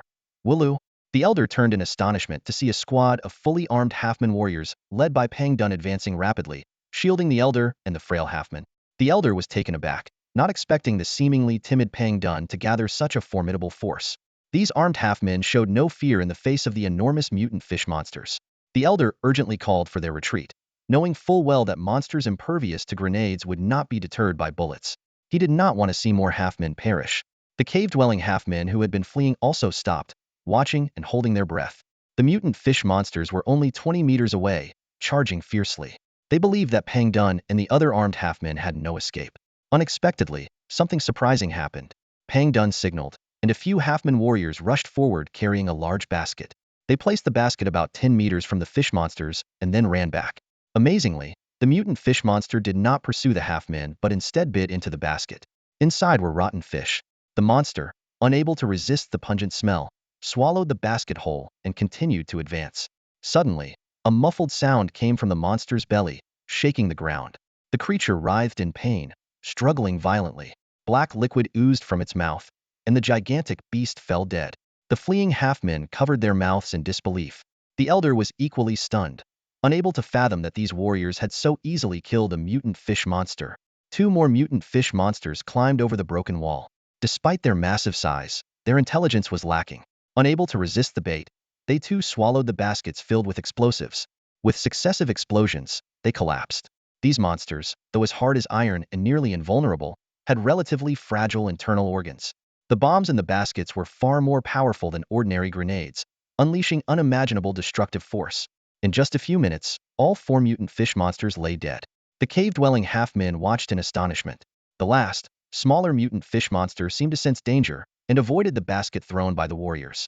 The next moment, the basket exploded. Terrified, the monster glanced at its fallen comrades and fled westward. The calamity was over. The half-men of the cave emerged, gathering to celebrate their hard-won victory. These half-humans knew all too well that if it weren't for Pang Dun and the other half-human warriors arriving in time to subdue the mutated fish monster, the consequences would have been disastrous. A frail half-human approached Pang Dun, babbling in their native tongue, seemingly apologizing and praising their bravery. However, Pang Dun was not impressed and arrogantly turned up his nose. Pang Dun held little regard for the cave-dwelling half-humans of Dasta City. To him, their offense against the god Ulu was nearly unforgivable. "Ulu Jalasalu," Pang Dun said coldly, informing the Dasta City half-humans that he and the half-human warriors were followers of the god Ulu, and everything that happened was due to Ulu's benevolence and grace. The surrounding half-humans exchanged uneasy glances, clearly skeptical about the existence of the god Ulu. Only an elderly half-human slowly approached Lin Fan, gazing up at him. The elder seemed to recognize Lin Fan as the true savior. "Thank you, human. You saved us," the elder half-human said. "You're welcome," Lin Fan replied with a smile. "My name is Vahana," the elder continued, "and I deeply apologize for our previous offenses. Don't worry about it. I didn't take it to heart," Lin Fan said. "I've already given your request serious consideration." Just as Vahana was about to respond, a frantic half-human came running, shouting in terror. Vahana's expression grew even more grave than when facing the mutated fish monster. "What happened?" Lin Fan asked. "It's a disaster," Vahana said briefly before leading the other half-humans back. Lin Fan and the half-human warriors followed closely behind. As they ventured deeper into the cave, a wave of scorching heat hit them. The temperature rose sharply, and the water in the low-lying areas evaporated instantly. At the source of the heat, a massive object glowing red could be seen. The half-humans of Dasta City had already retreated, not daring to get close. Lin Fan gasped, "The sphere." The glowing red creature was indeed the sphere. It had devoured the third-turtle flying machine from Starship Yang, leaving only an empty steel frame. The hard alloy beneath the sphere's feet was glowing red from the heat. The half-humans of Dasta City stood in shock, not knowing what to do. Vahana, seeing decades of hard work vanish, collapsed to the ground in despair, covering his face and weeping. The old flying machine, though unable to take off, had embodied Vahana's decades of effort and his people's hope. The sphere burped contentedly but did not stop eating. It began to devour the base of the flying machine. Seeing Vahana in such agony, Lin Fan felt a deep sense of guilt. "Sphere, stop it!" Lin Fan shouted at the sphere. Despite the surrounding noise, the sphere heard the familiar voice. It looked up at Lin Fan for a moment, but then continued to consume the metal. The sphere's body turned a deeper red and began to swell slowly. Lin Fan was puzzled and muttered to himself, "What's going on?" At that moment, the interstellar scavenging system activated. The system's voice sounded, "Master, the scavenger pig is evolving. It has ingested some rare metal elements from the fishing vessel's flying machine, advancing from the mid-stage of its juvenile phase to the advanced juvenile phase. Its body is in a state of overload due to the evolution and has gone berserk, unable to stop." Overload? Lin Fan hadn't had time to process this information when the half-humans of Dasta City surrounded him. The frail half-human glared at Lin Fan with rage in his eyes. They believed Lin Fan was the one responsible for destroying the flying machine. Led by the frail half-human, the cave-dwelling half-humans surged forward, hurling insults and even stones at Lin Fan. Seeing this, Pandun was furious and tried to stop them, but he couldn't overpower the noise of the cave-dwelling half-humans. Lin Fan ordered the half-human warriors not to attack the Dasta City half-humans and could only passively endure their wrath. Just then, a loud crash echoed through the cave. The steel frame of the flying machine collapsed, and a wave of scorching heat swept through the area.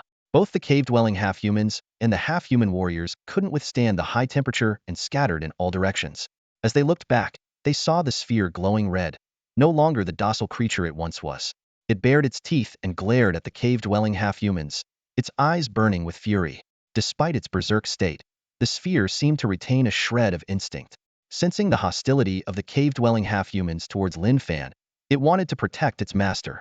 The sphere slowly approached the half-humans, its body growing increasingly red and radiating energy like an overwhelming tide. Even though Lin Fan was wearing a protective suit, he could still feel the intense heat coming toward him.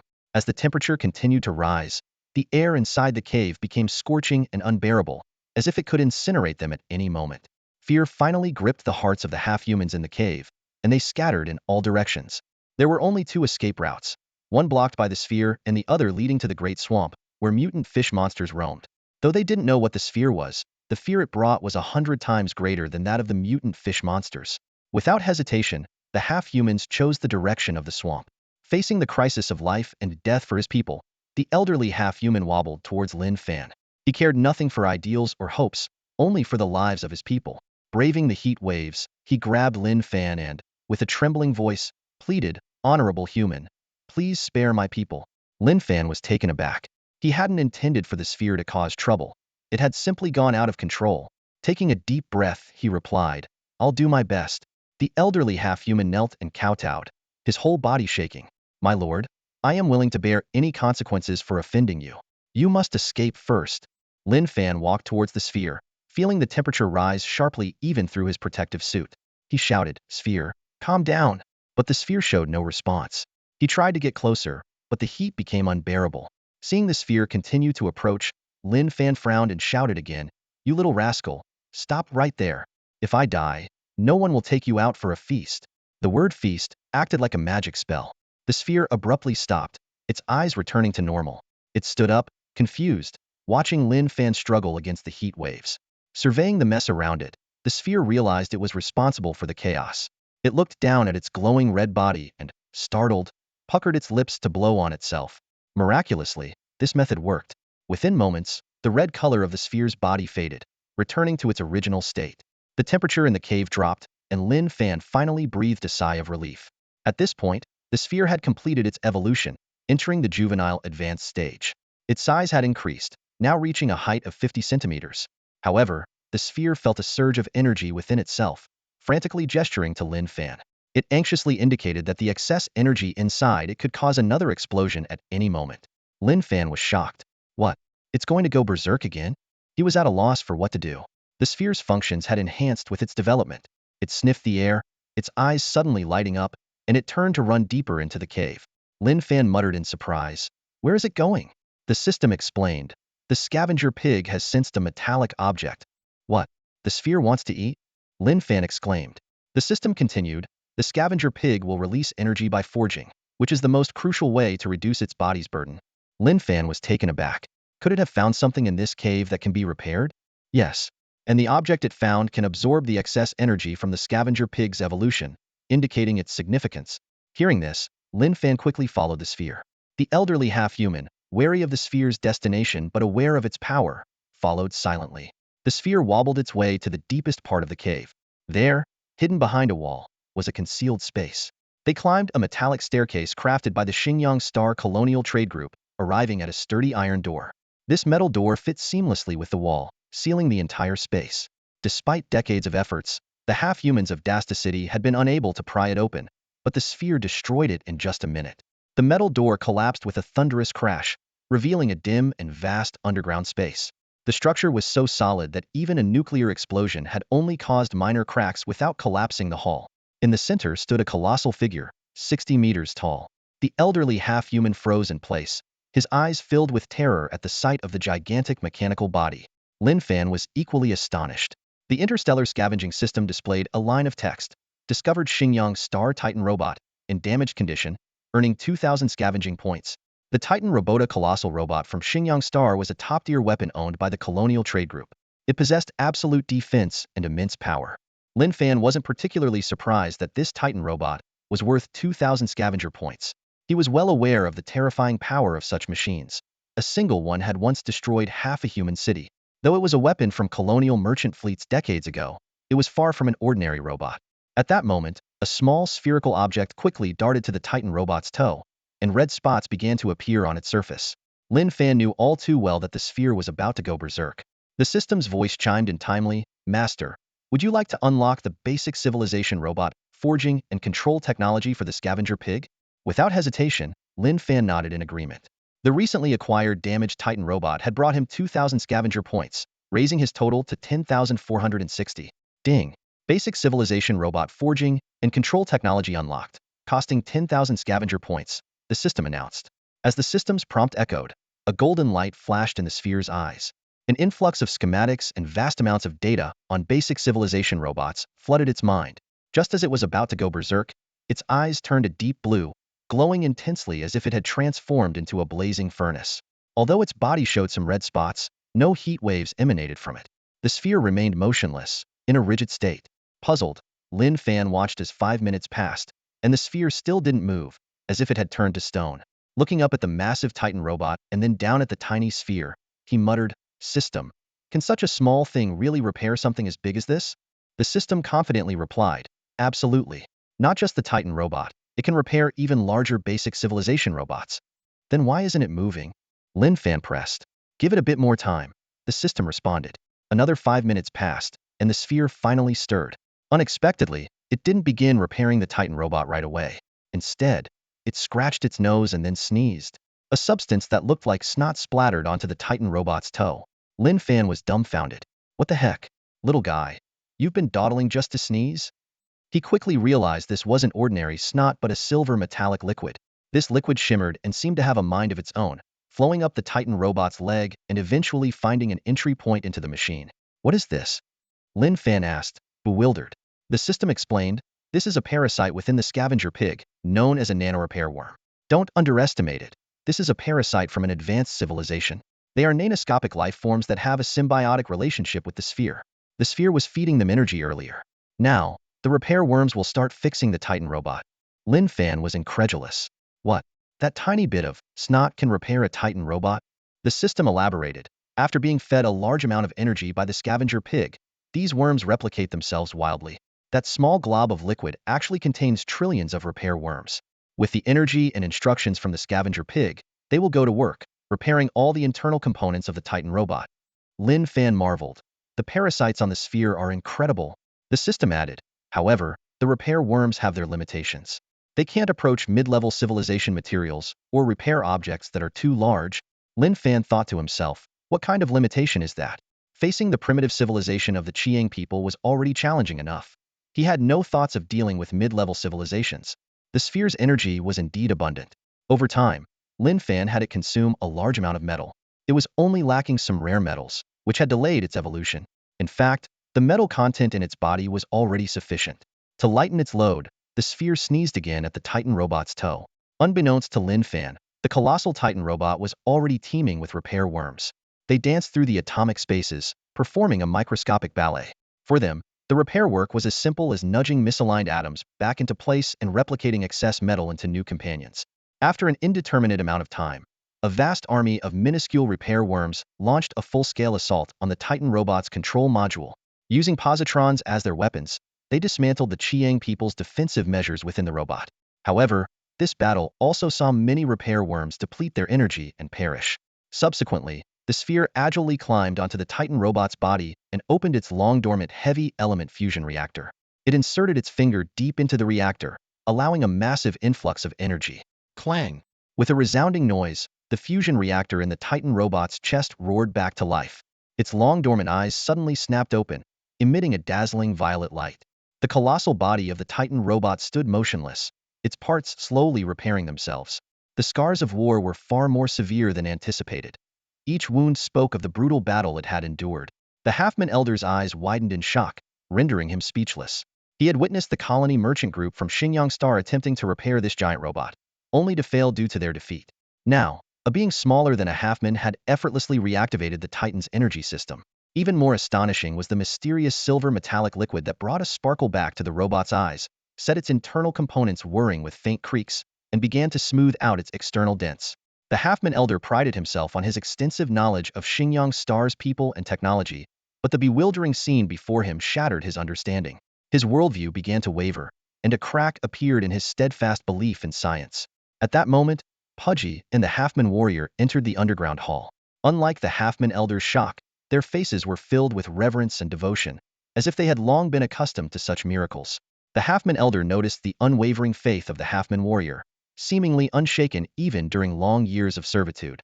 This sight prompted him to question, his gaze involuntarily shifting to the imposing human figure. "You are you? You are you?" the Halfman Elder muttered, the light in his eyes gradually fading as the faith he had clung to for years began to crumble. He recalled how Lin Fan had effortlessly saved the Halfmen, stopped ferocious monsters, and now repaired this top-tier robot. Could it be that Moda's faith was right? Had he truly found the legendary URU deity? Summoning his courage, the Halfman Elder cautiously approached Lin Fan, carefully touching his sleeve. "My lord, are you truly the URU deity of our Baikin Star's Halfmen?" Lin Fan looked down with a gentle smile and shook his head slightly. "Vahana, don't be nervous and don't doubt your faith in science." "I don't understand, my lord," the Halfman Elder said, confused. Lin Fan explained, "The Halfmen need a deity to give them hope.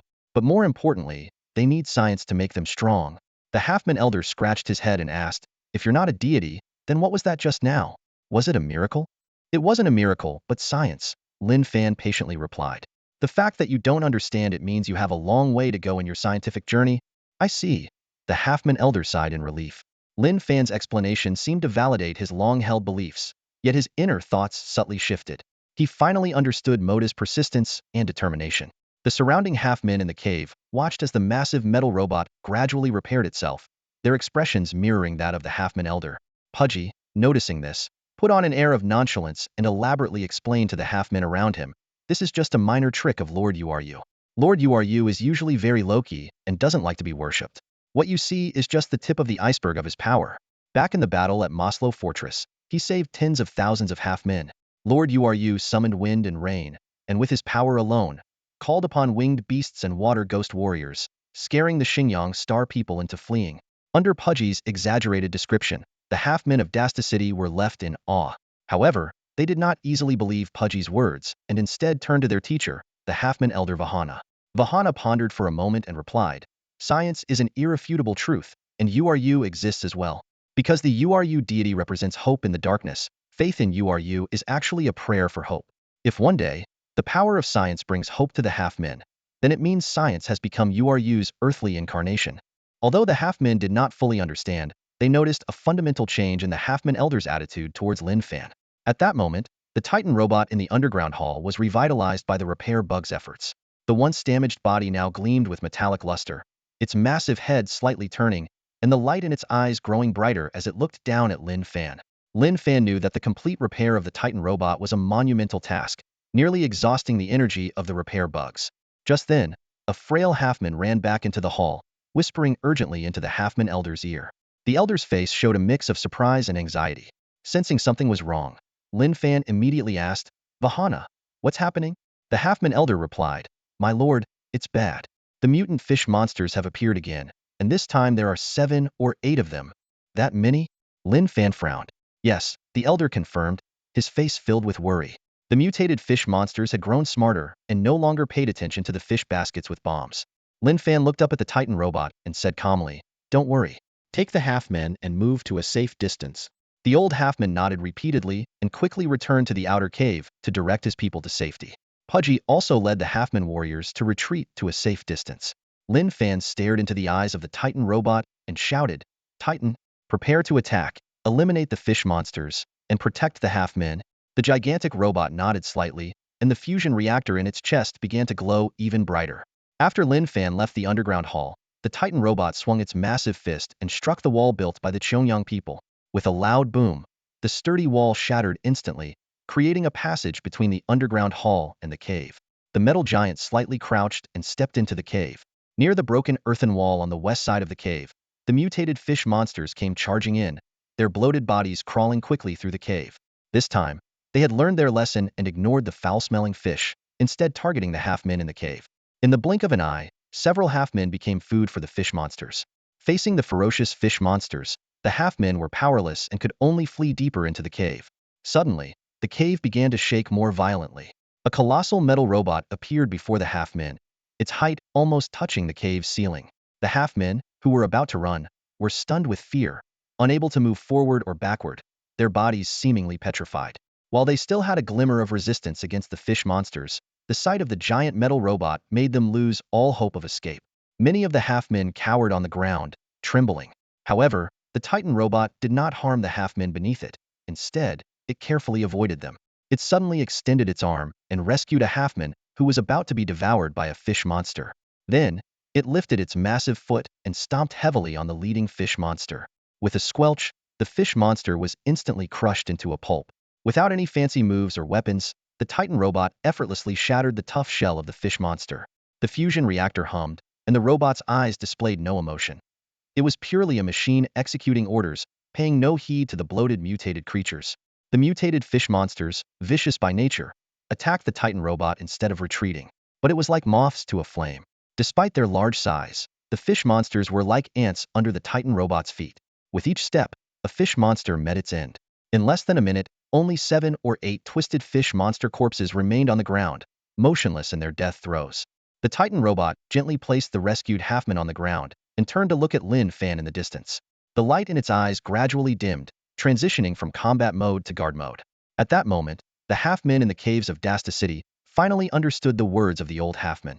Ulu, the deity, indeed existed, and the human before them was that deity. Ulu represented the only hope in the darkness and the great deity who wielded the power of science. It turned out, there was no contradiction.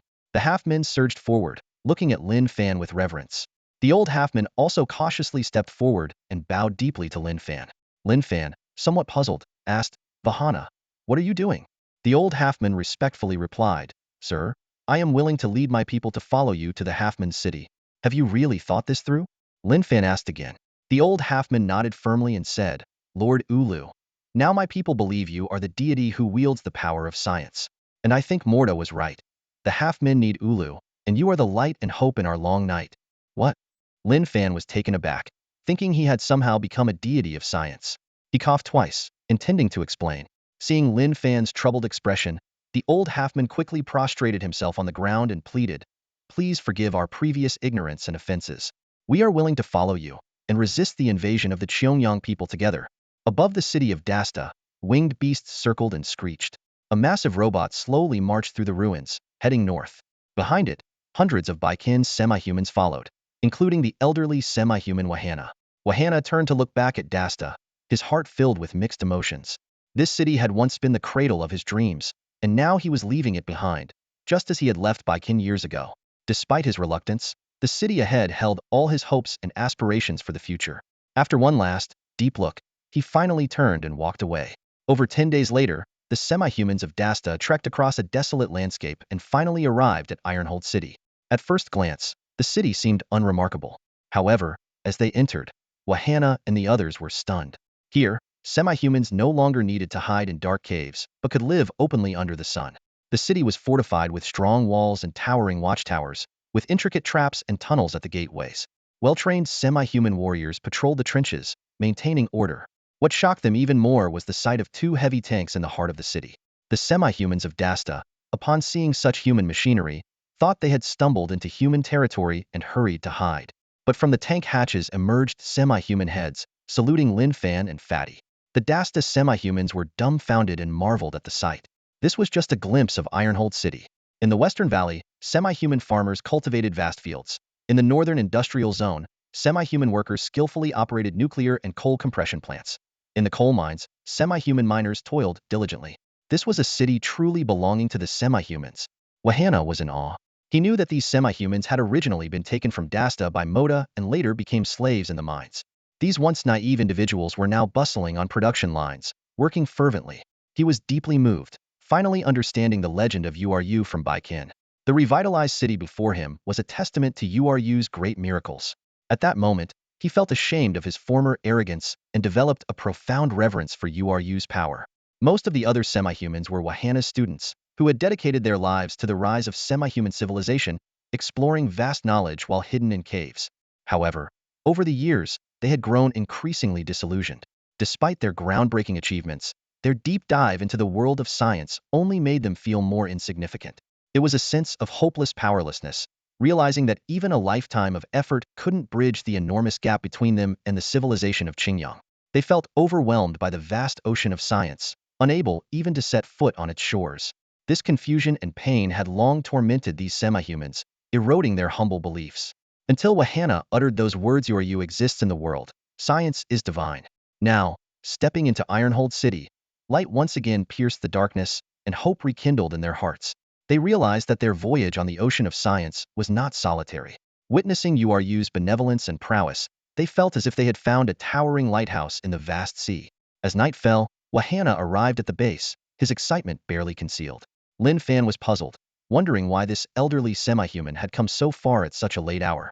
Wahana, what brings you here so late? Lin Fan asked. The old semi-human replied, apologies, sir. My students and I simply couldn't wait any longer.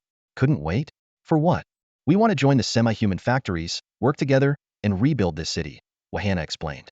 Lin Fan smiled and said, no, there is something more important that needs your attention, and only you can accomplish it. What is it? Lin Fan explained, the semi-humans in Ironhold City have gathered many tanks, some of which aren't too badly damaged. I want you to lead the semi-humans in building a tank repair factory, specifically for tank repairs. A tank repair factory? The old semi-human thought for a moment and said, sir, that's not an easy task. I know, Lin Fan replied. But besides you and the semi-humans from Dasta, no one else can do it? Wahana gritted his teeth and said firmly, I understand. Lin Fan continued, in addition, you will be responsible for researching the factory's facilities and training a team of semi-human technicians. Understood. Lin Fan looked at Wahana, his tone serious. We don't have much time. Before the Qingyang arrive, the semi-humans must become powerful.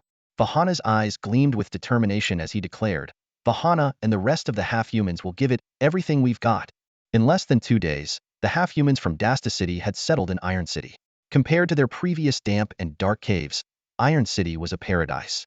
Spacious accommodations replaced cramped quarters, and they no longer had to worry about mutant fish monsters. Leading the half-humans from Dasta City, Wahana gathered a group of half-human workers and marched to the tank factory in the northern part of Iron City. The sight before them was heart-wrenching. The factory was half-collapsed, with once bustling machinery now buried under rubble. However, through the tireless efforts of the half-humans, the debris was quickly cleared, and the factory began to regain its former glory. Wahana and the half-humans from Dasta City immediately dove into their work with enthusiasm that surpassed even that of the regular half-human workers. They devoted themselves entirely to researching and modifying the tank repair factory, their eyes gleaming with fervor. Vahana had already reached a high level of expertise in mechanical research. They dared to attempt repairs on the Xinjiang people's aircraft, so these relatively simple tanks were no challenge. Their main task was to disassemble tank parts and then reassemble them, which was far easier than manufacturing from scratch. After relentless effort, the tank repair factory's production line was finally revamped. Though they hadn't fully mastered the intricacies of tank technology, they could skillfully replace damaged parts and handle simple malfunctions. As for the compressed coal factory, under the guidance of Vahana and his students, the production line was optimized and integrated, significantly improving operational efficiency. Akun also became one of Vahana's students. Initially influenced by his grandfather, he had a prejudice against the old half-human who didn't worship URU. But he gradually realized that Vahana wasn't disrespectful to URU. In fact, he often mentioned URU. This slowly led Akun to accept the old man. The integration of the half-humans from Dasta City planted the seeds of science in this half-human city. These seeds, cloaked in the guise of URU's divine will, quietly took root in the hearts of the half-humans. Meanwhile, under Lin Fan's strategic planning, the winged beast tribe in Iron City was also growing stronger. Red Robe led over 30 winged beasts southward, not only to protect Lin Fan but also to find other winged beasts scattered in the ruined cities. They discovered traces of several small winged beast tribes in the southern cities. Roaring Wind led the winged beast army in a conquest of the southern winged beast tribes. It had grown even larger, with a wingspan of 6 zhang. The battles between winged beasts were brutal and bloody. No winged beast could withstand the attack of the dominant winged beast. Traditionally, defeated winged beast leaders would be executed, but Roaring Wind broke this tradition, sparing the defeated leaders. It declared to all winged beasts that a new era had dawned, and the real enemy was the Xinjiang people, who would one day pay for their blood debts. Under this proclamation, one winged beast tribe after another submitted to Roaring Wind's rule. Time flew by, and 2 months later, the continent's situation subtly changed. As the Earth Doomsday strategy advanced, conflicts between humans and the Xinjiang people became increasingly frequent. Finally, a full-scale war erupted in the northern war zone. The Xinjiang people gathered forces from multiple bases and launched a fierce attack on the northern cities, resulting in a devastating battle. The western region had always been poor and lacked industrial infrastructure, whereas the north was the military hub. As the northern war zone faced a crisis, the capital war zone and the western war zone urgently dispatched troops for reinforcement. This left the western war zone vulnerable, and the Xinjiang's 245th base seized the opportunity to initiate local conflicts. In stark contrast to the peaceful Iron City, the western land was shrouded in the shadow of war, with smoke and chaos everywhere. 90 kilometers north of Iron City, a massive tank, starkly different from those repaired by the half-humans, was speeding along. This tank was larger, more powerful and faster. Inside the tank, Chun, whose protective armor was shattered, and he was covered in blood. With a grim expression, he asked, "Have the enemies taken the bait?" The communications officer replied, "They're already following us." Chun, who breathed a slight sigh of relief and asked, "What's the status of Unit 108 and Unit 135? The communications officer responded, "We've lost their signals." Chun, who was silent for a moment, then pounded his fist on the steel plate. He opened the tank's hatch, climbed out, removed his protective helmet, and lit a cigar. The young communications officer hurriedly reminded him, "Sir, you can't smoke. There might be nuclear radiation outside." At this point, who cares about nuclear radiation? Chun, who exhaled a puff of smoke. "We need to lead them south. Only then can the main forces retreat quickly to Stonehelm City." "Understand?" "Understood. But what about us?" The communications officer asked worriedly. "They're very fast, and we can't shake them off." "Old Bull, how far is Iron City?" Chun-Hu asked. "About 80 kilometers, the old tank driver replied. "Full speed ahead," Chun-Hu ordered. "If we're lucky, we can reach Iron City. In such a big city, we'll have a good fight with these metal bastards." The old driver, looking concerned, said, "The defenses outside Stonehelm City are likely to collapse entirely. Does what we're doing even matter?" "I don't know," Chun-Hu admitted. "But if we can buy some time, it's worth it." The young communications officer took a deep breath and asked, "Once we reach Iron City, then what?" "No reinforcements, no supplies, it's still a dead end." Chun-Hu's lips curled into a slight smile. "A soldier's fate is to die on the battlefield." Above the Iron Fortress base, a massive winged beast named Hongpao slowly descended in front of a heavy truck, emitting a low-pitched cry. Lin Fan stood nearby, his expression grave.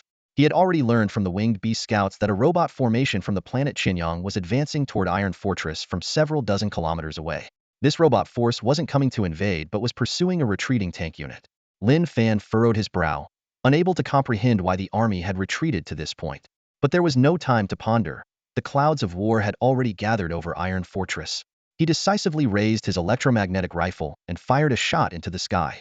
As the gunshot rang out, the dominant winged beast let out an earth-shaking roar. Instantly, hundreds of winged beasts took to the skies, circling above the base and issuing a chorus of screeches. On the ground, a dense formation of half-human warriors shouted Wooloo in unison, their voices loud and imposing. In the square, the half-human warriors were already prepared for battle. Modified combat vehicles were lined up neatly, interspersed with 10 human tanks and armored vehicles. These were the fruits of Vahana and his apprentices' laborious repairs. Despite their small stature, the half-human warriors wore resolute expressions, their fighting spirit high. Led by Pangdun, the half-human warriors were the first to head to the northern battlefield. Iron Fortress was their new home, embodying their blood, sweat, and hopes. They were determined to defend this land to the death, not allowing the Qinyang robots to set foot on it. In the sky, Hofeng saw the ground troops begin to move and let out a long howl, leading the winged beast army to the northern part of Iron Fortress. Following closely behind, the robot battalion joined the battle sequence. Water ghost robots appeared first outside the base, making strange noises, their sharp blades glinting coldly in the sunlight. Next, over 50 butcher robots streamed out of the base. They raised the blades on their right arms and set up matrix cannons, resembling an emotionless iron army. These robots had been discovered by Yuz in a warehouse and were brought back to life after 2 months of repairs by Yuanqiu. They were no longer war puppets of Qianyang but loyal robots under Lin Fan's command. Water Ghost led the robot army, quickly surpassing the half-human warriors and charging ahead. Seeing these massive iron warriors, the half-humans felt their morale soar, their steps becoming even more resolute. This was the first battle since the reconstruction of Iron Fortress, and this time, they were no longer fighting alone. For the past 3 months, the half-humans had been painstakingly building defensive fortifications for this very moment. Meanwhile, on the Gobi Desert, 2 large tanks and an anti-aircraft vehicle were speeding towards Iron Fortress. In this desolate wasteland, Iron Fortress was their only hope. However, more than a dozen Viper robots had already appeared on the horizon, flying through the air with menacing intent. A young communications officer stared at the detector, then gave Chun-Hu a grave look. Chun-Hu understood, extinguished his cigar, and stood up to observe the enemy with binoculars. The speed of the Viper robots was beyond expectations. Reaching Iron Fortress safely seemed impossible now. Chun-Hu contacted the rear tanks and the anti-aircraft vehicle through his wristband. Tank 089, Anti-aircraft vehicle 766, our mission to lure these robots here is complete. He paused, then continued, I, Chun-Hu, am giving my final order now. Head to Iron Fortress. Don't make unnecessary sacrifices. Survive. Take old Nyo and this rookie with you. I'll drive Tank 099 to hold them off. After a brief silence, a trembling voice came from the 766 anti-aircraft vehicle. Boss, I can't follow your order this time. The tank can't hit them. Then came the sound of screeching brakes as the 766 anti-aircraft vehicle abruptly turned around. Chun-Hu was stunned and shouted, What the hell are you doing? A broken voice came through the wristband. Commander, you go on. The 5th Regiment can't do without you. Goodbye, brothers. Then the communication was cut off, and the 766 anti-aircraft vehicle charged northward with all its might. Chun-Hu remained silent for a long while before finally closing his eyes. The veteran driver sighed and said, Number 766 has already made the decision, Captain. Let's go. The 2 large tanks continued to advance, their treads grinding over the desolate land. Suddenly, the sharp whine of laser cannons erupted from behind. Zzz. Chun-Hu raised his binoculars and saw that the anti-aircraft vehicle was using the terrain for cover, firing fiercely at the Viper robot. Electric flashes lit up the sky, showcasing the relentless barrage of laser fire. In the distance, the Viper robot had to dodge left and right. Although it wasn't shot down, its advance slowed significantly. The 2 tanks seized the opportunity and accelerated towards the Iron Fortress. However, a deafening explosion suddenly rang out, and the laser cannon's roar came to an abrupt halt. Chun-Hu turned to see a few butcher robots emerging from behind a slope a kilometer to the west. Their matrix cannons had locked onto the isolated anti-aircraft vehicle. Countless missiles swarmed low like locusts, instantly engulfing the anti-aircraft vehicle. In the fiery explosion, the soldiers inside were reduced to ashes. Chun-Hu felt a pang of heartache, but he knew this was not the time for sorrow. At that moment, the tanks crested a hill, revealing a massive ruined city ahead the Iron Fortress. The butcher robots were in hot pursuit. Chun-Hu quickly took the weapons control seat and began operating the tank. Boom, boom. They fought as they retreated, advancing towards the Iron Fortress while retaliating fiercely with heavy electromagnetic weapons. The veteran driver, experienced and skilled, pushed the engine to its limits. The tank no longer swerved but charged straight into the outskirts of the Iron Fortress, smashing through the crumbling walls. However, the other tank wasn't so fortunate. Before it could reach the outskirts, its treads were hit by a missile. Then, 7 or 8 more missiles came whistling in. Boom! Tank number 089 was instantly engulfed in flames. Now, only tank number 099 remained. Under the veteran driver's expert handling, the tank maneuvered like an agile armored insect through the ruins. It dodged several missiles and finally reached the northern hub of the Iron Fortress.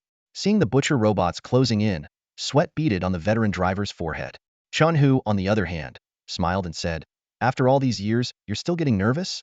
He handed the driver a cigarette, lighting it for him, then lit one for himself. Chun-Hu operated the heavy electromagnetic weapon, blasting away an approaching butcher robot. The veteran driver took a deep drag and said softly, "My son is still in Stonehelm City." Chun-Hu's expression darkened upon hearing this, and he patted the driver's shoulder in sympathy. Just then, another butcher robot appeared half a kilometer behind the tank. Before Chun-Hu could react, a missile was already whistling towards them. Dodge! Chun-Hu's words were cut off by a massive explosion, and the tank shook violently, its treads hit. Fortunately, the veteran driver reacted quickly. Before the second missile could strike, he used the tank's inertia to make a sharp turn, crashing through a nearby wall and taking cover behind it. The explosion left Chun-Hu's ears ringing, but he couldn't afford to worry about that. He grabbed the young communications soldier and shouted, "Run!" The young soldier nodded but suddenly froze, quickly ducking back. Seeing this, Chun-Hu was puzzled and shouted angrily, "What are you waiting for? Sir, we're surrounded," the communications soldier said in a panic. Chun-Hu pushed the soldier aside and peeked out from the tank, only to be stunned himself. Above the wall, a massive butcher robot was crouching as if it had been lying in ambush. Its matrix cannon was poised to fire at any moment. Instinctively, Chun-Hu raised his electromagnetic rifle but then slowly lowered it. To his surprise, the butcher robot didn't seem intent on attacking. At that moment, a chubby, cloth-wrapped Baiken half-human appeared on a nearby low rooftop. Astonishingly, the half-human raised a stubby arm and saluted Chun-Hu in a standard human military gesture. Then, it motioned for silence. Chun-Hu was completely baffled. What was happening? Weren't the butcher robots part of the Qinyang Star's military forces? Why weren't they attacking? At this range, if they fired, they would be blown to bits. Even more confusing, the half-human had saluted him like a human soldier and signaled for silence. Could it be that alien species used the same gestures as humans? Chun-Hu didn't have time to ponder these questions. The Qinyang Star robots were closing in. The butcher robots stepped into the Iron Fortress, heading straight for them. In this critical moment, the chubby half-human on the distant rooftop shouted. Suddenly, dozens of half-humans appeared, each armed with anti-armor cannons. Boom, boom, boom. White streaks of light tore through the sky.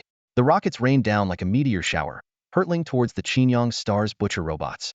The battle for the Iron Fortress had begun. A rocket from the half-humans hit the robots from Qinyang Star, causing sparks and thick smoke to fill the air. However, the towering robots remained unfazed, continuing to advance steadily. Only one robot stopped to prepare a counterattack, but before it could set up its artillery, the half-human who fired the rocket had already fled with their weapon. The retreat of the half-human was undoubtedly a wise move. In the blink of an eye, a missile came whistling through the air, shattering the rooftop where the half-human had just been. At that moment, a dusty, chubby half-human suddenly emerged from another corner, frantically signaling to Chun-Hu for them to retreat together. Chun-Hu was momentarily confused, wondering if this guy had come specifically to help them. Despite his doubts, he didn't hesitate and followed the half-human towards the core of the Iron City. Once they were safely away, a butcher-class robot, which had been hiding behind a wall, finally revealed itself. Using the broken wall as cover, it set up its matrix artillery and fired 2 missiles at the approaching Qinyang Star robots. Only then did Chun-Hu realize that this butcher-class robot was covering their retreat. Not only the half-humans but even this butcher-class robot was helping them, and it had launched an attack on another wave of similar robots. Chun-Hu was baffled, but there was no time to ponder it now. The situation for the butcher-class robot quickly became precarious. The thick wall it was hiding behind collapsed with a crash, and its steel body was hit by several more missiles, forcing it to retreat step by step. Chun-Hu couldn't help but worry for it. A single butcher-class robot and dozens of half-humans were clearly no match for nearly 100 Qinyang Star robots. The half-human led Chun-Hu and his group through an intersection and into a dilapidated building instead of continuing to retreat. The 4- or 5-story building was already shattered on the outside, with half of it collapsed, leaving only a skeletal frame of rebar and concrete. A young communications soldier hesitated and said, "Boss, this building isn't safe. Should we take advantage of the chaos to escape? After all, they're not our people." Chun-Hu shook his head firmly, saying, "They're helping us. We can't just leave. We need to stay and fight." With that, he followed the half-human into the building. Soon after, Chun-Hu and his companions were stunned. The seemingly quiet building was actually hiding over 100 fully armed half-humans. They had already loaded their ammunition, rocket launchers set up, ready for battle. The lone butcher-class robot was retreating behind cover, struggling to get through the intersection. However, a missile struck its right leg, causing it to fall with a crash. It continued to crawl forward despite the damage. The Qinyang Star forces were closing in step by step, and Chun-Hu's heart tightened. He knew it wouldn't be long before the butcher-class robot was destroyed, and the Qinyang Star forces would launch their attack once they crossed the intersection. To Chun-Hu's surprise, just as the Qinyang Star forces reached the intersection, the chubby half-human suddenly emerged from the building. He shouted Wulu and fired an armor-piercing rocket from his launcher. The rocket was just the trigger, instantly igniting the explosives buried at the intersection. With a thunderous explosion, the ground shook violently. The Qinyang Star robot sensed danger and tried to dodge, but it was too late. The ground at the intersection shattered, and a pillar of fire shot up several meters high. The scorching blast wave surged into the abandoned building, forcing even the half-humans hiding inside to momentarily retreat. The surrounding abandoned buildings trembled and swayed, some even collapsing under the intense impact. Amidst the flames, the Qinyang Star robots desperately tried to escape, only to find the ground beneath them had collapsed. Chun-Hu watched in shock as the scene unfolded. This was not just an explosion but a meticulously designed trap. The intersection had appeared normal on the surface, but it had been hollowed out underneath. The explosion shattered the ground, instantly creating a massive pit several meters deep, trapping more than half of the Qinyang Star robots. Then, another earth-shattering explosion followed. Not only were there explosives on the surface, but also beneath the trap. This chain explosion was even more powerful than the first. The intersection turned into a sea of fire, with smoke billowing hundreds of meters into the sky. Chun-Hu marveled silently, realizing that this trap had been prepared in advance by the half-humans, with a large amount of explosives buried inside. In the confined space, the explosion's power was magnified, easily destroying the robot's armor. Despite this, many robots survived the explosion and crawled out of the fire. However, this was just the beginning. Suddenly, numerous half-humans appeared, and hidden turrets and bunkers revealed themselves. These defenses had been perfectly camouflaged within the ruins, but now they were ready to launch a new wave of attacks. As the Qinyang Star troops retreated from the inferno, their ranks were in disarray. The half-humans hiding in the ruins seized the opportunity, using the walls for cover to launch a fierce attack. Meanwhile, armored vehicles rolled out in single file, blocking key routes and unleashing their full firepower. The sudden appearance of heavy tanks and armored cars was even more surprising. Chun-Hu, who was secretly observing the battle, was stunned. These short half-humans were giving the mighty combat robots of Qinyang Star a hard lesson at the crossroads. Even the army unit Chen who belonged to wouldn't dare to underestimate a battalion of butcher-class robots of this scale. However, after enduring heavy bombardment and facing concentrated attacks from all sides, the Qinyang Star robots were caught off guard and couldn't fight back. It dawned on Chun-Hu that the half-humans' actions were not just to rescue a few of them. Judging by the Qinyang Star troops' successive defeats, the half-humans were clearly well prepared rather than hastily reacting. Thinking of the chubby half-human, Chun-Hu couldn't help but hope they would win this war. Just then, the old driver's exclamation interrupted Chun-Hu's thoughts. "Look, Viper-class robots," he shouted, pointing at the sky. Chun-Hu looked up to see the airborne robots rapidly approaching, and he gasped. "This doesn't look good," Chun-Hu frowned. "The half-humans have strong firepower, but they can't possibly destroy all the ground robots immediately. Once the Viper-class robots attack, the half-humans will be caught in a pincer movement." The young communications soldier looked around nervously and asked, "What should we do? Should we retreat?" Chun-Hu lit a cigarette and said in a deep voice, "No, we'll stay and help the half-humans. Bring the new rocket launchers, and let's show them how to use them properly." "Isn't it risky?" the young communications soldier murmured. "That's an order," Chun-Hu said firmly. The old driver fetched the new rocket launchers, while the young communications soldier carried the rockets. The three of them quickly climbed to the rooftop. The Viper-class robot squadron had already entered the airspace over Heavy Iron City. Just as Chun-Hu was about to fire, a water ghost robot suddenly appeared on the warehouse rooftop in the distance, launching a surprise attack on the airborne targets. With a deafening roar, a missile hit a Viper-class robot, exploding into a brilliant display in the sky. The Viper-class robots spotted the water ghost robot and immediately raised their particle beam cannons. However, the water ghost robot did not linger. It leaped off the warehouse as soon as it sensed danger. The particle beam pierced through the warehouse, leaving a massive hole, but the water ghost robot had vanished. In that split second, Butcher-class robots emerged from the dilapidated towers within a few kilometers. They set up matrix cannons and unleashed a fierce attack on the Viper-class robots. In an instant, the sky was filled with a web of missiles, and the Viper-class robot squadron turned into a series of dazzling fireworks. Not wanting to be outdone, Hu aimed his new rocket launcher and fired at the Viper-class robots. Though the new rocket launchers were powerful, they were not conspicuous in this large-scale firefight. No one noticed that among the dense barrage of missiles, 3 or 4 were from the new rocket launchers. The Qinyang Star's ground robots and the airborne Viper-class robots were simultaneously under heavy attack. They clearly hadn't anticipated such a fierce and well-coordinated ambush in what seemed like an abandoned city. The battle raged on for half an hour, with Qinyang Star's robots suffering heavy losses at a great cost. Meanwhile, the armed forces of Heavy Iron City grew more courageous. The surviving Qinyang Star robots began to retreat in panic. Chen Hu and his 2 soldiers watched this scene and finally breathed a sigh of relief. They had been trapped, but fortunately, the mysterious armed forces of Heavy Iron City had come to their rescue. However, this force had no intention of letting Qinyang Star's robots escape alive. Led by the Water Ghost robots, the Heavy Iron City robots pursued the enemies relentlessly. The half-humans followed closely in their mechanical vehicles, heavy tanks, and armored cars. The young communications soldier asked, puzzled, "Boss, Heavy Iron City's guys aren't planning to let them go at all?" Hu smiled slightly and nodded. If Qinyang Star's base discovers the armed forces here, Heavy Iron City will face devastating attacks. They're smart.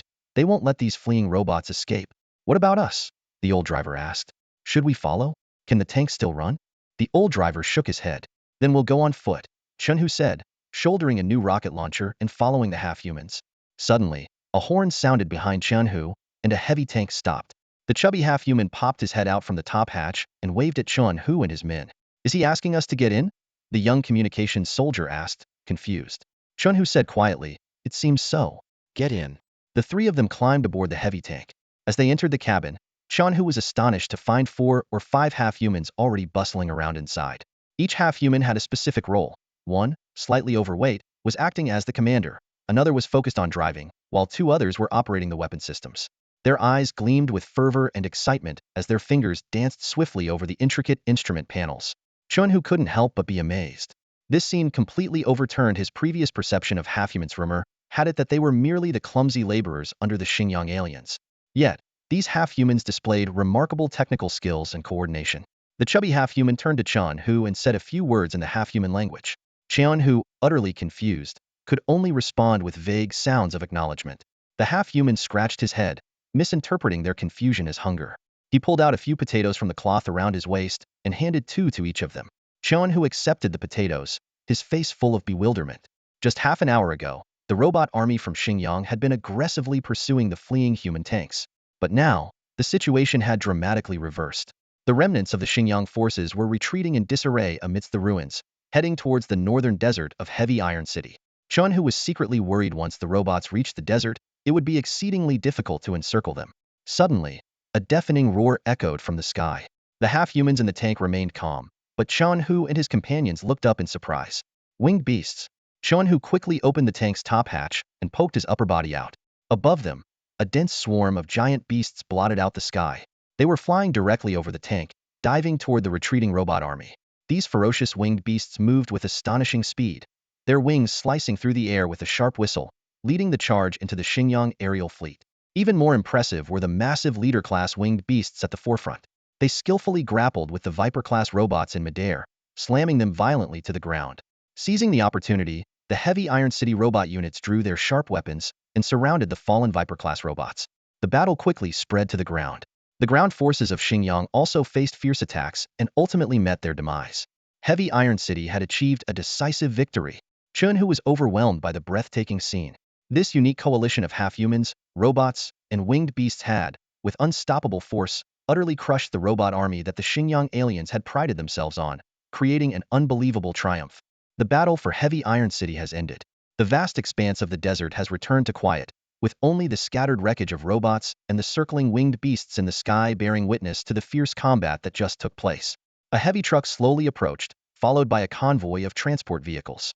As soon as the convoy stopped, a large number of half-humans eagerly jumped off the trucks and, with the assistance of the Heavy Iron City robots, began collecting the remnants of the Qiangsing robots. Yuz stood to the side, his eyes gleaming with excitement. To him, these robot remnants were as precious as gold mines from the Solar Age. He continuously directed the surrounding half-humans, afraid of missing even the tiniest piece of the spoils. Even the half-human warriors from the heavy tanks joined the collection effort, except for Chen Hu and his men who remained inside their vehicle. Chen Hu watched the busy half-humans through the window, filled with confusion. Why were these half-humans so keen on collecting robot wreckage? Just then, a heavy truck stopped in front of the tank and honked. Chen Hu squinted and was surprised to see a human driver. The man wore protective gear and looked somewhat familiar.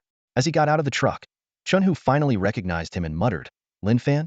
He rubbed his eyes to make sure he wasn't seeing things. This was indeed the scavenger who had brought back rare earth minerals from Heavy Iron City, taken away the Wang family's eldest daughter, and saved his sister. Lin Fan approached the tank, his expression grim.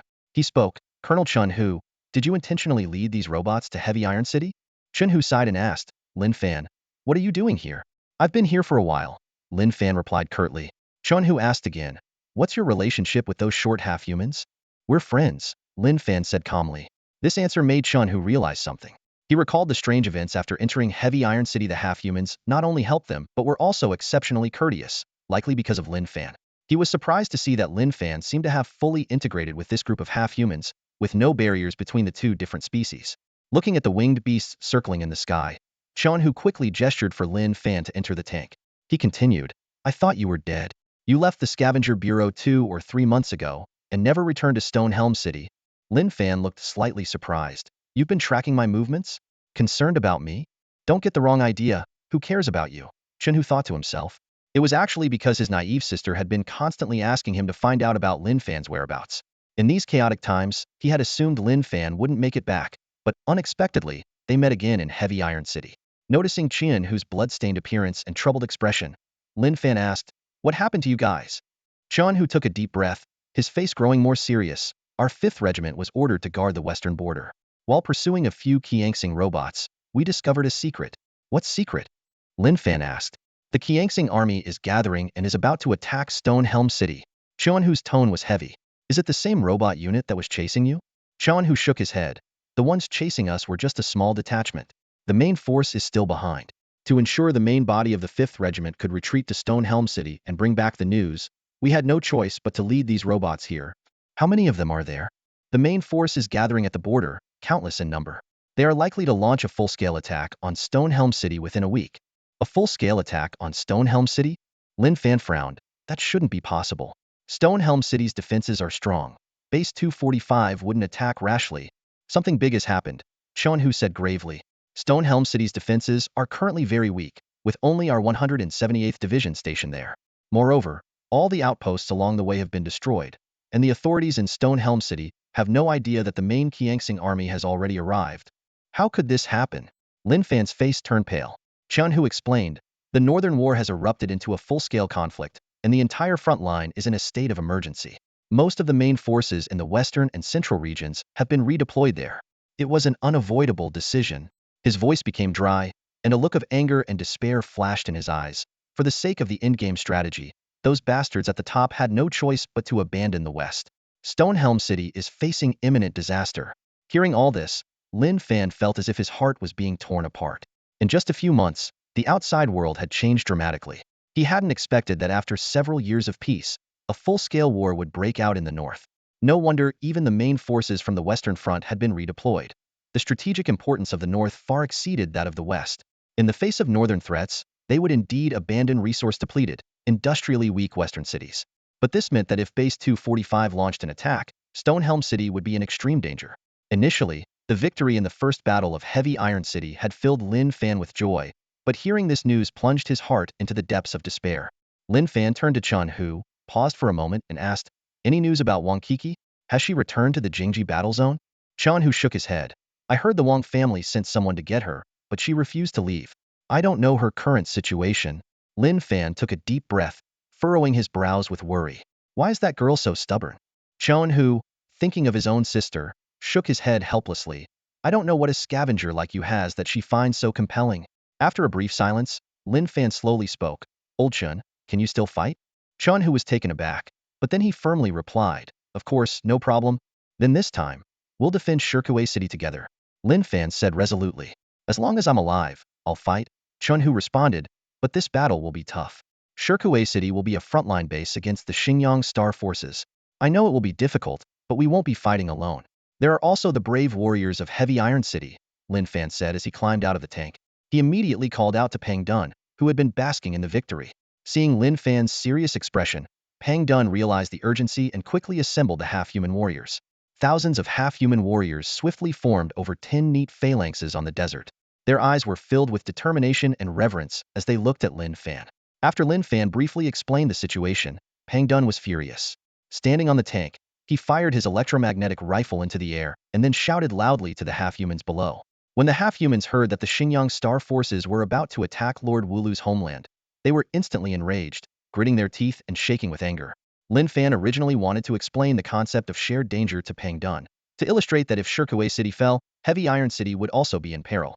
But Pang Dun was already too furious, only focused on defending Lord Wulu's home. Pang Dun's words were like a torch, igniting the anger in the hearts of the half-human warriors. Thousands of half-humans shouted, "Wulu Sakanda," in unison, their voices filled with rage. At this moment, Chen Hu emerged from the tank hatch, stunned by the sight before him.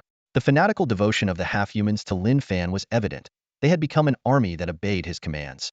The dominant winged beast, Ho Feng, sensed the commotion on the ground and let out a piercing shriek, diving towards the tank.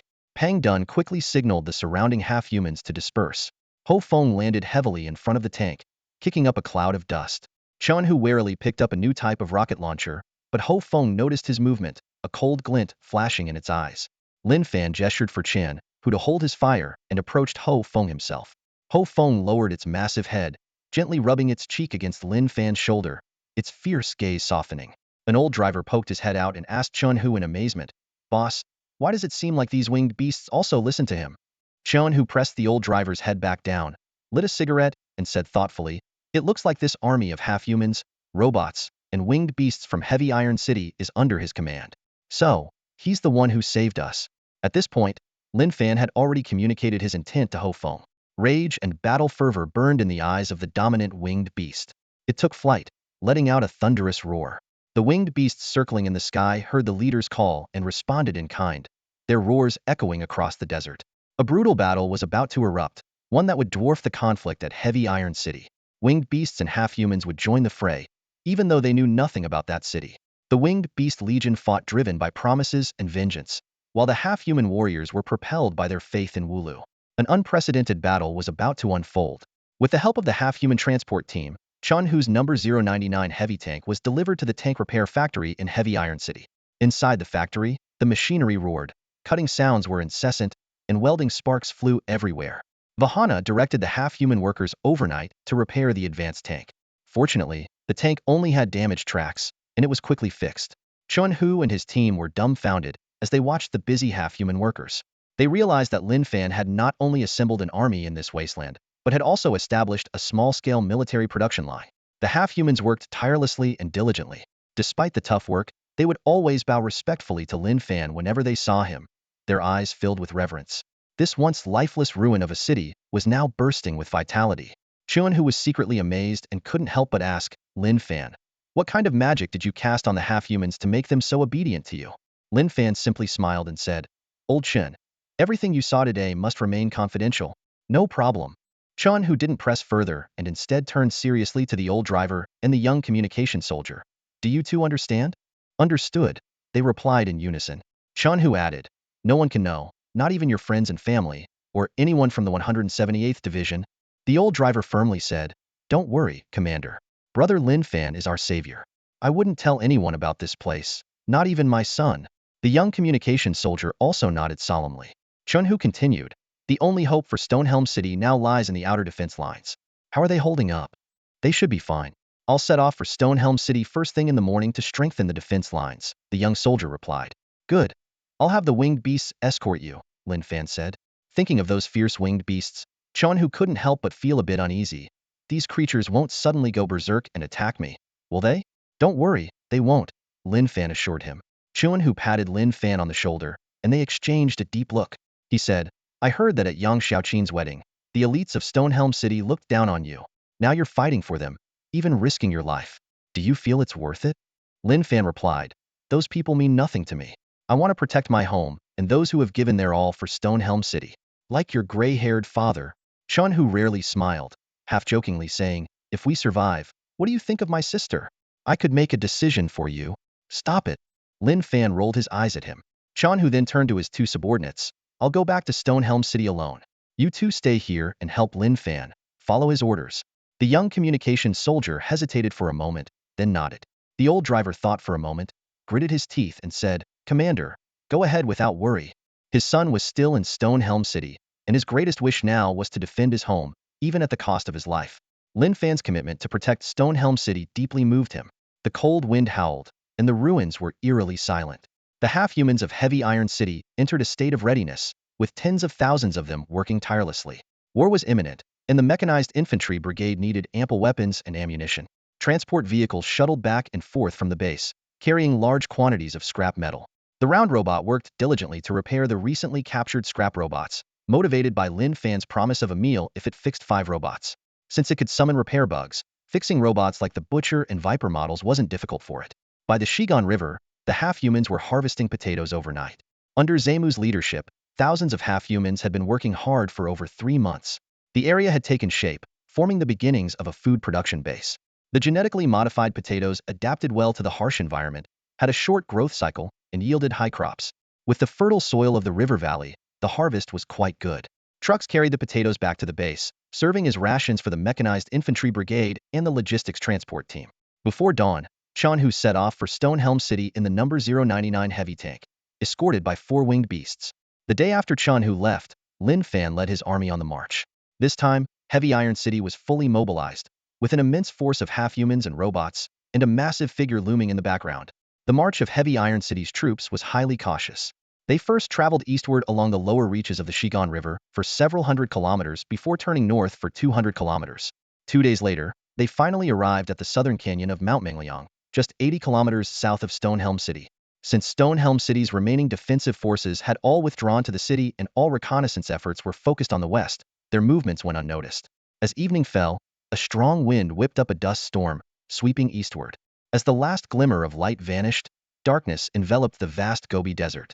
Inside the city hall of Stonehelm, the footage from the drones sent shivers down the spines of the officials present.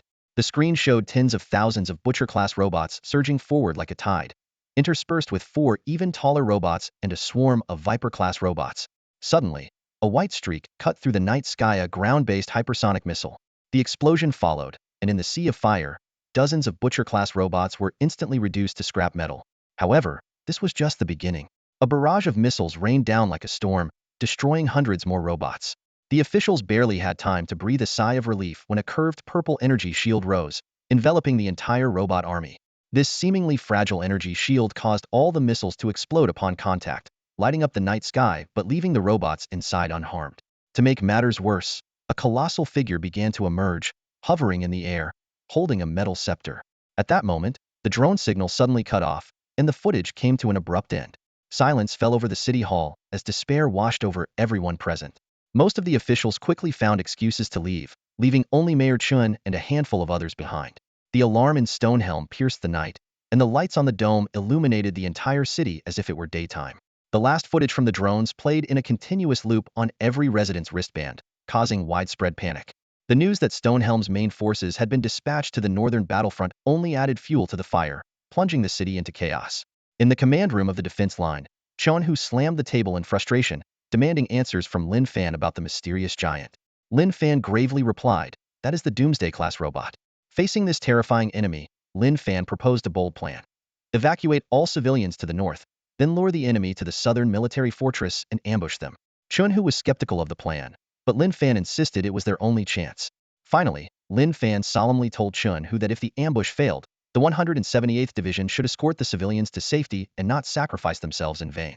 In this critical moment, every decision could determine the fate of the entire city. The city of Shirkuei is on the brink of disaster.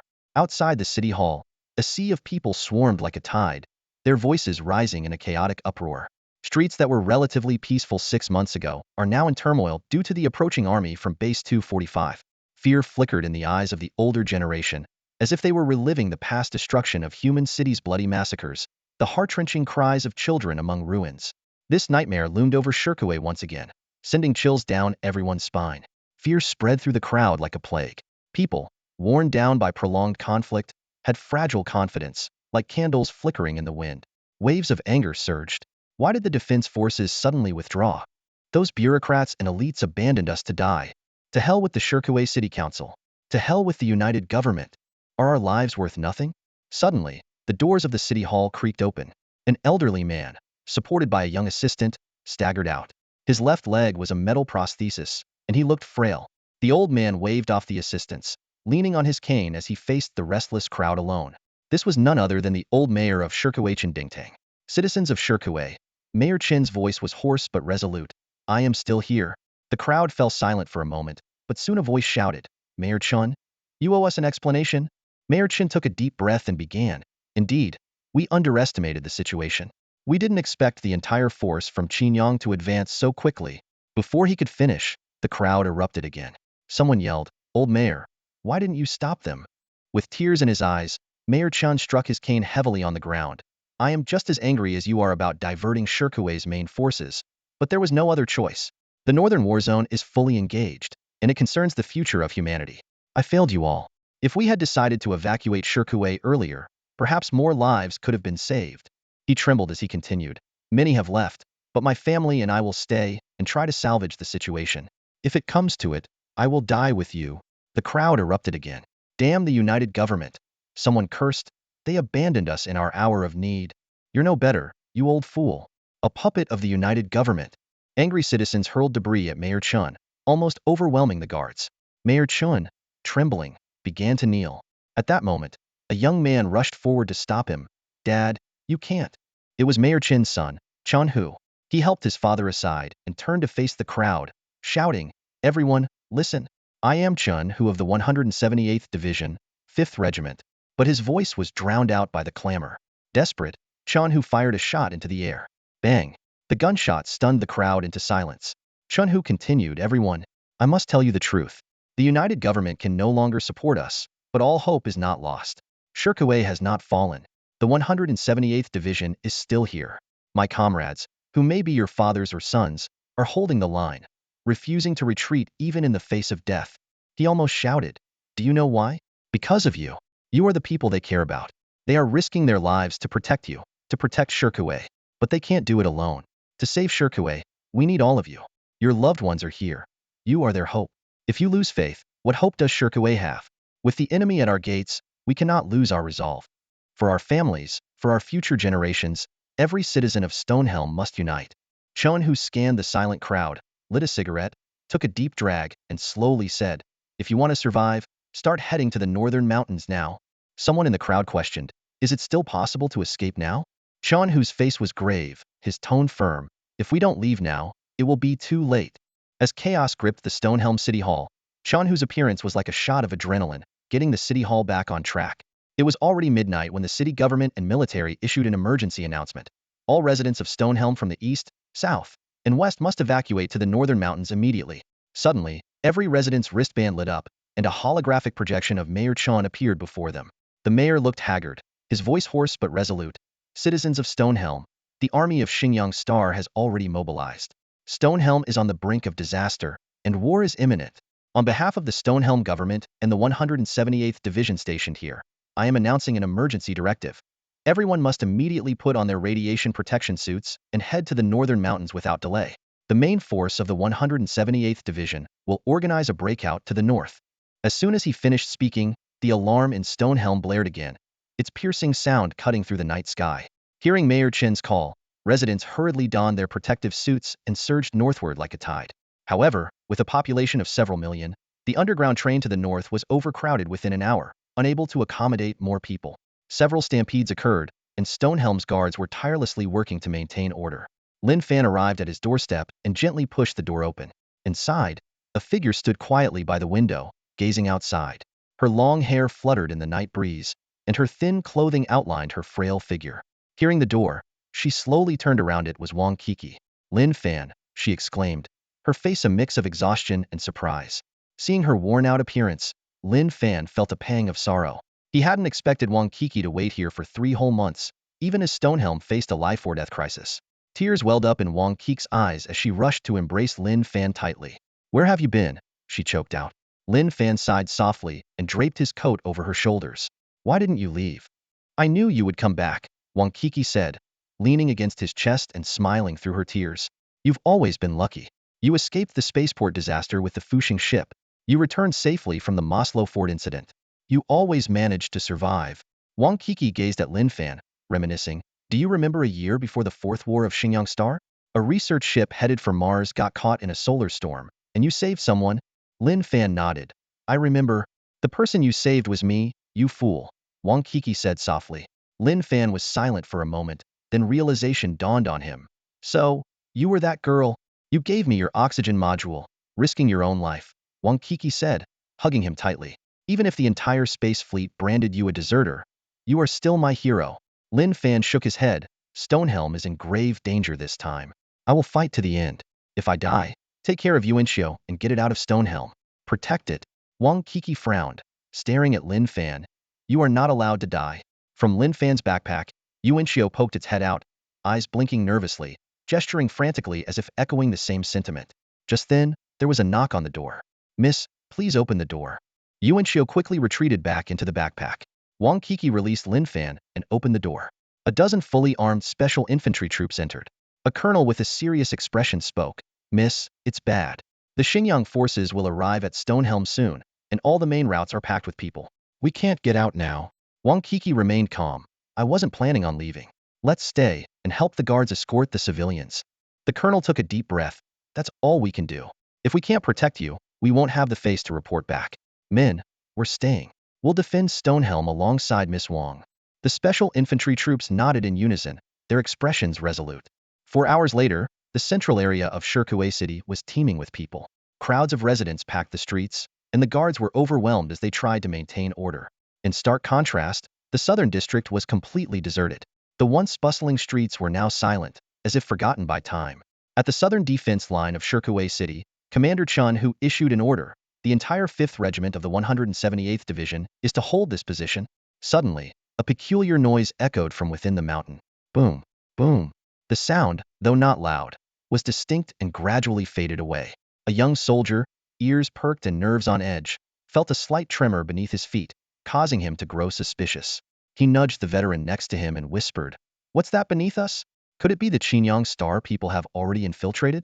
The veteran listened for a moment before giving the young soldier a playful slap on the back of his head. Scared a cat, that's just the sound of the heavy truck convoy retreating. Don't get all worked up. The young soldier remained doubtful. It doesn't seem like it, he muttered.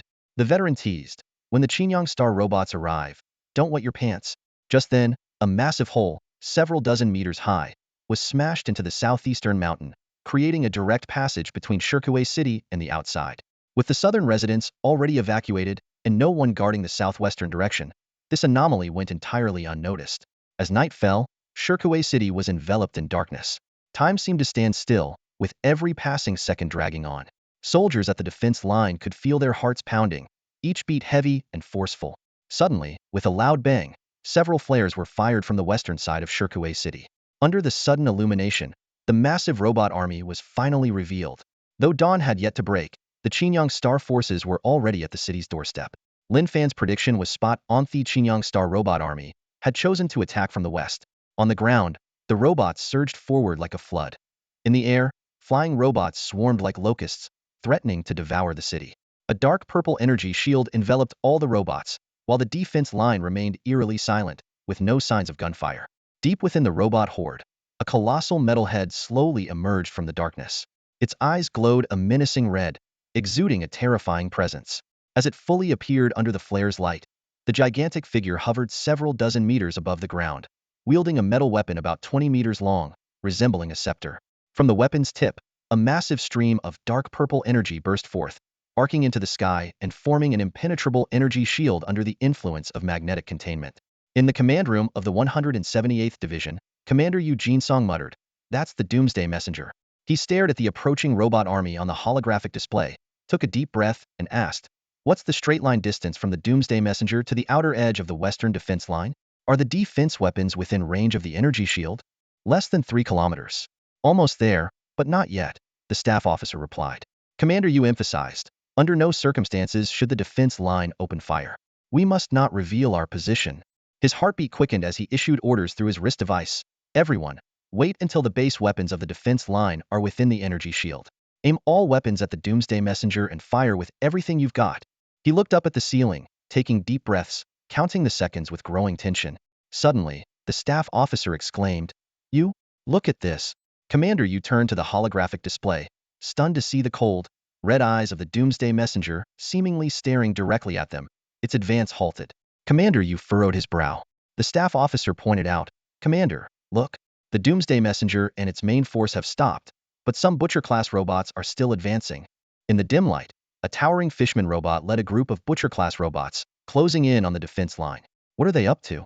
Commander Yu clenched his fists and said slowly, They're targeting the anti-aircraft turrets. How do they know the location of the anti-aircraft turrets? The staff officer exclaimed in alarm.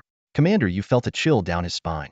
I fear that the robot assault on Shirkuei City 3 months ago was to gather intelligence on our defense layout. What do we do now? Should we engage? The staff officer's voice was urgent as the ground swarmed with advancing robots, the fishman robot leading the Butcher-class units towards the anti-aircraft turret positions. Without a counterattack, the turrets would soon be overrun. Commander Yu's face turned pale, his jaw clenched tight as he took a deep breath. He realized that his meticulously planned strategy had failed. The western defense line, the most fortified in Shirkuei City, had been carefully prepared by the 178th Division. Even as the Qinyang Star forces approached, the western defense line had remained silent to avoid detection. Commander Yu understood this all too well. The weapons of Stonehelm City couldn't penetrate the energy shield of the Doomsday Messenger. Commander Yu knew that the only chance to fight back was to get inside the shield. This was a once-in-a-lifetime opportunity, a door-die strike. He had been patiently waiting for this moment, ready to launch a fatal attack as soon as the Doomsday Messenger breached their defenses. Unexpectedly, the Doomsday Messenger stopped in its tracks. In that instant, Commander Yu's heartbeat seemed to pause. His lips trembled, and after a brief hesitation, he finally issued the order, fire the ground-based turrets, block the enemy's vanguard. On the defensive line, numerous ground-based turrets slowly rose from underground silos. Accompanied by the hum of electricity, thousands of laser cannons aimed simultaneously at the advancing ground robots. Blinding beams cut through the night sky, illuminating the western part of Stonehelm City. However, this also exposed the turrets' positions. The robot army from Qinyang Star immediately reacted. Tens of thousands of robots launched a fierce assault. Despite the late hour, the battlefield was lit up like daylight by the crisscrossing particle beams and lasers. Many robots were destroyed in the crossfire, but the western turrets were quickly engulfed in flames. Every exposed turret was subjected to intense attacks, with metal wreckage scattering through the smoky air accompanied by flames. Witnessing this, Commander Yu's face turned ashen, and he muttered, The western defenses are gone. The plan has failed. The enemy's assault grew even more ferocious. Missiles streaked across the sky, and particle beams continuously bombarded the western mountains of Stonehelm City. Fishman robots advanced steadily through the inferno, systematically demolishing the defensive line. Explosions rang out incessantly, with flames shooting into the sky. Missile silos, ground-based turrets, and anti-aircraft weapon bases were blown to pieces. This was the war with the Qinyang Star people. Their robot army was mercilessly destroying the defensive line. At that moment, Chunhu pushed open the door of the command center and strode in. Commander Yu, exhausted, sighed and looked up at Chunhu. Have the residents been evacuated? Chunhu replied, Most have been moved north, but some are still stuck in the central area. Commander Yu said heavily, I have bad news. Our plan has failed. Get the residents to the north as quickly as possible. We, the 178th Division, will organize a final breakout. Chunhu hesitated for a moment but insisted, Sir, the plan hasn't completely failed. Please authorize the 5th Regiment to launch an attack from the southern front to draw the Qinyang Star forces south. I'll ambush them there. Ambush? Commander Yu let out a bitter laugh. Who will ambush them? You? Chunhu. You've seen it. This is a robot army, with a Doomsday Messenger. Our entire 178th Division can't even scratch them. Sending the 5th Regiment is a suicide mission. Chunhu gritted his teeth and said with difficulty, This is our only chance. Sir, you have to trust me. Do you really think we can break out? When the Qinyang Star army appeared 200 kilometers away, it was already too late. We're talking about 1 million people in Stonehelm City. If the Qinyang Star robots attack the central or northern parts of the city, there will be no breakout. Countless residents will die immediately. Commander Yu was silent for a moment before finally conceding. If you want to make a desperate move, go ahead. Take the brothers of the 5th Regiment and draw them to the south. Every second counts. I will lead the rest north, and the 178th Division will protect the civilians to the death. Chunhu choked up, managing a faint smile. Sir, to be honest, the 5th Regiment is already in position in the south. Today, whether you give the order or not, I will personally carry out this decision. Even though Chunhu had acted on his own, Yu Jinsong didn't say much. He closed his eyes, looking utterly exhausted. Sir, I'm off, Chunhu said. standing tall and giving Commander Yu a solemn salute. He then lit a cigarette and walked out of the command center. Half an hour later, many residents were still making their way north from the central part of Stonehelm City. Loud explosions echoed from the mountains, clearly indicating intense robot attacks. The residents moved with fearful expressions, hurried steps. Mayor Chun, who stayed behind to oversee the evacuation, had not yet left. Supported by his daughter, Chen Ruoyu, he slowly followed at the rear of the crowd. Suddenly, a massive explosion shook the entire mountain. High-powered floodlights on the dome shattered instantly, with debris and dust raining down. Panicked residents rushed into nearby buildings for shelter. Mayor Chun looked up at the trembling dome, his face filled with anxiety.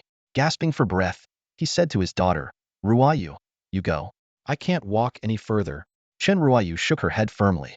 "How can I leave you alone at a time like this?" Another explosion followed. All the lights on the dome went out, plunging the mountain interior into darkness once more.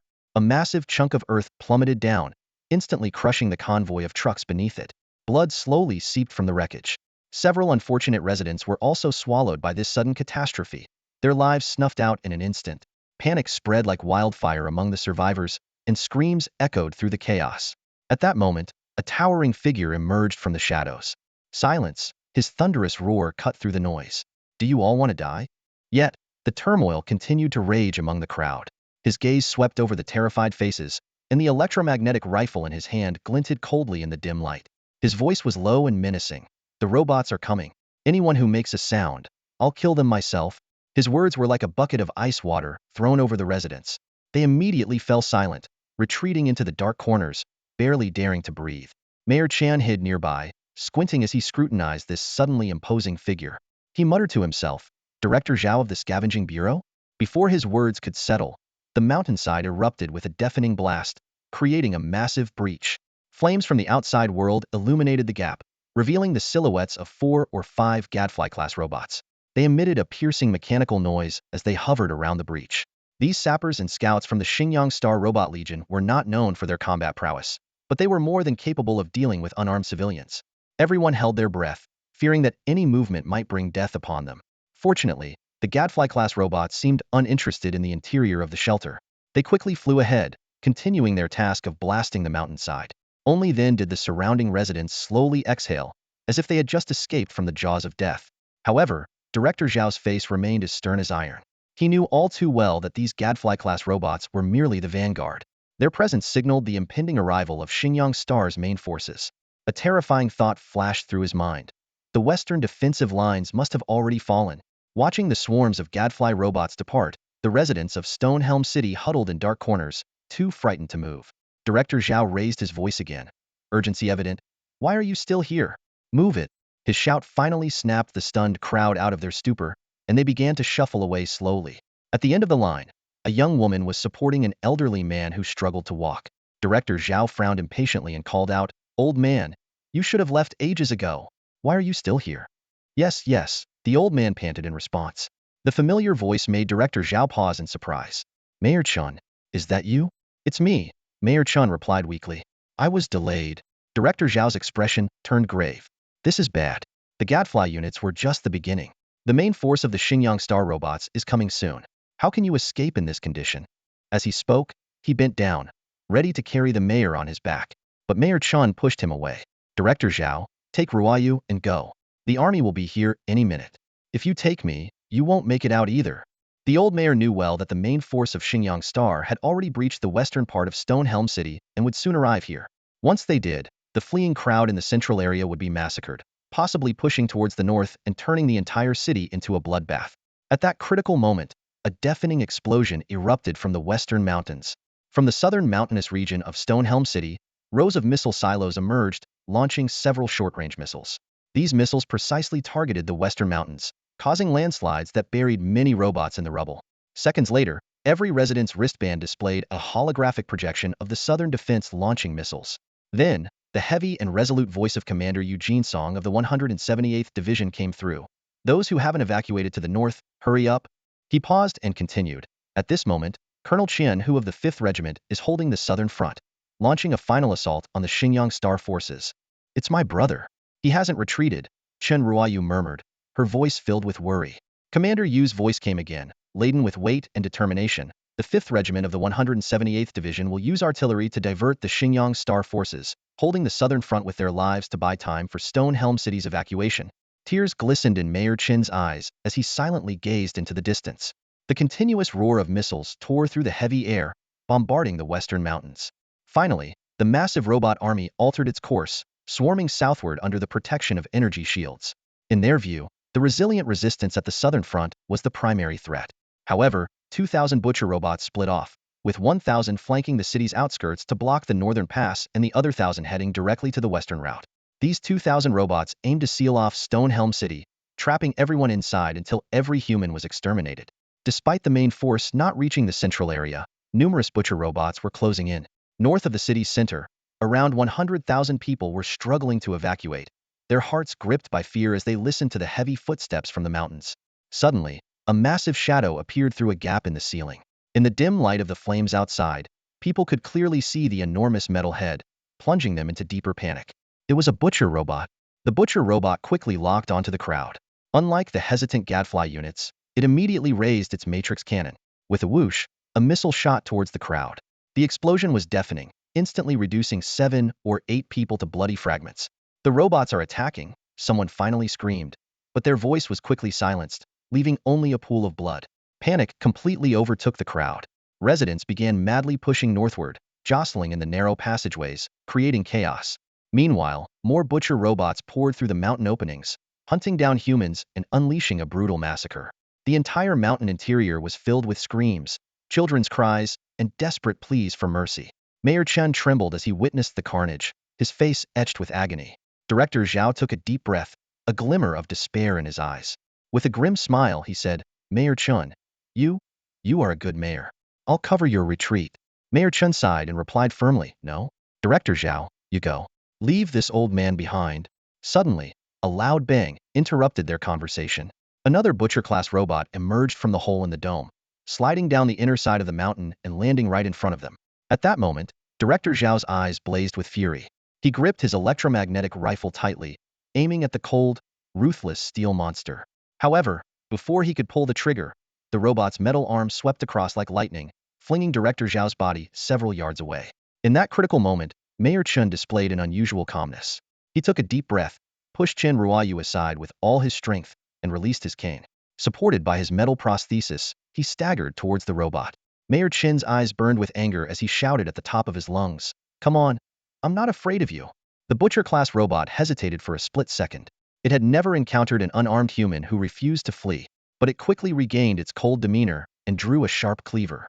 The blade made a piercing sound in the air, like the whisper of death. Chun Ruoyu wanted to rush forward but was held back by Lin Fan. Just as the robot's blade was about to fall, a flash of firelight suddenly appeared in the darkness to the south. An electromagnetic cannon shell flew at high speed, striking the robot's chest with precision. The tremendous impact sent the towering robot flying. Mayor Chun was stunned. He slowly turned around and, in the dim light, vaguely saw the outline of a tank. He wondered, could it be the 178th Division? Although the butcher-class robot was knocked away, it was not destroyed. It slowly got back on its feet, looking towards the tank approaching from the south, and then raised its array cannon. At that critical moment, a cold flash suddenly appeared above its head. A shadow leaped down from a building, and with a swift slash, the robot's head was severed. As the figure revealed itself, Mayor Chun was shocked to discover that it was also a robot. He rubbed his eyes to make sure he wasn't seeing things. Before he could gather his thoughts, the tank's horn was already urging him to make way. Mayor Chun limped to the side, watching as the tank headed north. Soon, more mechanical war vehicles, tanks, and armored cars emerged from the south. The appearance of heavy tanks gave the fleeing residents a glimmer of hope, and they cheered, "Look, it's our tanks. The 178th Division is here. We're saved." Director Zhao struggled to get up, blood seeping from the corner of his mouth. Thanks to his protective suit, he had narrowly escaped death. He carefully observed the passing tanks' numbers, muttering in confusion, This is the 233 RD Division's tank. Weren't they wiped out in Iron Fortress?" The tanks quickly caught up with the residents of Stonehelm City, protecting them as they retreated and launching attacks on the invading robots. However, no one expected that the tanks were not operated by humans, but by a group of hybrids. Lin Fan appeared beside Director Zhao, patting his shoulder. Director Zhao exclaimed in surprise, "Lin Fan? You're alive. What are you doing here? Get on the tank. Take Mayor Chun and Shinryu with you." A heavy tank approached, and the old driver popped out from the hatch, shouting, "Mayor Chun, get on." Mayor Chun shook his head, pointing north. "No, you go save the others." Lin Fan sighed, forcibly lifting Mayor Chun onto the tank and pushing Chun Ruoyu up as well. "Director Zhao, you should go too," Lin Fan said. Director Zhao hesitated for a moment, but then followed onto the tank. The heavy tank started moving north. Suddenly, Director Zhao realized something and shouted, "Wait, there's someone else. Driver, stop." But from the distant darkness, Lin Fan called out, "Director Zhao, no need, you go. Protect Mayor Chun." As the tank moved away, Butcher-class robots emerged behind Lin Fan. They followed the tank, advancing north quickly and soon catching up with the retreating crowd. To the astonishment of Stonehelm City's residents, these robots did not attack the humans but instead joined the tanks in fiercely combating the invading robots outside the mountain. They were actually protecting the evacuees. The fleeing residents were stunned as they witnessed this scene. On the northern slope of Mount Mengliang, the first light of dawn had yet to dispel the lingering darkness shrouding the mountain. Except for the 5th Regiment, the entire 178th Division had retreated to this location, bearing the heavy responsibility of protecting the continuous influx of civilians from the south. In the cramped space of the northern slope, over 1 million people were packed together, competing with countless military and civilian transport vehicles for every inch of ground. At Commander Yu's command, soldiers began methodically organizing the evacuation of civilians from Shirkuei City. The crowd erupted in a cacophony of noise, everyone desperate to escape this nightmarish place, swarming towards the transport vehicles. In the makeshift command room, Commander Yu did not rush into action. His eyes were fixed on the holographic projection, his brow furrowed. He knew all too well that the hope of breaking through was as faint as a wisp of smoke. Organizing the orderly evacuation of over 1 million people was an almost impossible task. Such a large-scale operation would inevitably attract the attention of the robots, and even if they managed to leave Shirkuei City, they would still face relentless pursuit. Chonhu was right. They had long missed the best opportunity to escape. Finally, the first batch of military transport vehicles, loaded with civilians, began to move out, escorted by several tanks heading north. However, the convoy had barely traveled a kilometer when blinding flashes of fire erupted from the darkness, followed by explosions. Commander Yu's frown deepened. On the northern Gobi Desert, dark silhouettes suddenly appeared. "Damn it! Robots!" Commander Yu's heart sounded alarms. With 2 thunderous explosions, heavy tanks were turned into fireballs by the robots' ambush. Immediately after, the transport vehicles came under a barrage of missiles, engulfed in flames in an instant. The explosions from the north gradually subsided, and the previously noisy crowd within the mountain fell silent, no longer scrambling to board the vehicles. "They're here, old Yu." The adjutant's somber voice broke the silence. Commander Yu looked at the burning wreckage of the transport vehicles on the Gobi Desert and let out a heavy sigh. Breaking through is not that simple. In the dim morning light, the northern Gobi Desert was still swarming with Butcher-class robots, continuously gathering. Commander Yu knew well that they were not just there to prevent the civilians from breaking through, but were also preparing for a full-scale attack on the northern slope. Although this was not the main force of the robot army, the threat they posed was still significant. After a moment of hesitation, Commander Yu activated his wrist communicator and gave a solemn order. "All units of the 178th Division, hold the northern positions. Stop the Butcher-class robots. Protect the civilians and look for another opportunity to break through." As thousands of Butcher-class robots advanced, the 178th Division mounted a fierce defense from their positions. Tanks and ground-based artillery roared in unison, creating an impenetrable web of firepower, temporarily forcing the robots to retreat. However, the robots' firepower was equally formidable. The 178th Division alone could not achieve a decisive victory. The robots fell back to a critical junction 2 kilometers north of Shirkuei City, effectively cutting off the northern escape route. The stalemate left the entire 178th Division on edge. They dared not launch a rash attack, knowing that any failure would lead to the massacre of the million civilians within the mountain. The adjutant, his face weary and voice hoarse, said, "Commander Yu, it looks like our last escape route is gone too." Commander Yu forced a bitter smile. The 178th Division has done its best. Unfortunately, the enemy is too powerful. Is the southern position still holding? Commander Yu asked, switching the holographic projection to the southern position. The first rays of dawn bathed the southern slope of Shirkuei City, but what first caught the eye was the vast robot army of Star Qinyang. The situation at the southern position was dire. Nearly all missiles were spent, ground-based artillery barrels were glowing red-hot, and the sky was choked with thick smoke. Yet, the robot army remained unscathed, now less than 3 kilometers from the southern position. This was the main force of Star Qinyang, while only a single regiment of the 178th Division was holding the line. They were fighting alone, and the situation was precarious. Unable to watch any longer, the adjutant urgently said, Shan Hu and his men are in danger. Commander Yu replied solemnly. Shan Hu went in with the resolve to die. They have honored their duty to this country. This is a war with no suspense. Commander Yu slowly rose, donned his battle helmet, and tightened his belt. At this life-and-death moment, he was prepared to make the ultimate sacrifice.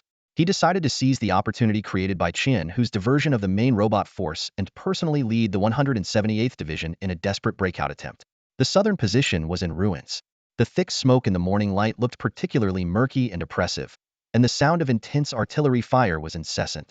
A Fishman-class robot stood tall amidst the robot tide, commanding thousands of robots in a fierce assault on the southern position. Boom, boom, boom. Qian Hu watched helplessly as one missile silo and anti-aircraft turret after another were destroyed, and the soldiers holding the line were reduced to fragments in the inferno. He clenched his fists but was powerless. In just a few minutes, the 5th Regiment had suffered more than half its casualties, and the survivors were forced to retreat to the last military fortress. This fortress, built into the mountain, stood as one with the terrain, becoming the final island in the sea of smoke and debris. It stood alone amidst the wreckage of the position, both majestic and tinged with a sense of tragic isolation. The fires of war raged on all sides, with cries of despair filling the air and the sound of explosions echoing incessantly. Qian Hu's helmet had long since shattered, his ears ringing, his body drenched in blood, and he was in a state of utter disarray. A young recruit, curled up in the trench, bit his lip and cried out in desperation, "Captain, are there any reinforcements?" Qian Hu looked around at the devastated city of Shirkuei and shook his head with a bitter smile. Even if reinforcements arrived, facing the massive army of thousands of robots would be a drop in the ocean. The soldiers of the 5th Regiment continued to fight tenaciously, knowing they had stepped onto this battlefield ready to face death. To the north of Shirkuei, Chen Ryu supported Mayor Chen as they reached the mountain's ventilation shaft. Gazing southward, the scene was filled with smoke and fire. Mayor Chen's heart ached as he softly said, "Your brother is the pride of our Chen family." Chen Ryu couldn't hold back her sobs. Will he come back? That's the main force of Xinjiang Star. Mayor Chen gripped his daughter's hand tightly. Don't be afraid, child. Dad is here. Dad, is Shirkuei really going to fall? Chen Ryu choked out. Yes, Mayor Chen replied, his white hair blowing in the wind, his heart torn apart with pain. The city he had poured years of effort into was being destroyed step by step in the flames of war, and his grief was beyond measure. In the military fortress, the robot army advanced steadily. Qian Hu's brow furrowed, but his eyes grew more resolute, like a flame burning its last, brightest burst. Speaking into his wristband, he declared, "Brothers, we are all warriors. We have held off the robot army, buying precious time for the million residents of Shirkuei to escape. With no way out, let's fight to the end." Qian Hu calmly lit a cigarette and stood atop the fortress. Watching the rapidly approaching robots, he shouted, "Swear to defend Shirkuei to the death. Swear to defend Shirkuei to the death." The chorus of voices quickly drowned in the continuous explosions. The once strong fortress was now riddled with holes under the heavy bombardment. Seeing the Butcher-class robots only 100 meters away, Qian Hu commanded fiercely, "Fire." Amid the thunderous roar, the fortress's heavy artillery launched a fierce attack on the incoming robots, destroying many Butcher-class units. However, the Fishman robots had already closed in, opening their gaping jaws, a blinding red light flashing. A massive energy beam struck the fortress, the deafening explosion seeming to tear the heavens and earth apart. Qian Hu was thrown by the blast, landing heavily on the ground. His ears rang incessantly as he struggled to stand, only to realize his legs were gone. Surrounded by wails and explosions, Qian Hu looked around with difficulty. Half the fortress had collapsed, with severed limbs and debris everywhere, blood flowing slowly down the broken walls. Using his last bit of strength, he crawled to a broken pillar and leaned against the stone wall. His once dark face was now as white as paper, blood flowing endlessly, yet he felt no pain. Qian Hu knew he and the 5th Regiment had done their best. Soon, his remains would merge with the ruins. His only hope was that his family could escape safely. Looking at the approaching Xinjiang Star robots and the nearby Fishman robots, a faint smile appeared on his lips. His hoarse voice barely managed to whisper, "I, Qian Hu, die without regrets." Just then, a thunderous sound came from the back of the shattered fortress, causing the entire mountain to shake violently. Another loud crash, and the mountain began to split open. Before Qian Hu could react, he saw a gigantic figure break through the mountain and walk towards them. As the metal feet stepped onto the ruins, the ground shook like an earthquake. Two Viper-class robots aimed to fire, but the giant robot swept its arm, smashing them into the mountain. What is that? Qian Hu was stunned. The giant robot stepped over the crumbling fortress and stomped on the fishman robot. With a crunch, the fishman was crushed before it could fire. Meanwhile, at the temporary command post of the 178th Division in the north, Commander Yu was about to step out when his aide shouted, "Old Yu, look! What is that?" Commander Yu turned back and saw the faint outline of the enormous figure. He looked utterly astonished and said, "What's going on? There's a giant robot on the southern front. Look, it's attacking the robots of the Qingyang Star people." The adjutant was equally stunned. His eyes wide open and his words stuttering. What's happening?" Just as he spoke, a series of ear-piercing screeches suddenly echoed from the sky above the southern front. Everyone looked up to see a massive gray figure diving rapidly from thousands of meters high, appearing over the southern front in the blink of an eye. It was a gigantic winged beast with a sharp horn on its forehead and eyes that gleamed with ferocity. The winged beast swooped over the smoke-filled ground, quickly grabbing a barely alive warrior in its jaws. With powerful strokes of its enormous wings, it soared back into the sky, heading north. Following closely, dozens more winged beasts appeared suddenly, diving down to snatch the struggling soldiers from the blood-soaked battlefield one by one. On the ravaged battlefield, embers of flames danced in the fierce wind, and the heavy stench of blood permeated the air. At that moment, the giant robot slowly lifted its head, its eyes glowing with an eerie purple light, coldly watching the imposing army of Qingyang Star robots. "That's the Titan robot," someone exclaimed. Compared to the overwhelming robot army approaching, the Titan stood alone, looking isolated and vulnerable. Yet, it showed no sign of fear. With a deafening clang, the Titan's incredibly thick metal arm slowly reached behind to grab a massive shield. Without hesitation, this solitary warrior began marching towards the vast robot army, each step causing the ground to tremble. A cold wind began to blow as the colossal Titan robot advanced steadily. Less than 2 kilometers away from the robot legion of Qingyang Star, it faced a dense array of enemy robots. Undaunted, the Titan lifted its metallic foot, crushing each butcher robot that stood in its way. Its right arm swung forcefully, sending the surrounding Viper robots crashing down like boats in a stormy sea. Missiles exploded thunderously against Titan's shield, with sparks flying everywhere, yet the massive shield remained unscathed, not even trembling. With a resounding crash, Titan slammed its shield into the ground, reducing nearby butcher robots to scrap metal. Like a sharp blade, it carved a bloody path through the tightly packed robot formation. The remaining butcher robots retreated, unwilling to approach this giant behemoth. However, missile attacks continued, exploding incessantly on Titan's hull. Ignoring the onslaught, Titan pressed forward steadily towards the core of the robot legion. Its eyes glowed with layers of light, as if declaring, "Even if faced with a sea of fire and knives, I fear nothing." On this desolate battlefield, Titan's figure stood alone and fearless, challenging the entire robot army by itself. Inside the temporary command post of the 178th Division in the north, Commander Yu and his staff stared in astonishment at the holographic projection of the scene. "Old Yu, what is it trying to do?" a staff officer murmured. Commander Yu, shocked, said, "It's actually taking on the entire robot legion by itself. This is unbelievable. Is this thing on our side? We don't have any robots like that. But it is indeed helping us," the staff officer confirmed. A flicker of worry crossed Commander Yu's eyes. "But no matter how powerful it is, it can't possibly take on so many robots, especially with a Doomsday Bringer among them. This is a complete robot battalion." Despite Titan's formidable display, it had no cover or fire support. Compared to the perimeter, the number of robots inside the energy shield was even greater. Once it broke through, it would face a firestorm many times more intense than what it had encountered so far. Most of the perimeter robots had already been routed as Titan approached the energy shield. At this moment, the eyes of the Doomsday Bringer glowed red, staring coldly at Titan. It seemed both angry and disdainful, finding the notion of a single robot challenging the entire battalion absurd. Although both were creations of Qingyang Star, the Doomsday Bringer showed no mercy or hesitation. Its eyes filled with a deadly intent. A commanding and eerie sound wave emanated from the Doomsday Bringer, instantly spreading throughout the robot legion. In the blink of an eye, cannons, particle beam cannons, and laser cannons were all ready. Thousands of robots formed a massive trap, prepared to annihilate Titan the moment it stepped in. Titan sensed the immense danger hidden within the energy shield, but it remained fearless.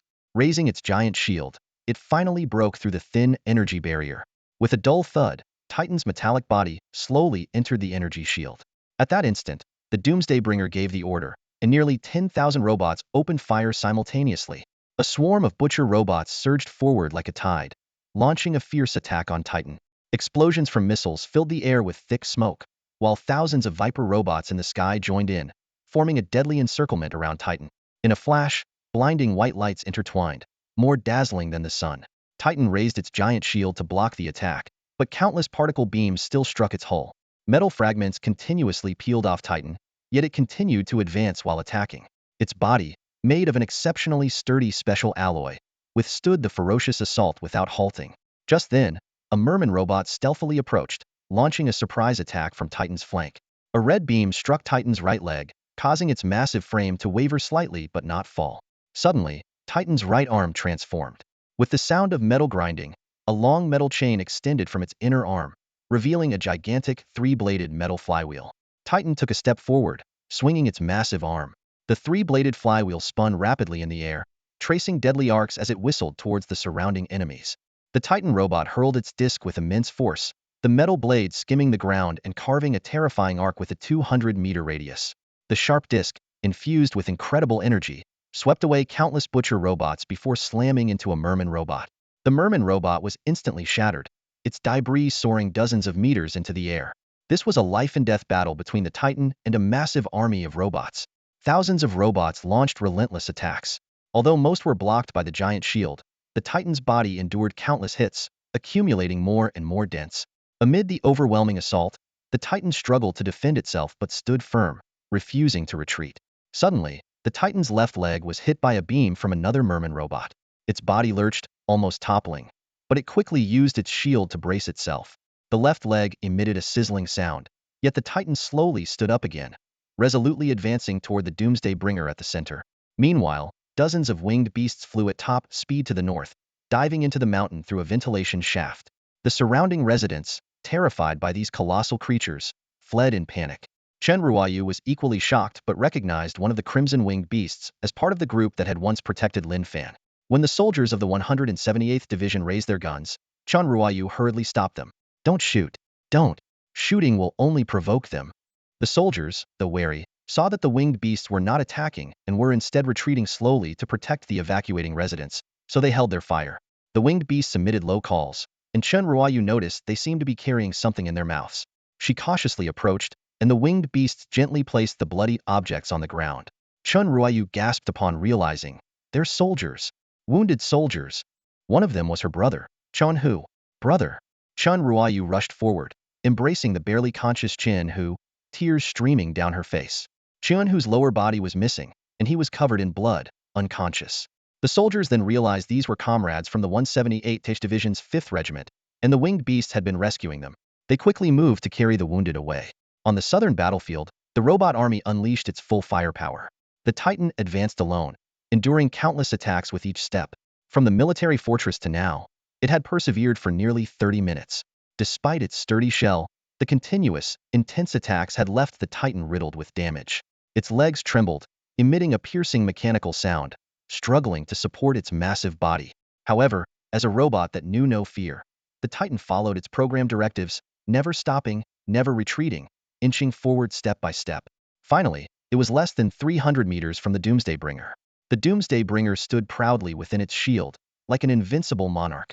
Suddenly, its eyes shot out a blinding light, and a large red energy beam roared forth. The Titan, unable to evade, was struck in the knee by the beam. With a thunderous crash, the Titan's left leg knelt, barely supported by its giant shield. It struggled to rise but was powerless. So close to its target, it could no longer advance. This solitary, colossal figure appeared especially tragic in the bitter wind. In the temporary command center of the 178th Division to the north, Commander Yu stared intently at the holographic projection from the southern front, sweat dripping from his forehead, his eyes filled with shock. He sighed deeply. "It's hopeless. There are just too many robots on the other side. The Titan is fighting alone, nearly reaching its goal, but it can't move forward any further. No matter how strong its defenses, it can't withstand so many attacks at once." The adjutant was about to agree when Commander Yu suddenly froze. "Wait, Lao Zhang, look. What's that under the Titan's shield?" The adjutant squinted and saw something faintly, then suddenly, Colonel Yu's jaw nearly hit the floor as he exclaimed, "That's a nuclear bomb. Oh my God, it's going to detonate a nuclear bomb." As if struck by lightning, Colonel Yu snapped back to reality and frantically shouted into his wristband, "All units of the 178th Division, within 30 seconds, get all civilians into the mountain. Do not come out without my command. Move, move, move." Meanwhile, above the southern front, the Doomsday Messenger hovered in the air, coldly staring down at the struggling Titan robot below. Despite its best efforts, the Titan robot couldn't get any closer to it. Without hesitation, the Doomsday Messenger raised its energy beam weapon again, this time aiming directly at the Titan robot's head. It clearly intended to end this traitor to the Qinyang star civilization once and for all. Facing the imminent attack, the Titan robot neither feared nor dodged. It quickly retrieved 3 silver metal cylinders from beneath its shield nuclear bombs. In its final moments, the Titan robot mustered all its strength to hurl the 3 bombs towards the airborne Doomsday Messenger. In an instant, the Titan robot hid behind its massive shield. Just as the red energy beam was about to strike, a dazzling light appeared. The 3 nuclear bombs detonated simultaneously. The entire space seemed to tear apart, with the white light expanding at an alarming rate. A mushroom cloud, towering 1 or 2 kilometers high, shot into the sky as the nuclear bombs exploded within the Doomsday Messenger's energy shield. Had the bombs detonated outside the shield, they might have absorbed some of the impact. But exploding inside the shield, it took only half a second for the energy barrier to shatter. The massive mushroom cloud rose again, spreading in all directions. A powerful shockwave instantly swept out. The southern mountains of Stonehelm City were flattened in an instant. Despite being 100 kilometers away, the residents hiding in the northern mountains felt the violent tremors. Though the nuclear bombs detonated within the Doomsday Messenger's energy shield, significantly reducing their power, and the east-west mountain range of Mingliang Mountain blocked much of the shockwave, the nuclear explosion's force was still astonishing, leveling half of Stonehelm City. It took a long time for the mushroom cloud to gradually dissipate. At the site of the nuclear explosion, a massive crater appeared. The vast land was plunged into a prolonged silence after the nuclear blast, with embers flying in the air, creating a desolate scene. Within 1 or 2 kilometers of the explosion center, the intense heat had almost entirely melted the robot army. About 5 kilometers from the blast center, a severely damaged giant robot, the Doomsday Messenger, lay sprawled on the ground. This advanced robot, created by the civilization of Xinjiang Star, had an exterior made of extremely durable, heat-resistant alloy, but it was now dented and emitting intermittent sizzling sounds from its chest. Despite activating its defenses in the instant of the nuclear blast, it couldn't escape its fate and was utterly destroyed. On the other side of the crater, the Titan robot also lay motionless, completely blackened. The sudden change in air pressure after the nuclear explosion stirred up fierce winds around the crater, as if singing a tragic requiem for the robot that had charged into the enemy lines alone. It had single-handedly destroyed the entire robot battalion from Xinjiang Star, lying on the scorched earth like a warrior who fought for Stonehelm City, now lifeless. Even in its final moments, it clutched a shattered giant shield tightly, though its eyes had lost their luster. Witnessing the silent land and the destroyed Titan, Commander Yu was astonished. He slowly said, "It really succeeded." Yes. It charged into the enemy lines, detonated the nuclear bomb, and destroyed the entire robot army, the adjutant echoed. But it also perished. Commander Yu's eyes twitched, and his tone carried a hint of gravity. Do you think it was just a robot? Fighting the robot army alone, it gave hope to millions in Stonehelm City. Though it had no life, it was a warrior who braved the battlefield alone and our savior. With that, Commander Yu stood straight, raised his right arm, and solemnly saluted towards the southern position at 11.3 southwest. This gesture was both a tribute to the fallen soldiers of the southern position and a mark of respect for the robot hero who saved millions of lives. Shortly after the drone flew away, a small, dark head peeked out from the crevice of Titan's eye. This little fellow was Roundball, cautiously surveying its surroundings. Despite the lethal threat posed by the high heat and shockwaves of the nuclear blast to advanced robots, it was unharmed. After confirming no survivors were around, Roundball carefully climbed out. It curiously examined the giant robot that had collapsed behind it, poking its body with a finger.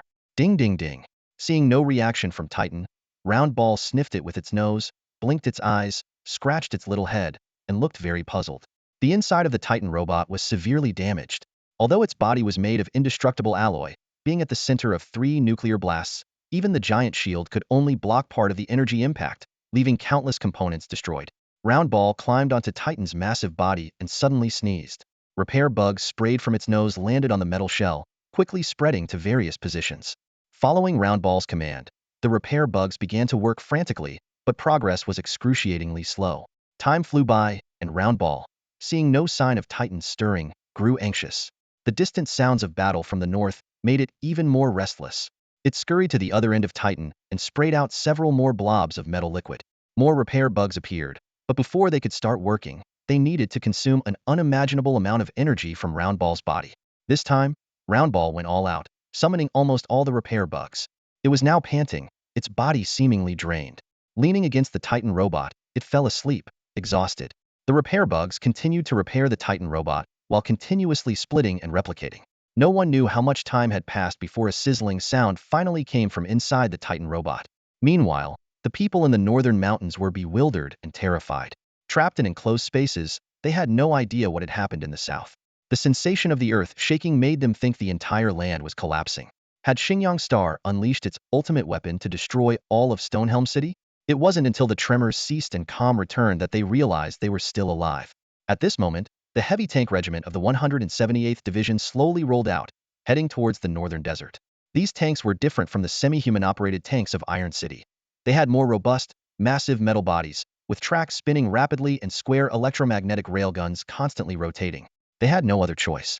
The southern nuclear bomb flattened half of Stonehelm City, causing the mountains to collapse and cutting off all routes.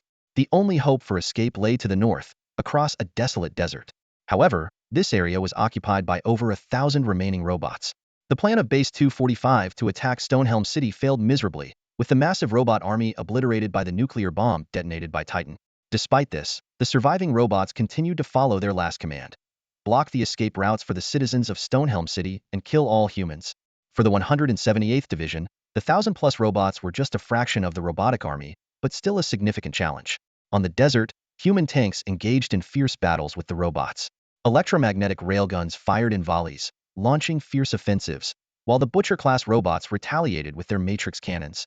On the battlefield, heavy tanks exploded in flames, and Butcher-class robots fell heavily. The battle was intensely fought with neither side gaining a clear advantage. By 4 p.m., robots scattered across Stonehelm City converged on the northern battlefield, increasing their numbers to nearly 1,800. The heavy tank units struggled to hold their ground under the intense firepower. Commander Yu looked at the brutal front lines, frowning deeply.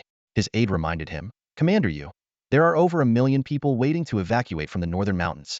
Without sufficient water and food, we must break through quickly." Just then, an urgent voice came from the wristband communicator. "Commander, the number of robots is increasing, and they are getting restless. After dark, they might launch a full-scale attack. If we wait until we are exhausted, the consequences will be dire." Commander Yu fell into deep thought, his expression grave. The aide asked worriedly, "Given the current situation, what should we do?" After some contemplation, Commander Yu realized that although the main force of the southern robots had been destroyed, the surviving remnants were still formidable. The 178th Division had suffered heavy losses in the defense of Stonehelm City, making a final breakout extremely challenging. However, a decisive battle with the robots was inevitable.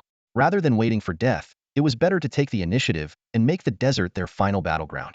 After all, the mountains still held many civilians, and a battle there could result in significant collateral damage. Clenching his teeth, Commander Yu slowly said, "Before nightfall, I will lead everyone in one final charge." He then announced the 178th Division's final plan to the citizens of Stonehelm City through the wristband communicator. "Fellow citizens of Stonehelm City, I have both good news and bad news. The good news is that the robot army in the southern front has been ambushed and completely wiped out. We finally have a glimmer of hope." Commander Yu paused, his voice still somber, "But the bad news is that the surviving robots in the north remain a significant threat. They are likely to launch their final attack on Stonehelm City tonight. I have decided to lead all our soldiers in a final charge before the robots attack. The 178th Division will protect everyone at all costs. Success or failure will be decided in this moment." Ash covered the sky as the wind and sand began to rise. Commander Yu personally drove an armored vehicle, leading the charge northward. All the heavy tanks followed closely behind, forming a grand procession. This was their last stand, a desperate measure. Behind the 178th Division were millions of civilians, crowded in the northern mountains with dwindling supplies of food and water. The longer they delayed, the hungrier and more exhausted the soldiers would become, making it impossible to hold off the Butcher-class robots for long. Finally, the last breakout battle began. The 178th Division launched a desperate charge, while convoys of trucks filled with residents prepared to break through. Even if the 178th Division failed, the soldiers would fight to the death to hold off the robots and create an opportunity for the trucks to escape. Boom, boom. The sounds of war erupted once again on the northern desert, with thick smoke billowing. The heavy tank regiment, under the barrage of robot fire, advanced slowly but steadily. One tank after another was destroyed by missiles, but the 178th Division never stopped moving forward. Commander Yu, determined to die if necessary, operated the particle beam cannon on the armored vehicle, firing fiercely at the distant robots. He and his soldiers bore the responsibility of ensuring the safety of the civilians behind them, Their own lives no longer mattered. Listening to the anguished cries of his comrades around him, Commander Yu pressed on without hesitation, always at the front line. The battle was unimaginably fierce. Just then, the sky echoed with the cries of winged beasts. The winged beasts hidden in the northern mountains took to the air, appearing in the sky above. Countless massive figures followed the heavy tanks, heading towards the robots. Both the citizens of Stonehelm City and the soldiers of the 178th Division were stunned by this sight. The winged beasts launched a frenzied assault on the robots, diving from the sky and repeatedly hitting the robot lines.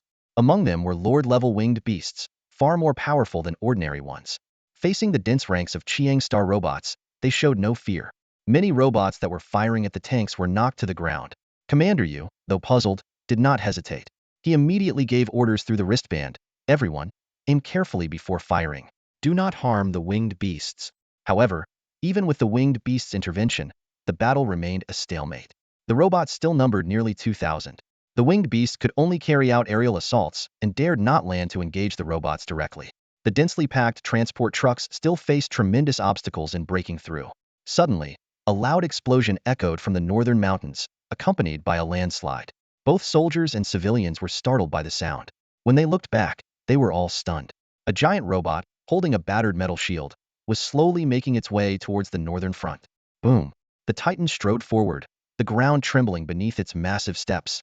It carefully avoided the heavy tanks at its feet, each step sending pebbles flying. The soldiers held their breath, feeling the immense pressure of the colossal machine. The Titan continued its advance, stepping over several tanks, each of its feet dwarfing the heavy armor beneath.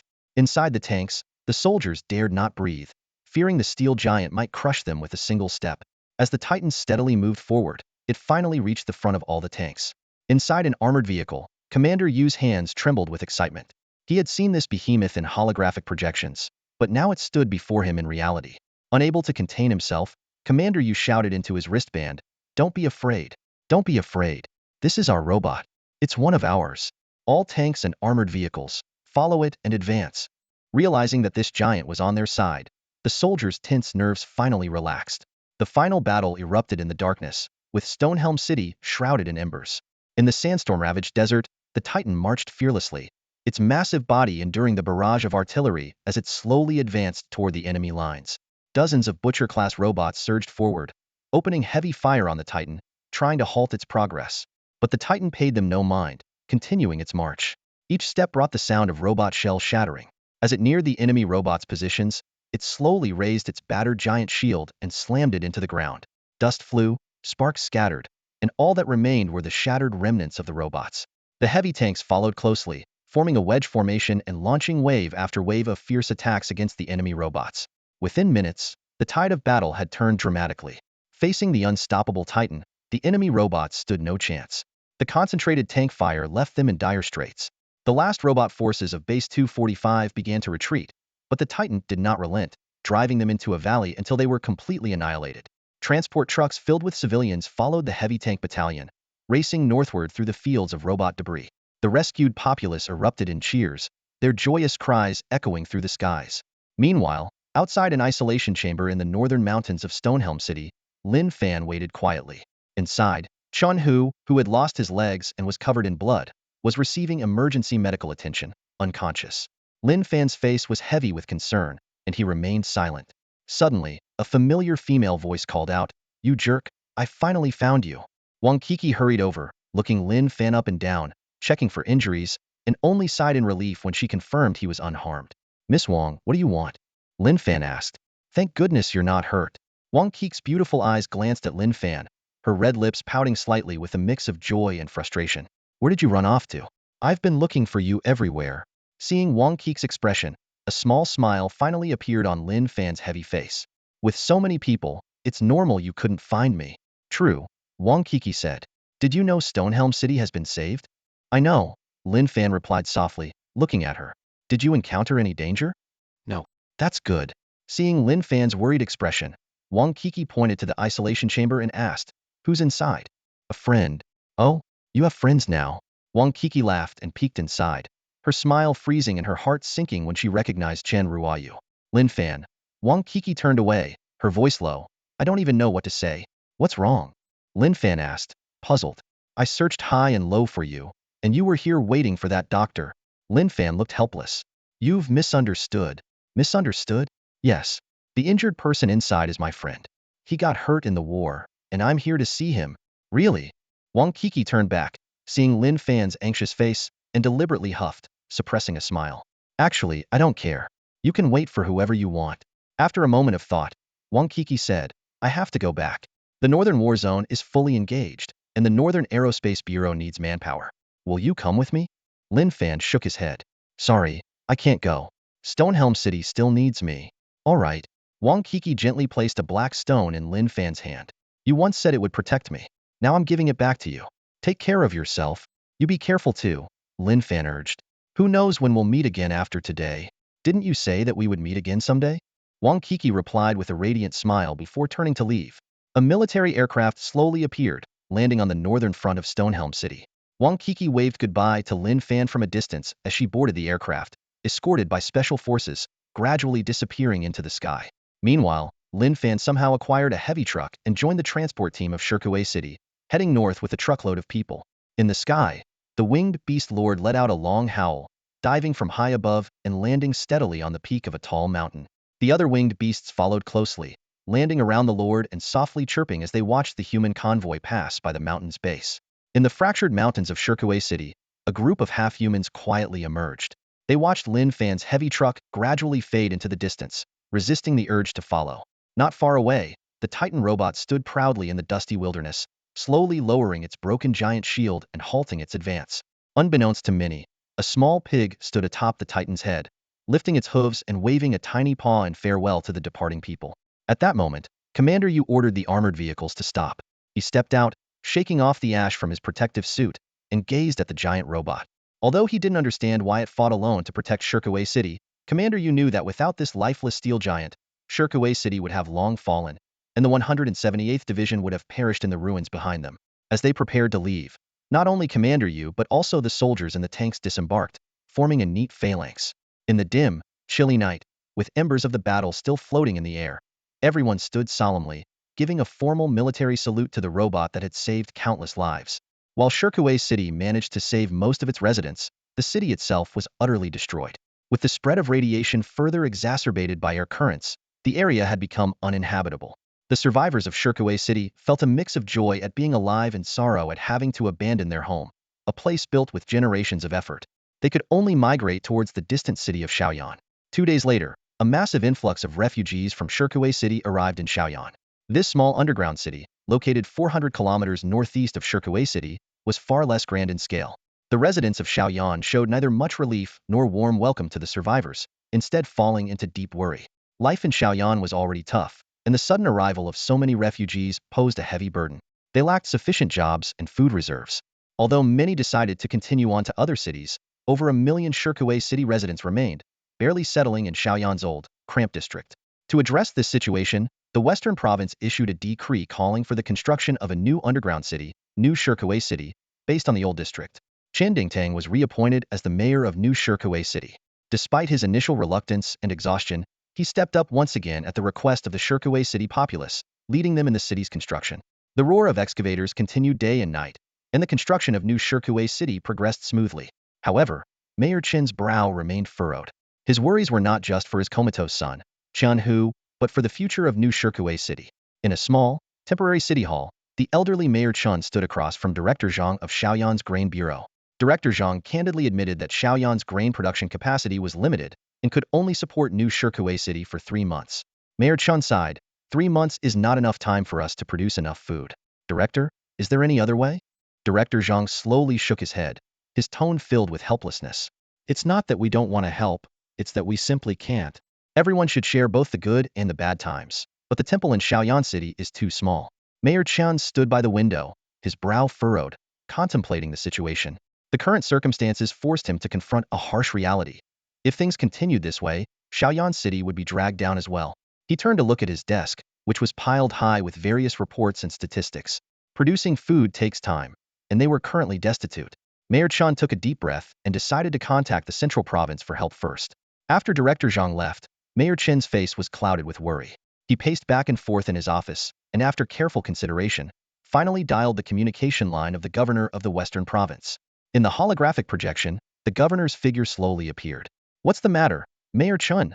the governor asked, his voice tinged with fatigue. Mayor Chun got straight to the point. "Governor, I need to report something important to you. Shaoyan City can only sustain a 3-month food supply, while Shirkuei City has a population of 1 million. In a few months, we will be facing a severe food crisis." The governor nodded, seemingly having anticipated this. "I've thought about this situation too. Can the other cities in the west lend us some food?" The governor pondered for a moment before responding. "At most, we can supply you for 1 month. Beyond that, you'll have to find a solution yourselves." 1 month? Mayor Chun said urgently. "That's far from enough. If, in a few months, the million people in Shirkuei City can't get food, how can I continue being mayor?" The governor shook his head helplessly. "It's not that I don't want to help. Everyone is struggling to take care of themselves. No one has the capacity to assist you. We can't let all of the West collapse because of one Shirkuei City. Mayor Chun, you'll have to figure something out on your own." A wave of helplessness washed over Mayor Chun. He realized that the governor had no intention of reallocating food among the cities. To these people, the survivors of Shirkuei City seemed to have lost their productive value and had become burdens. Anger made Mayor Chin's hands tremble. He gripped his cane tightly and struck it hard against the ground. Glaring at the governor's image in the hologram, he gritted his teeth and said, "You beasts! When you abandoned Shirkuei City, you never expected us to survive, did you? Now that we've made it, you don't care if we live or die." The governor frowned and said, "Old Chun, what are you saying? Given the current state of affairs, we've already done our best to assist Shirkuei City." Mayor Chin's eyes blazed with fury. "To you, only your own power matters. The well-being of the people never did." With that, he decisively cut off the communication. After the holographic image vanished, Mayor Chun let out a long sigh, his heart still heavy. Shaoyan City was indeed stretched thin, and the central province was unreliable. Solving the food problem would have to rely on their own efforts. But with nothing to their name, Mayor Chun felt a deep sense of helplessness. His thoughts drifted to another possibility. If Shirkuei City had truly fallen, the situation might not be as it was now. The robot army from the Qinyang Star would continue attacking other western cities, and Shirkuei City wouldn't be the only one destroyed. However, the reality was that while Shirkuei City's people had narrowly escaped death, they still faced the dire straits of hunger and cold. Mayor Chan stood by the window, gazing at the city's distant silhouette, filled with anxiety about the future. Mayor Chun sat alone in the small, cramped room, his eyes closed. His graying temples and frail appearance betrayed his old age and uncertain days ahead. Despite this, his heart remained troubled by thoughts of the people of Shirkuei City, unable to find peace. Suddenly, the silence was broken by the sound of footsteps. Mayor Chun slowly opened his eyes to see Lin Fan walking in. A faint smile creased his wrinkled face as he greeted, "Young man, come, sit." Mayor Chun had a fondness for Lin Fan, not only because he had saved his daughter but also because of Lin Fan's proposal for an outdoor agricultural base in Shirkuei City, which had deeply impressed the old man. Although it seemed impractical at the time, he believed Lin Fan genuinely cared for Shirkuei City. During the Great Battle for Shirkuei City, Lin Fan had bravely escorted fleeing civilians, earning more respect than many opportunistic politicians. After sitting down, Lin Fan carefully observed Mayor Chun and asked, "Mayor Chun, you seem to have something on your mind?" Mayor Chun sighed and waved his hand dismissively. "Don't mention it." "Lin Fan, what brings you here to see this old man?" Lin Fan smiled and replied, "In Shirkuei City, you are the person I respect the most. You could have left before the Great Battle or retired during difficult times, but you stayed." Mayor Chin waved his hand again and looked directly at Lin Fan, asking, "Why have you come to see me?" Lin Fan got straight to the point. "Shirkuei City now has a large population, and I estimate a food crisis is imminent." Mayor Chun was taken aback and then asked, "You're a smart young man. Do you have any good ideas?" Lin Fan responded, "I came here today precisely because of this issue." Mayor Chin's expression grew serious as he said, "How can I not be worried? The food commissioner of Shaoyan City has given me a final ultimatum. In 3 months, they will no longer help us. And the Western province doesn't care about our survival at all." Lin Fan calmly replied, "However, I have a plan to provide some food for new Shirkuei City." Mayor Chun was initially shocked and then chuckled. "You young man, are you trying to make this old man happy? Shirkuei City has a population of over 1 million, and even the Western province can't solve our problem. How can you, alone, get enough food?" Lin Fan reminded him, "Do you remember the agricultural machinery and seeds you gave me in Shirkuei City?" Mayor Chin nodded. "Of course I remember. Those machines were just gathering dust in the warehouse, and the seeds weren't worth much. To be honest, I didn't really expect you to succeed back then." Lin Fan calmly stated, "We've actually had some harvests. In 2 months, I plan to lend the surplus food to New Shirkuei City to alleviate the urgent needs of its people." Mayor Chin pointed at Lin Fan and laughed heartily. You almost had me fooled, young man, Lin Fan solemnly said. I'm not joking. The food crisis in New Shirkuei City is very serious. If we don't solve it, there could be major consequences. Mayor Chin pondered for a moment and then looked at Lin Fan, saying, if you can truly lend food to New Shirkuei City, you would be a benefactor to me, Chen Dingtang. We will raise money to buy it from you. Lin Fan shook his head. There's no need for money.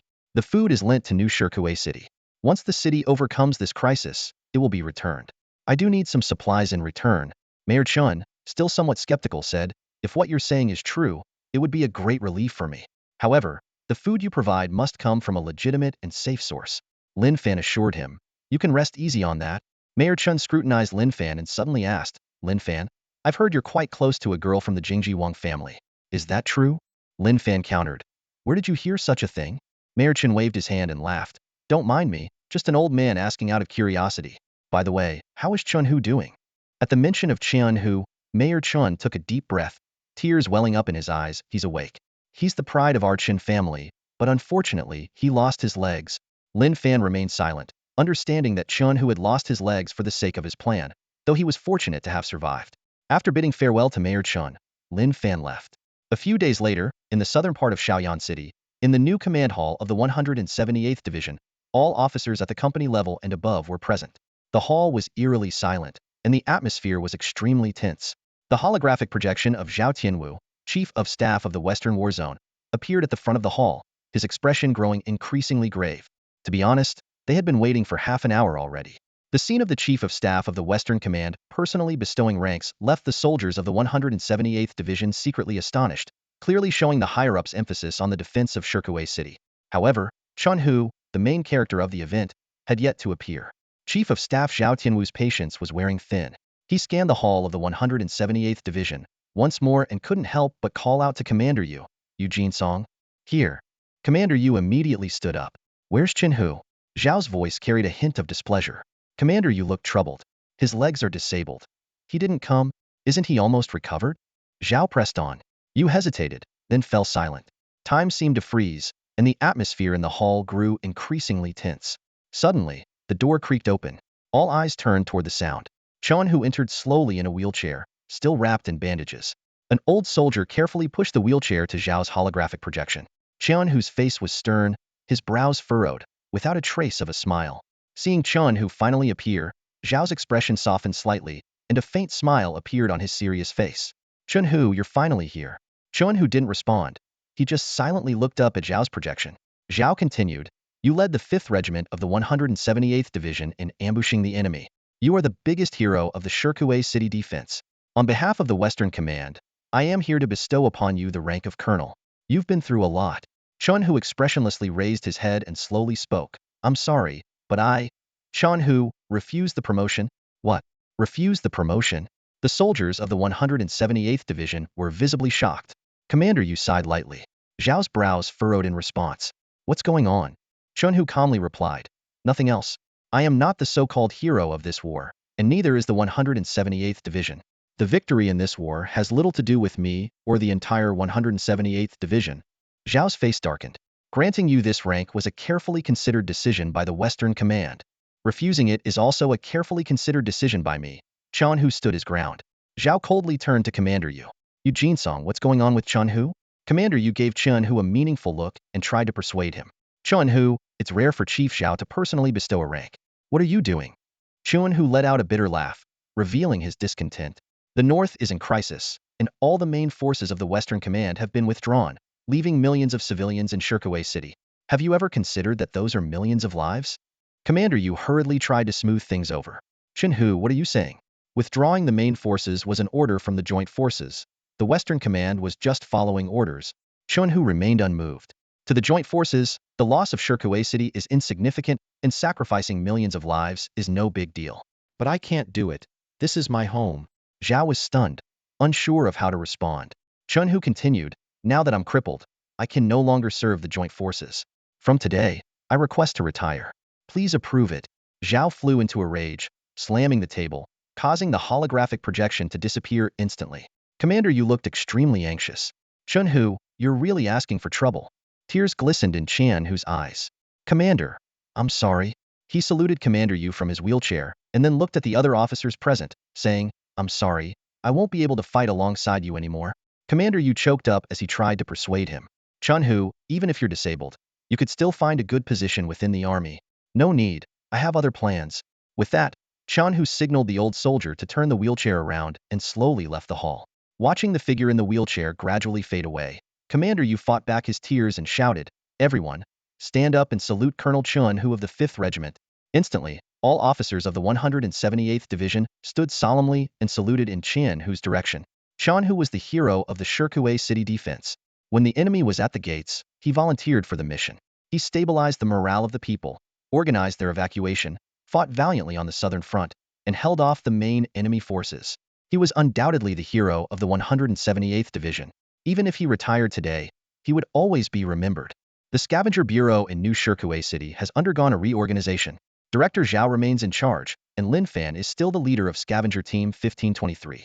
Director Zhao looks exhausted, with dark circles under his eyes, clearly overwhelmed by the heavy workload. Currently, the citizens of Shirkuei City are flocking to Shaoyan City, causing severe shortages of supplies. The reconstruction of New Shirkuei City is urgent, and the Scavenger Bureau is under immense pressure to ensure the supply of resources and energy. In a dilapidated underground cavern, thousands of scavengers are crammed together. This serves as the temporary headquarters of the Scavenger Bureau. Normally, independent scavenger teams are rarely gathered in one place, and the small space is filled with noisy chatter. Director Zhao squeezed his way to the front of the crowd, cleared his throat, and shouted angrily, "Quiet down, you lackeys!" The crowd reluctantly fell silent. He continued, "The new city construction is in full swing, and the Scavenger Bureau is under tremendous pressure. You all need to work harder." As soon as he finished, the scavengers erupted in boos. Most of them were street thugs, some had even done time in prison, clearly not the best sort. Director Zhao sneered and threatened, "If anyone dares to slack off or disobey orders, Shirkuei City can't afford to keep you. You'll be sent straight to the northern battlefield." At this, the scavengers fell silent, knowing well that the director was not someone to be trifled with. Angering him would have serious consequences. His gaze fell on Lin Fan, who was standing alone. Remembering Lin Fan's performance during the defense of Shirkuei City, where he helped evacuate the citizens, Director Zhao felt a sense of goodwill and intended to look out for the young man. "One more thing," he continued, "Scavenger Team 1523 is short on manpower. Anyone willing to transfer?" Lin Fan was taken aback, not expecting the director to volunteer additional personnel for him. However, the room remained silent, with only a few whispers here and there. "Don't go." "Why not?" "There's no profit to be made there."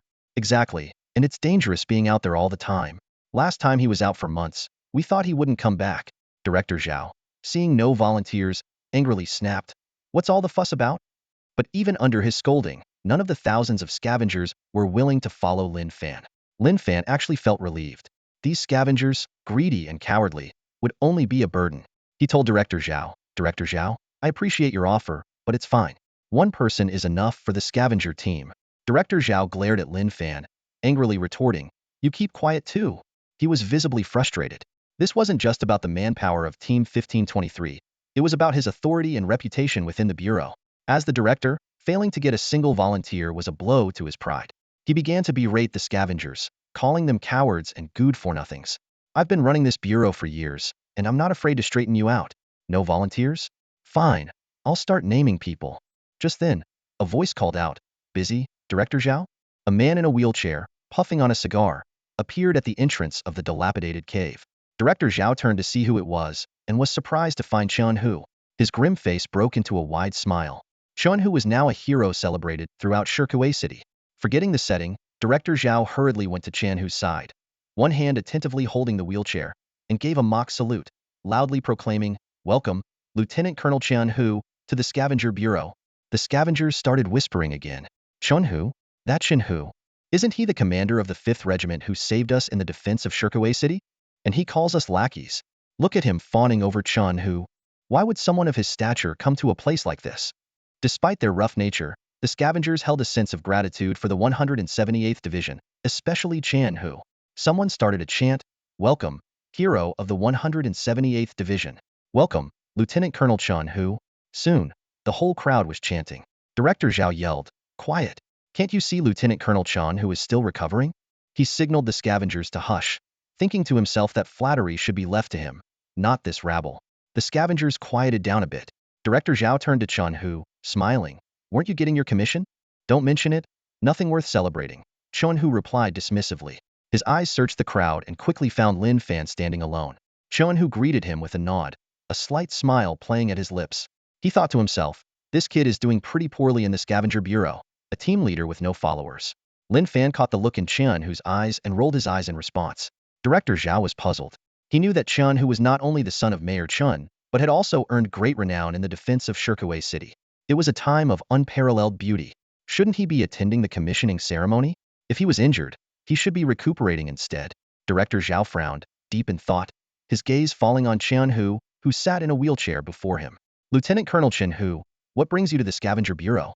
Director Zhao asked, a hint of confusion in his tone. Chun-Hu took a slow drag on his cigarette, the smoke curling around him. He looked Director Zhao in the eye and said calmly, Director Zhao, I'm here to join you. Join me? Director Zhao laughed, thinking Chun-Hu was joking. He half-jokingly said, all right, I'll request the mayor to demote myself to deputy director, and you can take over as director. But I'm afraid our bureau is too small to accommodate a hero like you. Chun-Hu shook his head, his expression serious. No, no, no. To be precise, I'm here to join the scavenger team. What? Director Zhao was stunned, his smile freezing on his face. A sense of unease crept into his heart. Chun-Hu had distinguished himself in the defense of Stonehelm City and was about to be commissioned. Even with his legs crippled, his future remained promising. And yet, he wanted to join the scavenger team? How could that be possible? Director Zhao forced a smile and said, brother, I know your situation. Don't joke with me. I'm not joking. Chun-Hu took a deep breath and said earnestly, Director Zhao, don't call me Lieutenant Colonel anymore. I've already applied for retirement. I am now requesting to join the Scavenger Bureau's Team 1523 in New Stonehelm City. The application has already been formally submitted. Director Zhao quickly checked his wristband. When he saw Chun-Hu's application, he couldn't help but curse, damn. Seeing the seriousness in Chun-Hu's expression, he finally realized it was no joke. Director Zhao was utterly shocked. Putting aside Chun-Hu's family background, his merits in defending Stonehelm City alone would earn him the people's admiration. Why, at this moment, would he choose to be a hero and instead become an insignificant scavenger? It was unfathomable and seemed incredibly foolish. Only Chun-Hu knew that his decision was well thought out. In his heart, he was not the true hero of the Stonehelm City defense. The real hero was in the Scavenger Bureau. That person had planned the entire defense single-handedly, defeated the Chiang Star robot army, and saved millions of lives in Stonehelm City. And now, that person remained anonymous, shunning fame and living among scavengers, unnoticed.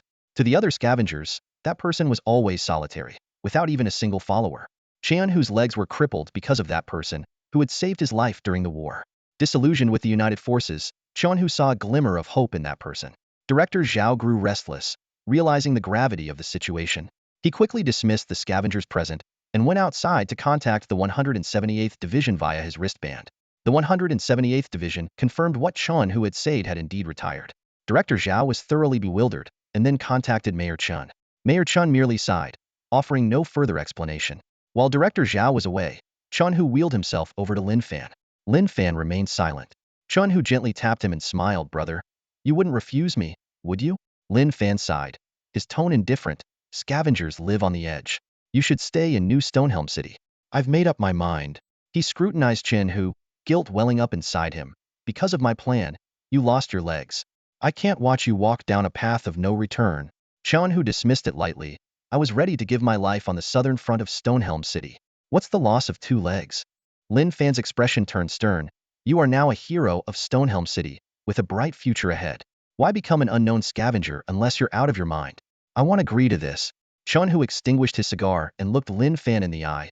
If you don't agree, I'll reveal your secret of saving Stonehelm City to the public. Lin Fan was momentarily speechless. Chun-Hu's expression grew solemn. The real hero is you. You are the one who saved the people of Stonehelm City. The entire city remains unaware, and only I, Chun-Hu, know the truth. He continued, I don't care. Fame and fortune will be worthless in these years of the apocalypse. If Earth falls, not just you and me, but thousands of years of human civilization will be wiped out. I know what you're trying to do, and you need someone to help you. I'm the best person for the job.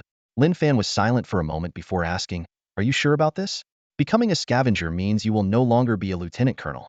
Your glory will fade, leaving only loneliness and isolation, even ridicule and neglect. Chun-Hu lit another cigar. You don't need to say more. My mind is made up. By the way, Lao Nyo is coming too, along with his son. Who? Lin Fan was momentarily confused. The tank driver. You don't even know his name? Chun Hu was a bit exasperated. He's coming too. He's getting old and it's time for him to retire. He's tough and experienced with tanks. He might be able to help you. And so, Chun Hu joined the scavenger team. Many citizens of Stonehelm City were baffled. Rumors spread that after the defense of Stonehelm City, he lost his legs and his personality changed drastically. Many sighed in regret, feeling it was a waste for a hero, praised by all, to end up scavenging in the ruins. People felt it was a pity, even a tragedy. Stonehelm City. Just half a month ago, it was a bustling metropolis with millions of inhabitants. Now, it lies in ruins. The ashes from the nuclear blast still hang in the air, blocking out the sun. However, in the northern part of this wasteland, a group of busy figures broke the silence. Half-human warriors and workers drove transport vehicles, methodically navigating the debris. Among them were Akun and Yuz, their eyes gleaming with excitement as they roamed the battlefield littered with robot wreckage. Nearly 100 robots from Heavy Iron City also joined the cleanup effort, following the Half-Human's commands to carefully load the damaged robot bodies onto transport trucks. While most of the war robots in the southern part of Stonehelm City were instantly melted by the nuclear explosion, nearly 2,000 robots survived in the northern area. These were primarily Butcher and a few Viper models destroyed by the Titans and the 178th Division, along with some heavy tanks and armored vehicles. For the half-humans of Heavy Iron City, these scrapped robots and tanks were precious spoils of war. The transport trucks were loaded to the brim and swayed under the weight as they slowly made their way back to Heavy Iron City.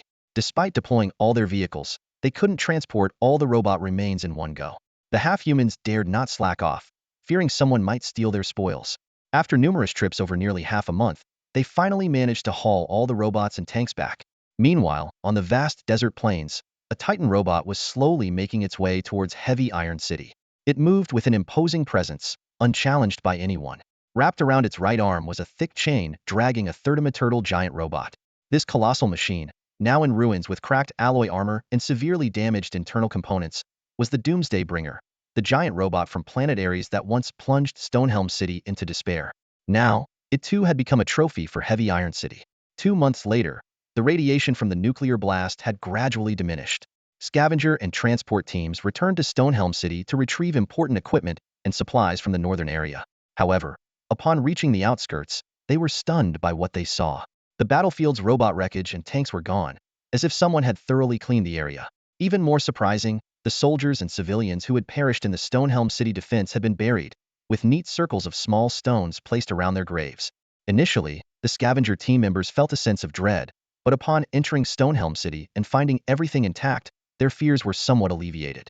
Scavenger Team 1523 was no longer just Lin Fan's solo team with a single vehicle. For this peculiar scene, they seemed not particularly surprised.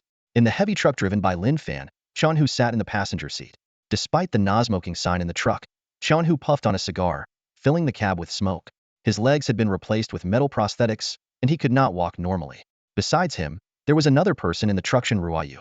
She claimed she was there to take care of Chun Hu, but Lin Fan had his doubts.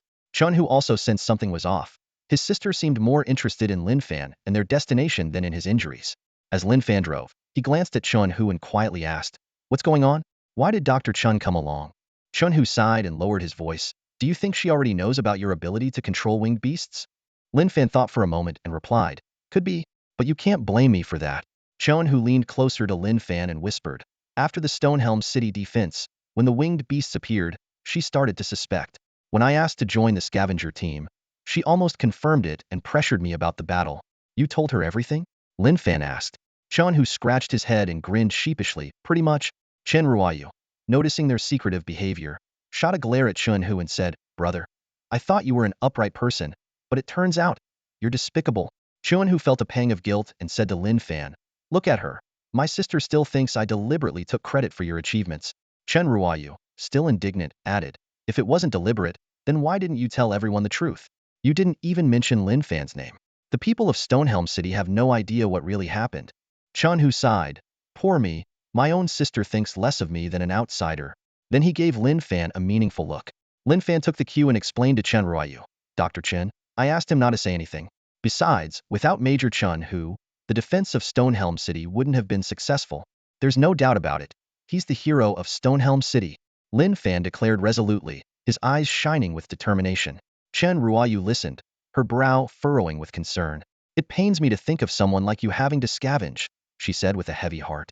Turning to her brother, Chan Hu, she continued sternly, brother, do you realize that if everyone knew what Lin Fan did during the defense of Stonehelm City, he'd be exonerated? He wouldn't have to scavenge anymore. And yet, you've wasted his efforts. Chan Hu, with a cigar in his mouth, muttered, this guy has too many secrets. If people knew, they'd start asking questions. He exhaled a puff of smoke and added, besides, what's wrong with scavenging? You insisted on coming along too, claiming it was to take care of me. But I know you have other motive. Before he could finish, Chun Royu's face changed dramatically, going from pale to flushed. She abruptly stood up, snatched the cigar from Chan Hu, and stomped it out, exclaiming, no smoking here. You're polluting the air. Chuan Hu looked at the crushed cigar on the ground, heartbroken. But facing his sister's fury, he didn't dare say a word. He thought to himself, why is my usually gentle and patient sister acting like she's ready to explode today? Meanwhile, behind Lin Fan's heavy truck followed another vehicle. Inside were Niu Furong and his son, No Shengli. Niu Furong, an experienced driver, hummed a tune as he drove, excited about joining Scavenger Team 1523. Niu Shengli, however, was puzzled and frustrated, thinking, seriously? Is he that happy about joining a scavenger team? As a mechanical engineer from Stonehelm City, he had a good education and a decent job. Being forced by his father to join the scavenger team, he felt on the verge of breaking down. He couldn't help but think, most fathers want their sons to succeed. But mine is dragging me into scavenging. Sensing his son's thoughts, Niu Furong's face remained proud. Shengli, don't waste your father's efforts. Captain Lin doesn't take just anyone. It was Uncle Chun who got you in. Niu Shengli sighed deeply and shook his head in resignation. Seeing his son's reluctance, Niu Furong added, when you meet Captain Lin, you address him as uncle, got it? He's not that much older than me, Niu Shengli retorted. It's about respect, Niu Furong said sternly. Remember, our family owes him. Without Captain Lin, we'd be dead. Niu Shengli rolled his eyes, thinking, ever since Dad came back from outside, he's been acting all mysterious. Did he lose his mind? Scavenger Team 1523 didn't linger in Stonehelm City but continued southwest toward Ironfort. Their mission, unlike other scavenger teams, was to find food outside the city under Mayor Chen's orders. A few days later, the team finally reached Ironfort. This once dilapidated city now presented a strange scene. Winged beasts soared in the sky, occasionally letting out low calls. Key intersections and hidden corners were filled with patrolling half-human warriors and butcher-class robots. As the heavy truck drove into the city, the half-humans excitedly rushed out, waving and greeting. The other team members were used to this, but Niu Shengli was on edge. Dad, there are butcher-class robots here, and half-humans with guns. We must have entered their territory, he shouted in fear. Calm down, you fool, Niu Furong reassured him. Aren't they going to attack us? They're all under Uncle Lin's command, Niu Furong replied, eyeing his son. Under his command? Really? Niu Shengli muttered, still skeptical. Finally, they arrived at Ironfort's base. In the open square, the wreck of a giant robot lay in ruins. Dad, is that? Niu Shengli exclaimed. The Doomsday Enforcer, Niu Furong said solemnly. Even as scrap metal, the giant robot still terrified Niu Shengli. Oh my god, it was blown to pieces, he trembled. Niu Furong's face was serious. If not for Captain Lin, it would have destroyed Stonehelm City. The city would have been a river of blood. Captain Lin defeated it? Niu Shengli's voice trailed off as a gust of wind and tremors shook the ground. Before Niu Shengli could react, an even larger figure than the Doomsday Enforcer appeared. The Titan-class robot approached the truck step by step. What is that? Niu Shengli was stunned, trembling all over. The Titan-class robot stopped, kneeling down, its massive metal head close to the ground. A sphere jumped off its shoulder, eagerly running toward the heavy truck and leaping onto Lin Fan. The round ball excitedly waved its tiny hands, reporting to Lin Fan the progress made during his absence. It and the half-humans had been repairing robots at the robot factory, while the half-humans at the tank factory were diligently fixing heavy tanks. Lin Fan scrutinized the round ball and noticed it seemed to have grown a bit. You've been eating well, haven't you? Lin Fan chuckled. The round ball nodded in agreement. Lin Fan affectionately pinched its nose and praised. Not bad at all. The round ball grinned sheepishly but suddenly heard footsteps and saw a few people getting off a heavy truck. It immediately hid behind Lin Fan, evidently still a bit afraid of humans. Don't worry, round ball, Lin Fan reassured. They are our friends from now on. Hearing the word friends, the round ball relaxed and eagerly approached the newcomers.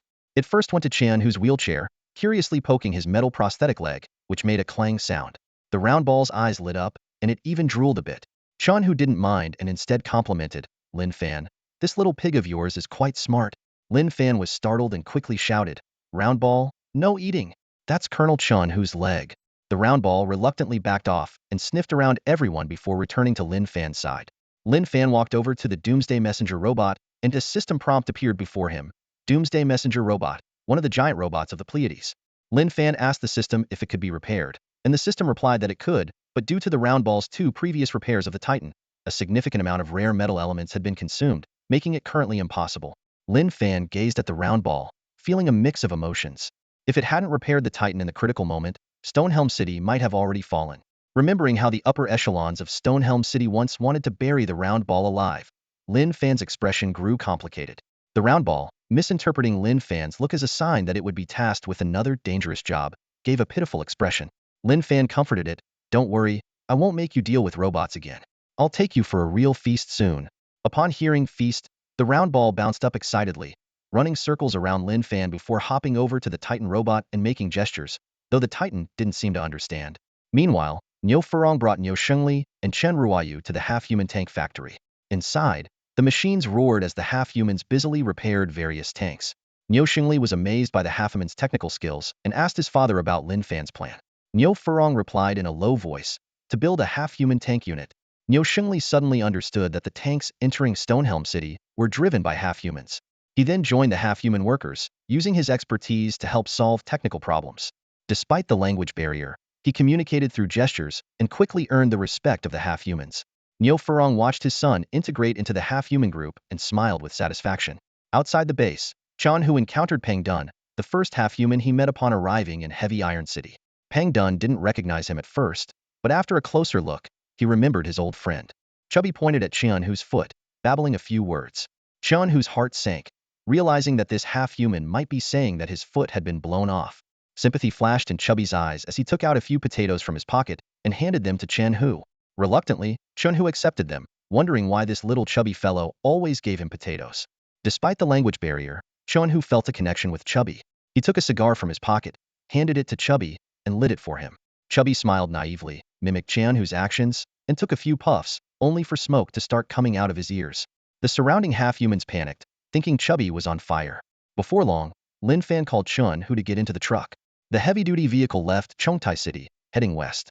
Curious, Qian Hu asked where they were going, and Lin Fan mysteriously replied, "You'll see soon." By dusk, the truck arrived at the Shigan Valley. The evening sun cast a golden glow on the river, making it shimmer. The expansive valley was filled with lush, square plots of farmland, with highlands on either side blocking the desert winds. Thousands of half-humans were busy harvesting potatoes. Most were the elderly, women, and children. Yet their farming skills were impressive. Machinery was tilling the land, and trucks were transporting the harvest. This place had become the granary of Chongtai City, a stark contrast to 6 months ago. Qian Hu was astonished by the vast outdoor farmland before him, a sight as shocking as his first encounter with the half-human factory. He realized that the potatoes Chubby had given him were grown by the half-humans themselves. Lin Fan explained that this scavenging mission aimed to address part of Xinshi City's food shortage. Qian Hu couldn't help but ask, "Lin Fan, what exactly have you accomplished in Chongtai City?" Lin Fan admitted it was thanks to Mayor Qin's provision of farming machinery. Qian Hu laughed, "Those machines are nothing. They were just collecting dust in Shirkuei City's warehouse. If I were my dad, I'd give you even more." Lin Fan reflected. No one believes the West can be cultivated into an outdoor farming base, not even Mayor Chen. But he still gave me these resources, and I truly admire him for that. Qian Hu frowned and asked, "These crops were painstakingly grown by the half-humans. Will they agree to give them to Shirkuei City?" Lin Fan explained that an agreement had been made with Mayor Chen. It wasn't a gift but a debt.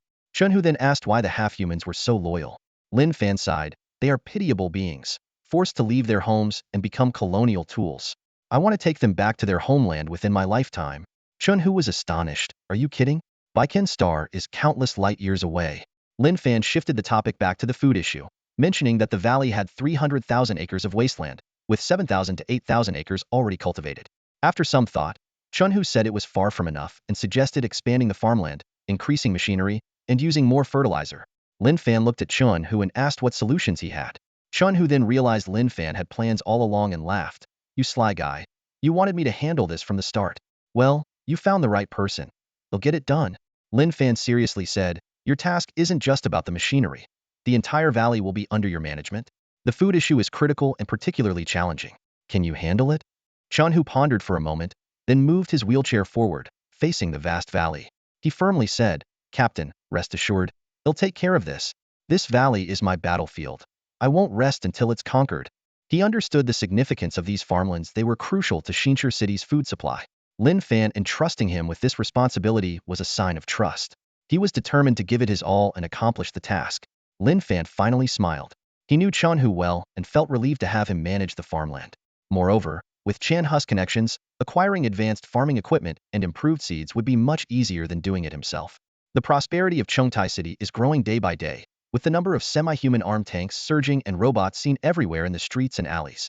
Two distinct semi-human communities have gradually formed in the city. The northern industrial area has become the domain of semi-human workers, mixed with a few semi-human engineers and technicians. Niu Shengli spends every day here, repairing tanks alongside the semi-humans, the air thick with the scent of sweat and machine oil. Meanwhile, the agricultural base on the banks of the Shigan River in the west is thriving, populated almost entirely by semi-human farmers.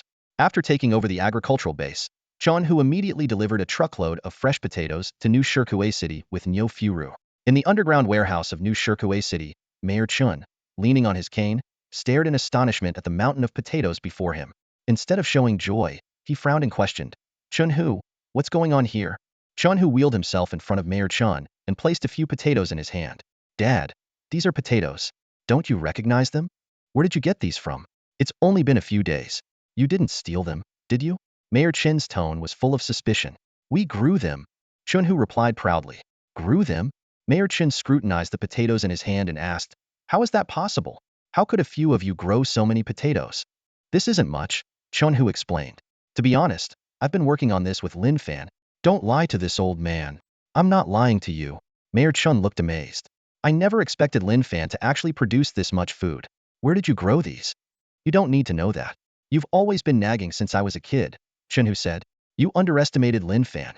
But as agreed, these are just borrowed by New Shirkuei City and must be returned." "No problem, we won't shortchange you."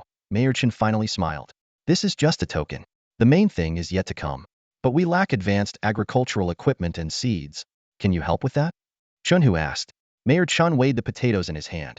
"All right, I'll contact the governor of the Western Province and apply for supplies in the name of New Shirkuei City. Give me a list of what you need."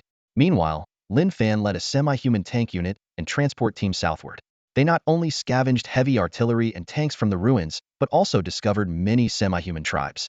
Akai has now become a disciple, spreading the teachings of the god Ulu among these tribes. The semi-humans in the south were astonished when they saw the semi-human forces from Chengtai City. There are many semi-humans in the southern mountains and swamps who have long suffered from the attacks of mutated fish monsters and various other mutant creatures, living in extreme hardship. One tribe after another decided to follow Lin Fan and move to Chengtai City. Time flew by, and half a month passed in the blink of an eye. The day Lin Fan returned, he brought along Yuanxiu to the base. The damaged Doomsday Messenger lay quietly in the corner, looking very battered, with many of its internal parts shattered. At this moment, Yuanxiu, having absorbed a large amount of rare metals in the southern ruined city, had finally regained its strength. It was ready to repair the Doomsday Messenger. Yuanxiu gathered its energy, with many hot red spots appearing on its body, indicating that the repair bugs were absorbing energy. Suddenly, the little guy sneezed, spraying silver metallic liquid onto the metal body of the Doomsday Messenger. The number of nano repair bugs reached the trillions and immediately became active. Though tiny, they all obeyed the commands of the scavenger pig, slowly crawling onto the lifeless body of the Doomsday Messenger robot. Some repair bugs carried electrons, while it took 2 bugs to lift a single metal atom. Although much smaller than metal atoms, they contained immense energy.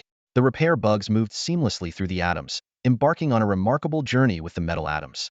Their task was simple: to return the misplaced atoms to their original positions. Wherever they went, the metallic luster of the robot gradually returned. The dented shell slowly restored, and gaps were filled bit by bit. The internal structure of the Doomsday Messenger is extremely complex, making it almost impossible for humans to repair such a robot. But for the repair bugs, this robot was just a heap of metal atoms to be manipulated. In the face of primary civilization robots, the nano repair bugs were nearly flawless. These unique life forms, growing inside the scavenger pig, only obeyed its commands. Perhaps only such ancient advanced civilization creatures could provide them with enough energy. About 10 hours later, the physical part of the Doomsday Messenger was repaired. Some repair bugs directly drilled into the operational program module. They acted like brave warriors, breaking through the built-in defenses of the Doomsday Messenger one after another. Countless repair bugs lost their final bit of energy, collapsing lifelessly into the base of the robot, silently sacrificing themselves. The Doomsday Messenger appeared to be on the brink of capture, but fate had other plans. The once battered hull suddenly gleamed with renewed luster, though not fully restored. A small but determined group of repair bugs braved numerous dangers to reach the fusion reactor. They collided with each other, triggering an explosion that reignited the nuclear reactor. Only a few surviving bugs managed to return to the sphere. With a deep hum, the fusion reactor within the Doomsday Messenger awakened, unleashing a torrent of energy. The robot's dim eyes glowed red once more, and its massive frame began to rise, holding its metallic scepter high. Instantly, an overwhelming sense of dread swept through the entire base, making it seem as if a mere gesture from the robot could level everything. Despite being a ruthless killing machine, the Doomsday Messenger unexpectedly lowered its scepter when it looked at the sphere, extending a giant hand. However, the sphere was unimpressed. It stood upright, turned its head, and crossed its arms, completely ignoring the robot's overture. The little creature was clearly still angry. The Doomsday Messenger's system ran countless calculations, but could not comprehend the sphere's behavior.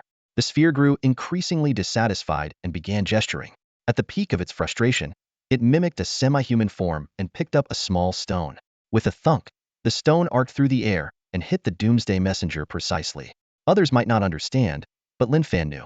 The little creature was still resentful and traumatized by the Battle of Stonehelm City, where it had feared Lin Fan might die. The sphere could repair machines, but not bring the dead back to life. Thus, it harbored hostility towards the robot, while its true affection was for the Titan. Lin Fan watched the sphere's actions, feeling a lump in his throat. The little creature always saw him as its only family. That was why, after the Titan was destroyed in a nuclear blast, it exhausted all its energy to restore it, just to save Lin Fan. Though the Doomsday Messenger couldn't understand the sphere's emotions, it obediently extended its arm after being hit by the stone. As an emotionless robot, its sole task now was to determine who its master was. The sphere waved its tiny hand and pointed at Lin Fan. The Doomsday Messenger then turned to Lin Fan, bowing its head in submission. Lin Fan spoke in a deep voice. I don't like the name Doomsday Messenger. It's dawn now, so from now on, you'll be called Dawnbringer. Your duty is to protect Heavy Iron City and its human and semi-human inhabitants. The hovering robot nodded in agreement.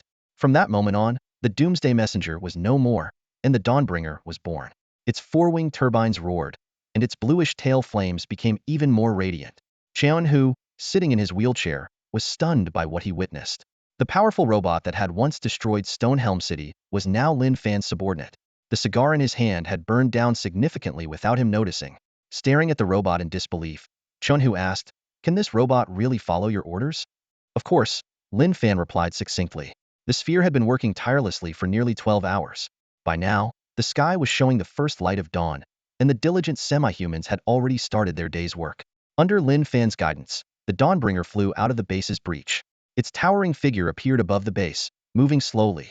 The third-dimensional metallic body glinted in the morning light, and it looked imposing as it raised its massive scepter. The semi-humans looked up at the giant robot in the sky, filled with a mix of awe and fear.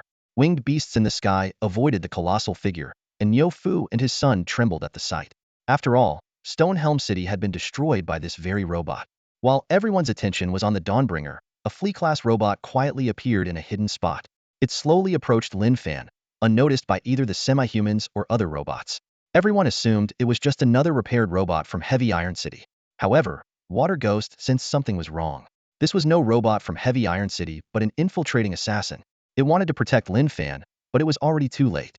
The flea-class robot revealed its weapon, and a small missile sliced through the air, heading straight for Lin Fan.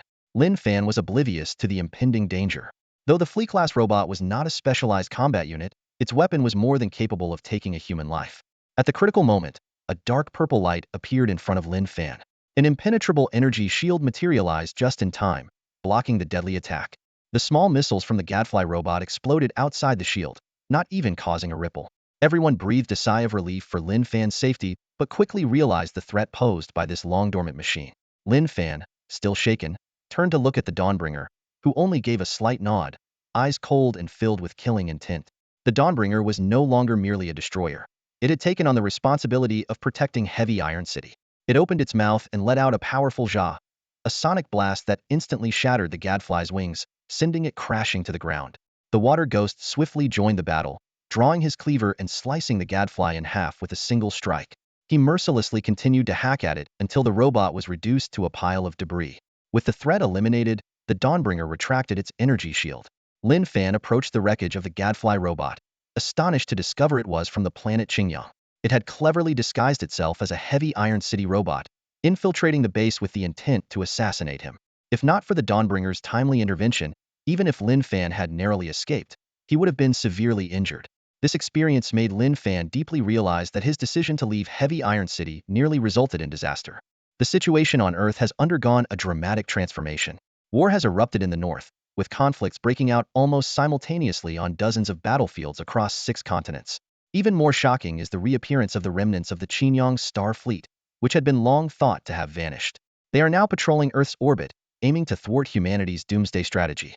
The second-generation starships had no choice but to engage the Qingyang remnants in near-Earth orbit. The ensuing firefight lit up space like a spectacular yet perilous fireworks display. However, Earth authorities did not wish for the conflict to encroach upon the planet. After a fierce space chase, the second-generation starships successfully lured the Qingyang fleet remnants to Jupiter's orbit. The tranquility of the solar system was shattered, and a prolonged local space war began around Jupiter. Lin Fan stood in the command center of Heavy Iron City, observing the distant battle on the edge of the solar system through a holographic projection. He knew this was only the beginning. The future would only become more challenging, and time was slipping away. Despite controlling a massive city, in the grand scheme of a solar system-wide war, a single city was but a speck of dust in the universe. Standing beside Lin Fan, Chunhu noticed his concern. We won the Battle of Stonehelm City, the development in the Western River Valley is looking good, and the army of Heavy Iron City is growing stronger. So why do you still look so worried? He asked. Lin Fan closed his eyes lightly, lost in thought. After a moment, he reopened them and said gravely, "It's not nearly enough." The overall situation was unpredictable, and the current circumstances were far from optimistic. Base 245 had now set its sights on Heavy Iron City, posing a new threat. From the attack on Maslow Fortress to the Battle of Stonehelm City, Lin Fan had been cautious, but Base 245 had still picked up on traces of his activities. At Maslow Fortress, Lin Fan commanded winged beasts and water ghost robots in battle. During the Battle of Stonehelm City, large numbers of robots, winged beasts, and hybrids appeared. These anomalies caught the attention of Base 245, and they likely now saw Lin Fan as a potential threat.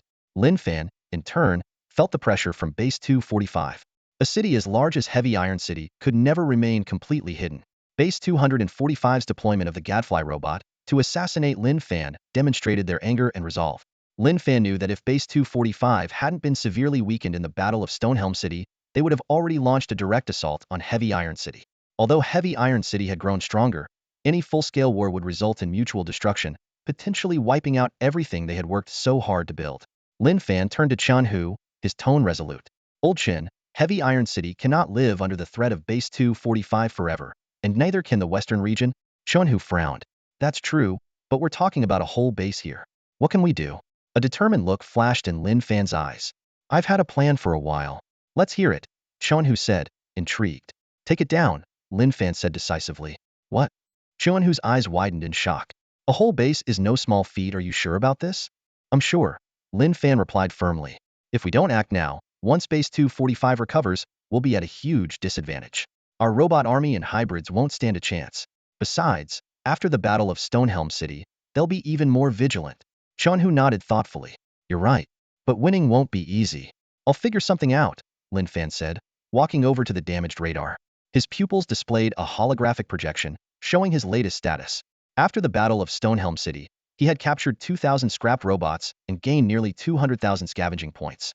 After spending 100,000 points, he had advanced to an intermediate scavenger. Now, Lin Fan's understanding of the interstellar scavenging system was far beyond what it had been. Upon reaching intermediate scavenger status, new technological branches had opened up in exploration, warfare, and civilization. In the exploration field, there was the exploration branch, including subplanetary exploration technology, ultramicroparticle rotational exploration, which could detect all damaged items worth over 3,000 scavenging points within a 3,000 kilometer radius. This required 100,000 scavenging points. In the warfare field, there was the robot branch.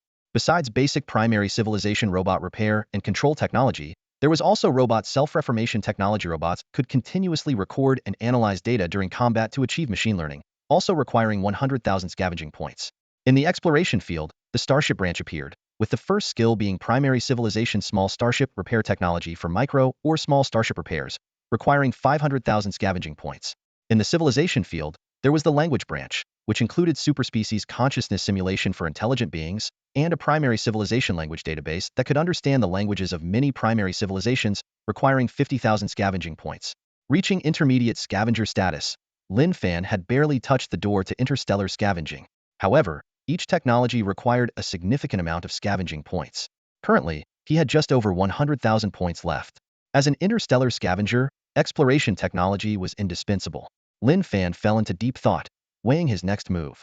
In the ruins of cities on Earth, one can always find clues to valuable items. However, relying on luck alone in unfamiliar planets or the vast expanse of the universe is futile. The immensity of space makes any random exploration feel insignificant and powerless. Yet, the exploration technology branch in the scavenging tech tree offers hope for this seemingly impossible task. Among these technologies, the subplanetary exploration technique stands out. This technology cleverly utilizes the properties of ghost particles, which can be drawn from space and penetrate any object. Remarkably, their energy consumption is minimal, and they can even recharge by attaching to the human body. Lin Fan stood at a crossroads, envisioning the vastness of the universe. In this boundless space, 3,000 kilometers is but a drop in the ocean. But on Earth, that distance is enough to cross borders. He took a deep breath and made up his mind. System, unlock the subplanetary exploration technology. The system's voice responded with a hint of caution. Ghost particles are not omnipotent. Extremely strong magnetic fields or certain special objects can capture them directly. Lin Fan had already decided. No matter, unlock it. With a soft beep, a line of text appeared on the interstellar scavenging system interface. Consumed 100,000 scavenging points to unlock subplanetary exploration technology.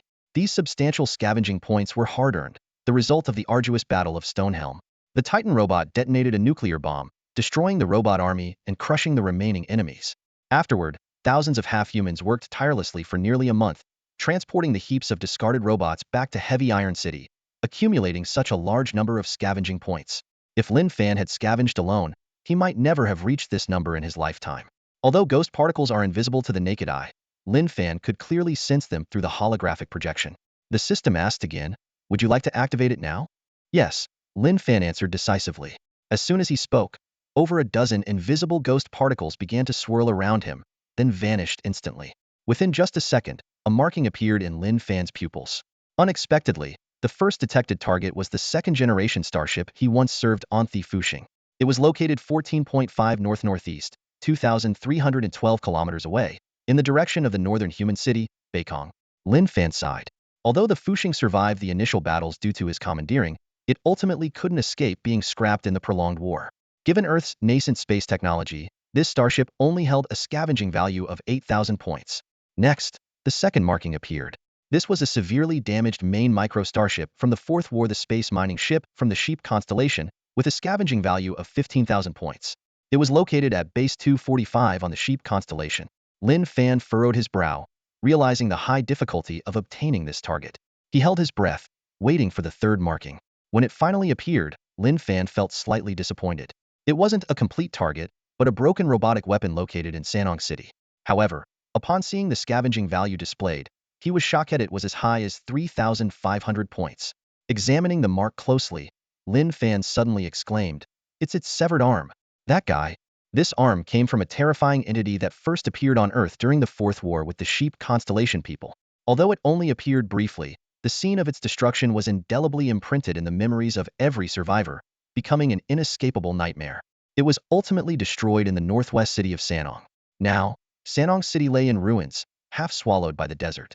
Lin Fan had thought that the terrifying entity had completely melted away, but its right arm had somehow survived, still existing in the ruins of Sanong City. Even just an arm was enough to send chills down one's spine. Sanong City was 2,500 kilometers away from Heavy Iron City, located at the border of the western and northern war zones, not a safe place. However, after careful consideration, Lin Fan made a decision who would go there. In the western Gobi Desert, swirling sands filled the air.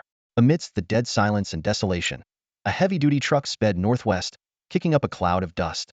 Close behind, a meticulously organized formation of nearly 100 robots followed, and at the rear, a metallic giant with a battered shield walked slowly, starkly contrasting with the bleak surroundings. The true identity of this convoy was unexpected: a scavenger team heading to an abandoned city in the northwest. Inside the truck's cabin, Nyo Furu gripped the steering wheel, his gaze piercing. In the passenger seat, Lin Fan focused intently, constantly monitoring the changing environment around them. They chose to traverse the desolate, uninhabited area, crossing the vast desert, and finally arrived at the giant stone canyon, the northernmost point of the western region. Beyond this natural barrier lay the northern region. However, to reach their destination, Sanong City, they still needed to travel 1,000 miles west. Captain, Nyo Furu spoke with a hint of caution in his voice. Once we cross the giant stone canyon, we'll enter the northern war zone.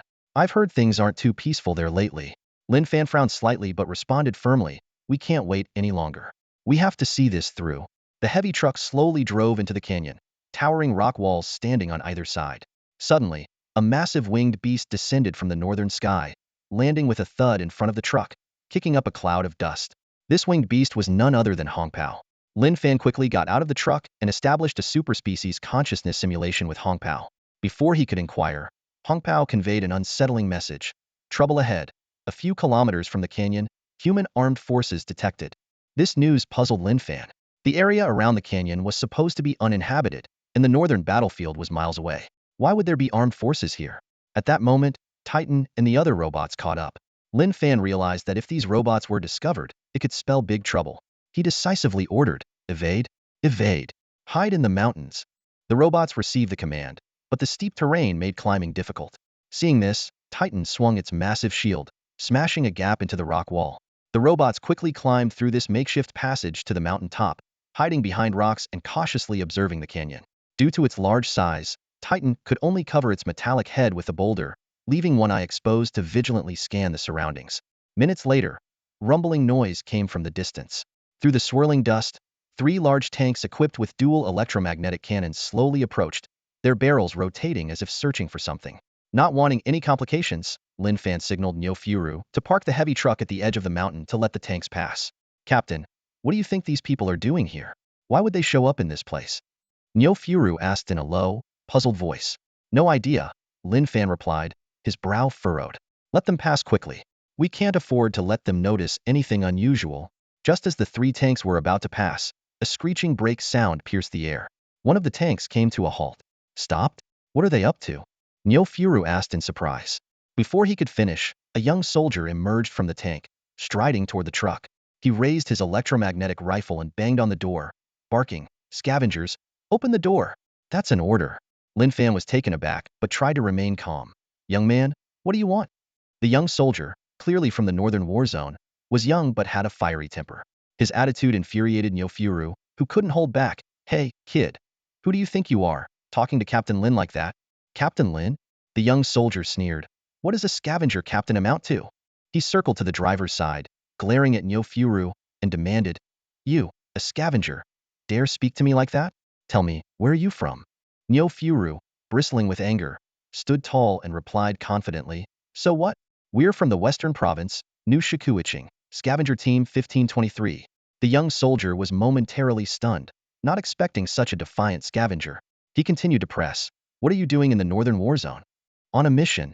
What mission? We're on a classified mission. Can't tell you. The young soldier's lips curled into a cold smile. No need to go any further. Your heavy truck is being requisitioned. Requisition? Nyo Furu's face darkened with anger. You little punk, you dare to requisition our 1523 team's truck? What about Scavenger Team 1523? The young soldier, losing patience, pointed to the large tank behind him and arrogantly declared, Do you know who we are? Don't care who you are. We are the 076th Division of the Northern War Zone, the young soldier announced loudly. I order you to get out of the truck. Not getting out. The young soldier, his face hardening, raised his electromagnetic rifle and threatened. I'll say it one more time, Scavenger. My patience is limited. If you disobey, I'll shoot you right here. These words completely enraged Nyo Furu. After decades in the military, having faced countless major battles, being threatened by a young punk was the last straw. Moreover, the Western War Zone's main forces had been redeployed to the north, nearly causing Shikuiching to fall. The anger Nyo Furu had been harboring for a long time now erupted. He pushed the door open forcefully and leaped out of the truck with a swift move. Although Nyo Furong was no longer young, he was still incredibly agile. With a swift move, he threw the young soldier to the ground and disarmed him of his electromagnetic rifle. Looking down with a slight sneer, Nyo Furong said, You think you can threaten me with such pathetic skills? The young soldier stared in disbelief, astonished that a mere scavenger could best him. Just then, a massive tank roared to life behind him, slowly rotating its turret to aim the electromagnetic railgun at Nyo Furong. Despite the looming threat, Nyo Furong remained unfazed, as if he had seen it all before.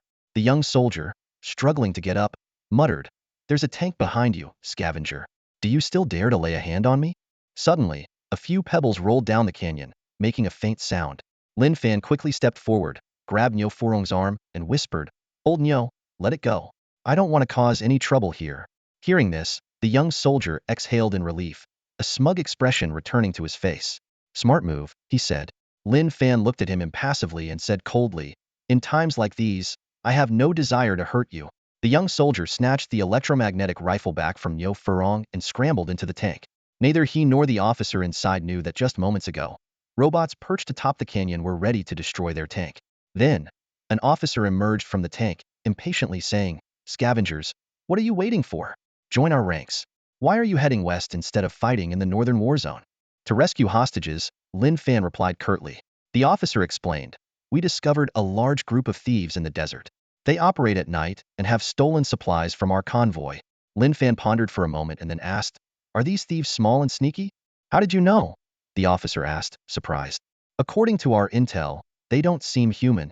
He then urged, "Will you accept the conscription or not?" Lin Fan hesitated, then turned to Nyo Furong and said, "Old Nyo, you stay here. I'll drive the heavy truck and go with them." Nyo Furong leaned in and whispered, "Captain, why are you agreeing to this? We're part of the Western War Zone.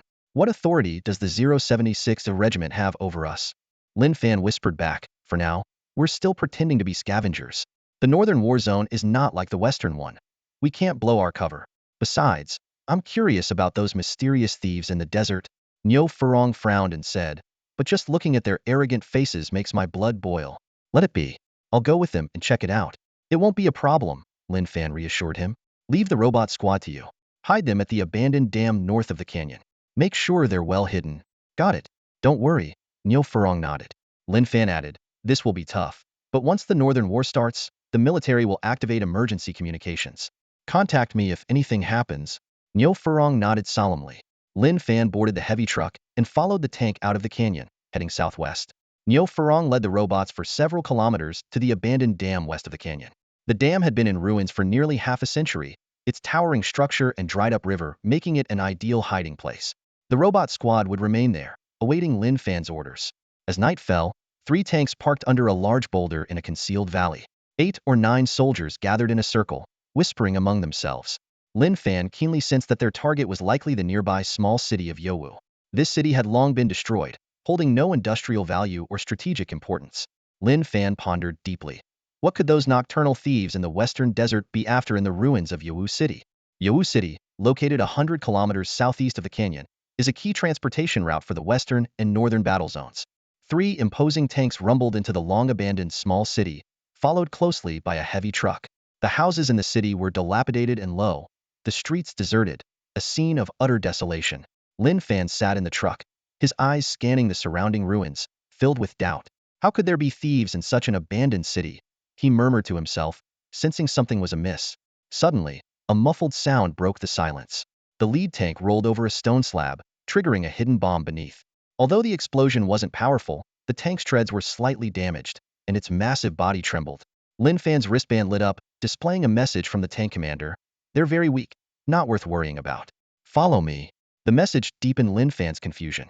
These so-called thieves not only planted bombs but also used a method that seemed oddly familiar. He thought to himself, this definitely wasn't the work of the Qingyang aliens.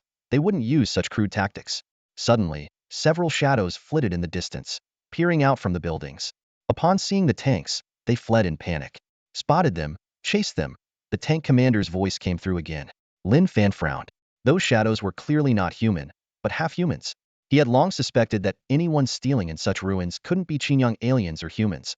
The only possibility was half-humans. However, deep down, he hoped it wasn't half-humans. Over time, he had ceased to see these hardworking and simple extraterrestrial beings as different, considering them friends instead. The 3 large tanks quickly formed a pincer movement, driving the half-humans into a warehouse. With a thunderous crash, an electromagnetic railgun shattered the thick walls, completely cutting off the half-humans' escape route. Terrified, the half-humans dropped to the ground, trembling. The tanks surrounded them, and young soldiers swiftly moved in, tying them up with ropes. Meanwhile, the other 2 tanks patrolled Yowu City, searching for the Halfman's accomplices. Young soldiers, armed with electromagnetic rifles, repeatedly struck the Halfman's heads, causing them to wail in pain. Lin Fan couldn't stand it any longer. He got out of the truck and stopped the soldier, advising, "Brother, they're actually quite pitiful. Why be so harsh? These guys are no good." The soldier sneered. "They plant bombs on transport routes, blow up transport vehicles, and then steal the goods. And who are you to lecture me?" He shoved Lin Fan aside and kicked a half-human to the ground. The half-human fell, eyes full of fear, slowly retreating. Lin Fan tried to de-escalate the situation. "Why don't you hand them over to me? I'll take care of them. How about it?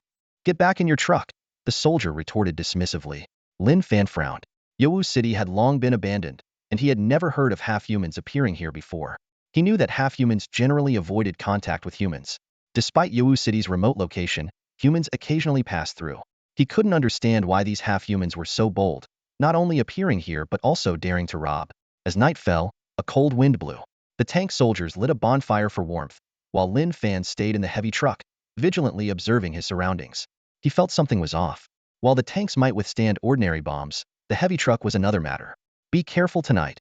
Watch out for half-human attacks," Lin Fan warned the tank commander. The young soldier scoffed. "You're afraid of half-humans? What a coward." Other soldiers laughed along. Lin Fan took a deep breath and patiently explained, "Don't underestimate the half-humans. Sometimes they can be brave and they're not stupid." The tank commander sneered. "A bunch of uncivilized savages. They can only sneak around stealing. Seeing us, they've probably already run away. I bet the rest of the half-humans have already escaped." A young soldier chimed in, then swung a stick, striking the tied-up half-humans, making them wail in pain. Lin Fan looked at the pitiful half-humans, filled with sympathy. He guessed they might have escaped from the Qingyang territory, only to fall into the hands of these tank soldiers. He decided to personally question the unlucky half-humans once the soldiers fell asleep. Late at night, the exhausted tank soldiers slept soundly huddled together. A cold wind blew, and the bonfire gradually died down. Lin Fan vigilantly watched his surroundings, waiting for the right moment. A pebble suddenly struck the young soldier's head, instantly dispelling his drowsiness. More pebbles followed, hitting several other soldiers. In the distance, a few shadowy figures quickly darted away. "Hybrids! We found them!" the tank commander shouted as he switched on the spotlight, waking the others. "Grab your guns, we're going after them." Several tank soldiers immediately gave chase, leaving the young soldier to guard the large tank. Lin Fan watched, filled with confusion. What exactly were these hybrids? Soon, a few shadows silently crawled on the ground, sneaking into the warehouse. The young soldier remained unaware until 4 or 5 hybrids were close. Under the spotlight, he was horrified to see that they all carried rifles. Some even had electromagnetic rifles, all aimed at him. A one-eyed, limping hybrid approached, motioning for silence and indicating for him to drop his weapon. Terrified, the young soldier saw the growing number of hybrids, at least a dozen. He dared not move, fearing someone would shoot. After a moment's hesitation, he obediently set down his electromagnetic rifle. At that moment, thud, a hybrid struck the young soldier on the back of the head with a stick. He went limp and passed out. Several hybrids quickly dragged the young soldier aside, while others agilely climbed the tank, lifted the hatch, and tossed a string of bombs inside. Boom, boom, boom. 3 muffled explosions shook the tank's shell violently. Witnessing this, Lin Fan realized the hybrid strategy. Their bombs couldn't destroy the tank from the outside. They had to attack it from within. Soon, the hybrids quietly left, unaware of Lin Fan's presence. Shortly after, the pursuing tank soldiers returned in a panic. The tank commander shouted, "Get on the tank, prepare for battle, take those guys down." However, as one soldier climbed the tank, he smelled something burning. The tank's hatch was blown askew, and smoke was pouring out. "Commander, bad news? The tank's been blown up inside," the soldier yelled in alarm. "What?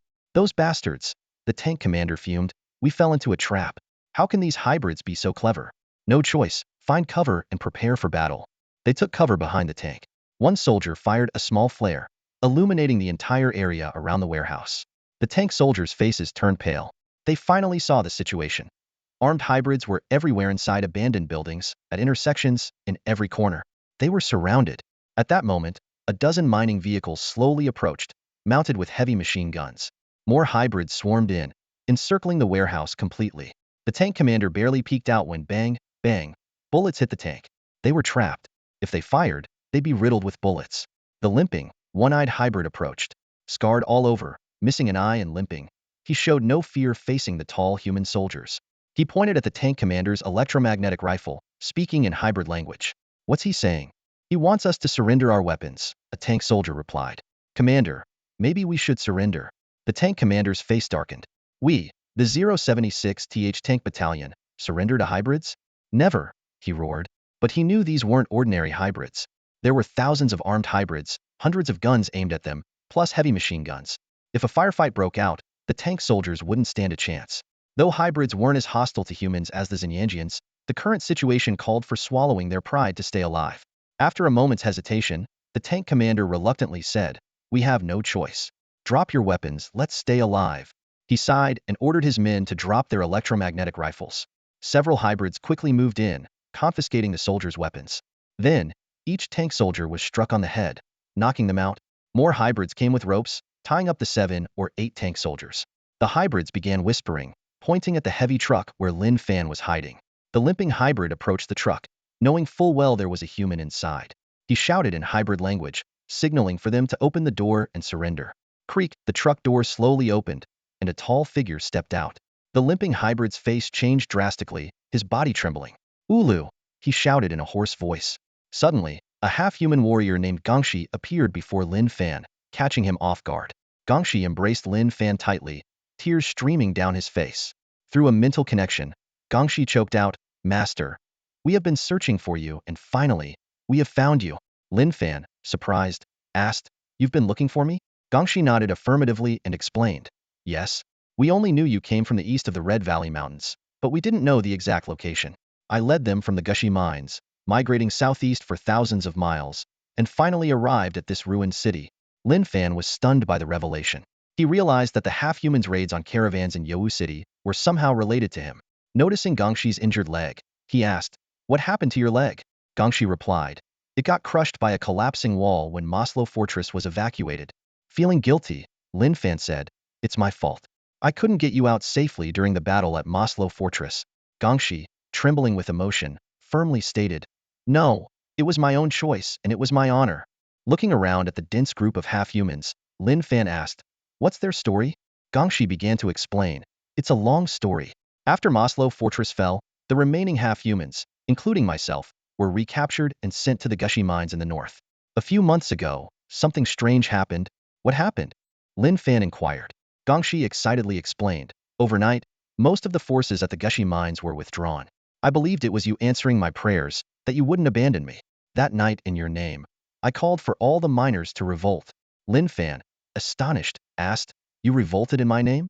"Yes," Gongshi continued, "we paid a heavy price, but thousands of us escaped from the mines and fled southeast. Weren't you intercepted by robots?" Lin Fan asked, puzzled. "No," Gongshi replied. "Why not?" Lin Fan was even more confused. Gongshi looked at Lin Fan with reverence and said, "Master, you can't hide it from me. I know it was you who diverted them. Thank you for your grace. We finally escaped." Lin Fan thought for a moment, and then awkwardly smiled. He realized that the half-human's escape from the Gushi mines was unrelated to him. The northern battlefront was in full swing, with both humans and Qiang aliens heavily engaged. The aliens hadn't expected a half-human uprising at that moment. Compared to the human war, the fleeing half-humans were insignificant. At that critical time, they had no resources to deal with the half-humans. Lin Fan slowly said, "Gongshi, it was you who saved the half-humans from Gushi City, not me." Gongshi, looking fearful, quickly explained, "Master, Gongshi is just your loyal follower. Without your guidance and help, without the courage and strength you bestowed, I could never have led them to escape." Lin Fan sighed and asked, "How many half-humans are here?" 5,000, Gongshi replied. Lin Fan was secretly amazed. He hadn't expected Gongshi not only to survive, but also to bring out so many half-humans. To know that the Iron City now had fewer than 20,000 half-humans, these half-humans were also armed and formidable. They had occupied Youwu City and even dared to raid human convoys. Gongshi glanced back at the half-humans behind him, looking worried and asked, "Master, they are also your loyal followers. Can you take them in?" After a moment of thought, Lin Fan said, "You should head to Iron City." "What is Iron City?" Gongshi asked curiously. "A city for half-humans, with farms, factories, and an army," Lin Fan explained. Gongshi's eyes lit up, and he asked, "Master, where is Iron City?" "To the southeast," Lin Fan replied. "Master, can you lead us there?" Gongshi pleaded. Lin Fan explained, "I have important matters to attend to and can't take you back right now."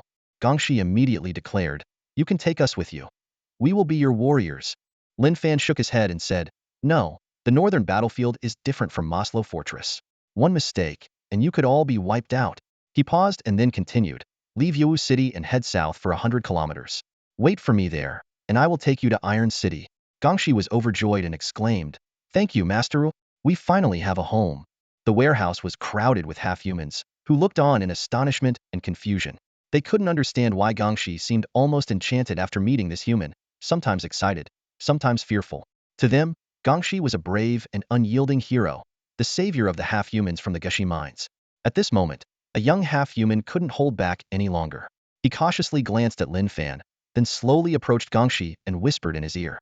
Gongshi suddenly shouted in the half-human language, Ulu da scan. The half-humans from the Gushi mines erupted in cheers. Gongshi told them, Do not let ignorance taint your soul. Do not be blinded by appearances. The being before them was no mere human, but the deity worshipped by generations of the Baikan stars Halfamanzuryu. In Gang Zai's eyes, Lin Fan stood like a monumental beacon, unwavering and steadfast. Without him, the half-humans would have neither their own armed forces nor the spark of rebellion. It was he who liberated the miners of Maslow Fortress and granted freedom to the half-humans of the Gushi mines. Though a warrior among the half-humans, Gang Shi now stood like a devout follower before Lin Fan, not daring to show the slightest negligence. Taking a deep breath, he delivered an electrifying message to the half-humans of the Gushi mines. Under the protection of the deity Uru, the half-humans finally had their own city, a true homeland. It boasted their own farmlands, factories, and even an army. This news struck the half-humans like a bolt of lightning, leaving them stunned and exchanging incredulous looks. After years of wandering on Earth, they had never dared to dream of having their own city. In the past, they were either trapped in dark mines or toiling in factories, forever lowly slaves. But now, in their own city, they would reclaim everything they had lost. You are you. You are you. The cheers erupted like a tidal wave, and the half-humans of the Gushi mines dropped their weapons, celebrating fervently. Fortunately, the tank crew who had been knocked unconscious did not witness this astonishing scene. Lin Fan rubbed his temples, struggling to calm the excited half-humans. He knew well that Yowu City was not a long-term haven for them. Currently, the war between Qinyang Star and humans was in a stalemate, leaving both sides too occupied to concern themselves with the half-humans of Yowu City. However, once the war ended, the victor would undoubtedly seek to eliminate this armed group of half-humans. Gang Shi, Lin Fan said gravely, you need to lead the half-humans out of Yowu City tonight. Do not intercept any more human convoys along the way. Understood, Gang Shi replied solemnly with a nod. Soon, groups of half-humans gathered reverently around Lin Fan, whispering amongst themselves. Lin Fan frowned in confusion and asked, Gang Shi, what are they saying? Gang Shi explained, to the north of the Gushi mines, within a 1,000-mile radius, there are hundreds of thousands of half-human miners. Lin Fan's brow furrowed further. Are you sure? Yes, Gang Shi continued. They all revere you, and they plead for you to rescue them and lead them to Heavy Iron City as well. Lin Fan fell into deep thought. Hundreds of thousands of half-humans were no small number. If Heavy Iron City could absorb them, it could change the situation entirely. However, these mines were all within the control of the Qinyang Star people, making a rescue mission extremely difficult. After a moment of hesitation, he said, I understand. I will find a way. Gang Shi excitedly relayed Lin Fan's words to the others. The scene Lin Fan dreaded the most unfolded again. The surrounding half-humans once more began to worship him fervently. Before dawn, with the night still shrouding the land, the half-humans of the Gushi mines felt a flicker of hope ignite within them. Escorted by several winged beasts, they set off in groups, filled with anticipation for the future, migrating southward. The cold light bathed the Gobi Desert as the heavy truck drove out of Yowu City and into the desolate wilderness. The tank company commander woke up in Lin Fan's truck, his head throbbing with pain. He glanced around, his gaze landing on Lin Fan, and asked, Scavenger, where are we? Out of Yowu City, Lin Fan replied curtly. The tank commander was surprised. What happened? Where are the halflings? Lin Fan, biting into a piece of compressed food, explained calmly, after you laid down your weapons, they meant no harm. I ransomed you all with a few bags of compressed biscuits. Just a few bags of biscuits to ransom us? The tank commander muttered in disbelief. I didn't think we were worth so little. Lin Fan added, the halflings weren't hostile. They were just hungry and needed food. The tank commander expressed his gratitude. Thank you, Scavenger. No need, Lin Fan responded calmly. The tank commander scrutinized Lin Fan for a moment before saying, you managed to save us from so many halflings. You're not an ordinary person. I apologize for what happened earlier. It doesn't matter, Lin Fan said. Once we reach the Grand Canyon, I have a mission to complete and won't be taking any more orders from you. All right, The tank commander replied, but his wristband suddenly vibrated. After checking it, he frowned and asked, "What's your name?" Lin Fan. Lin Fan replied, puzzled. "It really is you," the tank commander muttered. "What's going on?" "We just received orders to take you to Mosa City," the tank commander explained. Lin Fan's eyebrows knitted together in displeasure. "I've agreed to this temporary enlistment, but I have urgent matters to attend to. I can't accept this request." The tank commander clarified, "It's not that I don't want to let you go, but someone higher up wants to see you. This is an order from the division commander. I don't know exactly who wants to meet you. What if I refuse? You saved us, and we appreciate it. But this time, it's not us stopping you." The tank commander pointed to the distance. "You must be someone important. Look, they've even deployed aircraft." Lin Fan looked up to see 3 aircraft heading their way. He examined his wristband and realized he might have been tracked by the military. 2 days later, Lin Fan and the tank soldiers arrived in Mosa City. Thousands of humanoid aircraft circled the city, and hundreds of thousands of mechs stood ready. This northern war was far beyond the scale of the Stonehelm city defense. Mosa City, located in the central part of the eastern desert plateau, was the largest city near the front lines in the northern war zone. The entire city was fortified, divided into an above-ground industrial area, residential area, and an underground military zone. It was the second largest city in the northern war zone and a crucial military-industrial base. The city was shrouded in a heavy atmosphere. Wounded soldiers were constantly being brought in, and damaged giant mechs were being transported back. Lin Fan was secretly escorted into the core area of the underground military base. A colonel approached the heavy truck and asked briefly, "Are you Lin Fan?" Upon receiving an affirmative answer, he said expressionlessly, "Follow me." In a closed room within the command center, a middle-aged general in his 50s stood with his hands behind his back, his sharp gaze exuding an aura of authority. The room was silent and tense. Suddenly, a tall, thin middle-aged officer broke the silence, shouting, "Zhao Tianhai, the United Government ordered us to hold Mosa City. What you're doing goes against orders." Zhao Tianhai responded coldly, "If we followed the United Government's orders to the letter, Earth would be long gone. You can't do this."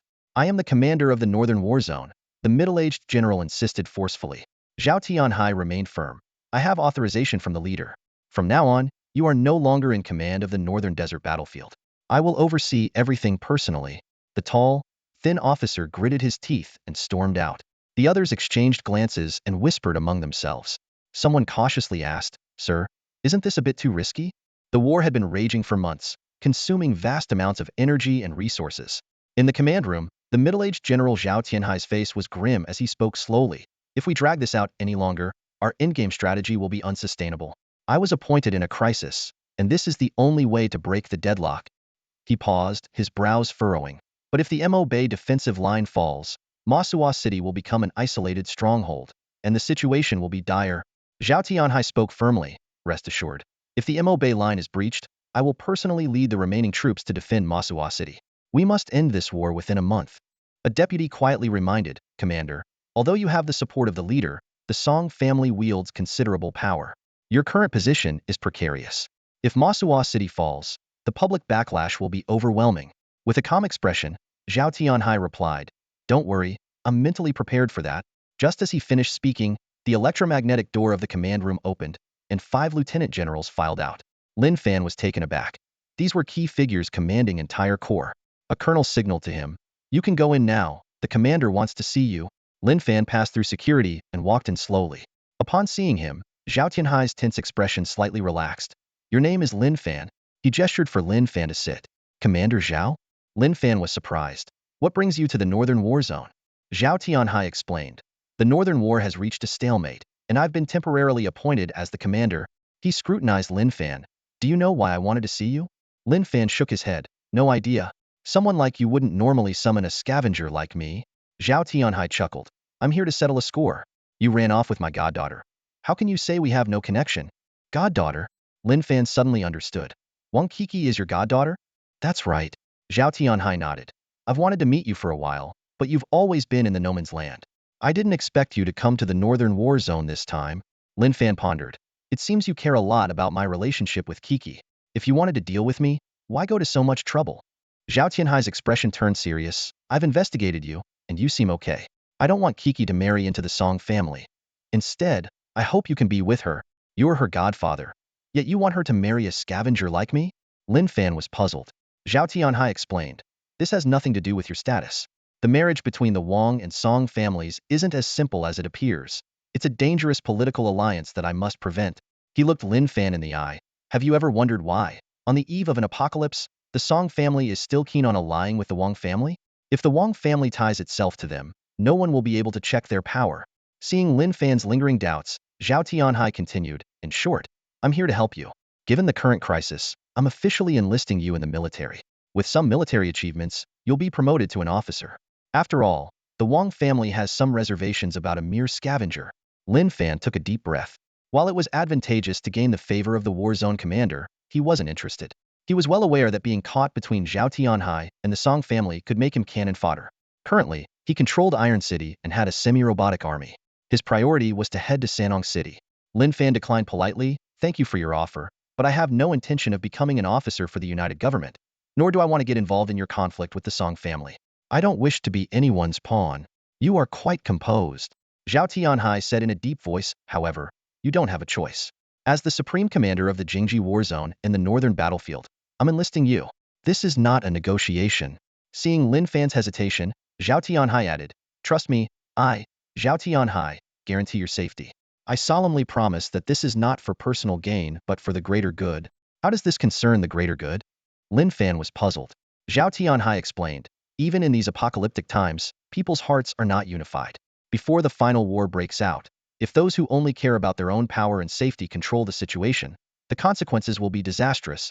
He spoke earnestly. By joining the main forces of the Jingji war zone, you will achieve significant military merits on this mission to the heart of Chiang Star. Don't worry, even if there are accidents, my people will protect you. Into the heart of Chiang Star? Lin Fan recalled the anomalies in Masua City and was alarmed. What exactly is the mission? Zhao Tianhai revealed. Since we've come this far, I won't hide it from you. My goal in taking over the northern war zone is not just to defeat the Chiang Star forces, but to destroy their base on the Satan Plateau. Is that your plan?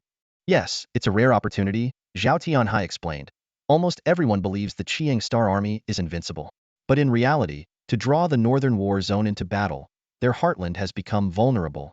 Lin Fan looked at Zhao Tianhai, outwardly composed but inwardly shaken. This was indeed an opportunity, but it came with endless risks. He took a deep breath and asked, with the main force absent, how is the northern war zone going to hold off the Chiang Star army on the Mabe Plateau? I've ordered all frontline troops to retreat to the Mabe defensive line. But without the main force, that line won't hold for long. Lin Fan's voice carried a hint of concern. If they break through, they'll push straight towards Mosa City. If the Mabe defensive line falls, I'll personally lead the remaining soldiers to defend Mosa City. A glint of determination flashed in Zhao Tianhai's eyes as he replied firmly, the Chiang Star forces won't expect that our main force isn't on the Mabe Plateau. We just need to hold out for half a month, and the main force will reach the heart of the Satan Plateau. Then, we'll have one. Half a month. Lin Fan was momentarily stunned, secretly impressed. Zhao Tianhai, known as the madman, dared to employ such a bold tactic. He intended to deceive the enemy, willing to sacrifice the Mabe defensive line and Mosa City to launch a surprise attack on the Chiang Star base. It was a risky move, but strategically sound. Lin Fan quickly reviewed the recent battle scenarios in his mind. This time, the Chiang Star forces had unexpectedly thwarted the doomsday strategies, deploying far more troops than before. The northern front had been deadlocked for months, with no decisive outcome. The Chiang Star forces didn't care about conquering territories. They were engaged in a war of attrition against the human defenders. Their goal wasn't to win the war outright, but to drain humanity's energy and resources. Lin Fan frowned and said, Mosa City might be lost. Compared to eliminating the Chiang Star bases in the northwest, one Mosa City is insignificant. But the United Government and the higher-ups might not see it that way. If a major city like Mosa falls, you could face severe criticism. You and the Song family don't get along, and even if you win this war, you might lose your career. Zhao Tianhai's gaze remained unwavering as he replied without hesitation, so be it. If we can conquer the Satan Plateau, I'll bear all the consequences, just to secure peace for the northern war zone for a few years. Lin Fan took a deep breath, feeling a newfound respect for Zhao Tianhai. Penetrating deep into Chiang Star territory was a heroic feat, but few dared to attempt it, especially someone of Zhao Tianhai's stature. Seeing Lin Fan's worried expression, Zhao Tianhai patted his shoulder and said, don't worry. Even if I fall, there will be someone to fulfill my promise and support you. Lin Fan shook his head. Commander Zhao, I'm not interested in climbing the ranks. However, I do have one request if I agree to enlist. Go ahead. I don't want to join the main force in the raid on Chiang Star territory. If I must enlist, Let me be a transport soldier for the Mabe defensive line. Commander Zhao frowned. That's not possible. The Mabe defensive line in Mosa City are incredibly dangerous now. Staying there could cost you your life. On the contrary, following the main force into enemy territory is much safer and offers a chance to earn significant merit. Lin Fan insisted, don't worry, I can take care of myself. If you don't agree, I'd rather go to jail than enlist. Commander Zhao was slightly taken aback. After a moment's thought, he said, all right. You can join the military transport team and deliver supplies to the Mabe defensive line. But you must ensure your safety. Agreed? No problem. Also, our meeting must remain confidential. Remember that. Lin Fan left the command center and was officially enlisted in the Northern War Zone as a transport soldier. He wanted to witness the direction of this Northern War firsthand, as it concerned the entire Middle Kingdom. Soon, Lin Fan was driving a heavy truck, blending into the transport team. He had loaded a batch of ammunition and supplies from the Mosa City military base, preparing to head to the Mabe defensive line 500 kilometers away. A massive military operation was underway in the Mosa City military district. Third-generation mech units boarded large transport aircraft, destinations unknown. Heavy armor units were also leaving Mosa City. Meanwhile, the city's residents were ordered to evacuate overnight, leading to several conflicts as many were unwilling to leave. Lin Fan knew that a large-scale military surprise attack was being prepared. Most soldiers were unaware of the plan, but he understood Zhao Tianhai's intentions. Initially troubled by being drafted, Lin Fan now saw a different opportunity after learning about Zhao Tianhai's strategy. Zhao Tianhai's plan to deceive the enemy and launch a surprise attack on the Satan Plateau was undoubtedly risky but strategically correct. Lin Fan realized Zhao Tianhai was no ordinary person. Their meeting had only deepened his respect for him. If Lin Fan could reach Sanong City successfully, he might be able to lend a hand. As the convoy slowly advanced, Lin Fan's gaze turned towards the horizon, filled with anticipation and worry about the impending war. Suddenly, two military armored vehicles appeared like ghosts, trailing the convoy. They singled out Lin Fan's heavy truck, forcing it to a stop, their steel menace intimidating the young driver. Lin Fan was perplexed, honking repeatedly, but the armored vehicles didn't budge. A young officer with a commanding presence stepped out of one of the armored vehicles. His handsome face was marred by a disdainful expression. He looked directly at Lin Fan and asked coldly, "Are you Lin Fan?" Lin Fan rolled down his window, trying to stay calm. "You're blocking my way. Could you please move?" The officer sneered, a flicker of contempt in his eyes. "You're the one who should move, scavenger. Get back to the desolate west where you belong." Lin Fan's heart skipped a beat. He scrutinized the young officer, who already held the rank of colonel, and tentatively asked, "Who are you?" "You don't need to know," the officer replied coldly. Meanwhile, the convoy behind them started honking incessantly, their horns blaring in frustration. An older sergeant, around 50 with a metal prosthetic, hobbled over and shouted, "Hey, tank driver, you're blocking the road?"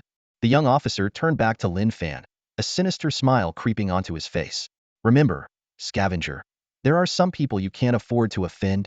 With that, he turned and left. The older sergeant approached Lin Fan and asked with concern, "He didn't give you too much trouble, did he?" Lin Fan forced a smile. "No, thanks, old Zheng." Old Zheng looked worried. "How did you get involved with someone like him?" "Who is he?" Lin Fan asked, puzzled. Old Zheng sighed, climbed into Lin Fan's truck, and explained in a low voice, "He's the commander of the 1st Regiment of the 89th Division in the Northern War Zone, Song Bao. Now that you're in the Northern War Zone, you need to be careful." Seeing Lin Fan still confused, Old Zheng continued, "Do you know the Song family from the capital? That young man is the second son of the Song family." Lin Fan's eyes widened in surprise. Old Zheng lowered his voice further. "The real commander of the Northern War Zone is General Zhao, but the official commander is Wu Dongchang. Wu Dongchang is in cahoots with the Song family. The Song family is a powerful entity. You mustn't provoke them." Lin Fan was shocked. He hadn't expected that the commander of the Northern War Zone, Wu Dongchang, was also connected to the Song family. It was no wonder General Zhao was so wary of them. He recalled the incident with Wang Keek's elopement, realizing his feud with the Song family was already set. "Old Zheng, since you knew he was the second son of the Song family, why did you help me just now?" Lin Fan asked, puzzled. Old Zheng gave a bitter smile. "I've long been fed up with the Song family. I'm old, it doesn't matter for me, but you're different. What exactly has the Song family done?" Lin Fan pressed. Old Zheng's expression turned serious. After the Fourth War ended, the Song family ingratiated themselves with the United Government, secretly suppressing dissent and fostering their own faction. Wu Dongchang is a prime example, a paper tiger. This war has dragged on for months, and we still haven't driven out the Qingyang aliens. Fortunately, General Zhao has returned, but he's inherited a mess. Lin Fan mused, the Northern War Zone has been fighting for months, constantly led by the Qingyang aliens, losing thousands of kilometers of defensive positions west of Mo Bay. It's a stalemate, draining resources and morale. Old Zheng showed a glimmer of hope. Yes, but I believe that as long as General Zhao is here, we can drive out the Qingyang aliens. Lin Fan pondered for a moment. It seems General Zhao and the Song family don't get along. Old Zheng looked around cautiously and whispered, "Yes, they don't see eye to eye." Lin Fan sighed. In such a dire situation, those politicians are still scheming. It's truly pathetic. Old Zheng shook his head. I don't know about the higher-ups, nor do I care to. By the way, how did you offend Song Bao? Lin Fan smiled wryly. Who knows? Meanwhile, in a concealed room in Masua City, a holographic projection of Song Bao appeared. I've seen the scavenger. He's been conscripted, Song Bao reported. The mysterious figure in the projection responded calmly. That's good. We have an opportunity now. Song Bao was puzzled. I don't understand why Wang Kiki would prefer him over my brother. The mysterious figure interrupted. Your brother's marriage isn't important. Remember, our plan is paramount and must not be disrupted by anyone. I understand, Song Bao replied respectfully. A few days later, Lin Fan drove his heavy truck, following the convoy out of Masua City, traversing the Gobi Desert of the northern plateau. The icy wind howled, and the distant mountains remained covered in snow. They were surprised to find that the defensive perimeter of Masua City was significantly reduced, with only a small garrison left. Old Zheng remarked in confusion, Look, the garrison west of Masua City is getting smaller. Lin Fan thought aloud. It seems like a storm is brewing. 2 days later, they finally reached the Mo Bay defense line. This line, leaning against the Zeta Mountains, stretched for over 1,000 kilometers, silently guarding the desolate land. Lin Fan stood on the Mo Bay defense line, his gaze sweeping over the scene before him. A large contingent of defenders had already gathered here, with a dense array of soldiers and equipment transforming this place into the last line of defense against the mighty forces of the Xinjiang Star Army. Not far away, weary soldiers were retreating from the front lines, their faces etched with the fatigue of prolonged combat.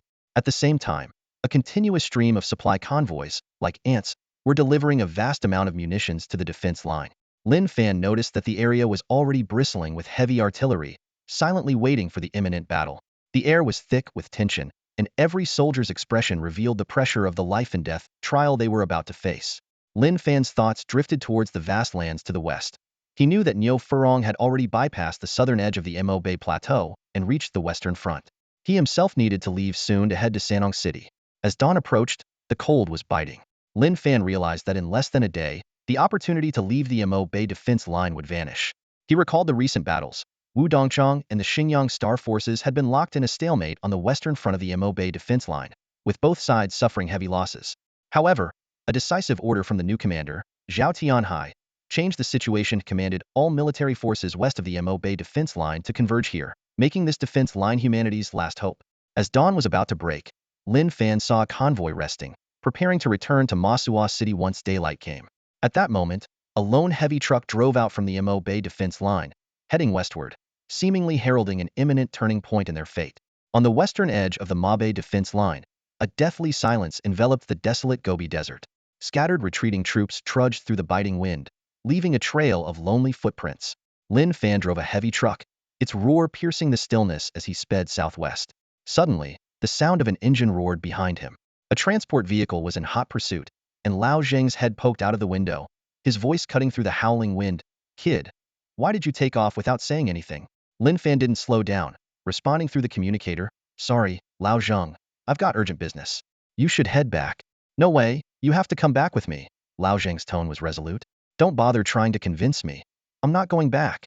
Lin Fan's reply was equally firm. Lao Zheng's forehead beaded with sweat. Damn it, if you die, how am I supposed to explain this to our superiors? Lin Fan allowed himself a bitter smile. So, you finally show your true colors. Tell me, did Commander Zhao send you to follow me?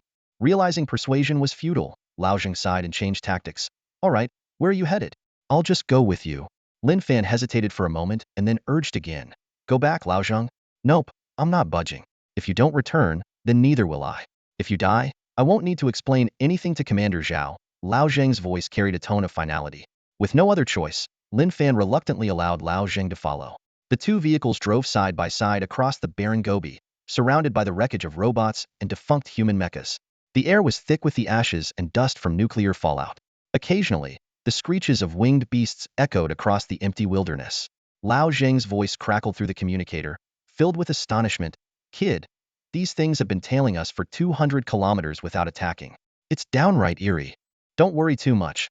Let's just keep moving. Lin Fan smiled faintly, knowing that the presence of the winged beasts meant Niu Furong and the robot squad were not far off. The vehicles entered the Yinluo mountain gorge, the snow crunching under the tires. Suddenly, thick smoke billowed ahead, and flames flickered in the distance. Lin Fan quickly stopped and pulled out his binoculars.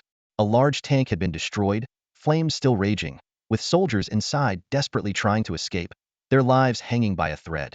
A loud cannon blast sounded from up ahead. Lin Fan's brow furrowed as Lao Zheng's anxious voice broke through again. Kid, that's a tank from the Western Theater. There's fighting up ahead. Someone's trying to break out. We need to retreat, back to the Mabe defense line. Just as Lin Fan was about to respond, he saw a damaged heavy tank emerge from the gorge. Missiles whistled through the air, striking the tank, which lost balance and crashed into a rock wall. A bloodied soldier crawled out, cradling an injured comrade. Over here, Lin Fan shouted. The soldier saw the heavy truck and urgently yelled, "Get moving! Transport soldiers! The robots are closing in." Instead of fleeing, Lin Fan drove closer. When he recognized the soldier's face, he exclaimed, "Commander Luo?" Luo Wanhu, the commander of the 163rd Division of the Western Theater, recognized Lin Fan. "It's you? Lin Fan?" "Commander Luo, get in our truck." Lin Fan opened the door, raising his electromagnetic rifle to signal. Luo Wanhu placed the injured soldier in the truck, but didn't get in himself. The sound of approaching robots grew louder in the gorge. Luo Wanhu looked at Lin Fan with a determined expression. "You drive away with my men. I'll cover your retreat." "No. Commander Luo, come with us," Lin Fan insisted. "I can't go. Let me give you one last escort." Luo Wanhu turned away, clutching a rocket launcher and walking westward. Lao Zheng honked the horn repeatedly, urging Lin Fan to leave. Luo Wanhu sat down behind a rock, gripping the rocket launcher, lighting a cigarette, and preparing for the final stand. He waved his hand, signaling, "Go! Get out of here!" Lin Fan wrestled with his emotions but ultimately turned the truck around, hiding it in a nearby corner. The hum of the robot's turbines grew closer, buzzing ominously. Luo Wanhu's heart skipped a beat, and the cigarette in his hand fell to the ground. That familiar mechanical voice, it was the Viper robot. He tensed up, quickly raising his rocket launcher, ready for battle. In that critical moment, a deafening roar pierced the sky. A massive figure descended from above like a giant missile, heading straight for the Viper. Boom! With a thunderous crash, Luo Wanhu watched in shock as a Lord-class winged beast collided with the Viper, knocking it off balance. More winged beasts swarmed in, relentlessly attacking the Viper. Under this fierce onslaught, the Viper was eventually slammed into the canyon wall. The tremendous impact sent debris flying everywhere. Although Luo Wanhu dodged quickly, he was still struck by a piece of rock. Staggering to the side, he was both terrified and bewildered. What came into view was not human reinforcements, but a squad of about 10 winged beasts. At that moment, Lin Fan's voice came through again. "Commander Luo, don't be afraid. They're here to save you." "What?" Luo Wanhu was utterly astonished. "Come on. We don't have much time," Lin Fan shouted.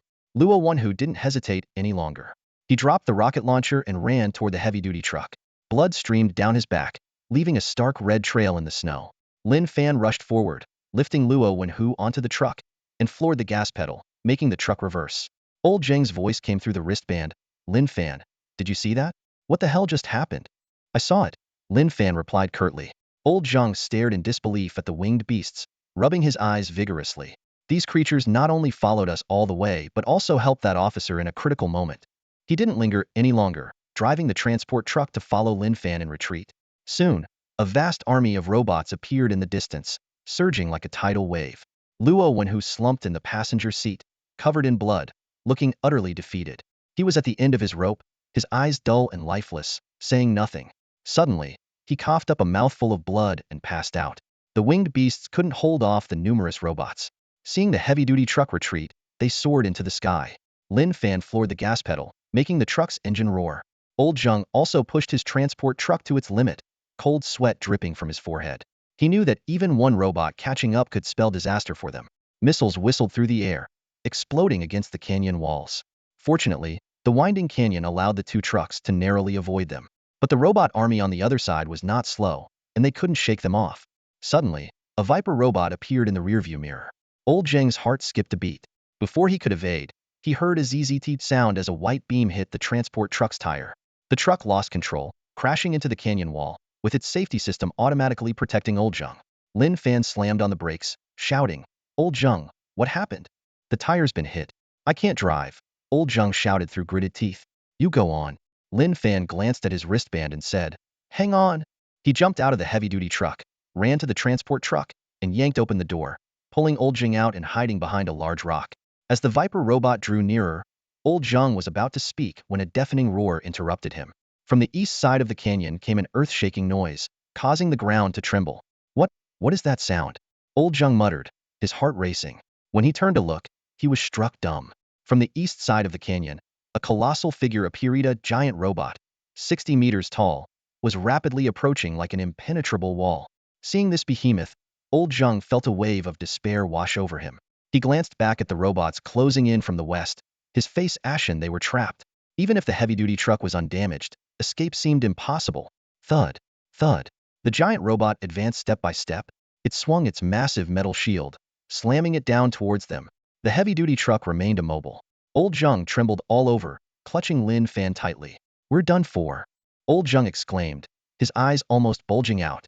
As the giant shield loomed closer, he shut his eyes tightly. With a thunderous crash, the shield hit the ground, sending dust flying in the canyon. In an instant, missiles whistled past, explosions echoing continuously. The ground trembled slightly. Lao Zheng slowly opened his eyes, and the scene before him left him utterly astonished. The massive metal shield hadn't crushed them. Instead, it stood like an impregnable fortress, securely protecting the transport vehicle within. Countless shells and particle beams rained down, but the shield blocked them all. Cautiously, Lao Zheng raised his head and stole a glance at the colossal figure. His heart pounded, and cold sweat broke out. This giant robot had saved them in the nick of time. After shielding them from the first wave of attacks, the giant robot immediately charged at the enemy robots. Each step it took shook the ground, effortlessly crushing several enemy robots into scrap metal. It then continued deeper into the canyon, determined to annihilate the enemy. Soon, reinforcements arrived. A transport vehicle roared in, followed closely by hundreds of war robots. They quickly surrounded the two trucks, forming an impenetrable defense line. Lao Zheng was initially terrified by the sudden appearance of this robotic army, until an older man who seemed to be a commander emerged. The robots appeared to follow his orders, and Lao Zheng felt a bit relieved. Overcome with emotion, Lao Zheng rushed forward and gave Niu Furu a crisp salute. "Zhang Chuming from the Massawa City transport team, thank you for saving us." "Which unit are you with?" "I'm not with the unit. I'm with the scavenger team," Niu Furu replied calmly, then turned to Lin Fan. "Captain, who is this?" "He's one of us, from the Massawa City transport team in the northern war zone," Lin Fan explained. Lao Zheng looked puzzled, his gaze shifting between Niu Furu and Lin Fan. "You two know each other?" "Yes, we're both in the scavenger team," Lin Fan responded briefly. Niu Furu added, "He's my captain, and these robots belong to him. It wasn't me who saved you. If you want to thank someone, thank the captain," Niu Furu said with a smile. Lao Zheng stood there in disbelief, looking at Lin Fan. "Kid, these robots are all yours?" "That's right," Lin Fan confirmed with a nod, then lowered his voice to warn. "But Lao Zheng, keep this to yourself." Late at night, a biting cold wind howled through the air. Lin Fan stood at the edge of the vast southern lands, ready to embark on a new journey. He turned to Lao Zheng, his voice tinged with reluctance. "Lao Zheng, I have to go to Sanong City now." Lao Zheng glanced at the surrounding robots and sighed. "I'm afraid my old bones will only slow you down if I follow." Lin Fan nodded and continued, "I'll leave Commander Luo in your care. I'll arrange for these soldiers to be sent back. But I promised Commander Zhao I'd look after you, so I can't let anything happen to you." He smiled wryly as he spoke. Lao Zheng shook his head and sighed. "Commander Zhao thinks too highly of me. How could I possibly stop you? Thank you for taking care of me all this time." Worry flickered across Lin Fan's face. "Lao Zheng, you mustn't delay any longer. Set off immediately, but don't stay at the Mo Bay defense line. Things are about to change there." "All right," Lao Zheng replied. "You must come back alive, or I won't be able to face Commander Zhao." "No problem," Lin Fan assured him, secretly relieved to finally be free. Yanluo Canyon, located in the southwestern part of the Mo Bay Plateau, had winged beasts patrolling the skies. They were fortunate to avoid the enemy's large-scale forces. Escorted by Titans, the group hurriedly left the plateau, crossed towering mountains, and passed through low-lying valleys, eventually reaching a basin. After several days of grueling travel, they finally arrived at Sanong City. Once a bustling industrial hub, the city was now a wasteland. Lin Fan stood at the edge of a massive 1-kilometer-wide crater on the city's eastern side, his heart filled with mixed emotions. Everything within the crater had melted, and the surrounding structures had collapsed, leaving a desolate silence. Lin Fan knew this devastation wasn't caused by a nuclear bomb, but by a coordinated attack from 5 starships and countless aircraft using a space-based energy matrix laser beam, augmented by stellar power, to obliterate Sanong City. Nothing remained but scorched earth. Suddenly, the orb in Lin Fan's backpack grew unusually excited. Its nose pressed to the ground, sniffing the rich metallic scent emanating from the scorched soil. The orb had never sensed such a concentration of rare metal elements. The soil was laden with precious metal particles. The orb bounced to the center of the crater, waving for Lin Fan to step back. Once Lin Fan moved away, the orb took a deep breath, its eyes glowing a deep blue, and its body covered in glowing red patterns. It exhaled, releasing a massive wave of heat. To Lin Fan's astonishment, the metal objects in the heavy truck and the metal buttons on his protective suit began to tremble. Previously invisible metal elements started to separate from the scorched soil, rising into the air. Alarmed, Lin Fan asked the system, "What's happening?" The system responded, "The interstellar scavenger system has activated. The scavenger pig's massive mass has partially released gravity, causing the metal elements in the scorched soil to be no longer bound by Earth's gravity, and they are flying towards the scavenger pig." Lin Fan realized, "I see. I thought the orb could only melt metal with high temperatures, but it can also absorb metal by releasing gravity. Incredible." The system added, "Master, the scavenger pig can float in space due to its significant mass, making it easy to attract these elements." The metal particles gathered into visible crystalline granules. The orb, looking adorably eager, lifted its head, sticking out its tongue and drooling, waiting for the metal elements to enter its mouth. These were not ordinary metals but rare space metals, non-existent on Earth. After a while, the orb finally had its fill. Its size remained mostly unchanged, with only a slightly bulging belly. It gave a satisfied burp and cheerfully returned to the heavy truck. Lin Fan picked it up and placed it back in his backpack. The orb seemed very happy, nuzzling Lin Fan's protective helmet with its head. Meanwhile, by the Sanong River, a thick layer of ice had formed on the surface. A series of Butcher-class robots marched across the frozen Sanong River, their sharp blades slicing through the thick ice as they delved into the secrets hidden beneath. Equipped with advanced detection systems, these tireless machines ceaselessly searched the riverbed. Yet, most of what they uncovered were the remnants of sunken ships.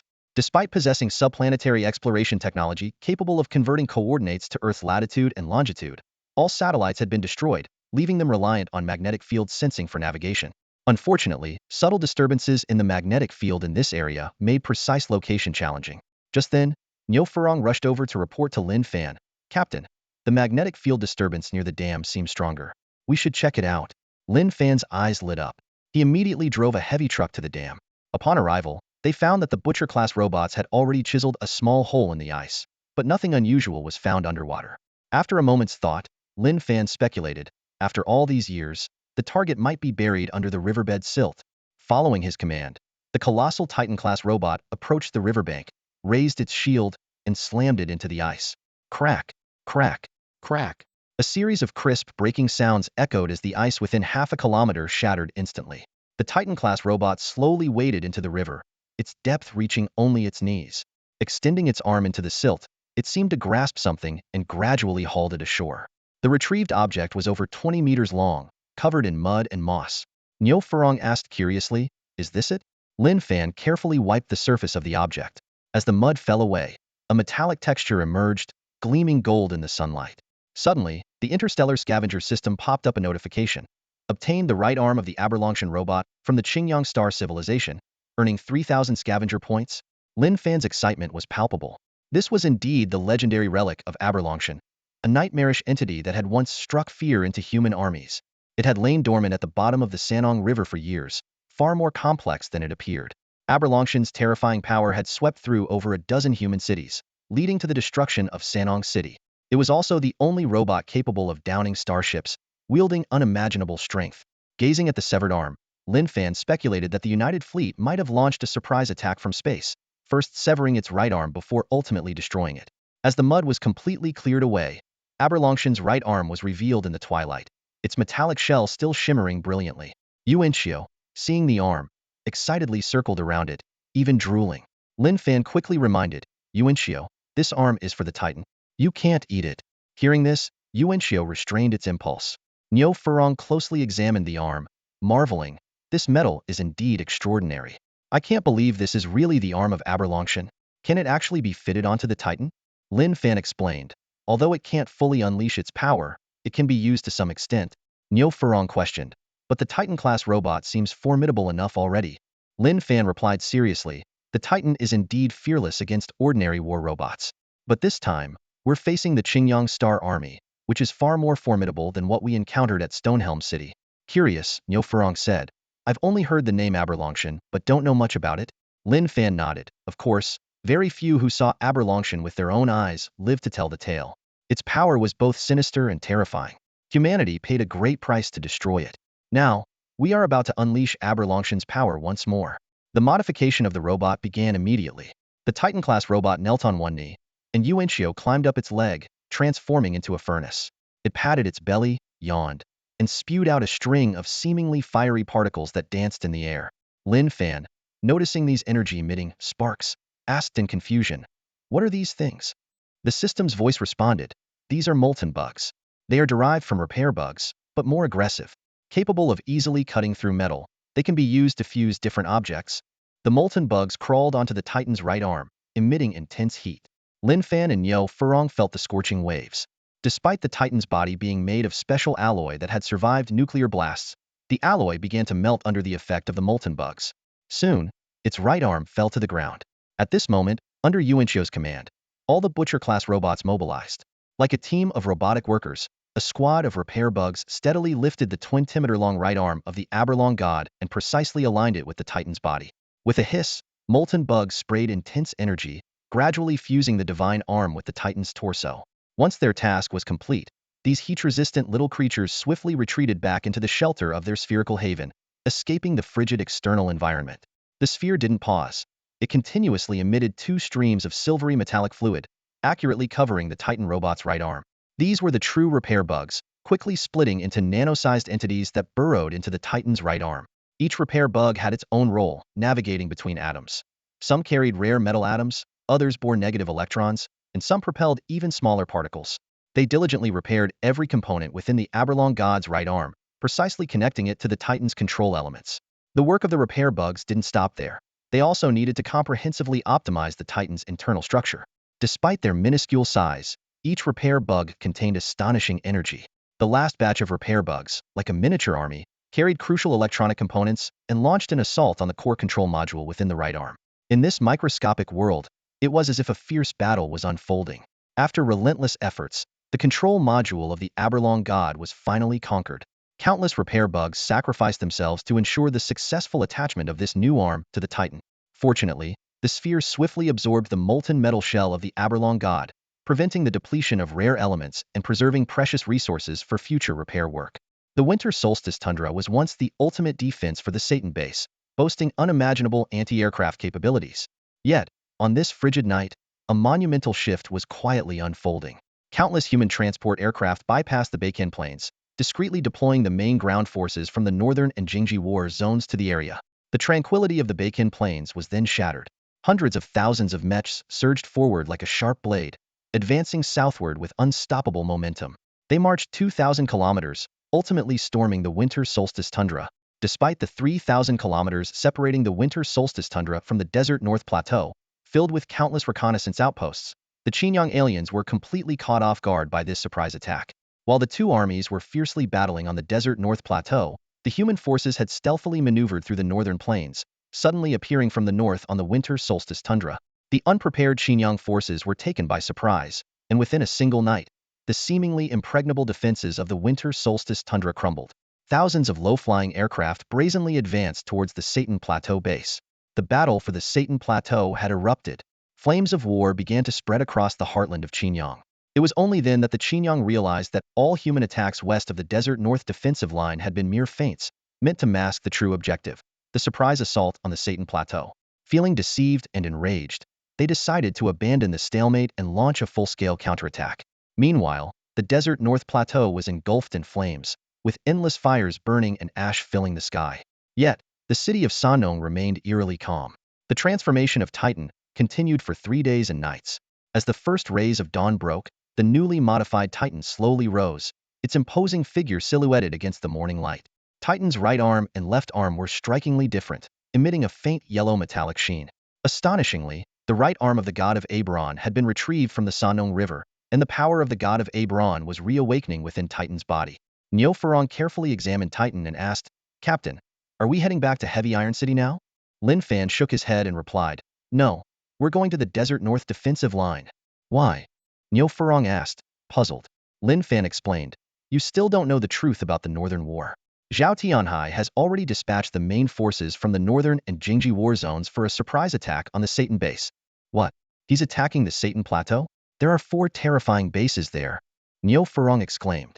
Lin Fan continued, If the surprise attack succeeds, we can redeploy the main forces before the fall of Mosa City, creating an opportunity to crush the main Qingyang forces from both the east and the west. There's also a chance that the Qingyang forces might retreat when their bases are threatened, which would save Mosa City. And if it doesn't? Niu Farong pressed. If the main forces can't return in time, then the Desert North defensive line will be in danger, and Mosa City might fall, Lin Fan said gravely.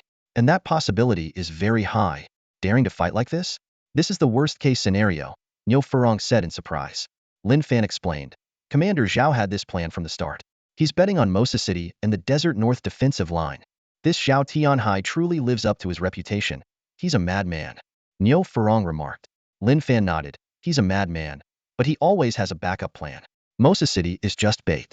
If the main forces can't return, I suspect he has even crazier moves up his sleeve. When I left Mosa City, he was already evacuating the civilians. Do you know what that means? Are you saying he might use a scorched earth tactic? Niu Farong asked tentatively. Not just scorched earth. Lin Fan hesitated for a moment. If the Qingyang forces take Mosa City, he might use an unimaginable amount of nuclear firepower to blow up the entire city.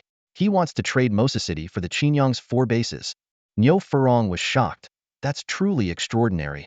Lin Fan continued, his approach isn't wrong. Sacrificing Mosa City to destroy the enemy bases ensures long-term stability for the Northern War Zone. But Mosa City's industrial significance is immense, especially considering his conflict with the Song family of Jingji. Losing Mosa City would be a significant blow to him. So what should we do? Niu Farong asked. Lin Fan sighed. I think we should help him. If we can delay the Qingyang forces, the main forces from the Northern and Jingji war zones can return in full force, giving Mosa City a fighting chance. Do we really need to support the Northern war zone? Niu Farong hesitated. I understand how you feel. If it weren't for the need to support the Northern war zone, Stonehelm City wouldn't have been destroyed in that battle. Yes, old Niu, I understand you, Lin Fan said. But the Earth we know is already in dire straits. And Zhao Tianhai is not an easy person. We need to help him. Niu Farong nodded. I'll follow your lead. Lin Fan patted Niu Farong on the shoulder and set off. Time was running out for them. Meanwhile, in a secluded room within the military district of Mosa City, a holographic projection appeared, and a hoarse voice asked, What happened to the scavenger? Song Bao replied, Before we could act, he disappeared. He left the Desert North defensive line and went to the Western Plateau. He's actually left the Mo Bay defensive line at this time? A raspy voice echoed in the dimly lit command room, tinged with surprise and doubt. Is he trying to escape? Another voice chimed in. Who would be foolish enough to flee westward? The western side of the Mo Bay line is fraught with peril. He's heading straight to his death. Well, at least we won't have to intervene, the first voice sneered. What's the situation with the unified government? The people displaced from Masua City are furious, the raspy voice replied. They demand Zhao Tianhai be ousted and the main forces be brought back to defend the city. It seems this foolish commander of the capital defense zone is about to meet his end. Meanwhile, in the command center of Masua City, Zhao Tianhai stood with his hands behind his back, staring intently at the strategic map on the wall. The chief of staff approached him with a grave expression and whispered, Old Zhao, the Mo Bay defensive line is about to collapse. As expected, Zhao Tianhai replied calmly. What do you intend to do? The chief of staff took a deep breath and continued his report. Millions of people in Masua City already know you plan to sacrifice the city. 100,000 of them are preparing to file a complaint with the unified government. They believe you could defend Masua City, but are choosing not to for personal gain, disregarding their welfare. They accuse me of self-interest? What a joke, Zhao Tianhai scoffed, a flicker of anger in his eyes. The chief of staff explained, in the public's view, the standoff was holding until you let the Qiang aliens' army breach the Mo Bay line. They think you're destroying their homes and causing their displacement. Zhao Tianhai sighed deeply. Someone must be stirring up trouble, exploiting the situation. They're using the public against me because they can't sit still. What's the Chancellor's stance? The Chancellor wants us to pull back the main forces and defend Masua City. What did you tell him? I refused, Zhao Tianhai said firmly. The Qiang aliens' goal with this war is to delay our doomsday strategy.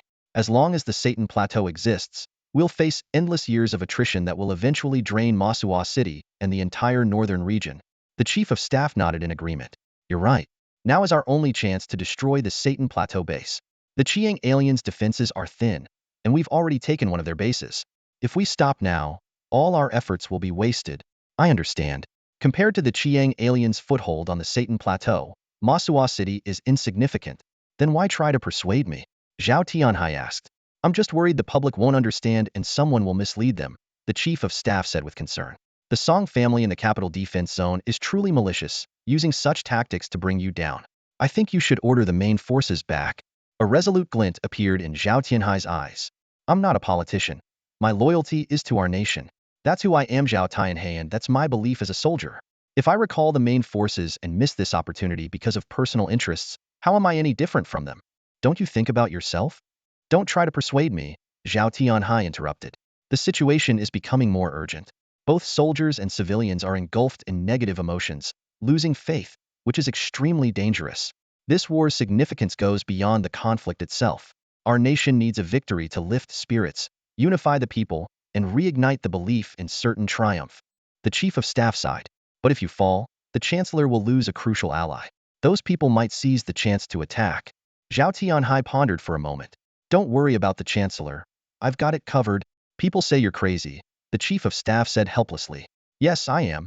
Zhao Tianhai replied nonchalantly, then changed the topic. By the way, any news on Lin Fan? We're still trying to reach him, but no luck so far. That little rascal, Zhao Tianhai muttered, clenching his fist. I never expected him to leave the Mo Bay defensive line right before the battle. Old Zheng from the transport unit said Lin Fan was alive when they parted. The chief of staff added. Hope he makes it. If I fall, take care of him for me, Zhao Tianhai instructed. Make sure he marries Wang Kiki. No matter what, we can't let the Wang and Song families unite. Understood. Also, send a message to Lin Fan, telling him not to return to Masuwa City. Zhao Tianhai paused. Have him head west first. Later, summon him back to the capital defense zone and make him one of us. Rest assured, I will. The chief of staff promised solemnly. Meanwhile, in the rugged mountains south of the Mo Bay Plateau, Lin Fan was driving a heavy truck at high speed. The plateau in the distance was shrouded in post-explosion dust, with the embers of battle still flickering in the air. Suddenly, a message appeared on his wrist device. Lin Fan, this is the chief of staff of the Northern Defense Zone, relaying a message from Commander Zhao. Wherever you are, stay away from the Northern Defense Zone and return west. The Mo Bay defensive line has fallen, and Masuwa City is now in danger. Reading the message, Lin Fan frowned. Seeing the battle raging over the Mo Bay Plateau, he realized the Chiang alien army might already be nearing Masuwa City. Zhao Tianhai, likely overwhelmed, still found time to think about him. Captain, what's wrong? Niu Furu, sitting in the passenger seat, noticed Lin Fan's unease and asked with concern. Lin Fan gritted his teeth, a determined look in his eyes. Masuwa City is in danger. We're not taking any detours. We're heading straight for the Mo Bay defensive line. As night fell, Lin Fan gazed out over the devastated Mo Bay defense line, sighing deeply. Just a few weeks ago, this was a stronghold guarded by the main forces. Now it lay in ruins. Even the remote southern region was in shambles, scattered and broken. The once formidable metal walls were now riddled with holes, and all the defensive structures had collapsed. Flames still flickered atop abandoned tanks, sending plumes of smoke spiraling into the sky. The Mo Bay defense line had ultimately failed to withstand the onslaught of the Qingyang Star invaders. In the southern sector, only a few Butcher-class robots patrolled the dilapidated walls mechanically. After capturing the area, the enemy had hurriedly advanced, leaving behind a scant defense. Suddenly, a shadow appeared silently on the wall, moving with ghostly agility and blending into the darkness. It swiftly approached a robotic guard, and with a flash of a blade, the guard's metal head was severed with a sharp crack. The attacker was none other than a Water Ghost-class robot. Without pausing, it merged back into the shadows. The surrounding robotic guards sensed the disturbance and were about to retaliate when several Viper-class robots stealthily closed in, opening fire fiercely. White light burst forth, and a barrage of particle beams rained down like a storm. In an instant, the robotic guards were annihilated, creating a breach in the southern Mo Bay defense line. On the vast western plains, a Titan-class robot slowly emerged. Step by step, it crossed the Mo Bay defense line, leading a battalion of robots into the east. Masha City, Command Center. Even within the underground military zone, the tremors from missile launches outside could be felt. Zhao Tianhai's expression was grave, but everything happening outside Masha City was within his expectations. A holographic projection suddenly appeared, displaying a towering figure. The man spoke slowly. Tianhai, what's the situation? Our main forces have conquered the entire Satan Plateau. I mean the army outside Masha City. Zhao Tianhai responded. The fifth attack is imminent. They've grown tired of sending small squads to harass us and are now launching a full-scale assault on Masha City. It seems Masha City cannot be defended any longer. Lead everyone out of Masha City. There's no need for unnecessary sacrifices.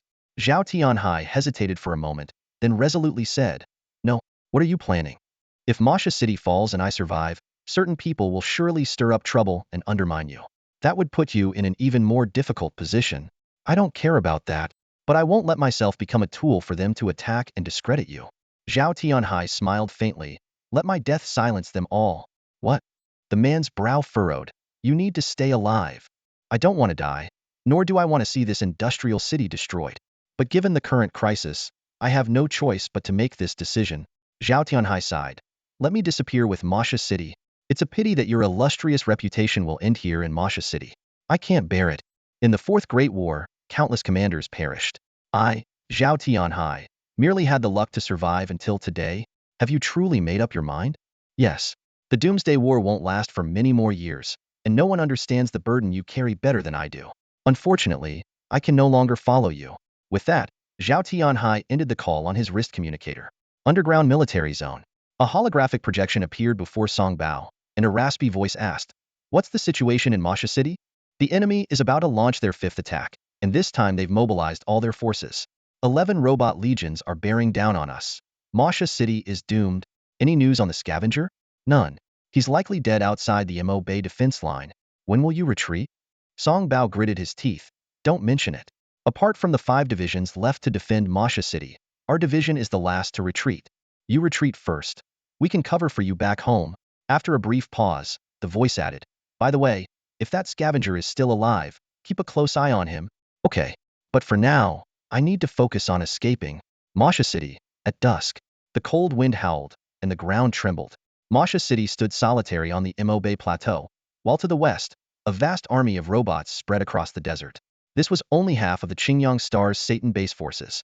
When Zhao Tianhai ordered the human army to invade the Satan Plateau, these robots found themselves in a dilemma. The Qingyang Star invaders never expected that the Northern War Zone intended not to engage in a war of attrition on the Mo Bay Plateau, but to launch a surprise attack deep into their rear. The Satan base was their stronghold. If it fell, they would lose their long-term combat capabilities. However, retreating to reinforce was no easy task. The Satan Plateau was far away, and the army couldn't return quickly. Thus, they adopted a compromise strategy. Half of the forces retreated, while the other half marched toward the heart of the Northern War Zone Masha City. The base was destroyed, and these robots were here for revenge, determined to make human cities pay a heavy price. Masua City would be the first to bear the brunt of the Xinjiang aliens' endless wrath. In just one day, the robot army had launched 4 fierce attacks on Masua City. However, under the meticulous defense commanded by Zhao Tianhai, the city remained unshaken. Realizing that conventional assaults were futile, the Xinjiang aliens resolved to launch a full-scale offensive. The sky was overcast with dark clouds, and dust swirled on the ground. 11 massive robot battalions suddenly appeared on the horizon, creating a terrifying spectacle. Within their purple energy shields, the Viper, Butcher, and the even larger Merman robots were lined up in formation. There were 11 Doomsday robots alone, with various other colossal robots hidden in the swirling dust, ready to strike. This enormous robot army ignored the strategic missile bombardment from humans, advancing towards Masua City with unstoppable force. When they reached 20 kilometers west of the city, the army abruptly halted. 2 robot battalions continued to advance, clearly believing that this would be enough to conquer Masua City. The robot army marched across the desolate land, a dark, oppressive mass that sent chills down the spine from afar. The 5 divisions of Masua City were fully armed and on high alert, not daring to relax even for a moment.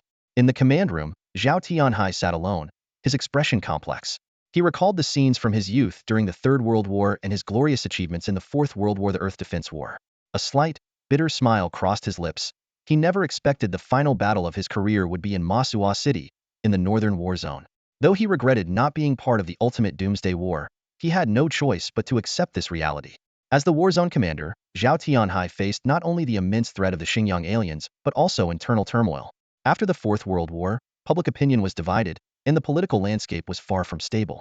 Amidst internal and external crises, the people's morale was shaky. The leader's position was not as secure as it appeared. desperately needing a significant victory to stabilize the situation. The victory on the Satan Plateau was undoubtedly uplifting news and would soon spread across all war zones. However, Masua City, being a crucial industrial city for the Doomsday strategy, could not afford to fall. Zhao Tianhai had resolved to personally shoulder this daunting responsibility. He couldn't help but wonder if history would remember his name if humanity survived the Doomsday War. Zhao Tianhai gave a bitter smile, then quickly composed himself, his brow furrowed. As the enemy approached, Zhao Tianhai decisively gave the order, "Open fire." In an instant, the silent Masua city seemed to awaken. Countless defensive electromagnetic turrets suddenly emerged, missile silos launched again, and the roar of explosions filled the air. The 5 heavily armored divisions in the defensive positions also opened fire simultaneously, their gunfire relentless. The battlefield burst into flames, and the western part of Masua City was soon engulfed in fire and smoke. Yet, the robot battalions continued their orderly advance, undeterred. Their energy shields blocked nearly all attacks, only causing faint ripples on the shield surface without any damage. And this was just the 2 battalions at the front. 9 more equally large battalions loomed 20 kilometers away, ready to strike. As the 2 robot battalions from Xinjiang approached within 10 kilometers of Masua City's perimeter, the 5 divisions inside the city braced themselves for the worst. Soldiers' breaths quickened, and their hearts pounded. Such a large-scale battle hadn't been seen since the Fourth World War. Even the veterans who had survived the last war couldn't help but feel fear. After all, robots felt no pain. Killing was their instinct. Zhao Tianhai stood alone in the command room, slowly issuing an order through his wristband. "Prepare the superweapons." Immediately, a large metal panel in Masua City opened, revealing a massive metallic cone-shaped device. It was a weapon, its exterior flickering with electric light as energy continuously flowed into it. "Attack!" Zhao Tianhai commanded. Suddenly, the ground trembled, and a gigantic pale yellow beam of light spread across the sky above Masua City. The space seemed to quiver, and the surrounding air nearly froze. The beam instantly reached 10 kilometers away, striking the energy shield of a doomsday robot. The shield vibrated violently before shattering. The beam, filled with immense energy, pierced through the doomsday robot's hull, triggering an explosion of energy that sent shockwaves in all directions. One doomsday robot wobbled and collapsed. Dozens of nearby robots were simultaneously rendered inoperable, and distant robots were also affected, being blown away. Subsequently, another metallic turret fired a pale yellow beam, continuing the fierce assault on the robot army. Too fast. Another doomsday messenger was hit, unable to evade, and was instantly destroyed. Zhao Tianhai shouted into his wristband, his voice hoarse, "All units, attack. Fire at will with the remaining 5 divisions." The defense lines of Mosa City erupted with intense firepower. Robots, stripped of their energy shields, were pummeled by concentrated bombardment. Missile silos, electromagnetic cannons, and laser guns fired in unison, creating a devastating web of fire. Over 2,000 unmanned human aircraft roared out of Mosa City, swarming towards the enemy like a hive of bees. The 2 leading robot battalions were instantly engulfed in an inferno. Robots fell one after another, thick smoke billowing and spreading for miles. The fiery spectacle was visible even from hundreds of kilometers away. The robots halted their advance, and the soldiers gathered outside Mosa City breathed a collective sigh of relief. Thank goodness Mosa City has the superweapon system. Even the Doomsday Messenger couldn't withstand its super beam attack, a soldier murmured. However, just as hope began to swell among the troops, a faint tremor rippled through the air. The vibration was so intense it nearly shattered the soldiers' eardrums, sending chills down everyone's spine. "What is that?" someone asked in terror. Suddenly, a dozen dark red beams pierced the sky, not targeting the 5 divisions but striking directly at Mosa City's superweapon system. In an instant, the superweapon system was blown to pieces. "They're attacking the superweapon!" Desperate cries echoed in the soldiers' ears. Zhao Tianhai smiled faintly. He had anticipated this moment. These superweapons were never meant to be the solution. His true goal was to lure the enemy forces in. But for the ordinary soldiers, the superweapons were their last hope. And now, that final hope had been shattered. That was an attack from the Doomsday Messenger. The power was terrifyingly immense. The moment the superweapon fired, the trajectories were precisely analyzed, exposing the locations of the 2 turrets. In an instant, they became the focus of concentrated fire. Amidst the roaring blasts, not only were the 2 metal turrets obliterated, but the dome of Mosa City also trembled violently. The massive energy wave, like an invisible blade, pierced through the enclosed city, tearing a gaping hole several hundred meters wide in the dome above. Every soldier's heart sank instantly. However, unexpectedly, the enemy forces suddenly halted and ceased fire. As the minutes ticked by, about 10 minutes later, there was no further sign of the superweapon in Mosa City. At that moment, a shocking scene unfolded before everyone's eyes. 9 legions began moving in unison, surging towards Mosa City like a tidal wave. It turned out that after destroying the 2 superweapons, the army of the Qingyang aliens did not become complacent in their victory. They had meticulously planned this probing attack to confirm whether Mosa City had any remaining weapons capable of threatening their robotic legions. Now, they were certain Mosa City had lost its final line of defense. The enemy army advanced without hesitation, an overwhelming mass of robots that was truly intimidating. At this moment, Mosa City was like a fish on the chopping block, doomed to be slaughtered. In the command center, Zhao Tianhai furrowed his brows, his gaze heavy as he watched the countless enemy troops on the display screen. Finally, you're here. I've been waiting for you all along, he muttered to himself. He then donned his battle armor and strode out of the command room. Soon, a towering, blood-red mech appeared in the underground military zone. Although the mech's exterior seemed somewhat old, its power core was running at full capacity, and its weapon systems were fully operational. Zhao Tianhai climbed into the cockpit, his heart filled with mixed emotions. From the day he enlisted, he had been preparing for this moment. Now, with gray at his temples, this was destined to be the final battle of his life. He piloted the mech, leading the last guard unit, and raced towards the western battlefield. By this time, the enemy's 9 legions had already launched a fierce assault. In the face of such a massive robot army, the 5 human infantry divisions seemed fragile, like eggs ready to be crushed. On the vast battlefield, the robots swarmed like locusts, instilling fear in the soldiers' hearts. The enemy had 9 legions, and even without superweapons, each legion was terrifying on its own. This was no longer a war but an inevitable massacre. In the trenches, the human army remained silent, waiting for the enemy to approach. The surroundings were eerily quiet, and the oppressive atmosphere weighed on everyone. Soldiers held their breath, only able to hear their own pounding hearts. Suddenly, the blood-red war mech stepped out of the trench, striding towards the enemy. Who is that? Who dares to leave the trench? The soldiers were stunned, all eyes on the conspicuous blood-red mech. The mech bore the clear number 00003. It was Zhao Tianhai. Facing the main force of the Qingyang aliens, Zhao Tianhai, as the commander, made such a seemingly reckless move. At that moment, every soldier's wristband transmitted a voice, aged and solemn. Soldiers, I am Zhao Tianhai, commander of the Jingji war zone and the leader of this war. Yes, it was my decision to have you stay. Each of you is the apple of your parents' eyes, and I have let your parents down. Across from us is the main force of the enemy on the Satan Plateau. But we have no choice. We must fight to the death. Zhao Tianhai paused, then continued, rest assured. No matter how many of them there are, if they set foot in Mosa City, not even a fly will leave here alive. The nukes are ready. If Qingyang breaches the city, Mosa City will perish with the enemy. Not only that, but half of the Immortal Plateau will also be obliterated. The soldiers were stunned, as Zhao Tianhai's voice grew more passionate. The Northern War is crucial, tied to our doomsday strategy. We are fighting for the future. In this battle, we have no regrets. If humanity survives, our names will be remembered forever. The soldiers of the 5 divisions held their breath almost simultaneously, waiting for the enemy to close in. Zhao Tianhai's voice echoed again. Years ago, I was just like you, an ordinary soldier. Since the Qingyang colonial fleet invaded, I've faced death countless times and climbed out of bloodbaths without ever giving up. He shouted, we will prevail, and today we must not abandon our resolve. The blood-red war mech slowly lifted its heavy cannon, advancing step by step against the raging sandstorm. The silhouette of the mech was tragically heroic. It was the highest commander of the Northern War. The soldiers' eyes welled up, and with Zhao Tianhai leading by example, their morale soared, and none retreated. As the swarm of robots approached like a plague of locusts, Zhao Tianhai's lips curled into a bitter smile. Despite Mosa City's impending doom, the fact was that Qingyang's stronghold on the Satan Plateau had already been eradicated. Let this Mosa City be our final resting place, Zhao Tianhai said softly, his gaze steadfastly fixed on the enemy ahead. A horde of robotic troops is approaching swiftly, with 8 massive robot legions following closely behind. The battle is imminent. The soldiers of the 5 divisions stand firm, not fighting for themselves, but for their country and the future.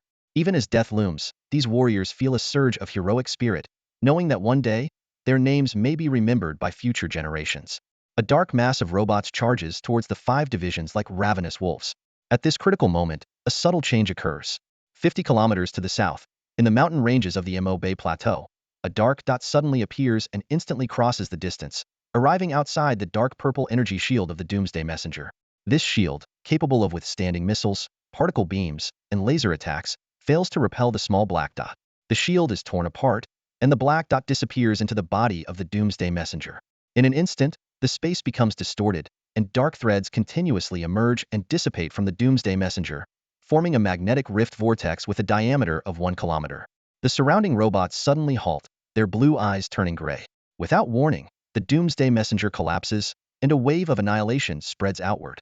In an instant, the mighty First Robot Legion falls like dominoes. Zhao Tianhai witnesses all of this, utterly shocked. Prepared to face death, he sees the enemy suddenly halt and then fall in droves. Above the wreckage of the robots, a massive, flickering black vortex appears. Despite being 2 kilometers away, their own mechs are affected, malfunctioning one after another. Tanks and other mechs also experience varying degrees of failure. Initially, the soldiers panic, thinking they are under a new type of electromagnetic pulse attack. But they quickly realize something is wrong, as the enemy's losses are far more severe, with the entire legion wiped out. The soldiers start to speculate that the sudden vortex might be some kind of weapon. But who could have deployed such a weapon capable of destroying an entire legion? Could it be that the weapon of the Qingyang aliens malfunctioned and accidentally hit their own troops? Regardless, the power of this weapon is terrifying, far surpassing the superweapon devices of Mosa City. The most frightening part is that the dark vortex doesn't disappear. It continues to slowly rotate above the robot wreckage, blocking the path of the remaining 8 enemy legions. Suddenly, a fish-like robot charges madly towards the vortex, but as soon as it gets close, the light in its eyes fades, and it collapses. The remaining 8 robot legions fall into a panic. This presence is something even their algorithms cannot handle. The massive army dares not advance, retreating and keeping their distance, ultimately coming to a halt, trapped in a dilemma with no way forward or back. 8 robot legions silently observe the vortex in front of them, the air thick with tension. The appearance of that black had been as swift as lightning, leaving the robots caught off guard and unable to determine its origin. Despite this, their analysis systems quickly concluded. Besides the known 2 superweapon devices, Mosa City possessed a mysterious weapon capable of instantly destroying robot legions.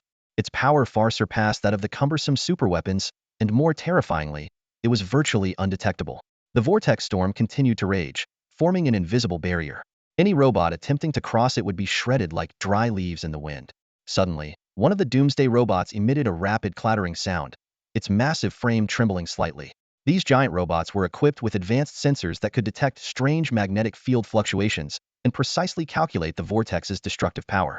Under the influence of the vortex, almost all mechanical weapons, whether robots or starships, would be reduced to scrap metal. On the surface, the human defenders left behind seemed vulnerable, but the advanced algorithms of these giant robots quickly reassessed the threat level of Mosa City. They arrived at a disturbing conclusion. Mosa City was far from being as peaceful as it appeared, and conquering it would come at an unbearable cost. Almost simultaneously, the Doomsday robot abruptly turned around, leading one robot legion to retreat. The other robot legions followed suit, the battlefield filled with the thunderous noise of mechanical withdrawal. Standing on the city wall, Zhao Tianhai wiped sweat from his forehead, watching in disbelief as the robot army across from him dared not breach the mysterious vortex. Meanwhile, in the southern mountains, Lin Fan watched the Qingyang Star Army retreat, finally breathing a sigh of relief. In the depths of the valley, Titan's massive frame was teetering, kneeling on one knee and barely supporting its heavy metal body with a shield. With its energy depleted, even with its fusion reactor running at full power, it couldn't regain combat capability anytime soon. If the enemy's 8 legions bypassed the vortex to attack Mosa City, Lin Fan might have no choice but to flee.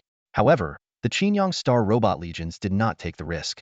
Being algorithm-controlled machines, they opted for a strategic retreat in the face of so many unknown threats and uncertainties. Niu Furong, observing the battlefield through binoculars, couldn't help but marvel. "Captain, what exactly is this weapon of the aberrant god?" Lin Fan explained slowly. "It's called the Supermagnetic Rift Storm Field. Essentially, it's a field formed by magnetic explosions and vibrations, something only advanced robots like the aberrant god can create. It doesn't need to penetrate a robot's physical defenses. It can instantly destroy all the microcomponents within the mechanical shell." As he spoke, Lin Fan was also filled with awe. This was the terrifying weapon the aberrant god once used to destroy human starships.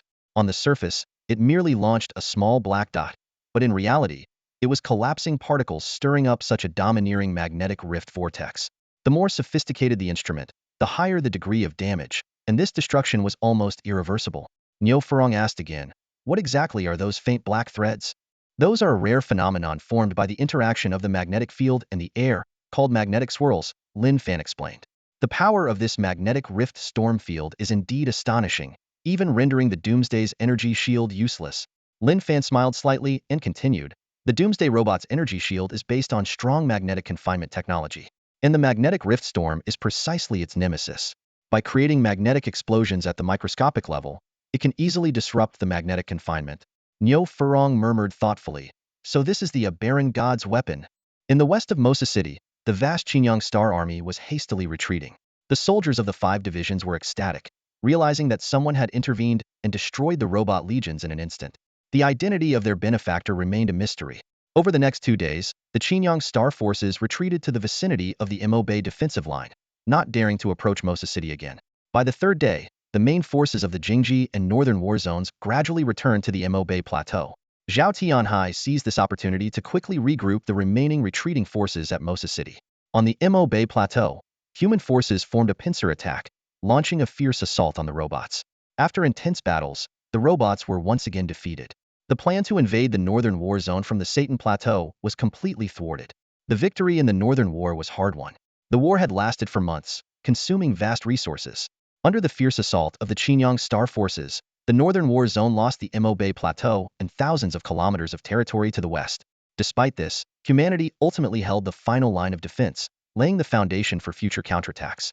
Even more concerning was that after being bogged down in the quagmire of war, the doomsday strategy struggled to make headway. The situation deteriorated rapidly, with political instability on the rise. At this critical juncture, Zhao Tianhai assumed the role of commander and decisively adopted the Satan raid plan. He gambled with the city of Masuwa and his own life, successfully destroying the Qinyang forces' stronghold on the Satan Plateau. The tide of the battle suddenly turned. As enemy forces pressed against Masuwa City, a mysterious vortex appeared out of nowhere and instantly obliterated an entire robot battalion. Even more astonishing, the remaining 8 battalions retreated in a panic. Under Zhao Tianhai's command, the long-standing stalemate was broken within just 2 weeks. The remaining robot forces abandoned the Satan Plateau and fled westward. The northern war finally came to an end. The smoke cleared from the Imo Bay Plateau, and peace was restored in the northern war zone. Residents of Masuwa City began to return, celebrating their victory. Though the war had been harrowing, their homes were largely intact. Apart from 2 destroyed superweapon installations, Masuwa City remained mostly undamaged. For the average citizen, the superweapons were not their primary concern. After the war, the atmosphere in the command room was heavy. Zhao Tianhai did not revel in the victory but instead furrowed his brow, repeatedly watching the holographic projection of the scene outside Masuwa City. Each time he saw the mysterious black dot appear and annihilate the enemy, his curiosity grew stronger. This enigmatic object had saved 5 divisions and the entire city, yet he knew nothing of its origin. Zhao Tianhai scratched his head and turned to the chief of staff. Old Chen, what do you think this thing is? The chief of staff replied, I've gone through a lot of data and found some clues. What clues? Do you remember the Avalon God robot? Of course, that was a nightmare, Zhao Tianhai recalled. The scene when the Avalon God used its weapon is very similar to what happened outside Masuwa City. Really? The chief of staff nodded. Yes, it's a magnetic storm weapon, but its power far exceeds conventional weapons. Even starships can't withstand it. Do we have this technology? No. Zhao Tianhai frowned. That's strange. Who's helping us? Could it be that the Qinyang forces messed up themselves? Impossible, Zhao Tianhai said through gritted teeth.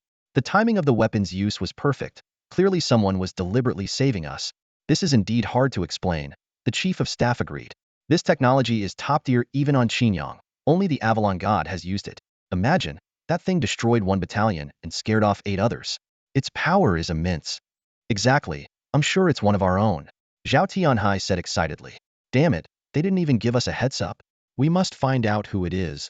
Meanwhile, at the entrance of Masuwa City, Lin Fan drove a heavy truck straight into the underground military zone. The war had made him respect Zhao Tianhai even more. With the northern conflict nearing its end, he planned to end his conscription and bid farewell to Zhao Tianhai before returning to Heavy Iron City. However, an unexpected event occurred.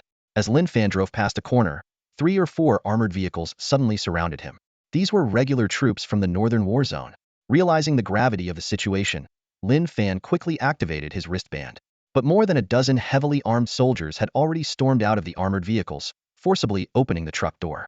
A fierce battle ensued, with Lin Fan successfully taking down several soldiers and attempting to drive away. At that moment, a burst of electricity hit him, and he lost consciousness instantly. When Lin Fan regained consciousness, he found his wristband had been taken, his mouth gagged, and his eyes blindfolded. He was shocked. These people dared to abduct him in the military zone of Masuwa City. Inside the armored vehicle, He had no idea where he was being taken. Eventually, Lin Fan was confined to a cell. The surroundings were eerily silent, his protective suit removed, and his hands and feet shackled. In this claustrophobic space, harsh lights shone directly into his eyes. The interrogation room was harshly illuminated by a blinding light. An ordinary person would have been infuriated and agitated in such an environment. However, Lin Fan remained unusually calm. As a former space warrior who had skirted the edge of life and death for years, he was utterly unfazed by such tactics. Time seemed to stand still until the silence was broken by the sound of approaching footsteps. Lin Fan slightly opened his eyes and, through the glaring light, saw a young officer slowly approaching. Someone brought over a chair, and as the person sat down, Lin Fan recognized his facete was Song Bao. Lin Fan, do you remember what I told you before? Song Bao sneered coldly. Lin Fan said nothing and closed his eyes again. He knew this was the Song family coming after him. No one else would dare to detain a soldier so brazenly in Mosa City. Scavenger. Song Bao jabbed Lin Fan's abdomen with an electric baton, a smug smile playing on his lips. Raise your head. Lin Fan remained motionless and slowly spoke. On what grounds are you detaining me? On the eve of the great battle at the northern desert defense line, you deserted. You are a deserter. Song Bao scoffed. The evidence is irrefutable. You're done for. He struck Lin Fan again with the electric baton. Lin Fan endured the pain and shook his head helplessly. You lowlife. Daring to oppose the Song family is a death wish. Song Bao's smile turned sinister. For desertion alone, it won't be long before the military tribunal completes your trial. You'll be sent to the Imo City prison. Imo City prison? Lin Fan spat out the words through gritted teeth. You'll disappear from this world entirely. A cold glint flashed in Lin Fan's eyes. The Song family's elaborate efforts to eliminate him suggested it was more than just a matter of pride. He recalled Zhao Tianhai's words and sensed something more sinister at play. 2 days later, as night fell, Niu Furu was anxiously pacing around an abandoned dam on the southern outskirts of Mosa City, repeatedly trying to contact Lin Fan via his wristband, but each attempt ended in failure. 2 days earlier, Lin Fan had sent a single message, military, and then his wristband had been completely shut off. Niu Furu was at a loss. The robot army from Qingyang Star had retreated, and Mosa City should have been free of threats. Initially, he thought the wristband was malfunctioning, but as time passed, he grew increasingly uneasy. What to do? What to do? Niu Furu pounded his head in frustration. Suddenly, a thought struck him, and he contacted Colonel Luo Wanhu of the 163rd Division. Luo Wanhu's holographic projection appeared swiftly. Who are you? I'm Niu Furu from Scavenger Team 1523. Niu Furu got straight to the point. Colonel Luo, have you seen Lin Fan? No, why? Luo Wanhu noticed the titan behind Niu Furu and recognized it as the robot that had saved him at the northern desert defense line. Clenching his fists, Niu Furu said, 2 days ago, he went to Mosa City and then disappeared. His wristband was mysteriously turned off. What? Is that possible? Luo Wanhu frowned. Did he send you any messages? He did. Just 2 words. Military. Realizing the gravity of the situation, Luo Wanhu ignored his injuries and struggled to get up from his sickbed. Don't worry, I'll find someone right away. I'll ensure Lin Fan's safety. After ending the communication, Niu Furu looked at the titan behind him and said helplessly, Big guy, what do we do? The captain is missing. The titan remained silent, its eyes flashing coldly as it stared towards Mosa City. The spherical robot anxiously paced back and forth on the dam, searching for any trace of Lin Fan. Damn it, I have a really bad feeling about this, Niu Furu said in frustration. If anything happens to the captain, I'll be to blame. Mosa City was immersed in the joy of victory, with citizens and soldiers celebrating their triumph over Qingyang Star. Meanwhile, Niu Furu waited in the depths of the valley, but there was still no news of Lin Fan. Desperate, Luo Wanhu rushed to the communications bureau overnight. It was only then they discovered that Lin Fan's wristband had last been detected in the northern defense zone, at the 089th Division. The long night seemed endless. Luo Wanhu, leaning on his cane and followed by a few subordinates, painfully made his way to the 089th Division's base. The night was dark, and the cold wind cut like a knife, mocking the scarred general in silence. The guards blocked their path, standing firm like an iron wall. Luo Wanhu, suppressing his pain, raised his voice. I am Luo Wanhu, commander of the 163rd Division of the Western Theater. I need to see your commander. One of the guards eyed Luo Wanhu impatiently, his gaze sweeping over Luo Wanhu's battered body, a sneer forming at the corner of his mouth. Not just anyone can see our commander. He's busy and doesn't have time for you, the guard said coldly, his tone full of disdain. To the soldiers of the Northern Theater, the Western Theater was nothing more than a remote backwater, the weakest in strength. Especially during this war, The Western theater had been retreating continuously, barely noticeable. In contrast, the Northern theater, the strongest, had already penetrated deep into the heart of the Qinyang Star, achieving the famous victory at the Satan Plateau. Fury surged through Luo Wanhu. He frowned, his voice low and menacing. A transport soldier is missing, and we suspect it's your doing. Detaining a soldier without authorization is a serious crime. The guard hesitated, a flicker of panic in his eyes, but quickly regained his composure. There's no transport soldier. You should leave, he said, trying to sound firm. Luo Wanhu, sensing the guard's brief slip, became more certain of his suspicion. His tone grew harsher. If you stop me today, you'll be complicit. Can you bear the consequences? The guard seemed to waver, but still stood his ground. I'm just following orders. No outsiders allowed today, he insisted. At that moment, an officer approached, yawning, his tone impatient. What's all this commotion about at this hour? The commander of the 163rd Division is accusing us of detaining a transport soldier, the guard quickly explained. The officer glanced at Luo Wanhu with a sneer. Do you know where you are? This is the Northern Theater. Don't think being a commander means anything here. You have no authority, he said, his tone full of provocation. Luo Wanhu was nearly certain Lin Fan was inside the 089th Division. Otherwise, they wouldn't be so determined to stop him. Suppressing his anger, he demanded again. How dare you detain a soldier without authorization? We didn't detain any transport soldier. We captured a deserter. That's all, the officer retorted dismissively. Stay out of this. It's none of your business. Seeing that reasoning was futile, Luo Wanhu prepared to force his way in. Suddenly, a heavy tank roared to life, and a squad of heavily armed soldiers surrounded Luo Wanhu and his men. Sir, this doesn't look good. One of Luo Wanhu's subordinates whispered nervously. Luo Wanhu clenched his fists, his body trembling with anger. He had never felt so powerless and humiliated. Reluctantly, he retreated to the armored vehicle, seething with rage. By now, it was 3 a.m. The night was silent, with only the faint sound of machinery in the distance. Suddenly, Luo Wanhu's wristband vibrated, and Nyo Fureo's holographic image appeared. Commander Luo, how did it go? Nyo Fureo asked anxiously, his voice filled with worry. Luo Wanhu took a deep breath, his tired face looking even more haggard in the dim light. Fureo, Lin Fan is at the 089th Division, he said slowly. 089th Division? So it is connected to the military. Nyo Fureo's voice rose in alarm. But why is the captain there? What do they want? Luo Wanhu gritted his teeth, speaking each word deliberately. I found out they plan to send Lin Fan to Imo City Prison. Nyo Fureo's face turned pale, his voice trembling. Imo City Prison? Yes, Luo Wanhu nodded heavily. That place is for the worst criminals, a living hell. What crime did the captain commit? Nyo Fureo's voice grew hoarse, almost a roar. Luo Wanhu, tell me, what did he do wrong? Luo Wanhu explained helplessly. They got approval from the military office. Lin Fan is accused of desertion, leaving the front line before the Northern Desert Campaign to head west. Why? Luo Wanhu pounded the armored vehicle in frustration, roaring, maybe because he offended the Song family of the capital district. In the howling wind, Nyo Furo's eyes reddened with fury. Do you know?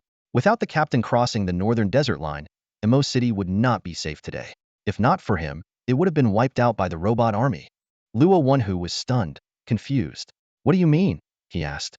Nyo Fureo laughed bitterly, his laughter filled with pain and anger, almost on the brink of madness. No one knows what Lin Fan did. He saved 1 million people in Shirkue City and prevented Imo City from being destroyed. But instead of recognition, today he is falsely accused and sent to a prison for death row inmates. Nyo Fureo's voice turned threatening. You just wait. If the captain doesn't return today, I'll show you the power of the right arm of the Aberon god. With that, Nyo Fureo abruptly ended the call. Aberon god? Luo Wanhu muttered, his eye twitching involuntarily. The name filled him with a nameless dread. Dawn was approaching, but a blinding light still enveloped Lin Fan, making it impossible to distinguish day from night. Exhausted and dehydrated after days without food or water, his mind began to blur. Suddenly, Song Bao's icy voice pierced his consciousness. Scavenger, I'm here to send you off. The iron door was violently flung open, and several soldiers roughly dragged Lin Fan out of the solitary cell. They shoved him into an armored vehicle, binding his hands and feet tightly and covering his head with a black cloth. Lin Fan knew he was being taken to Missouri City Prisona Place for death row inmates. As the armored vehicle slowly started, the soldiers guarding him began to whisper among themselves. So, you're Lin Fan? One soldier mocked. A mere transport soldier daring to offend the Song family? Where did you get the guts? Another chimed in. Remember in your next life, don't mess with people you can't afford to. Amid the soldiers' taunts, Lin Fan chuckled softly, though his heart felt cold. He recalled risking everything to challenge the 9 legions of the Xinjiang Star robots for the safety of Imo City, fighting for this world. And now, the Song family wanted him dead. Meanwhile, 5 kilometers south of Imo City, a massive robot was marching toward the city. Each step shook the ground. Each step was filled with fury. This was the Titan, and it was not here to save the city but to bring destruction. Numerous drones flew toward the Titan, trying to halt its advance. However, these attacks were like mosquito bites to the Titan, easily swatted away. The tanks attempting to block it were forced to retreat hastily. Lin Fan listened to the interplay of the armored vehicle's treads and the wind, feeling as if he were in a world of sorrow and silence. Just as the armored vehicle was about to exit the 089 Division's headquarters, a deafening cannon shot shattered the quiet. Boom! A heavy tank fired in the Imo City military district. The soldiers inside the armored vehicle stared in shock at the explosion and smoke, just meters ahead. They were baffled. There were no reports of robot invasions in the Imo City military district, so why was a heavy tank firing electromagnetic shells? Suddenly, dozens of heavy tanks surged in from all directions, surrounding the armored vehicle. The soldiers were both confused and furious, as these tanks belonged to the Western Military District. How dare they intrude so boldly on the Northern Military District's turf? Luo Wenhu, leaning on a cane, struggled to disembark and approached the armored vehicle. Coldly, he addressed the soldiers inside. Hand over the man in the vehicle. The soldiers exchanged glances and then sneered. They all knew the man inside was personally ordered by Song Bao. The Song family was deeply entrenched in the Northern Military District, not someone a Western commander could afford to offend. Soon, the 089 Division received the news, and alarms blared throughout the military district. Hundreds of armored vehicles and heavy tanks poured out, surrounding Luo Wenhu's forces in turn.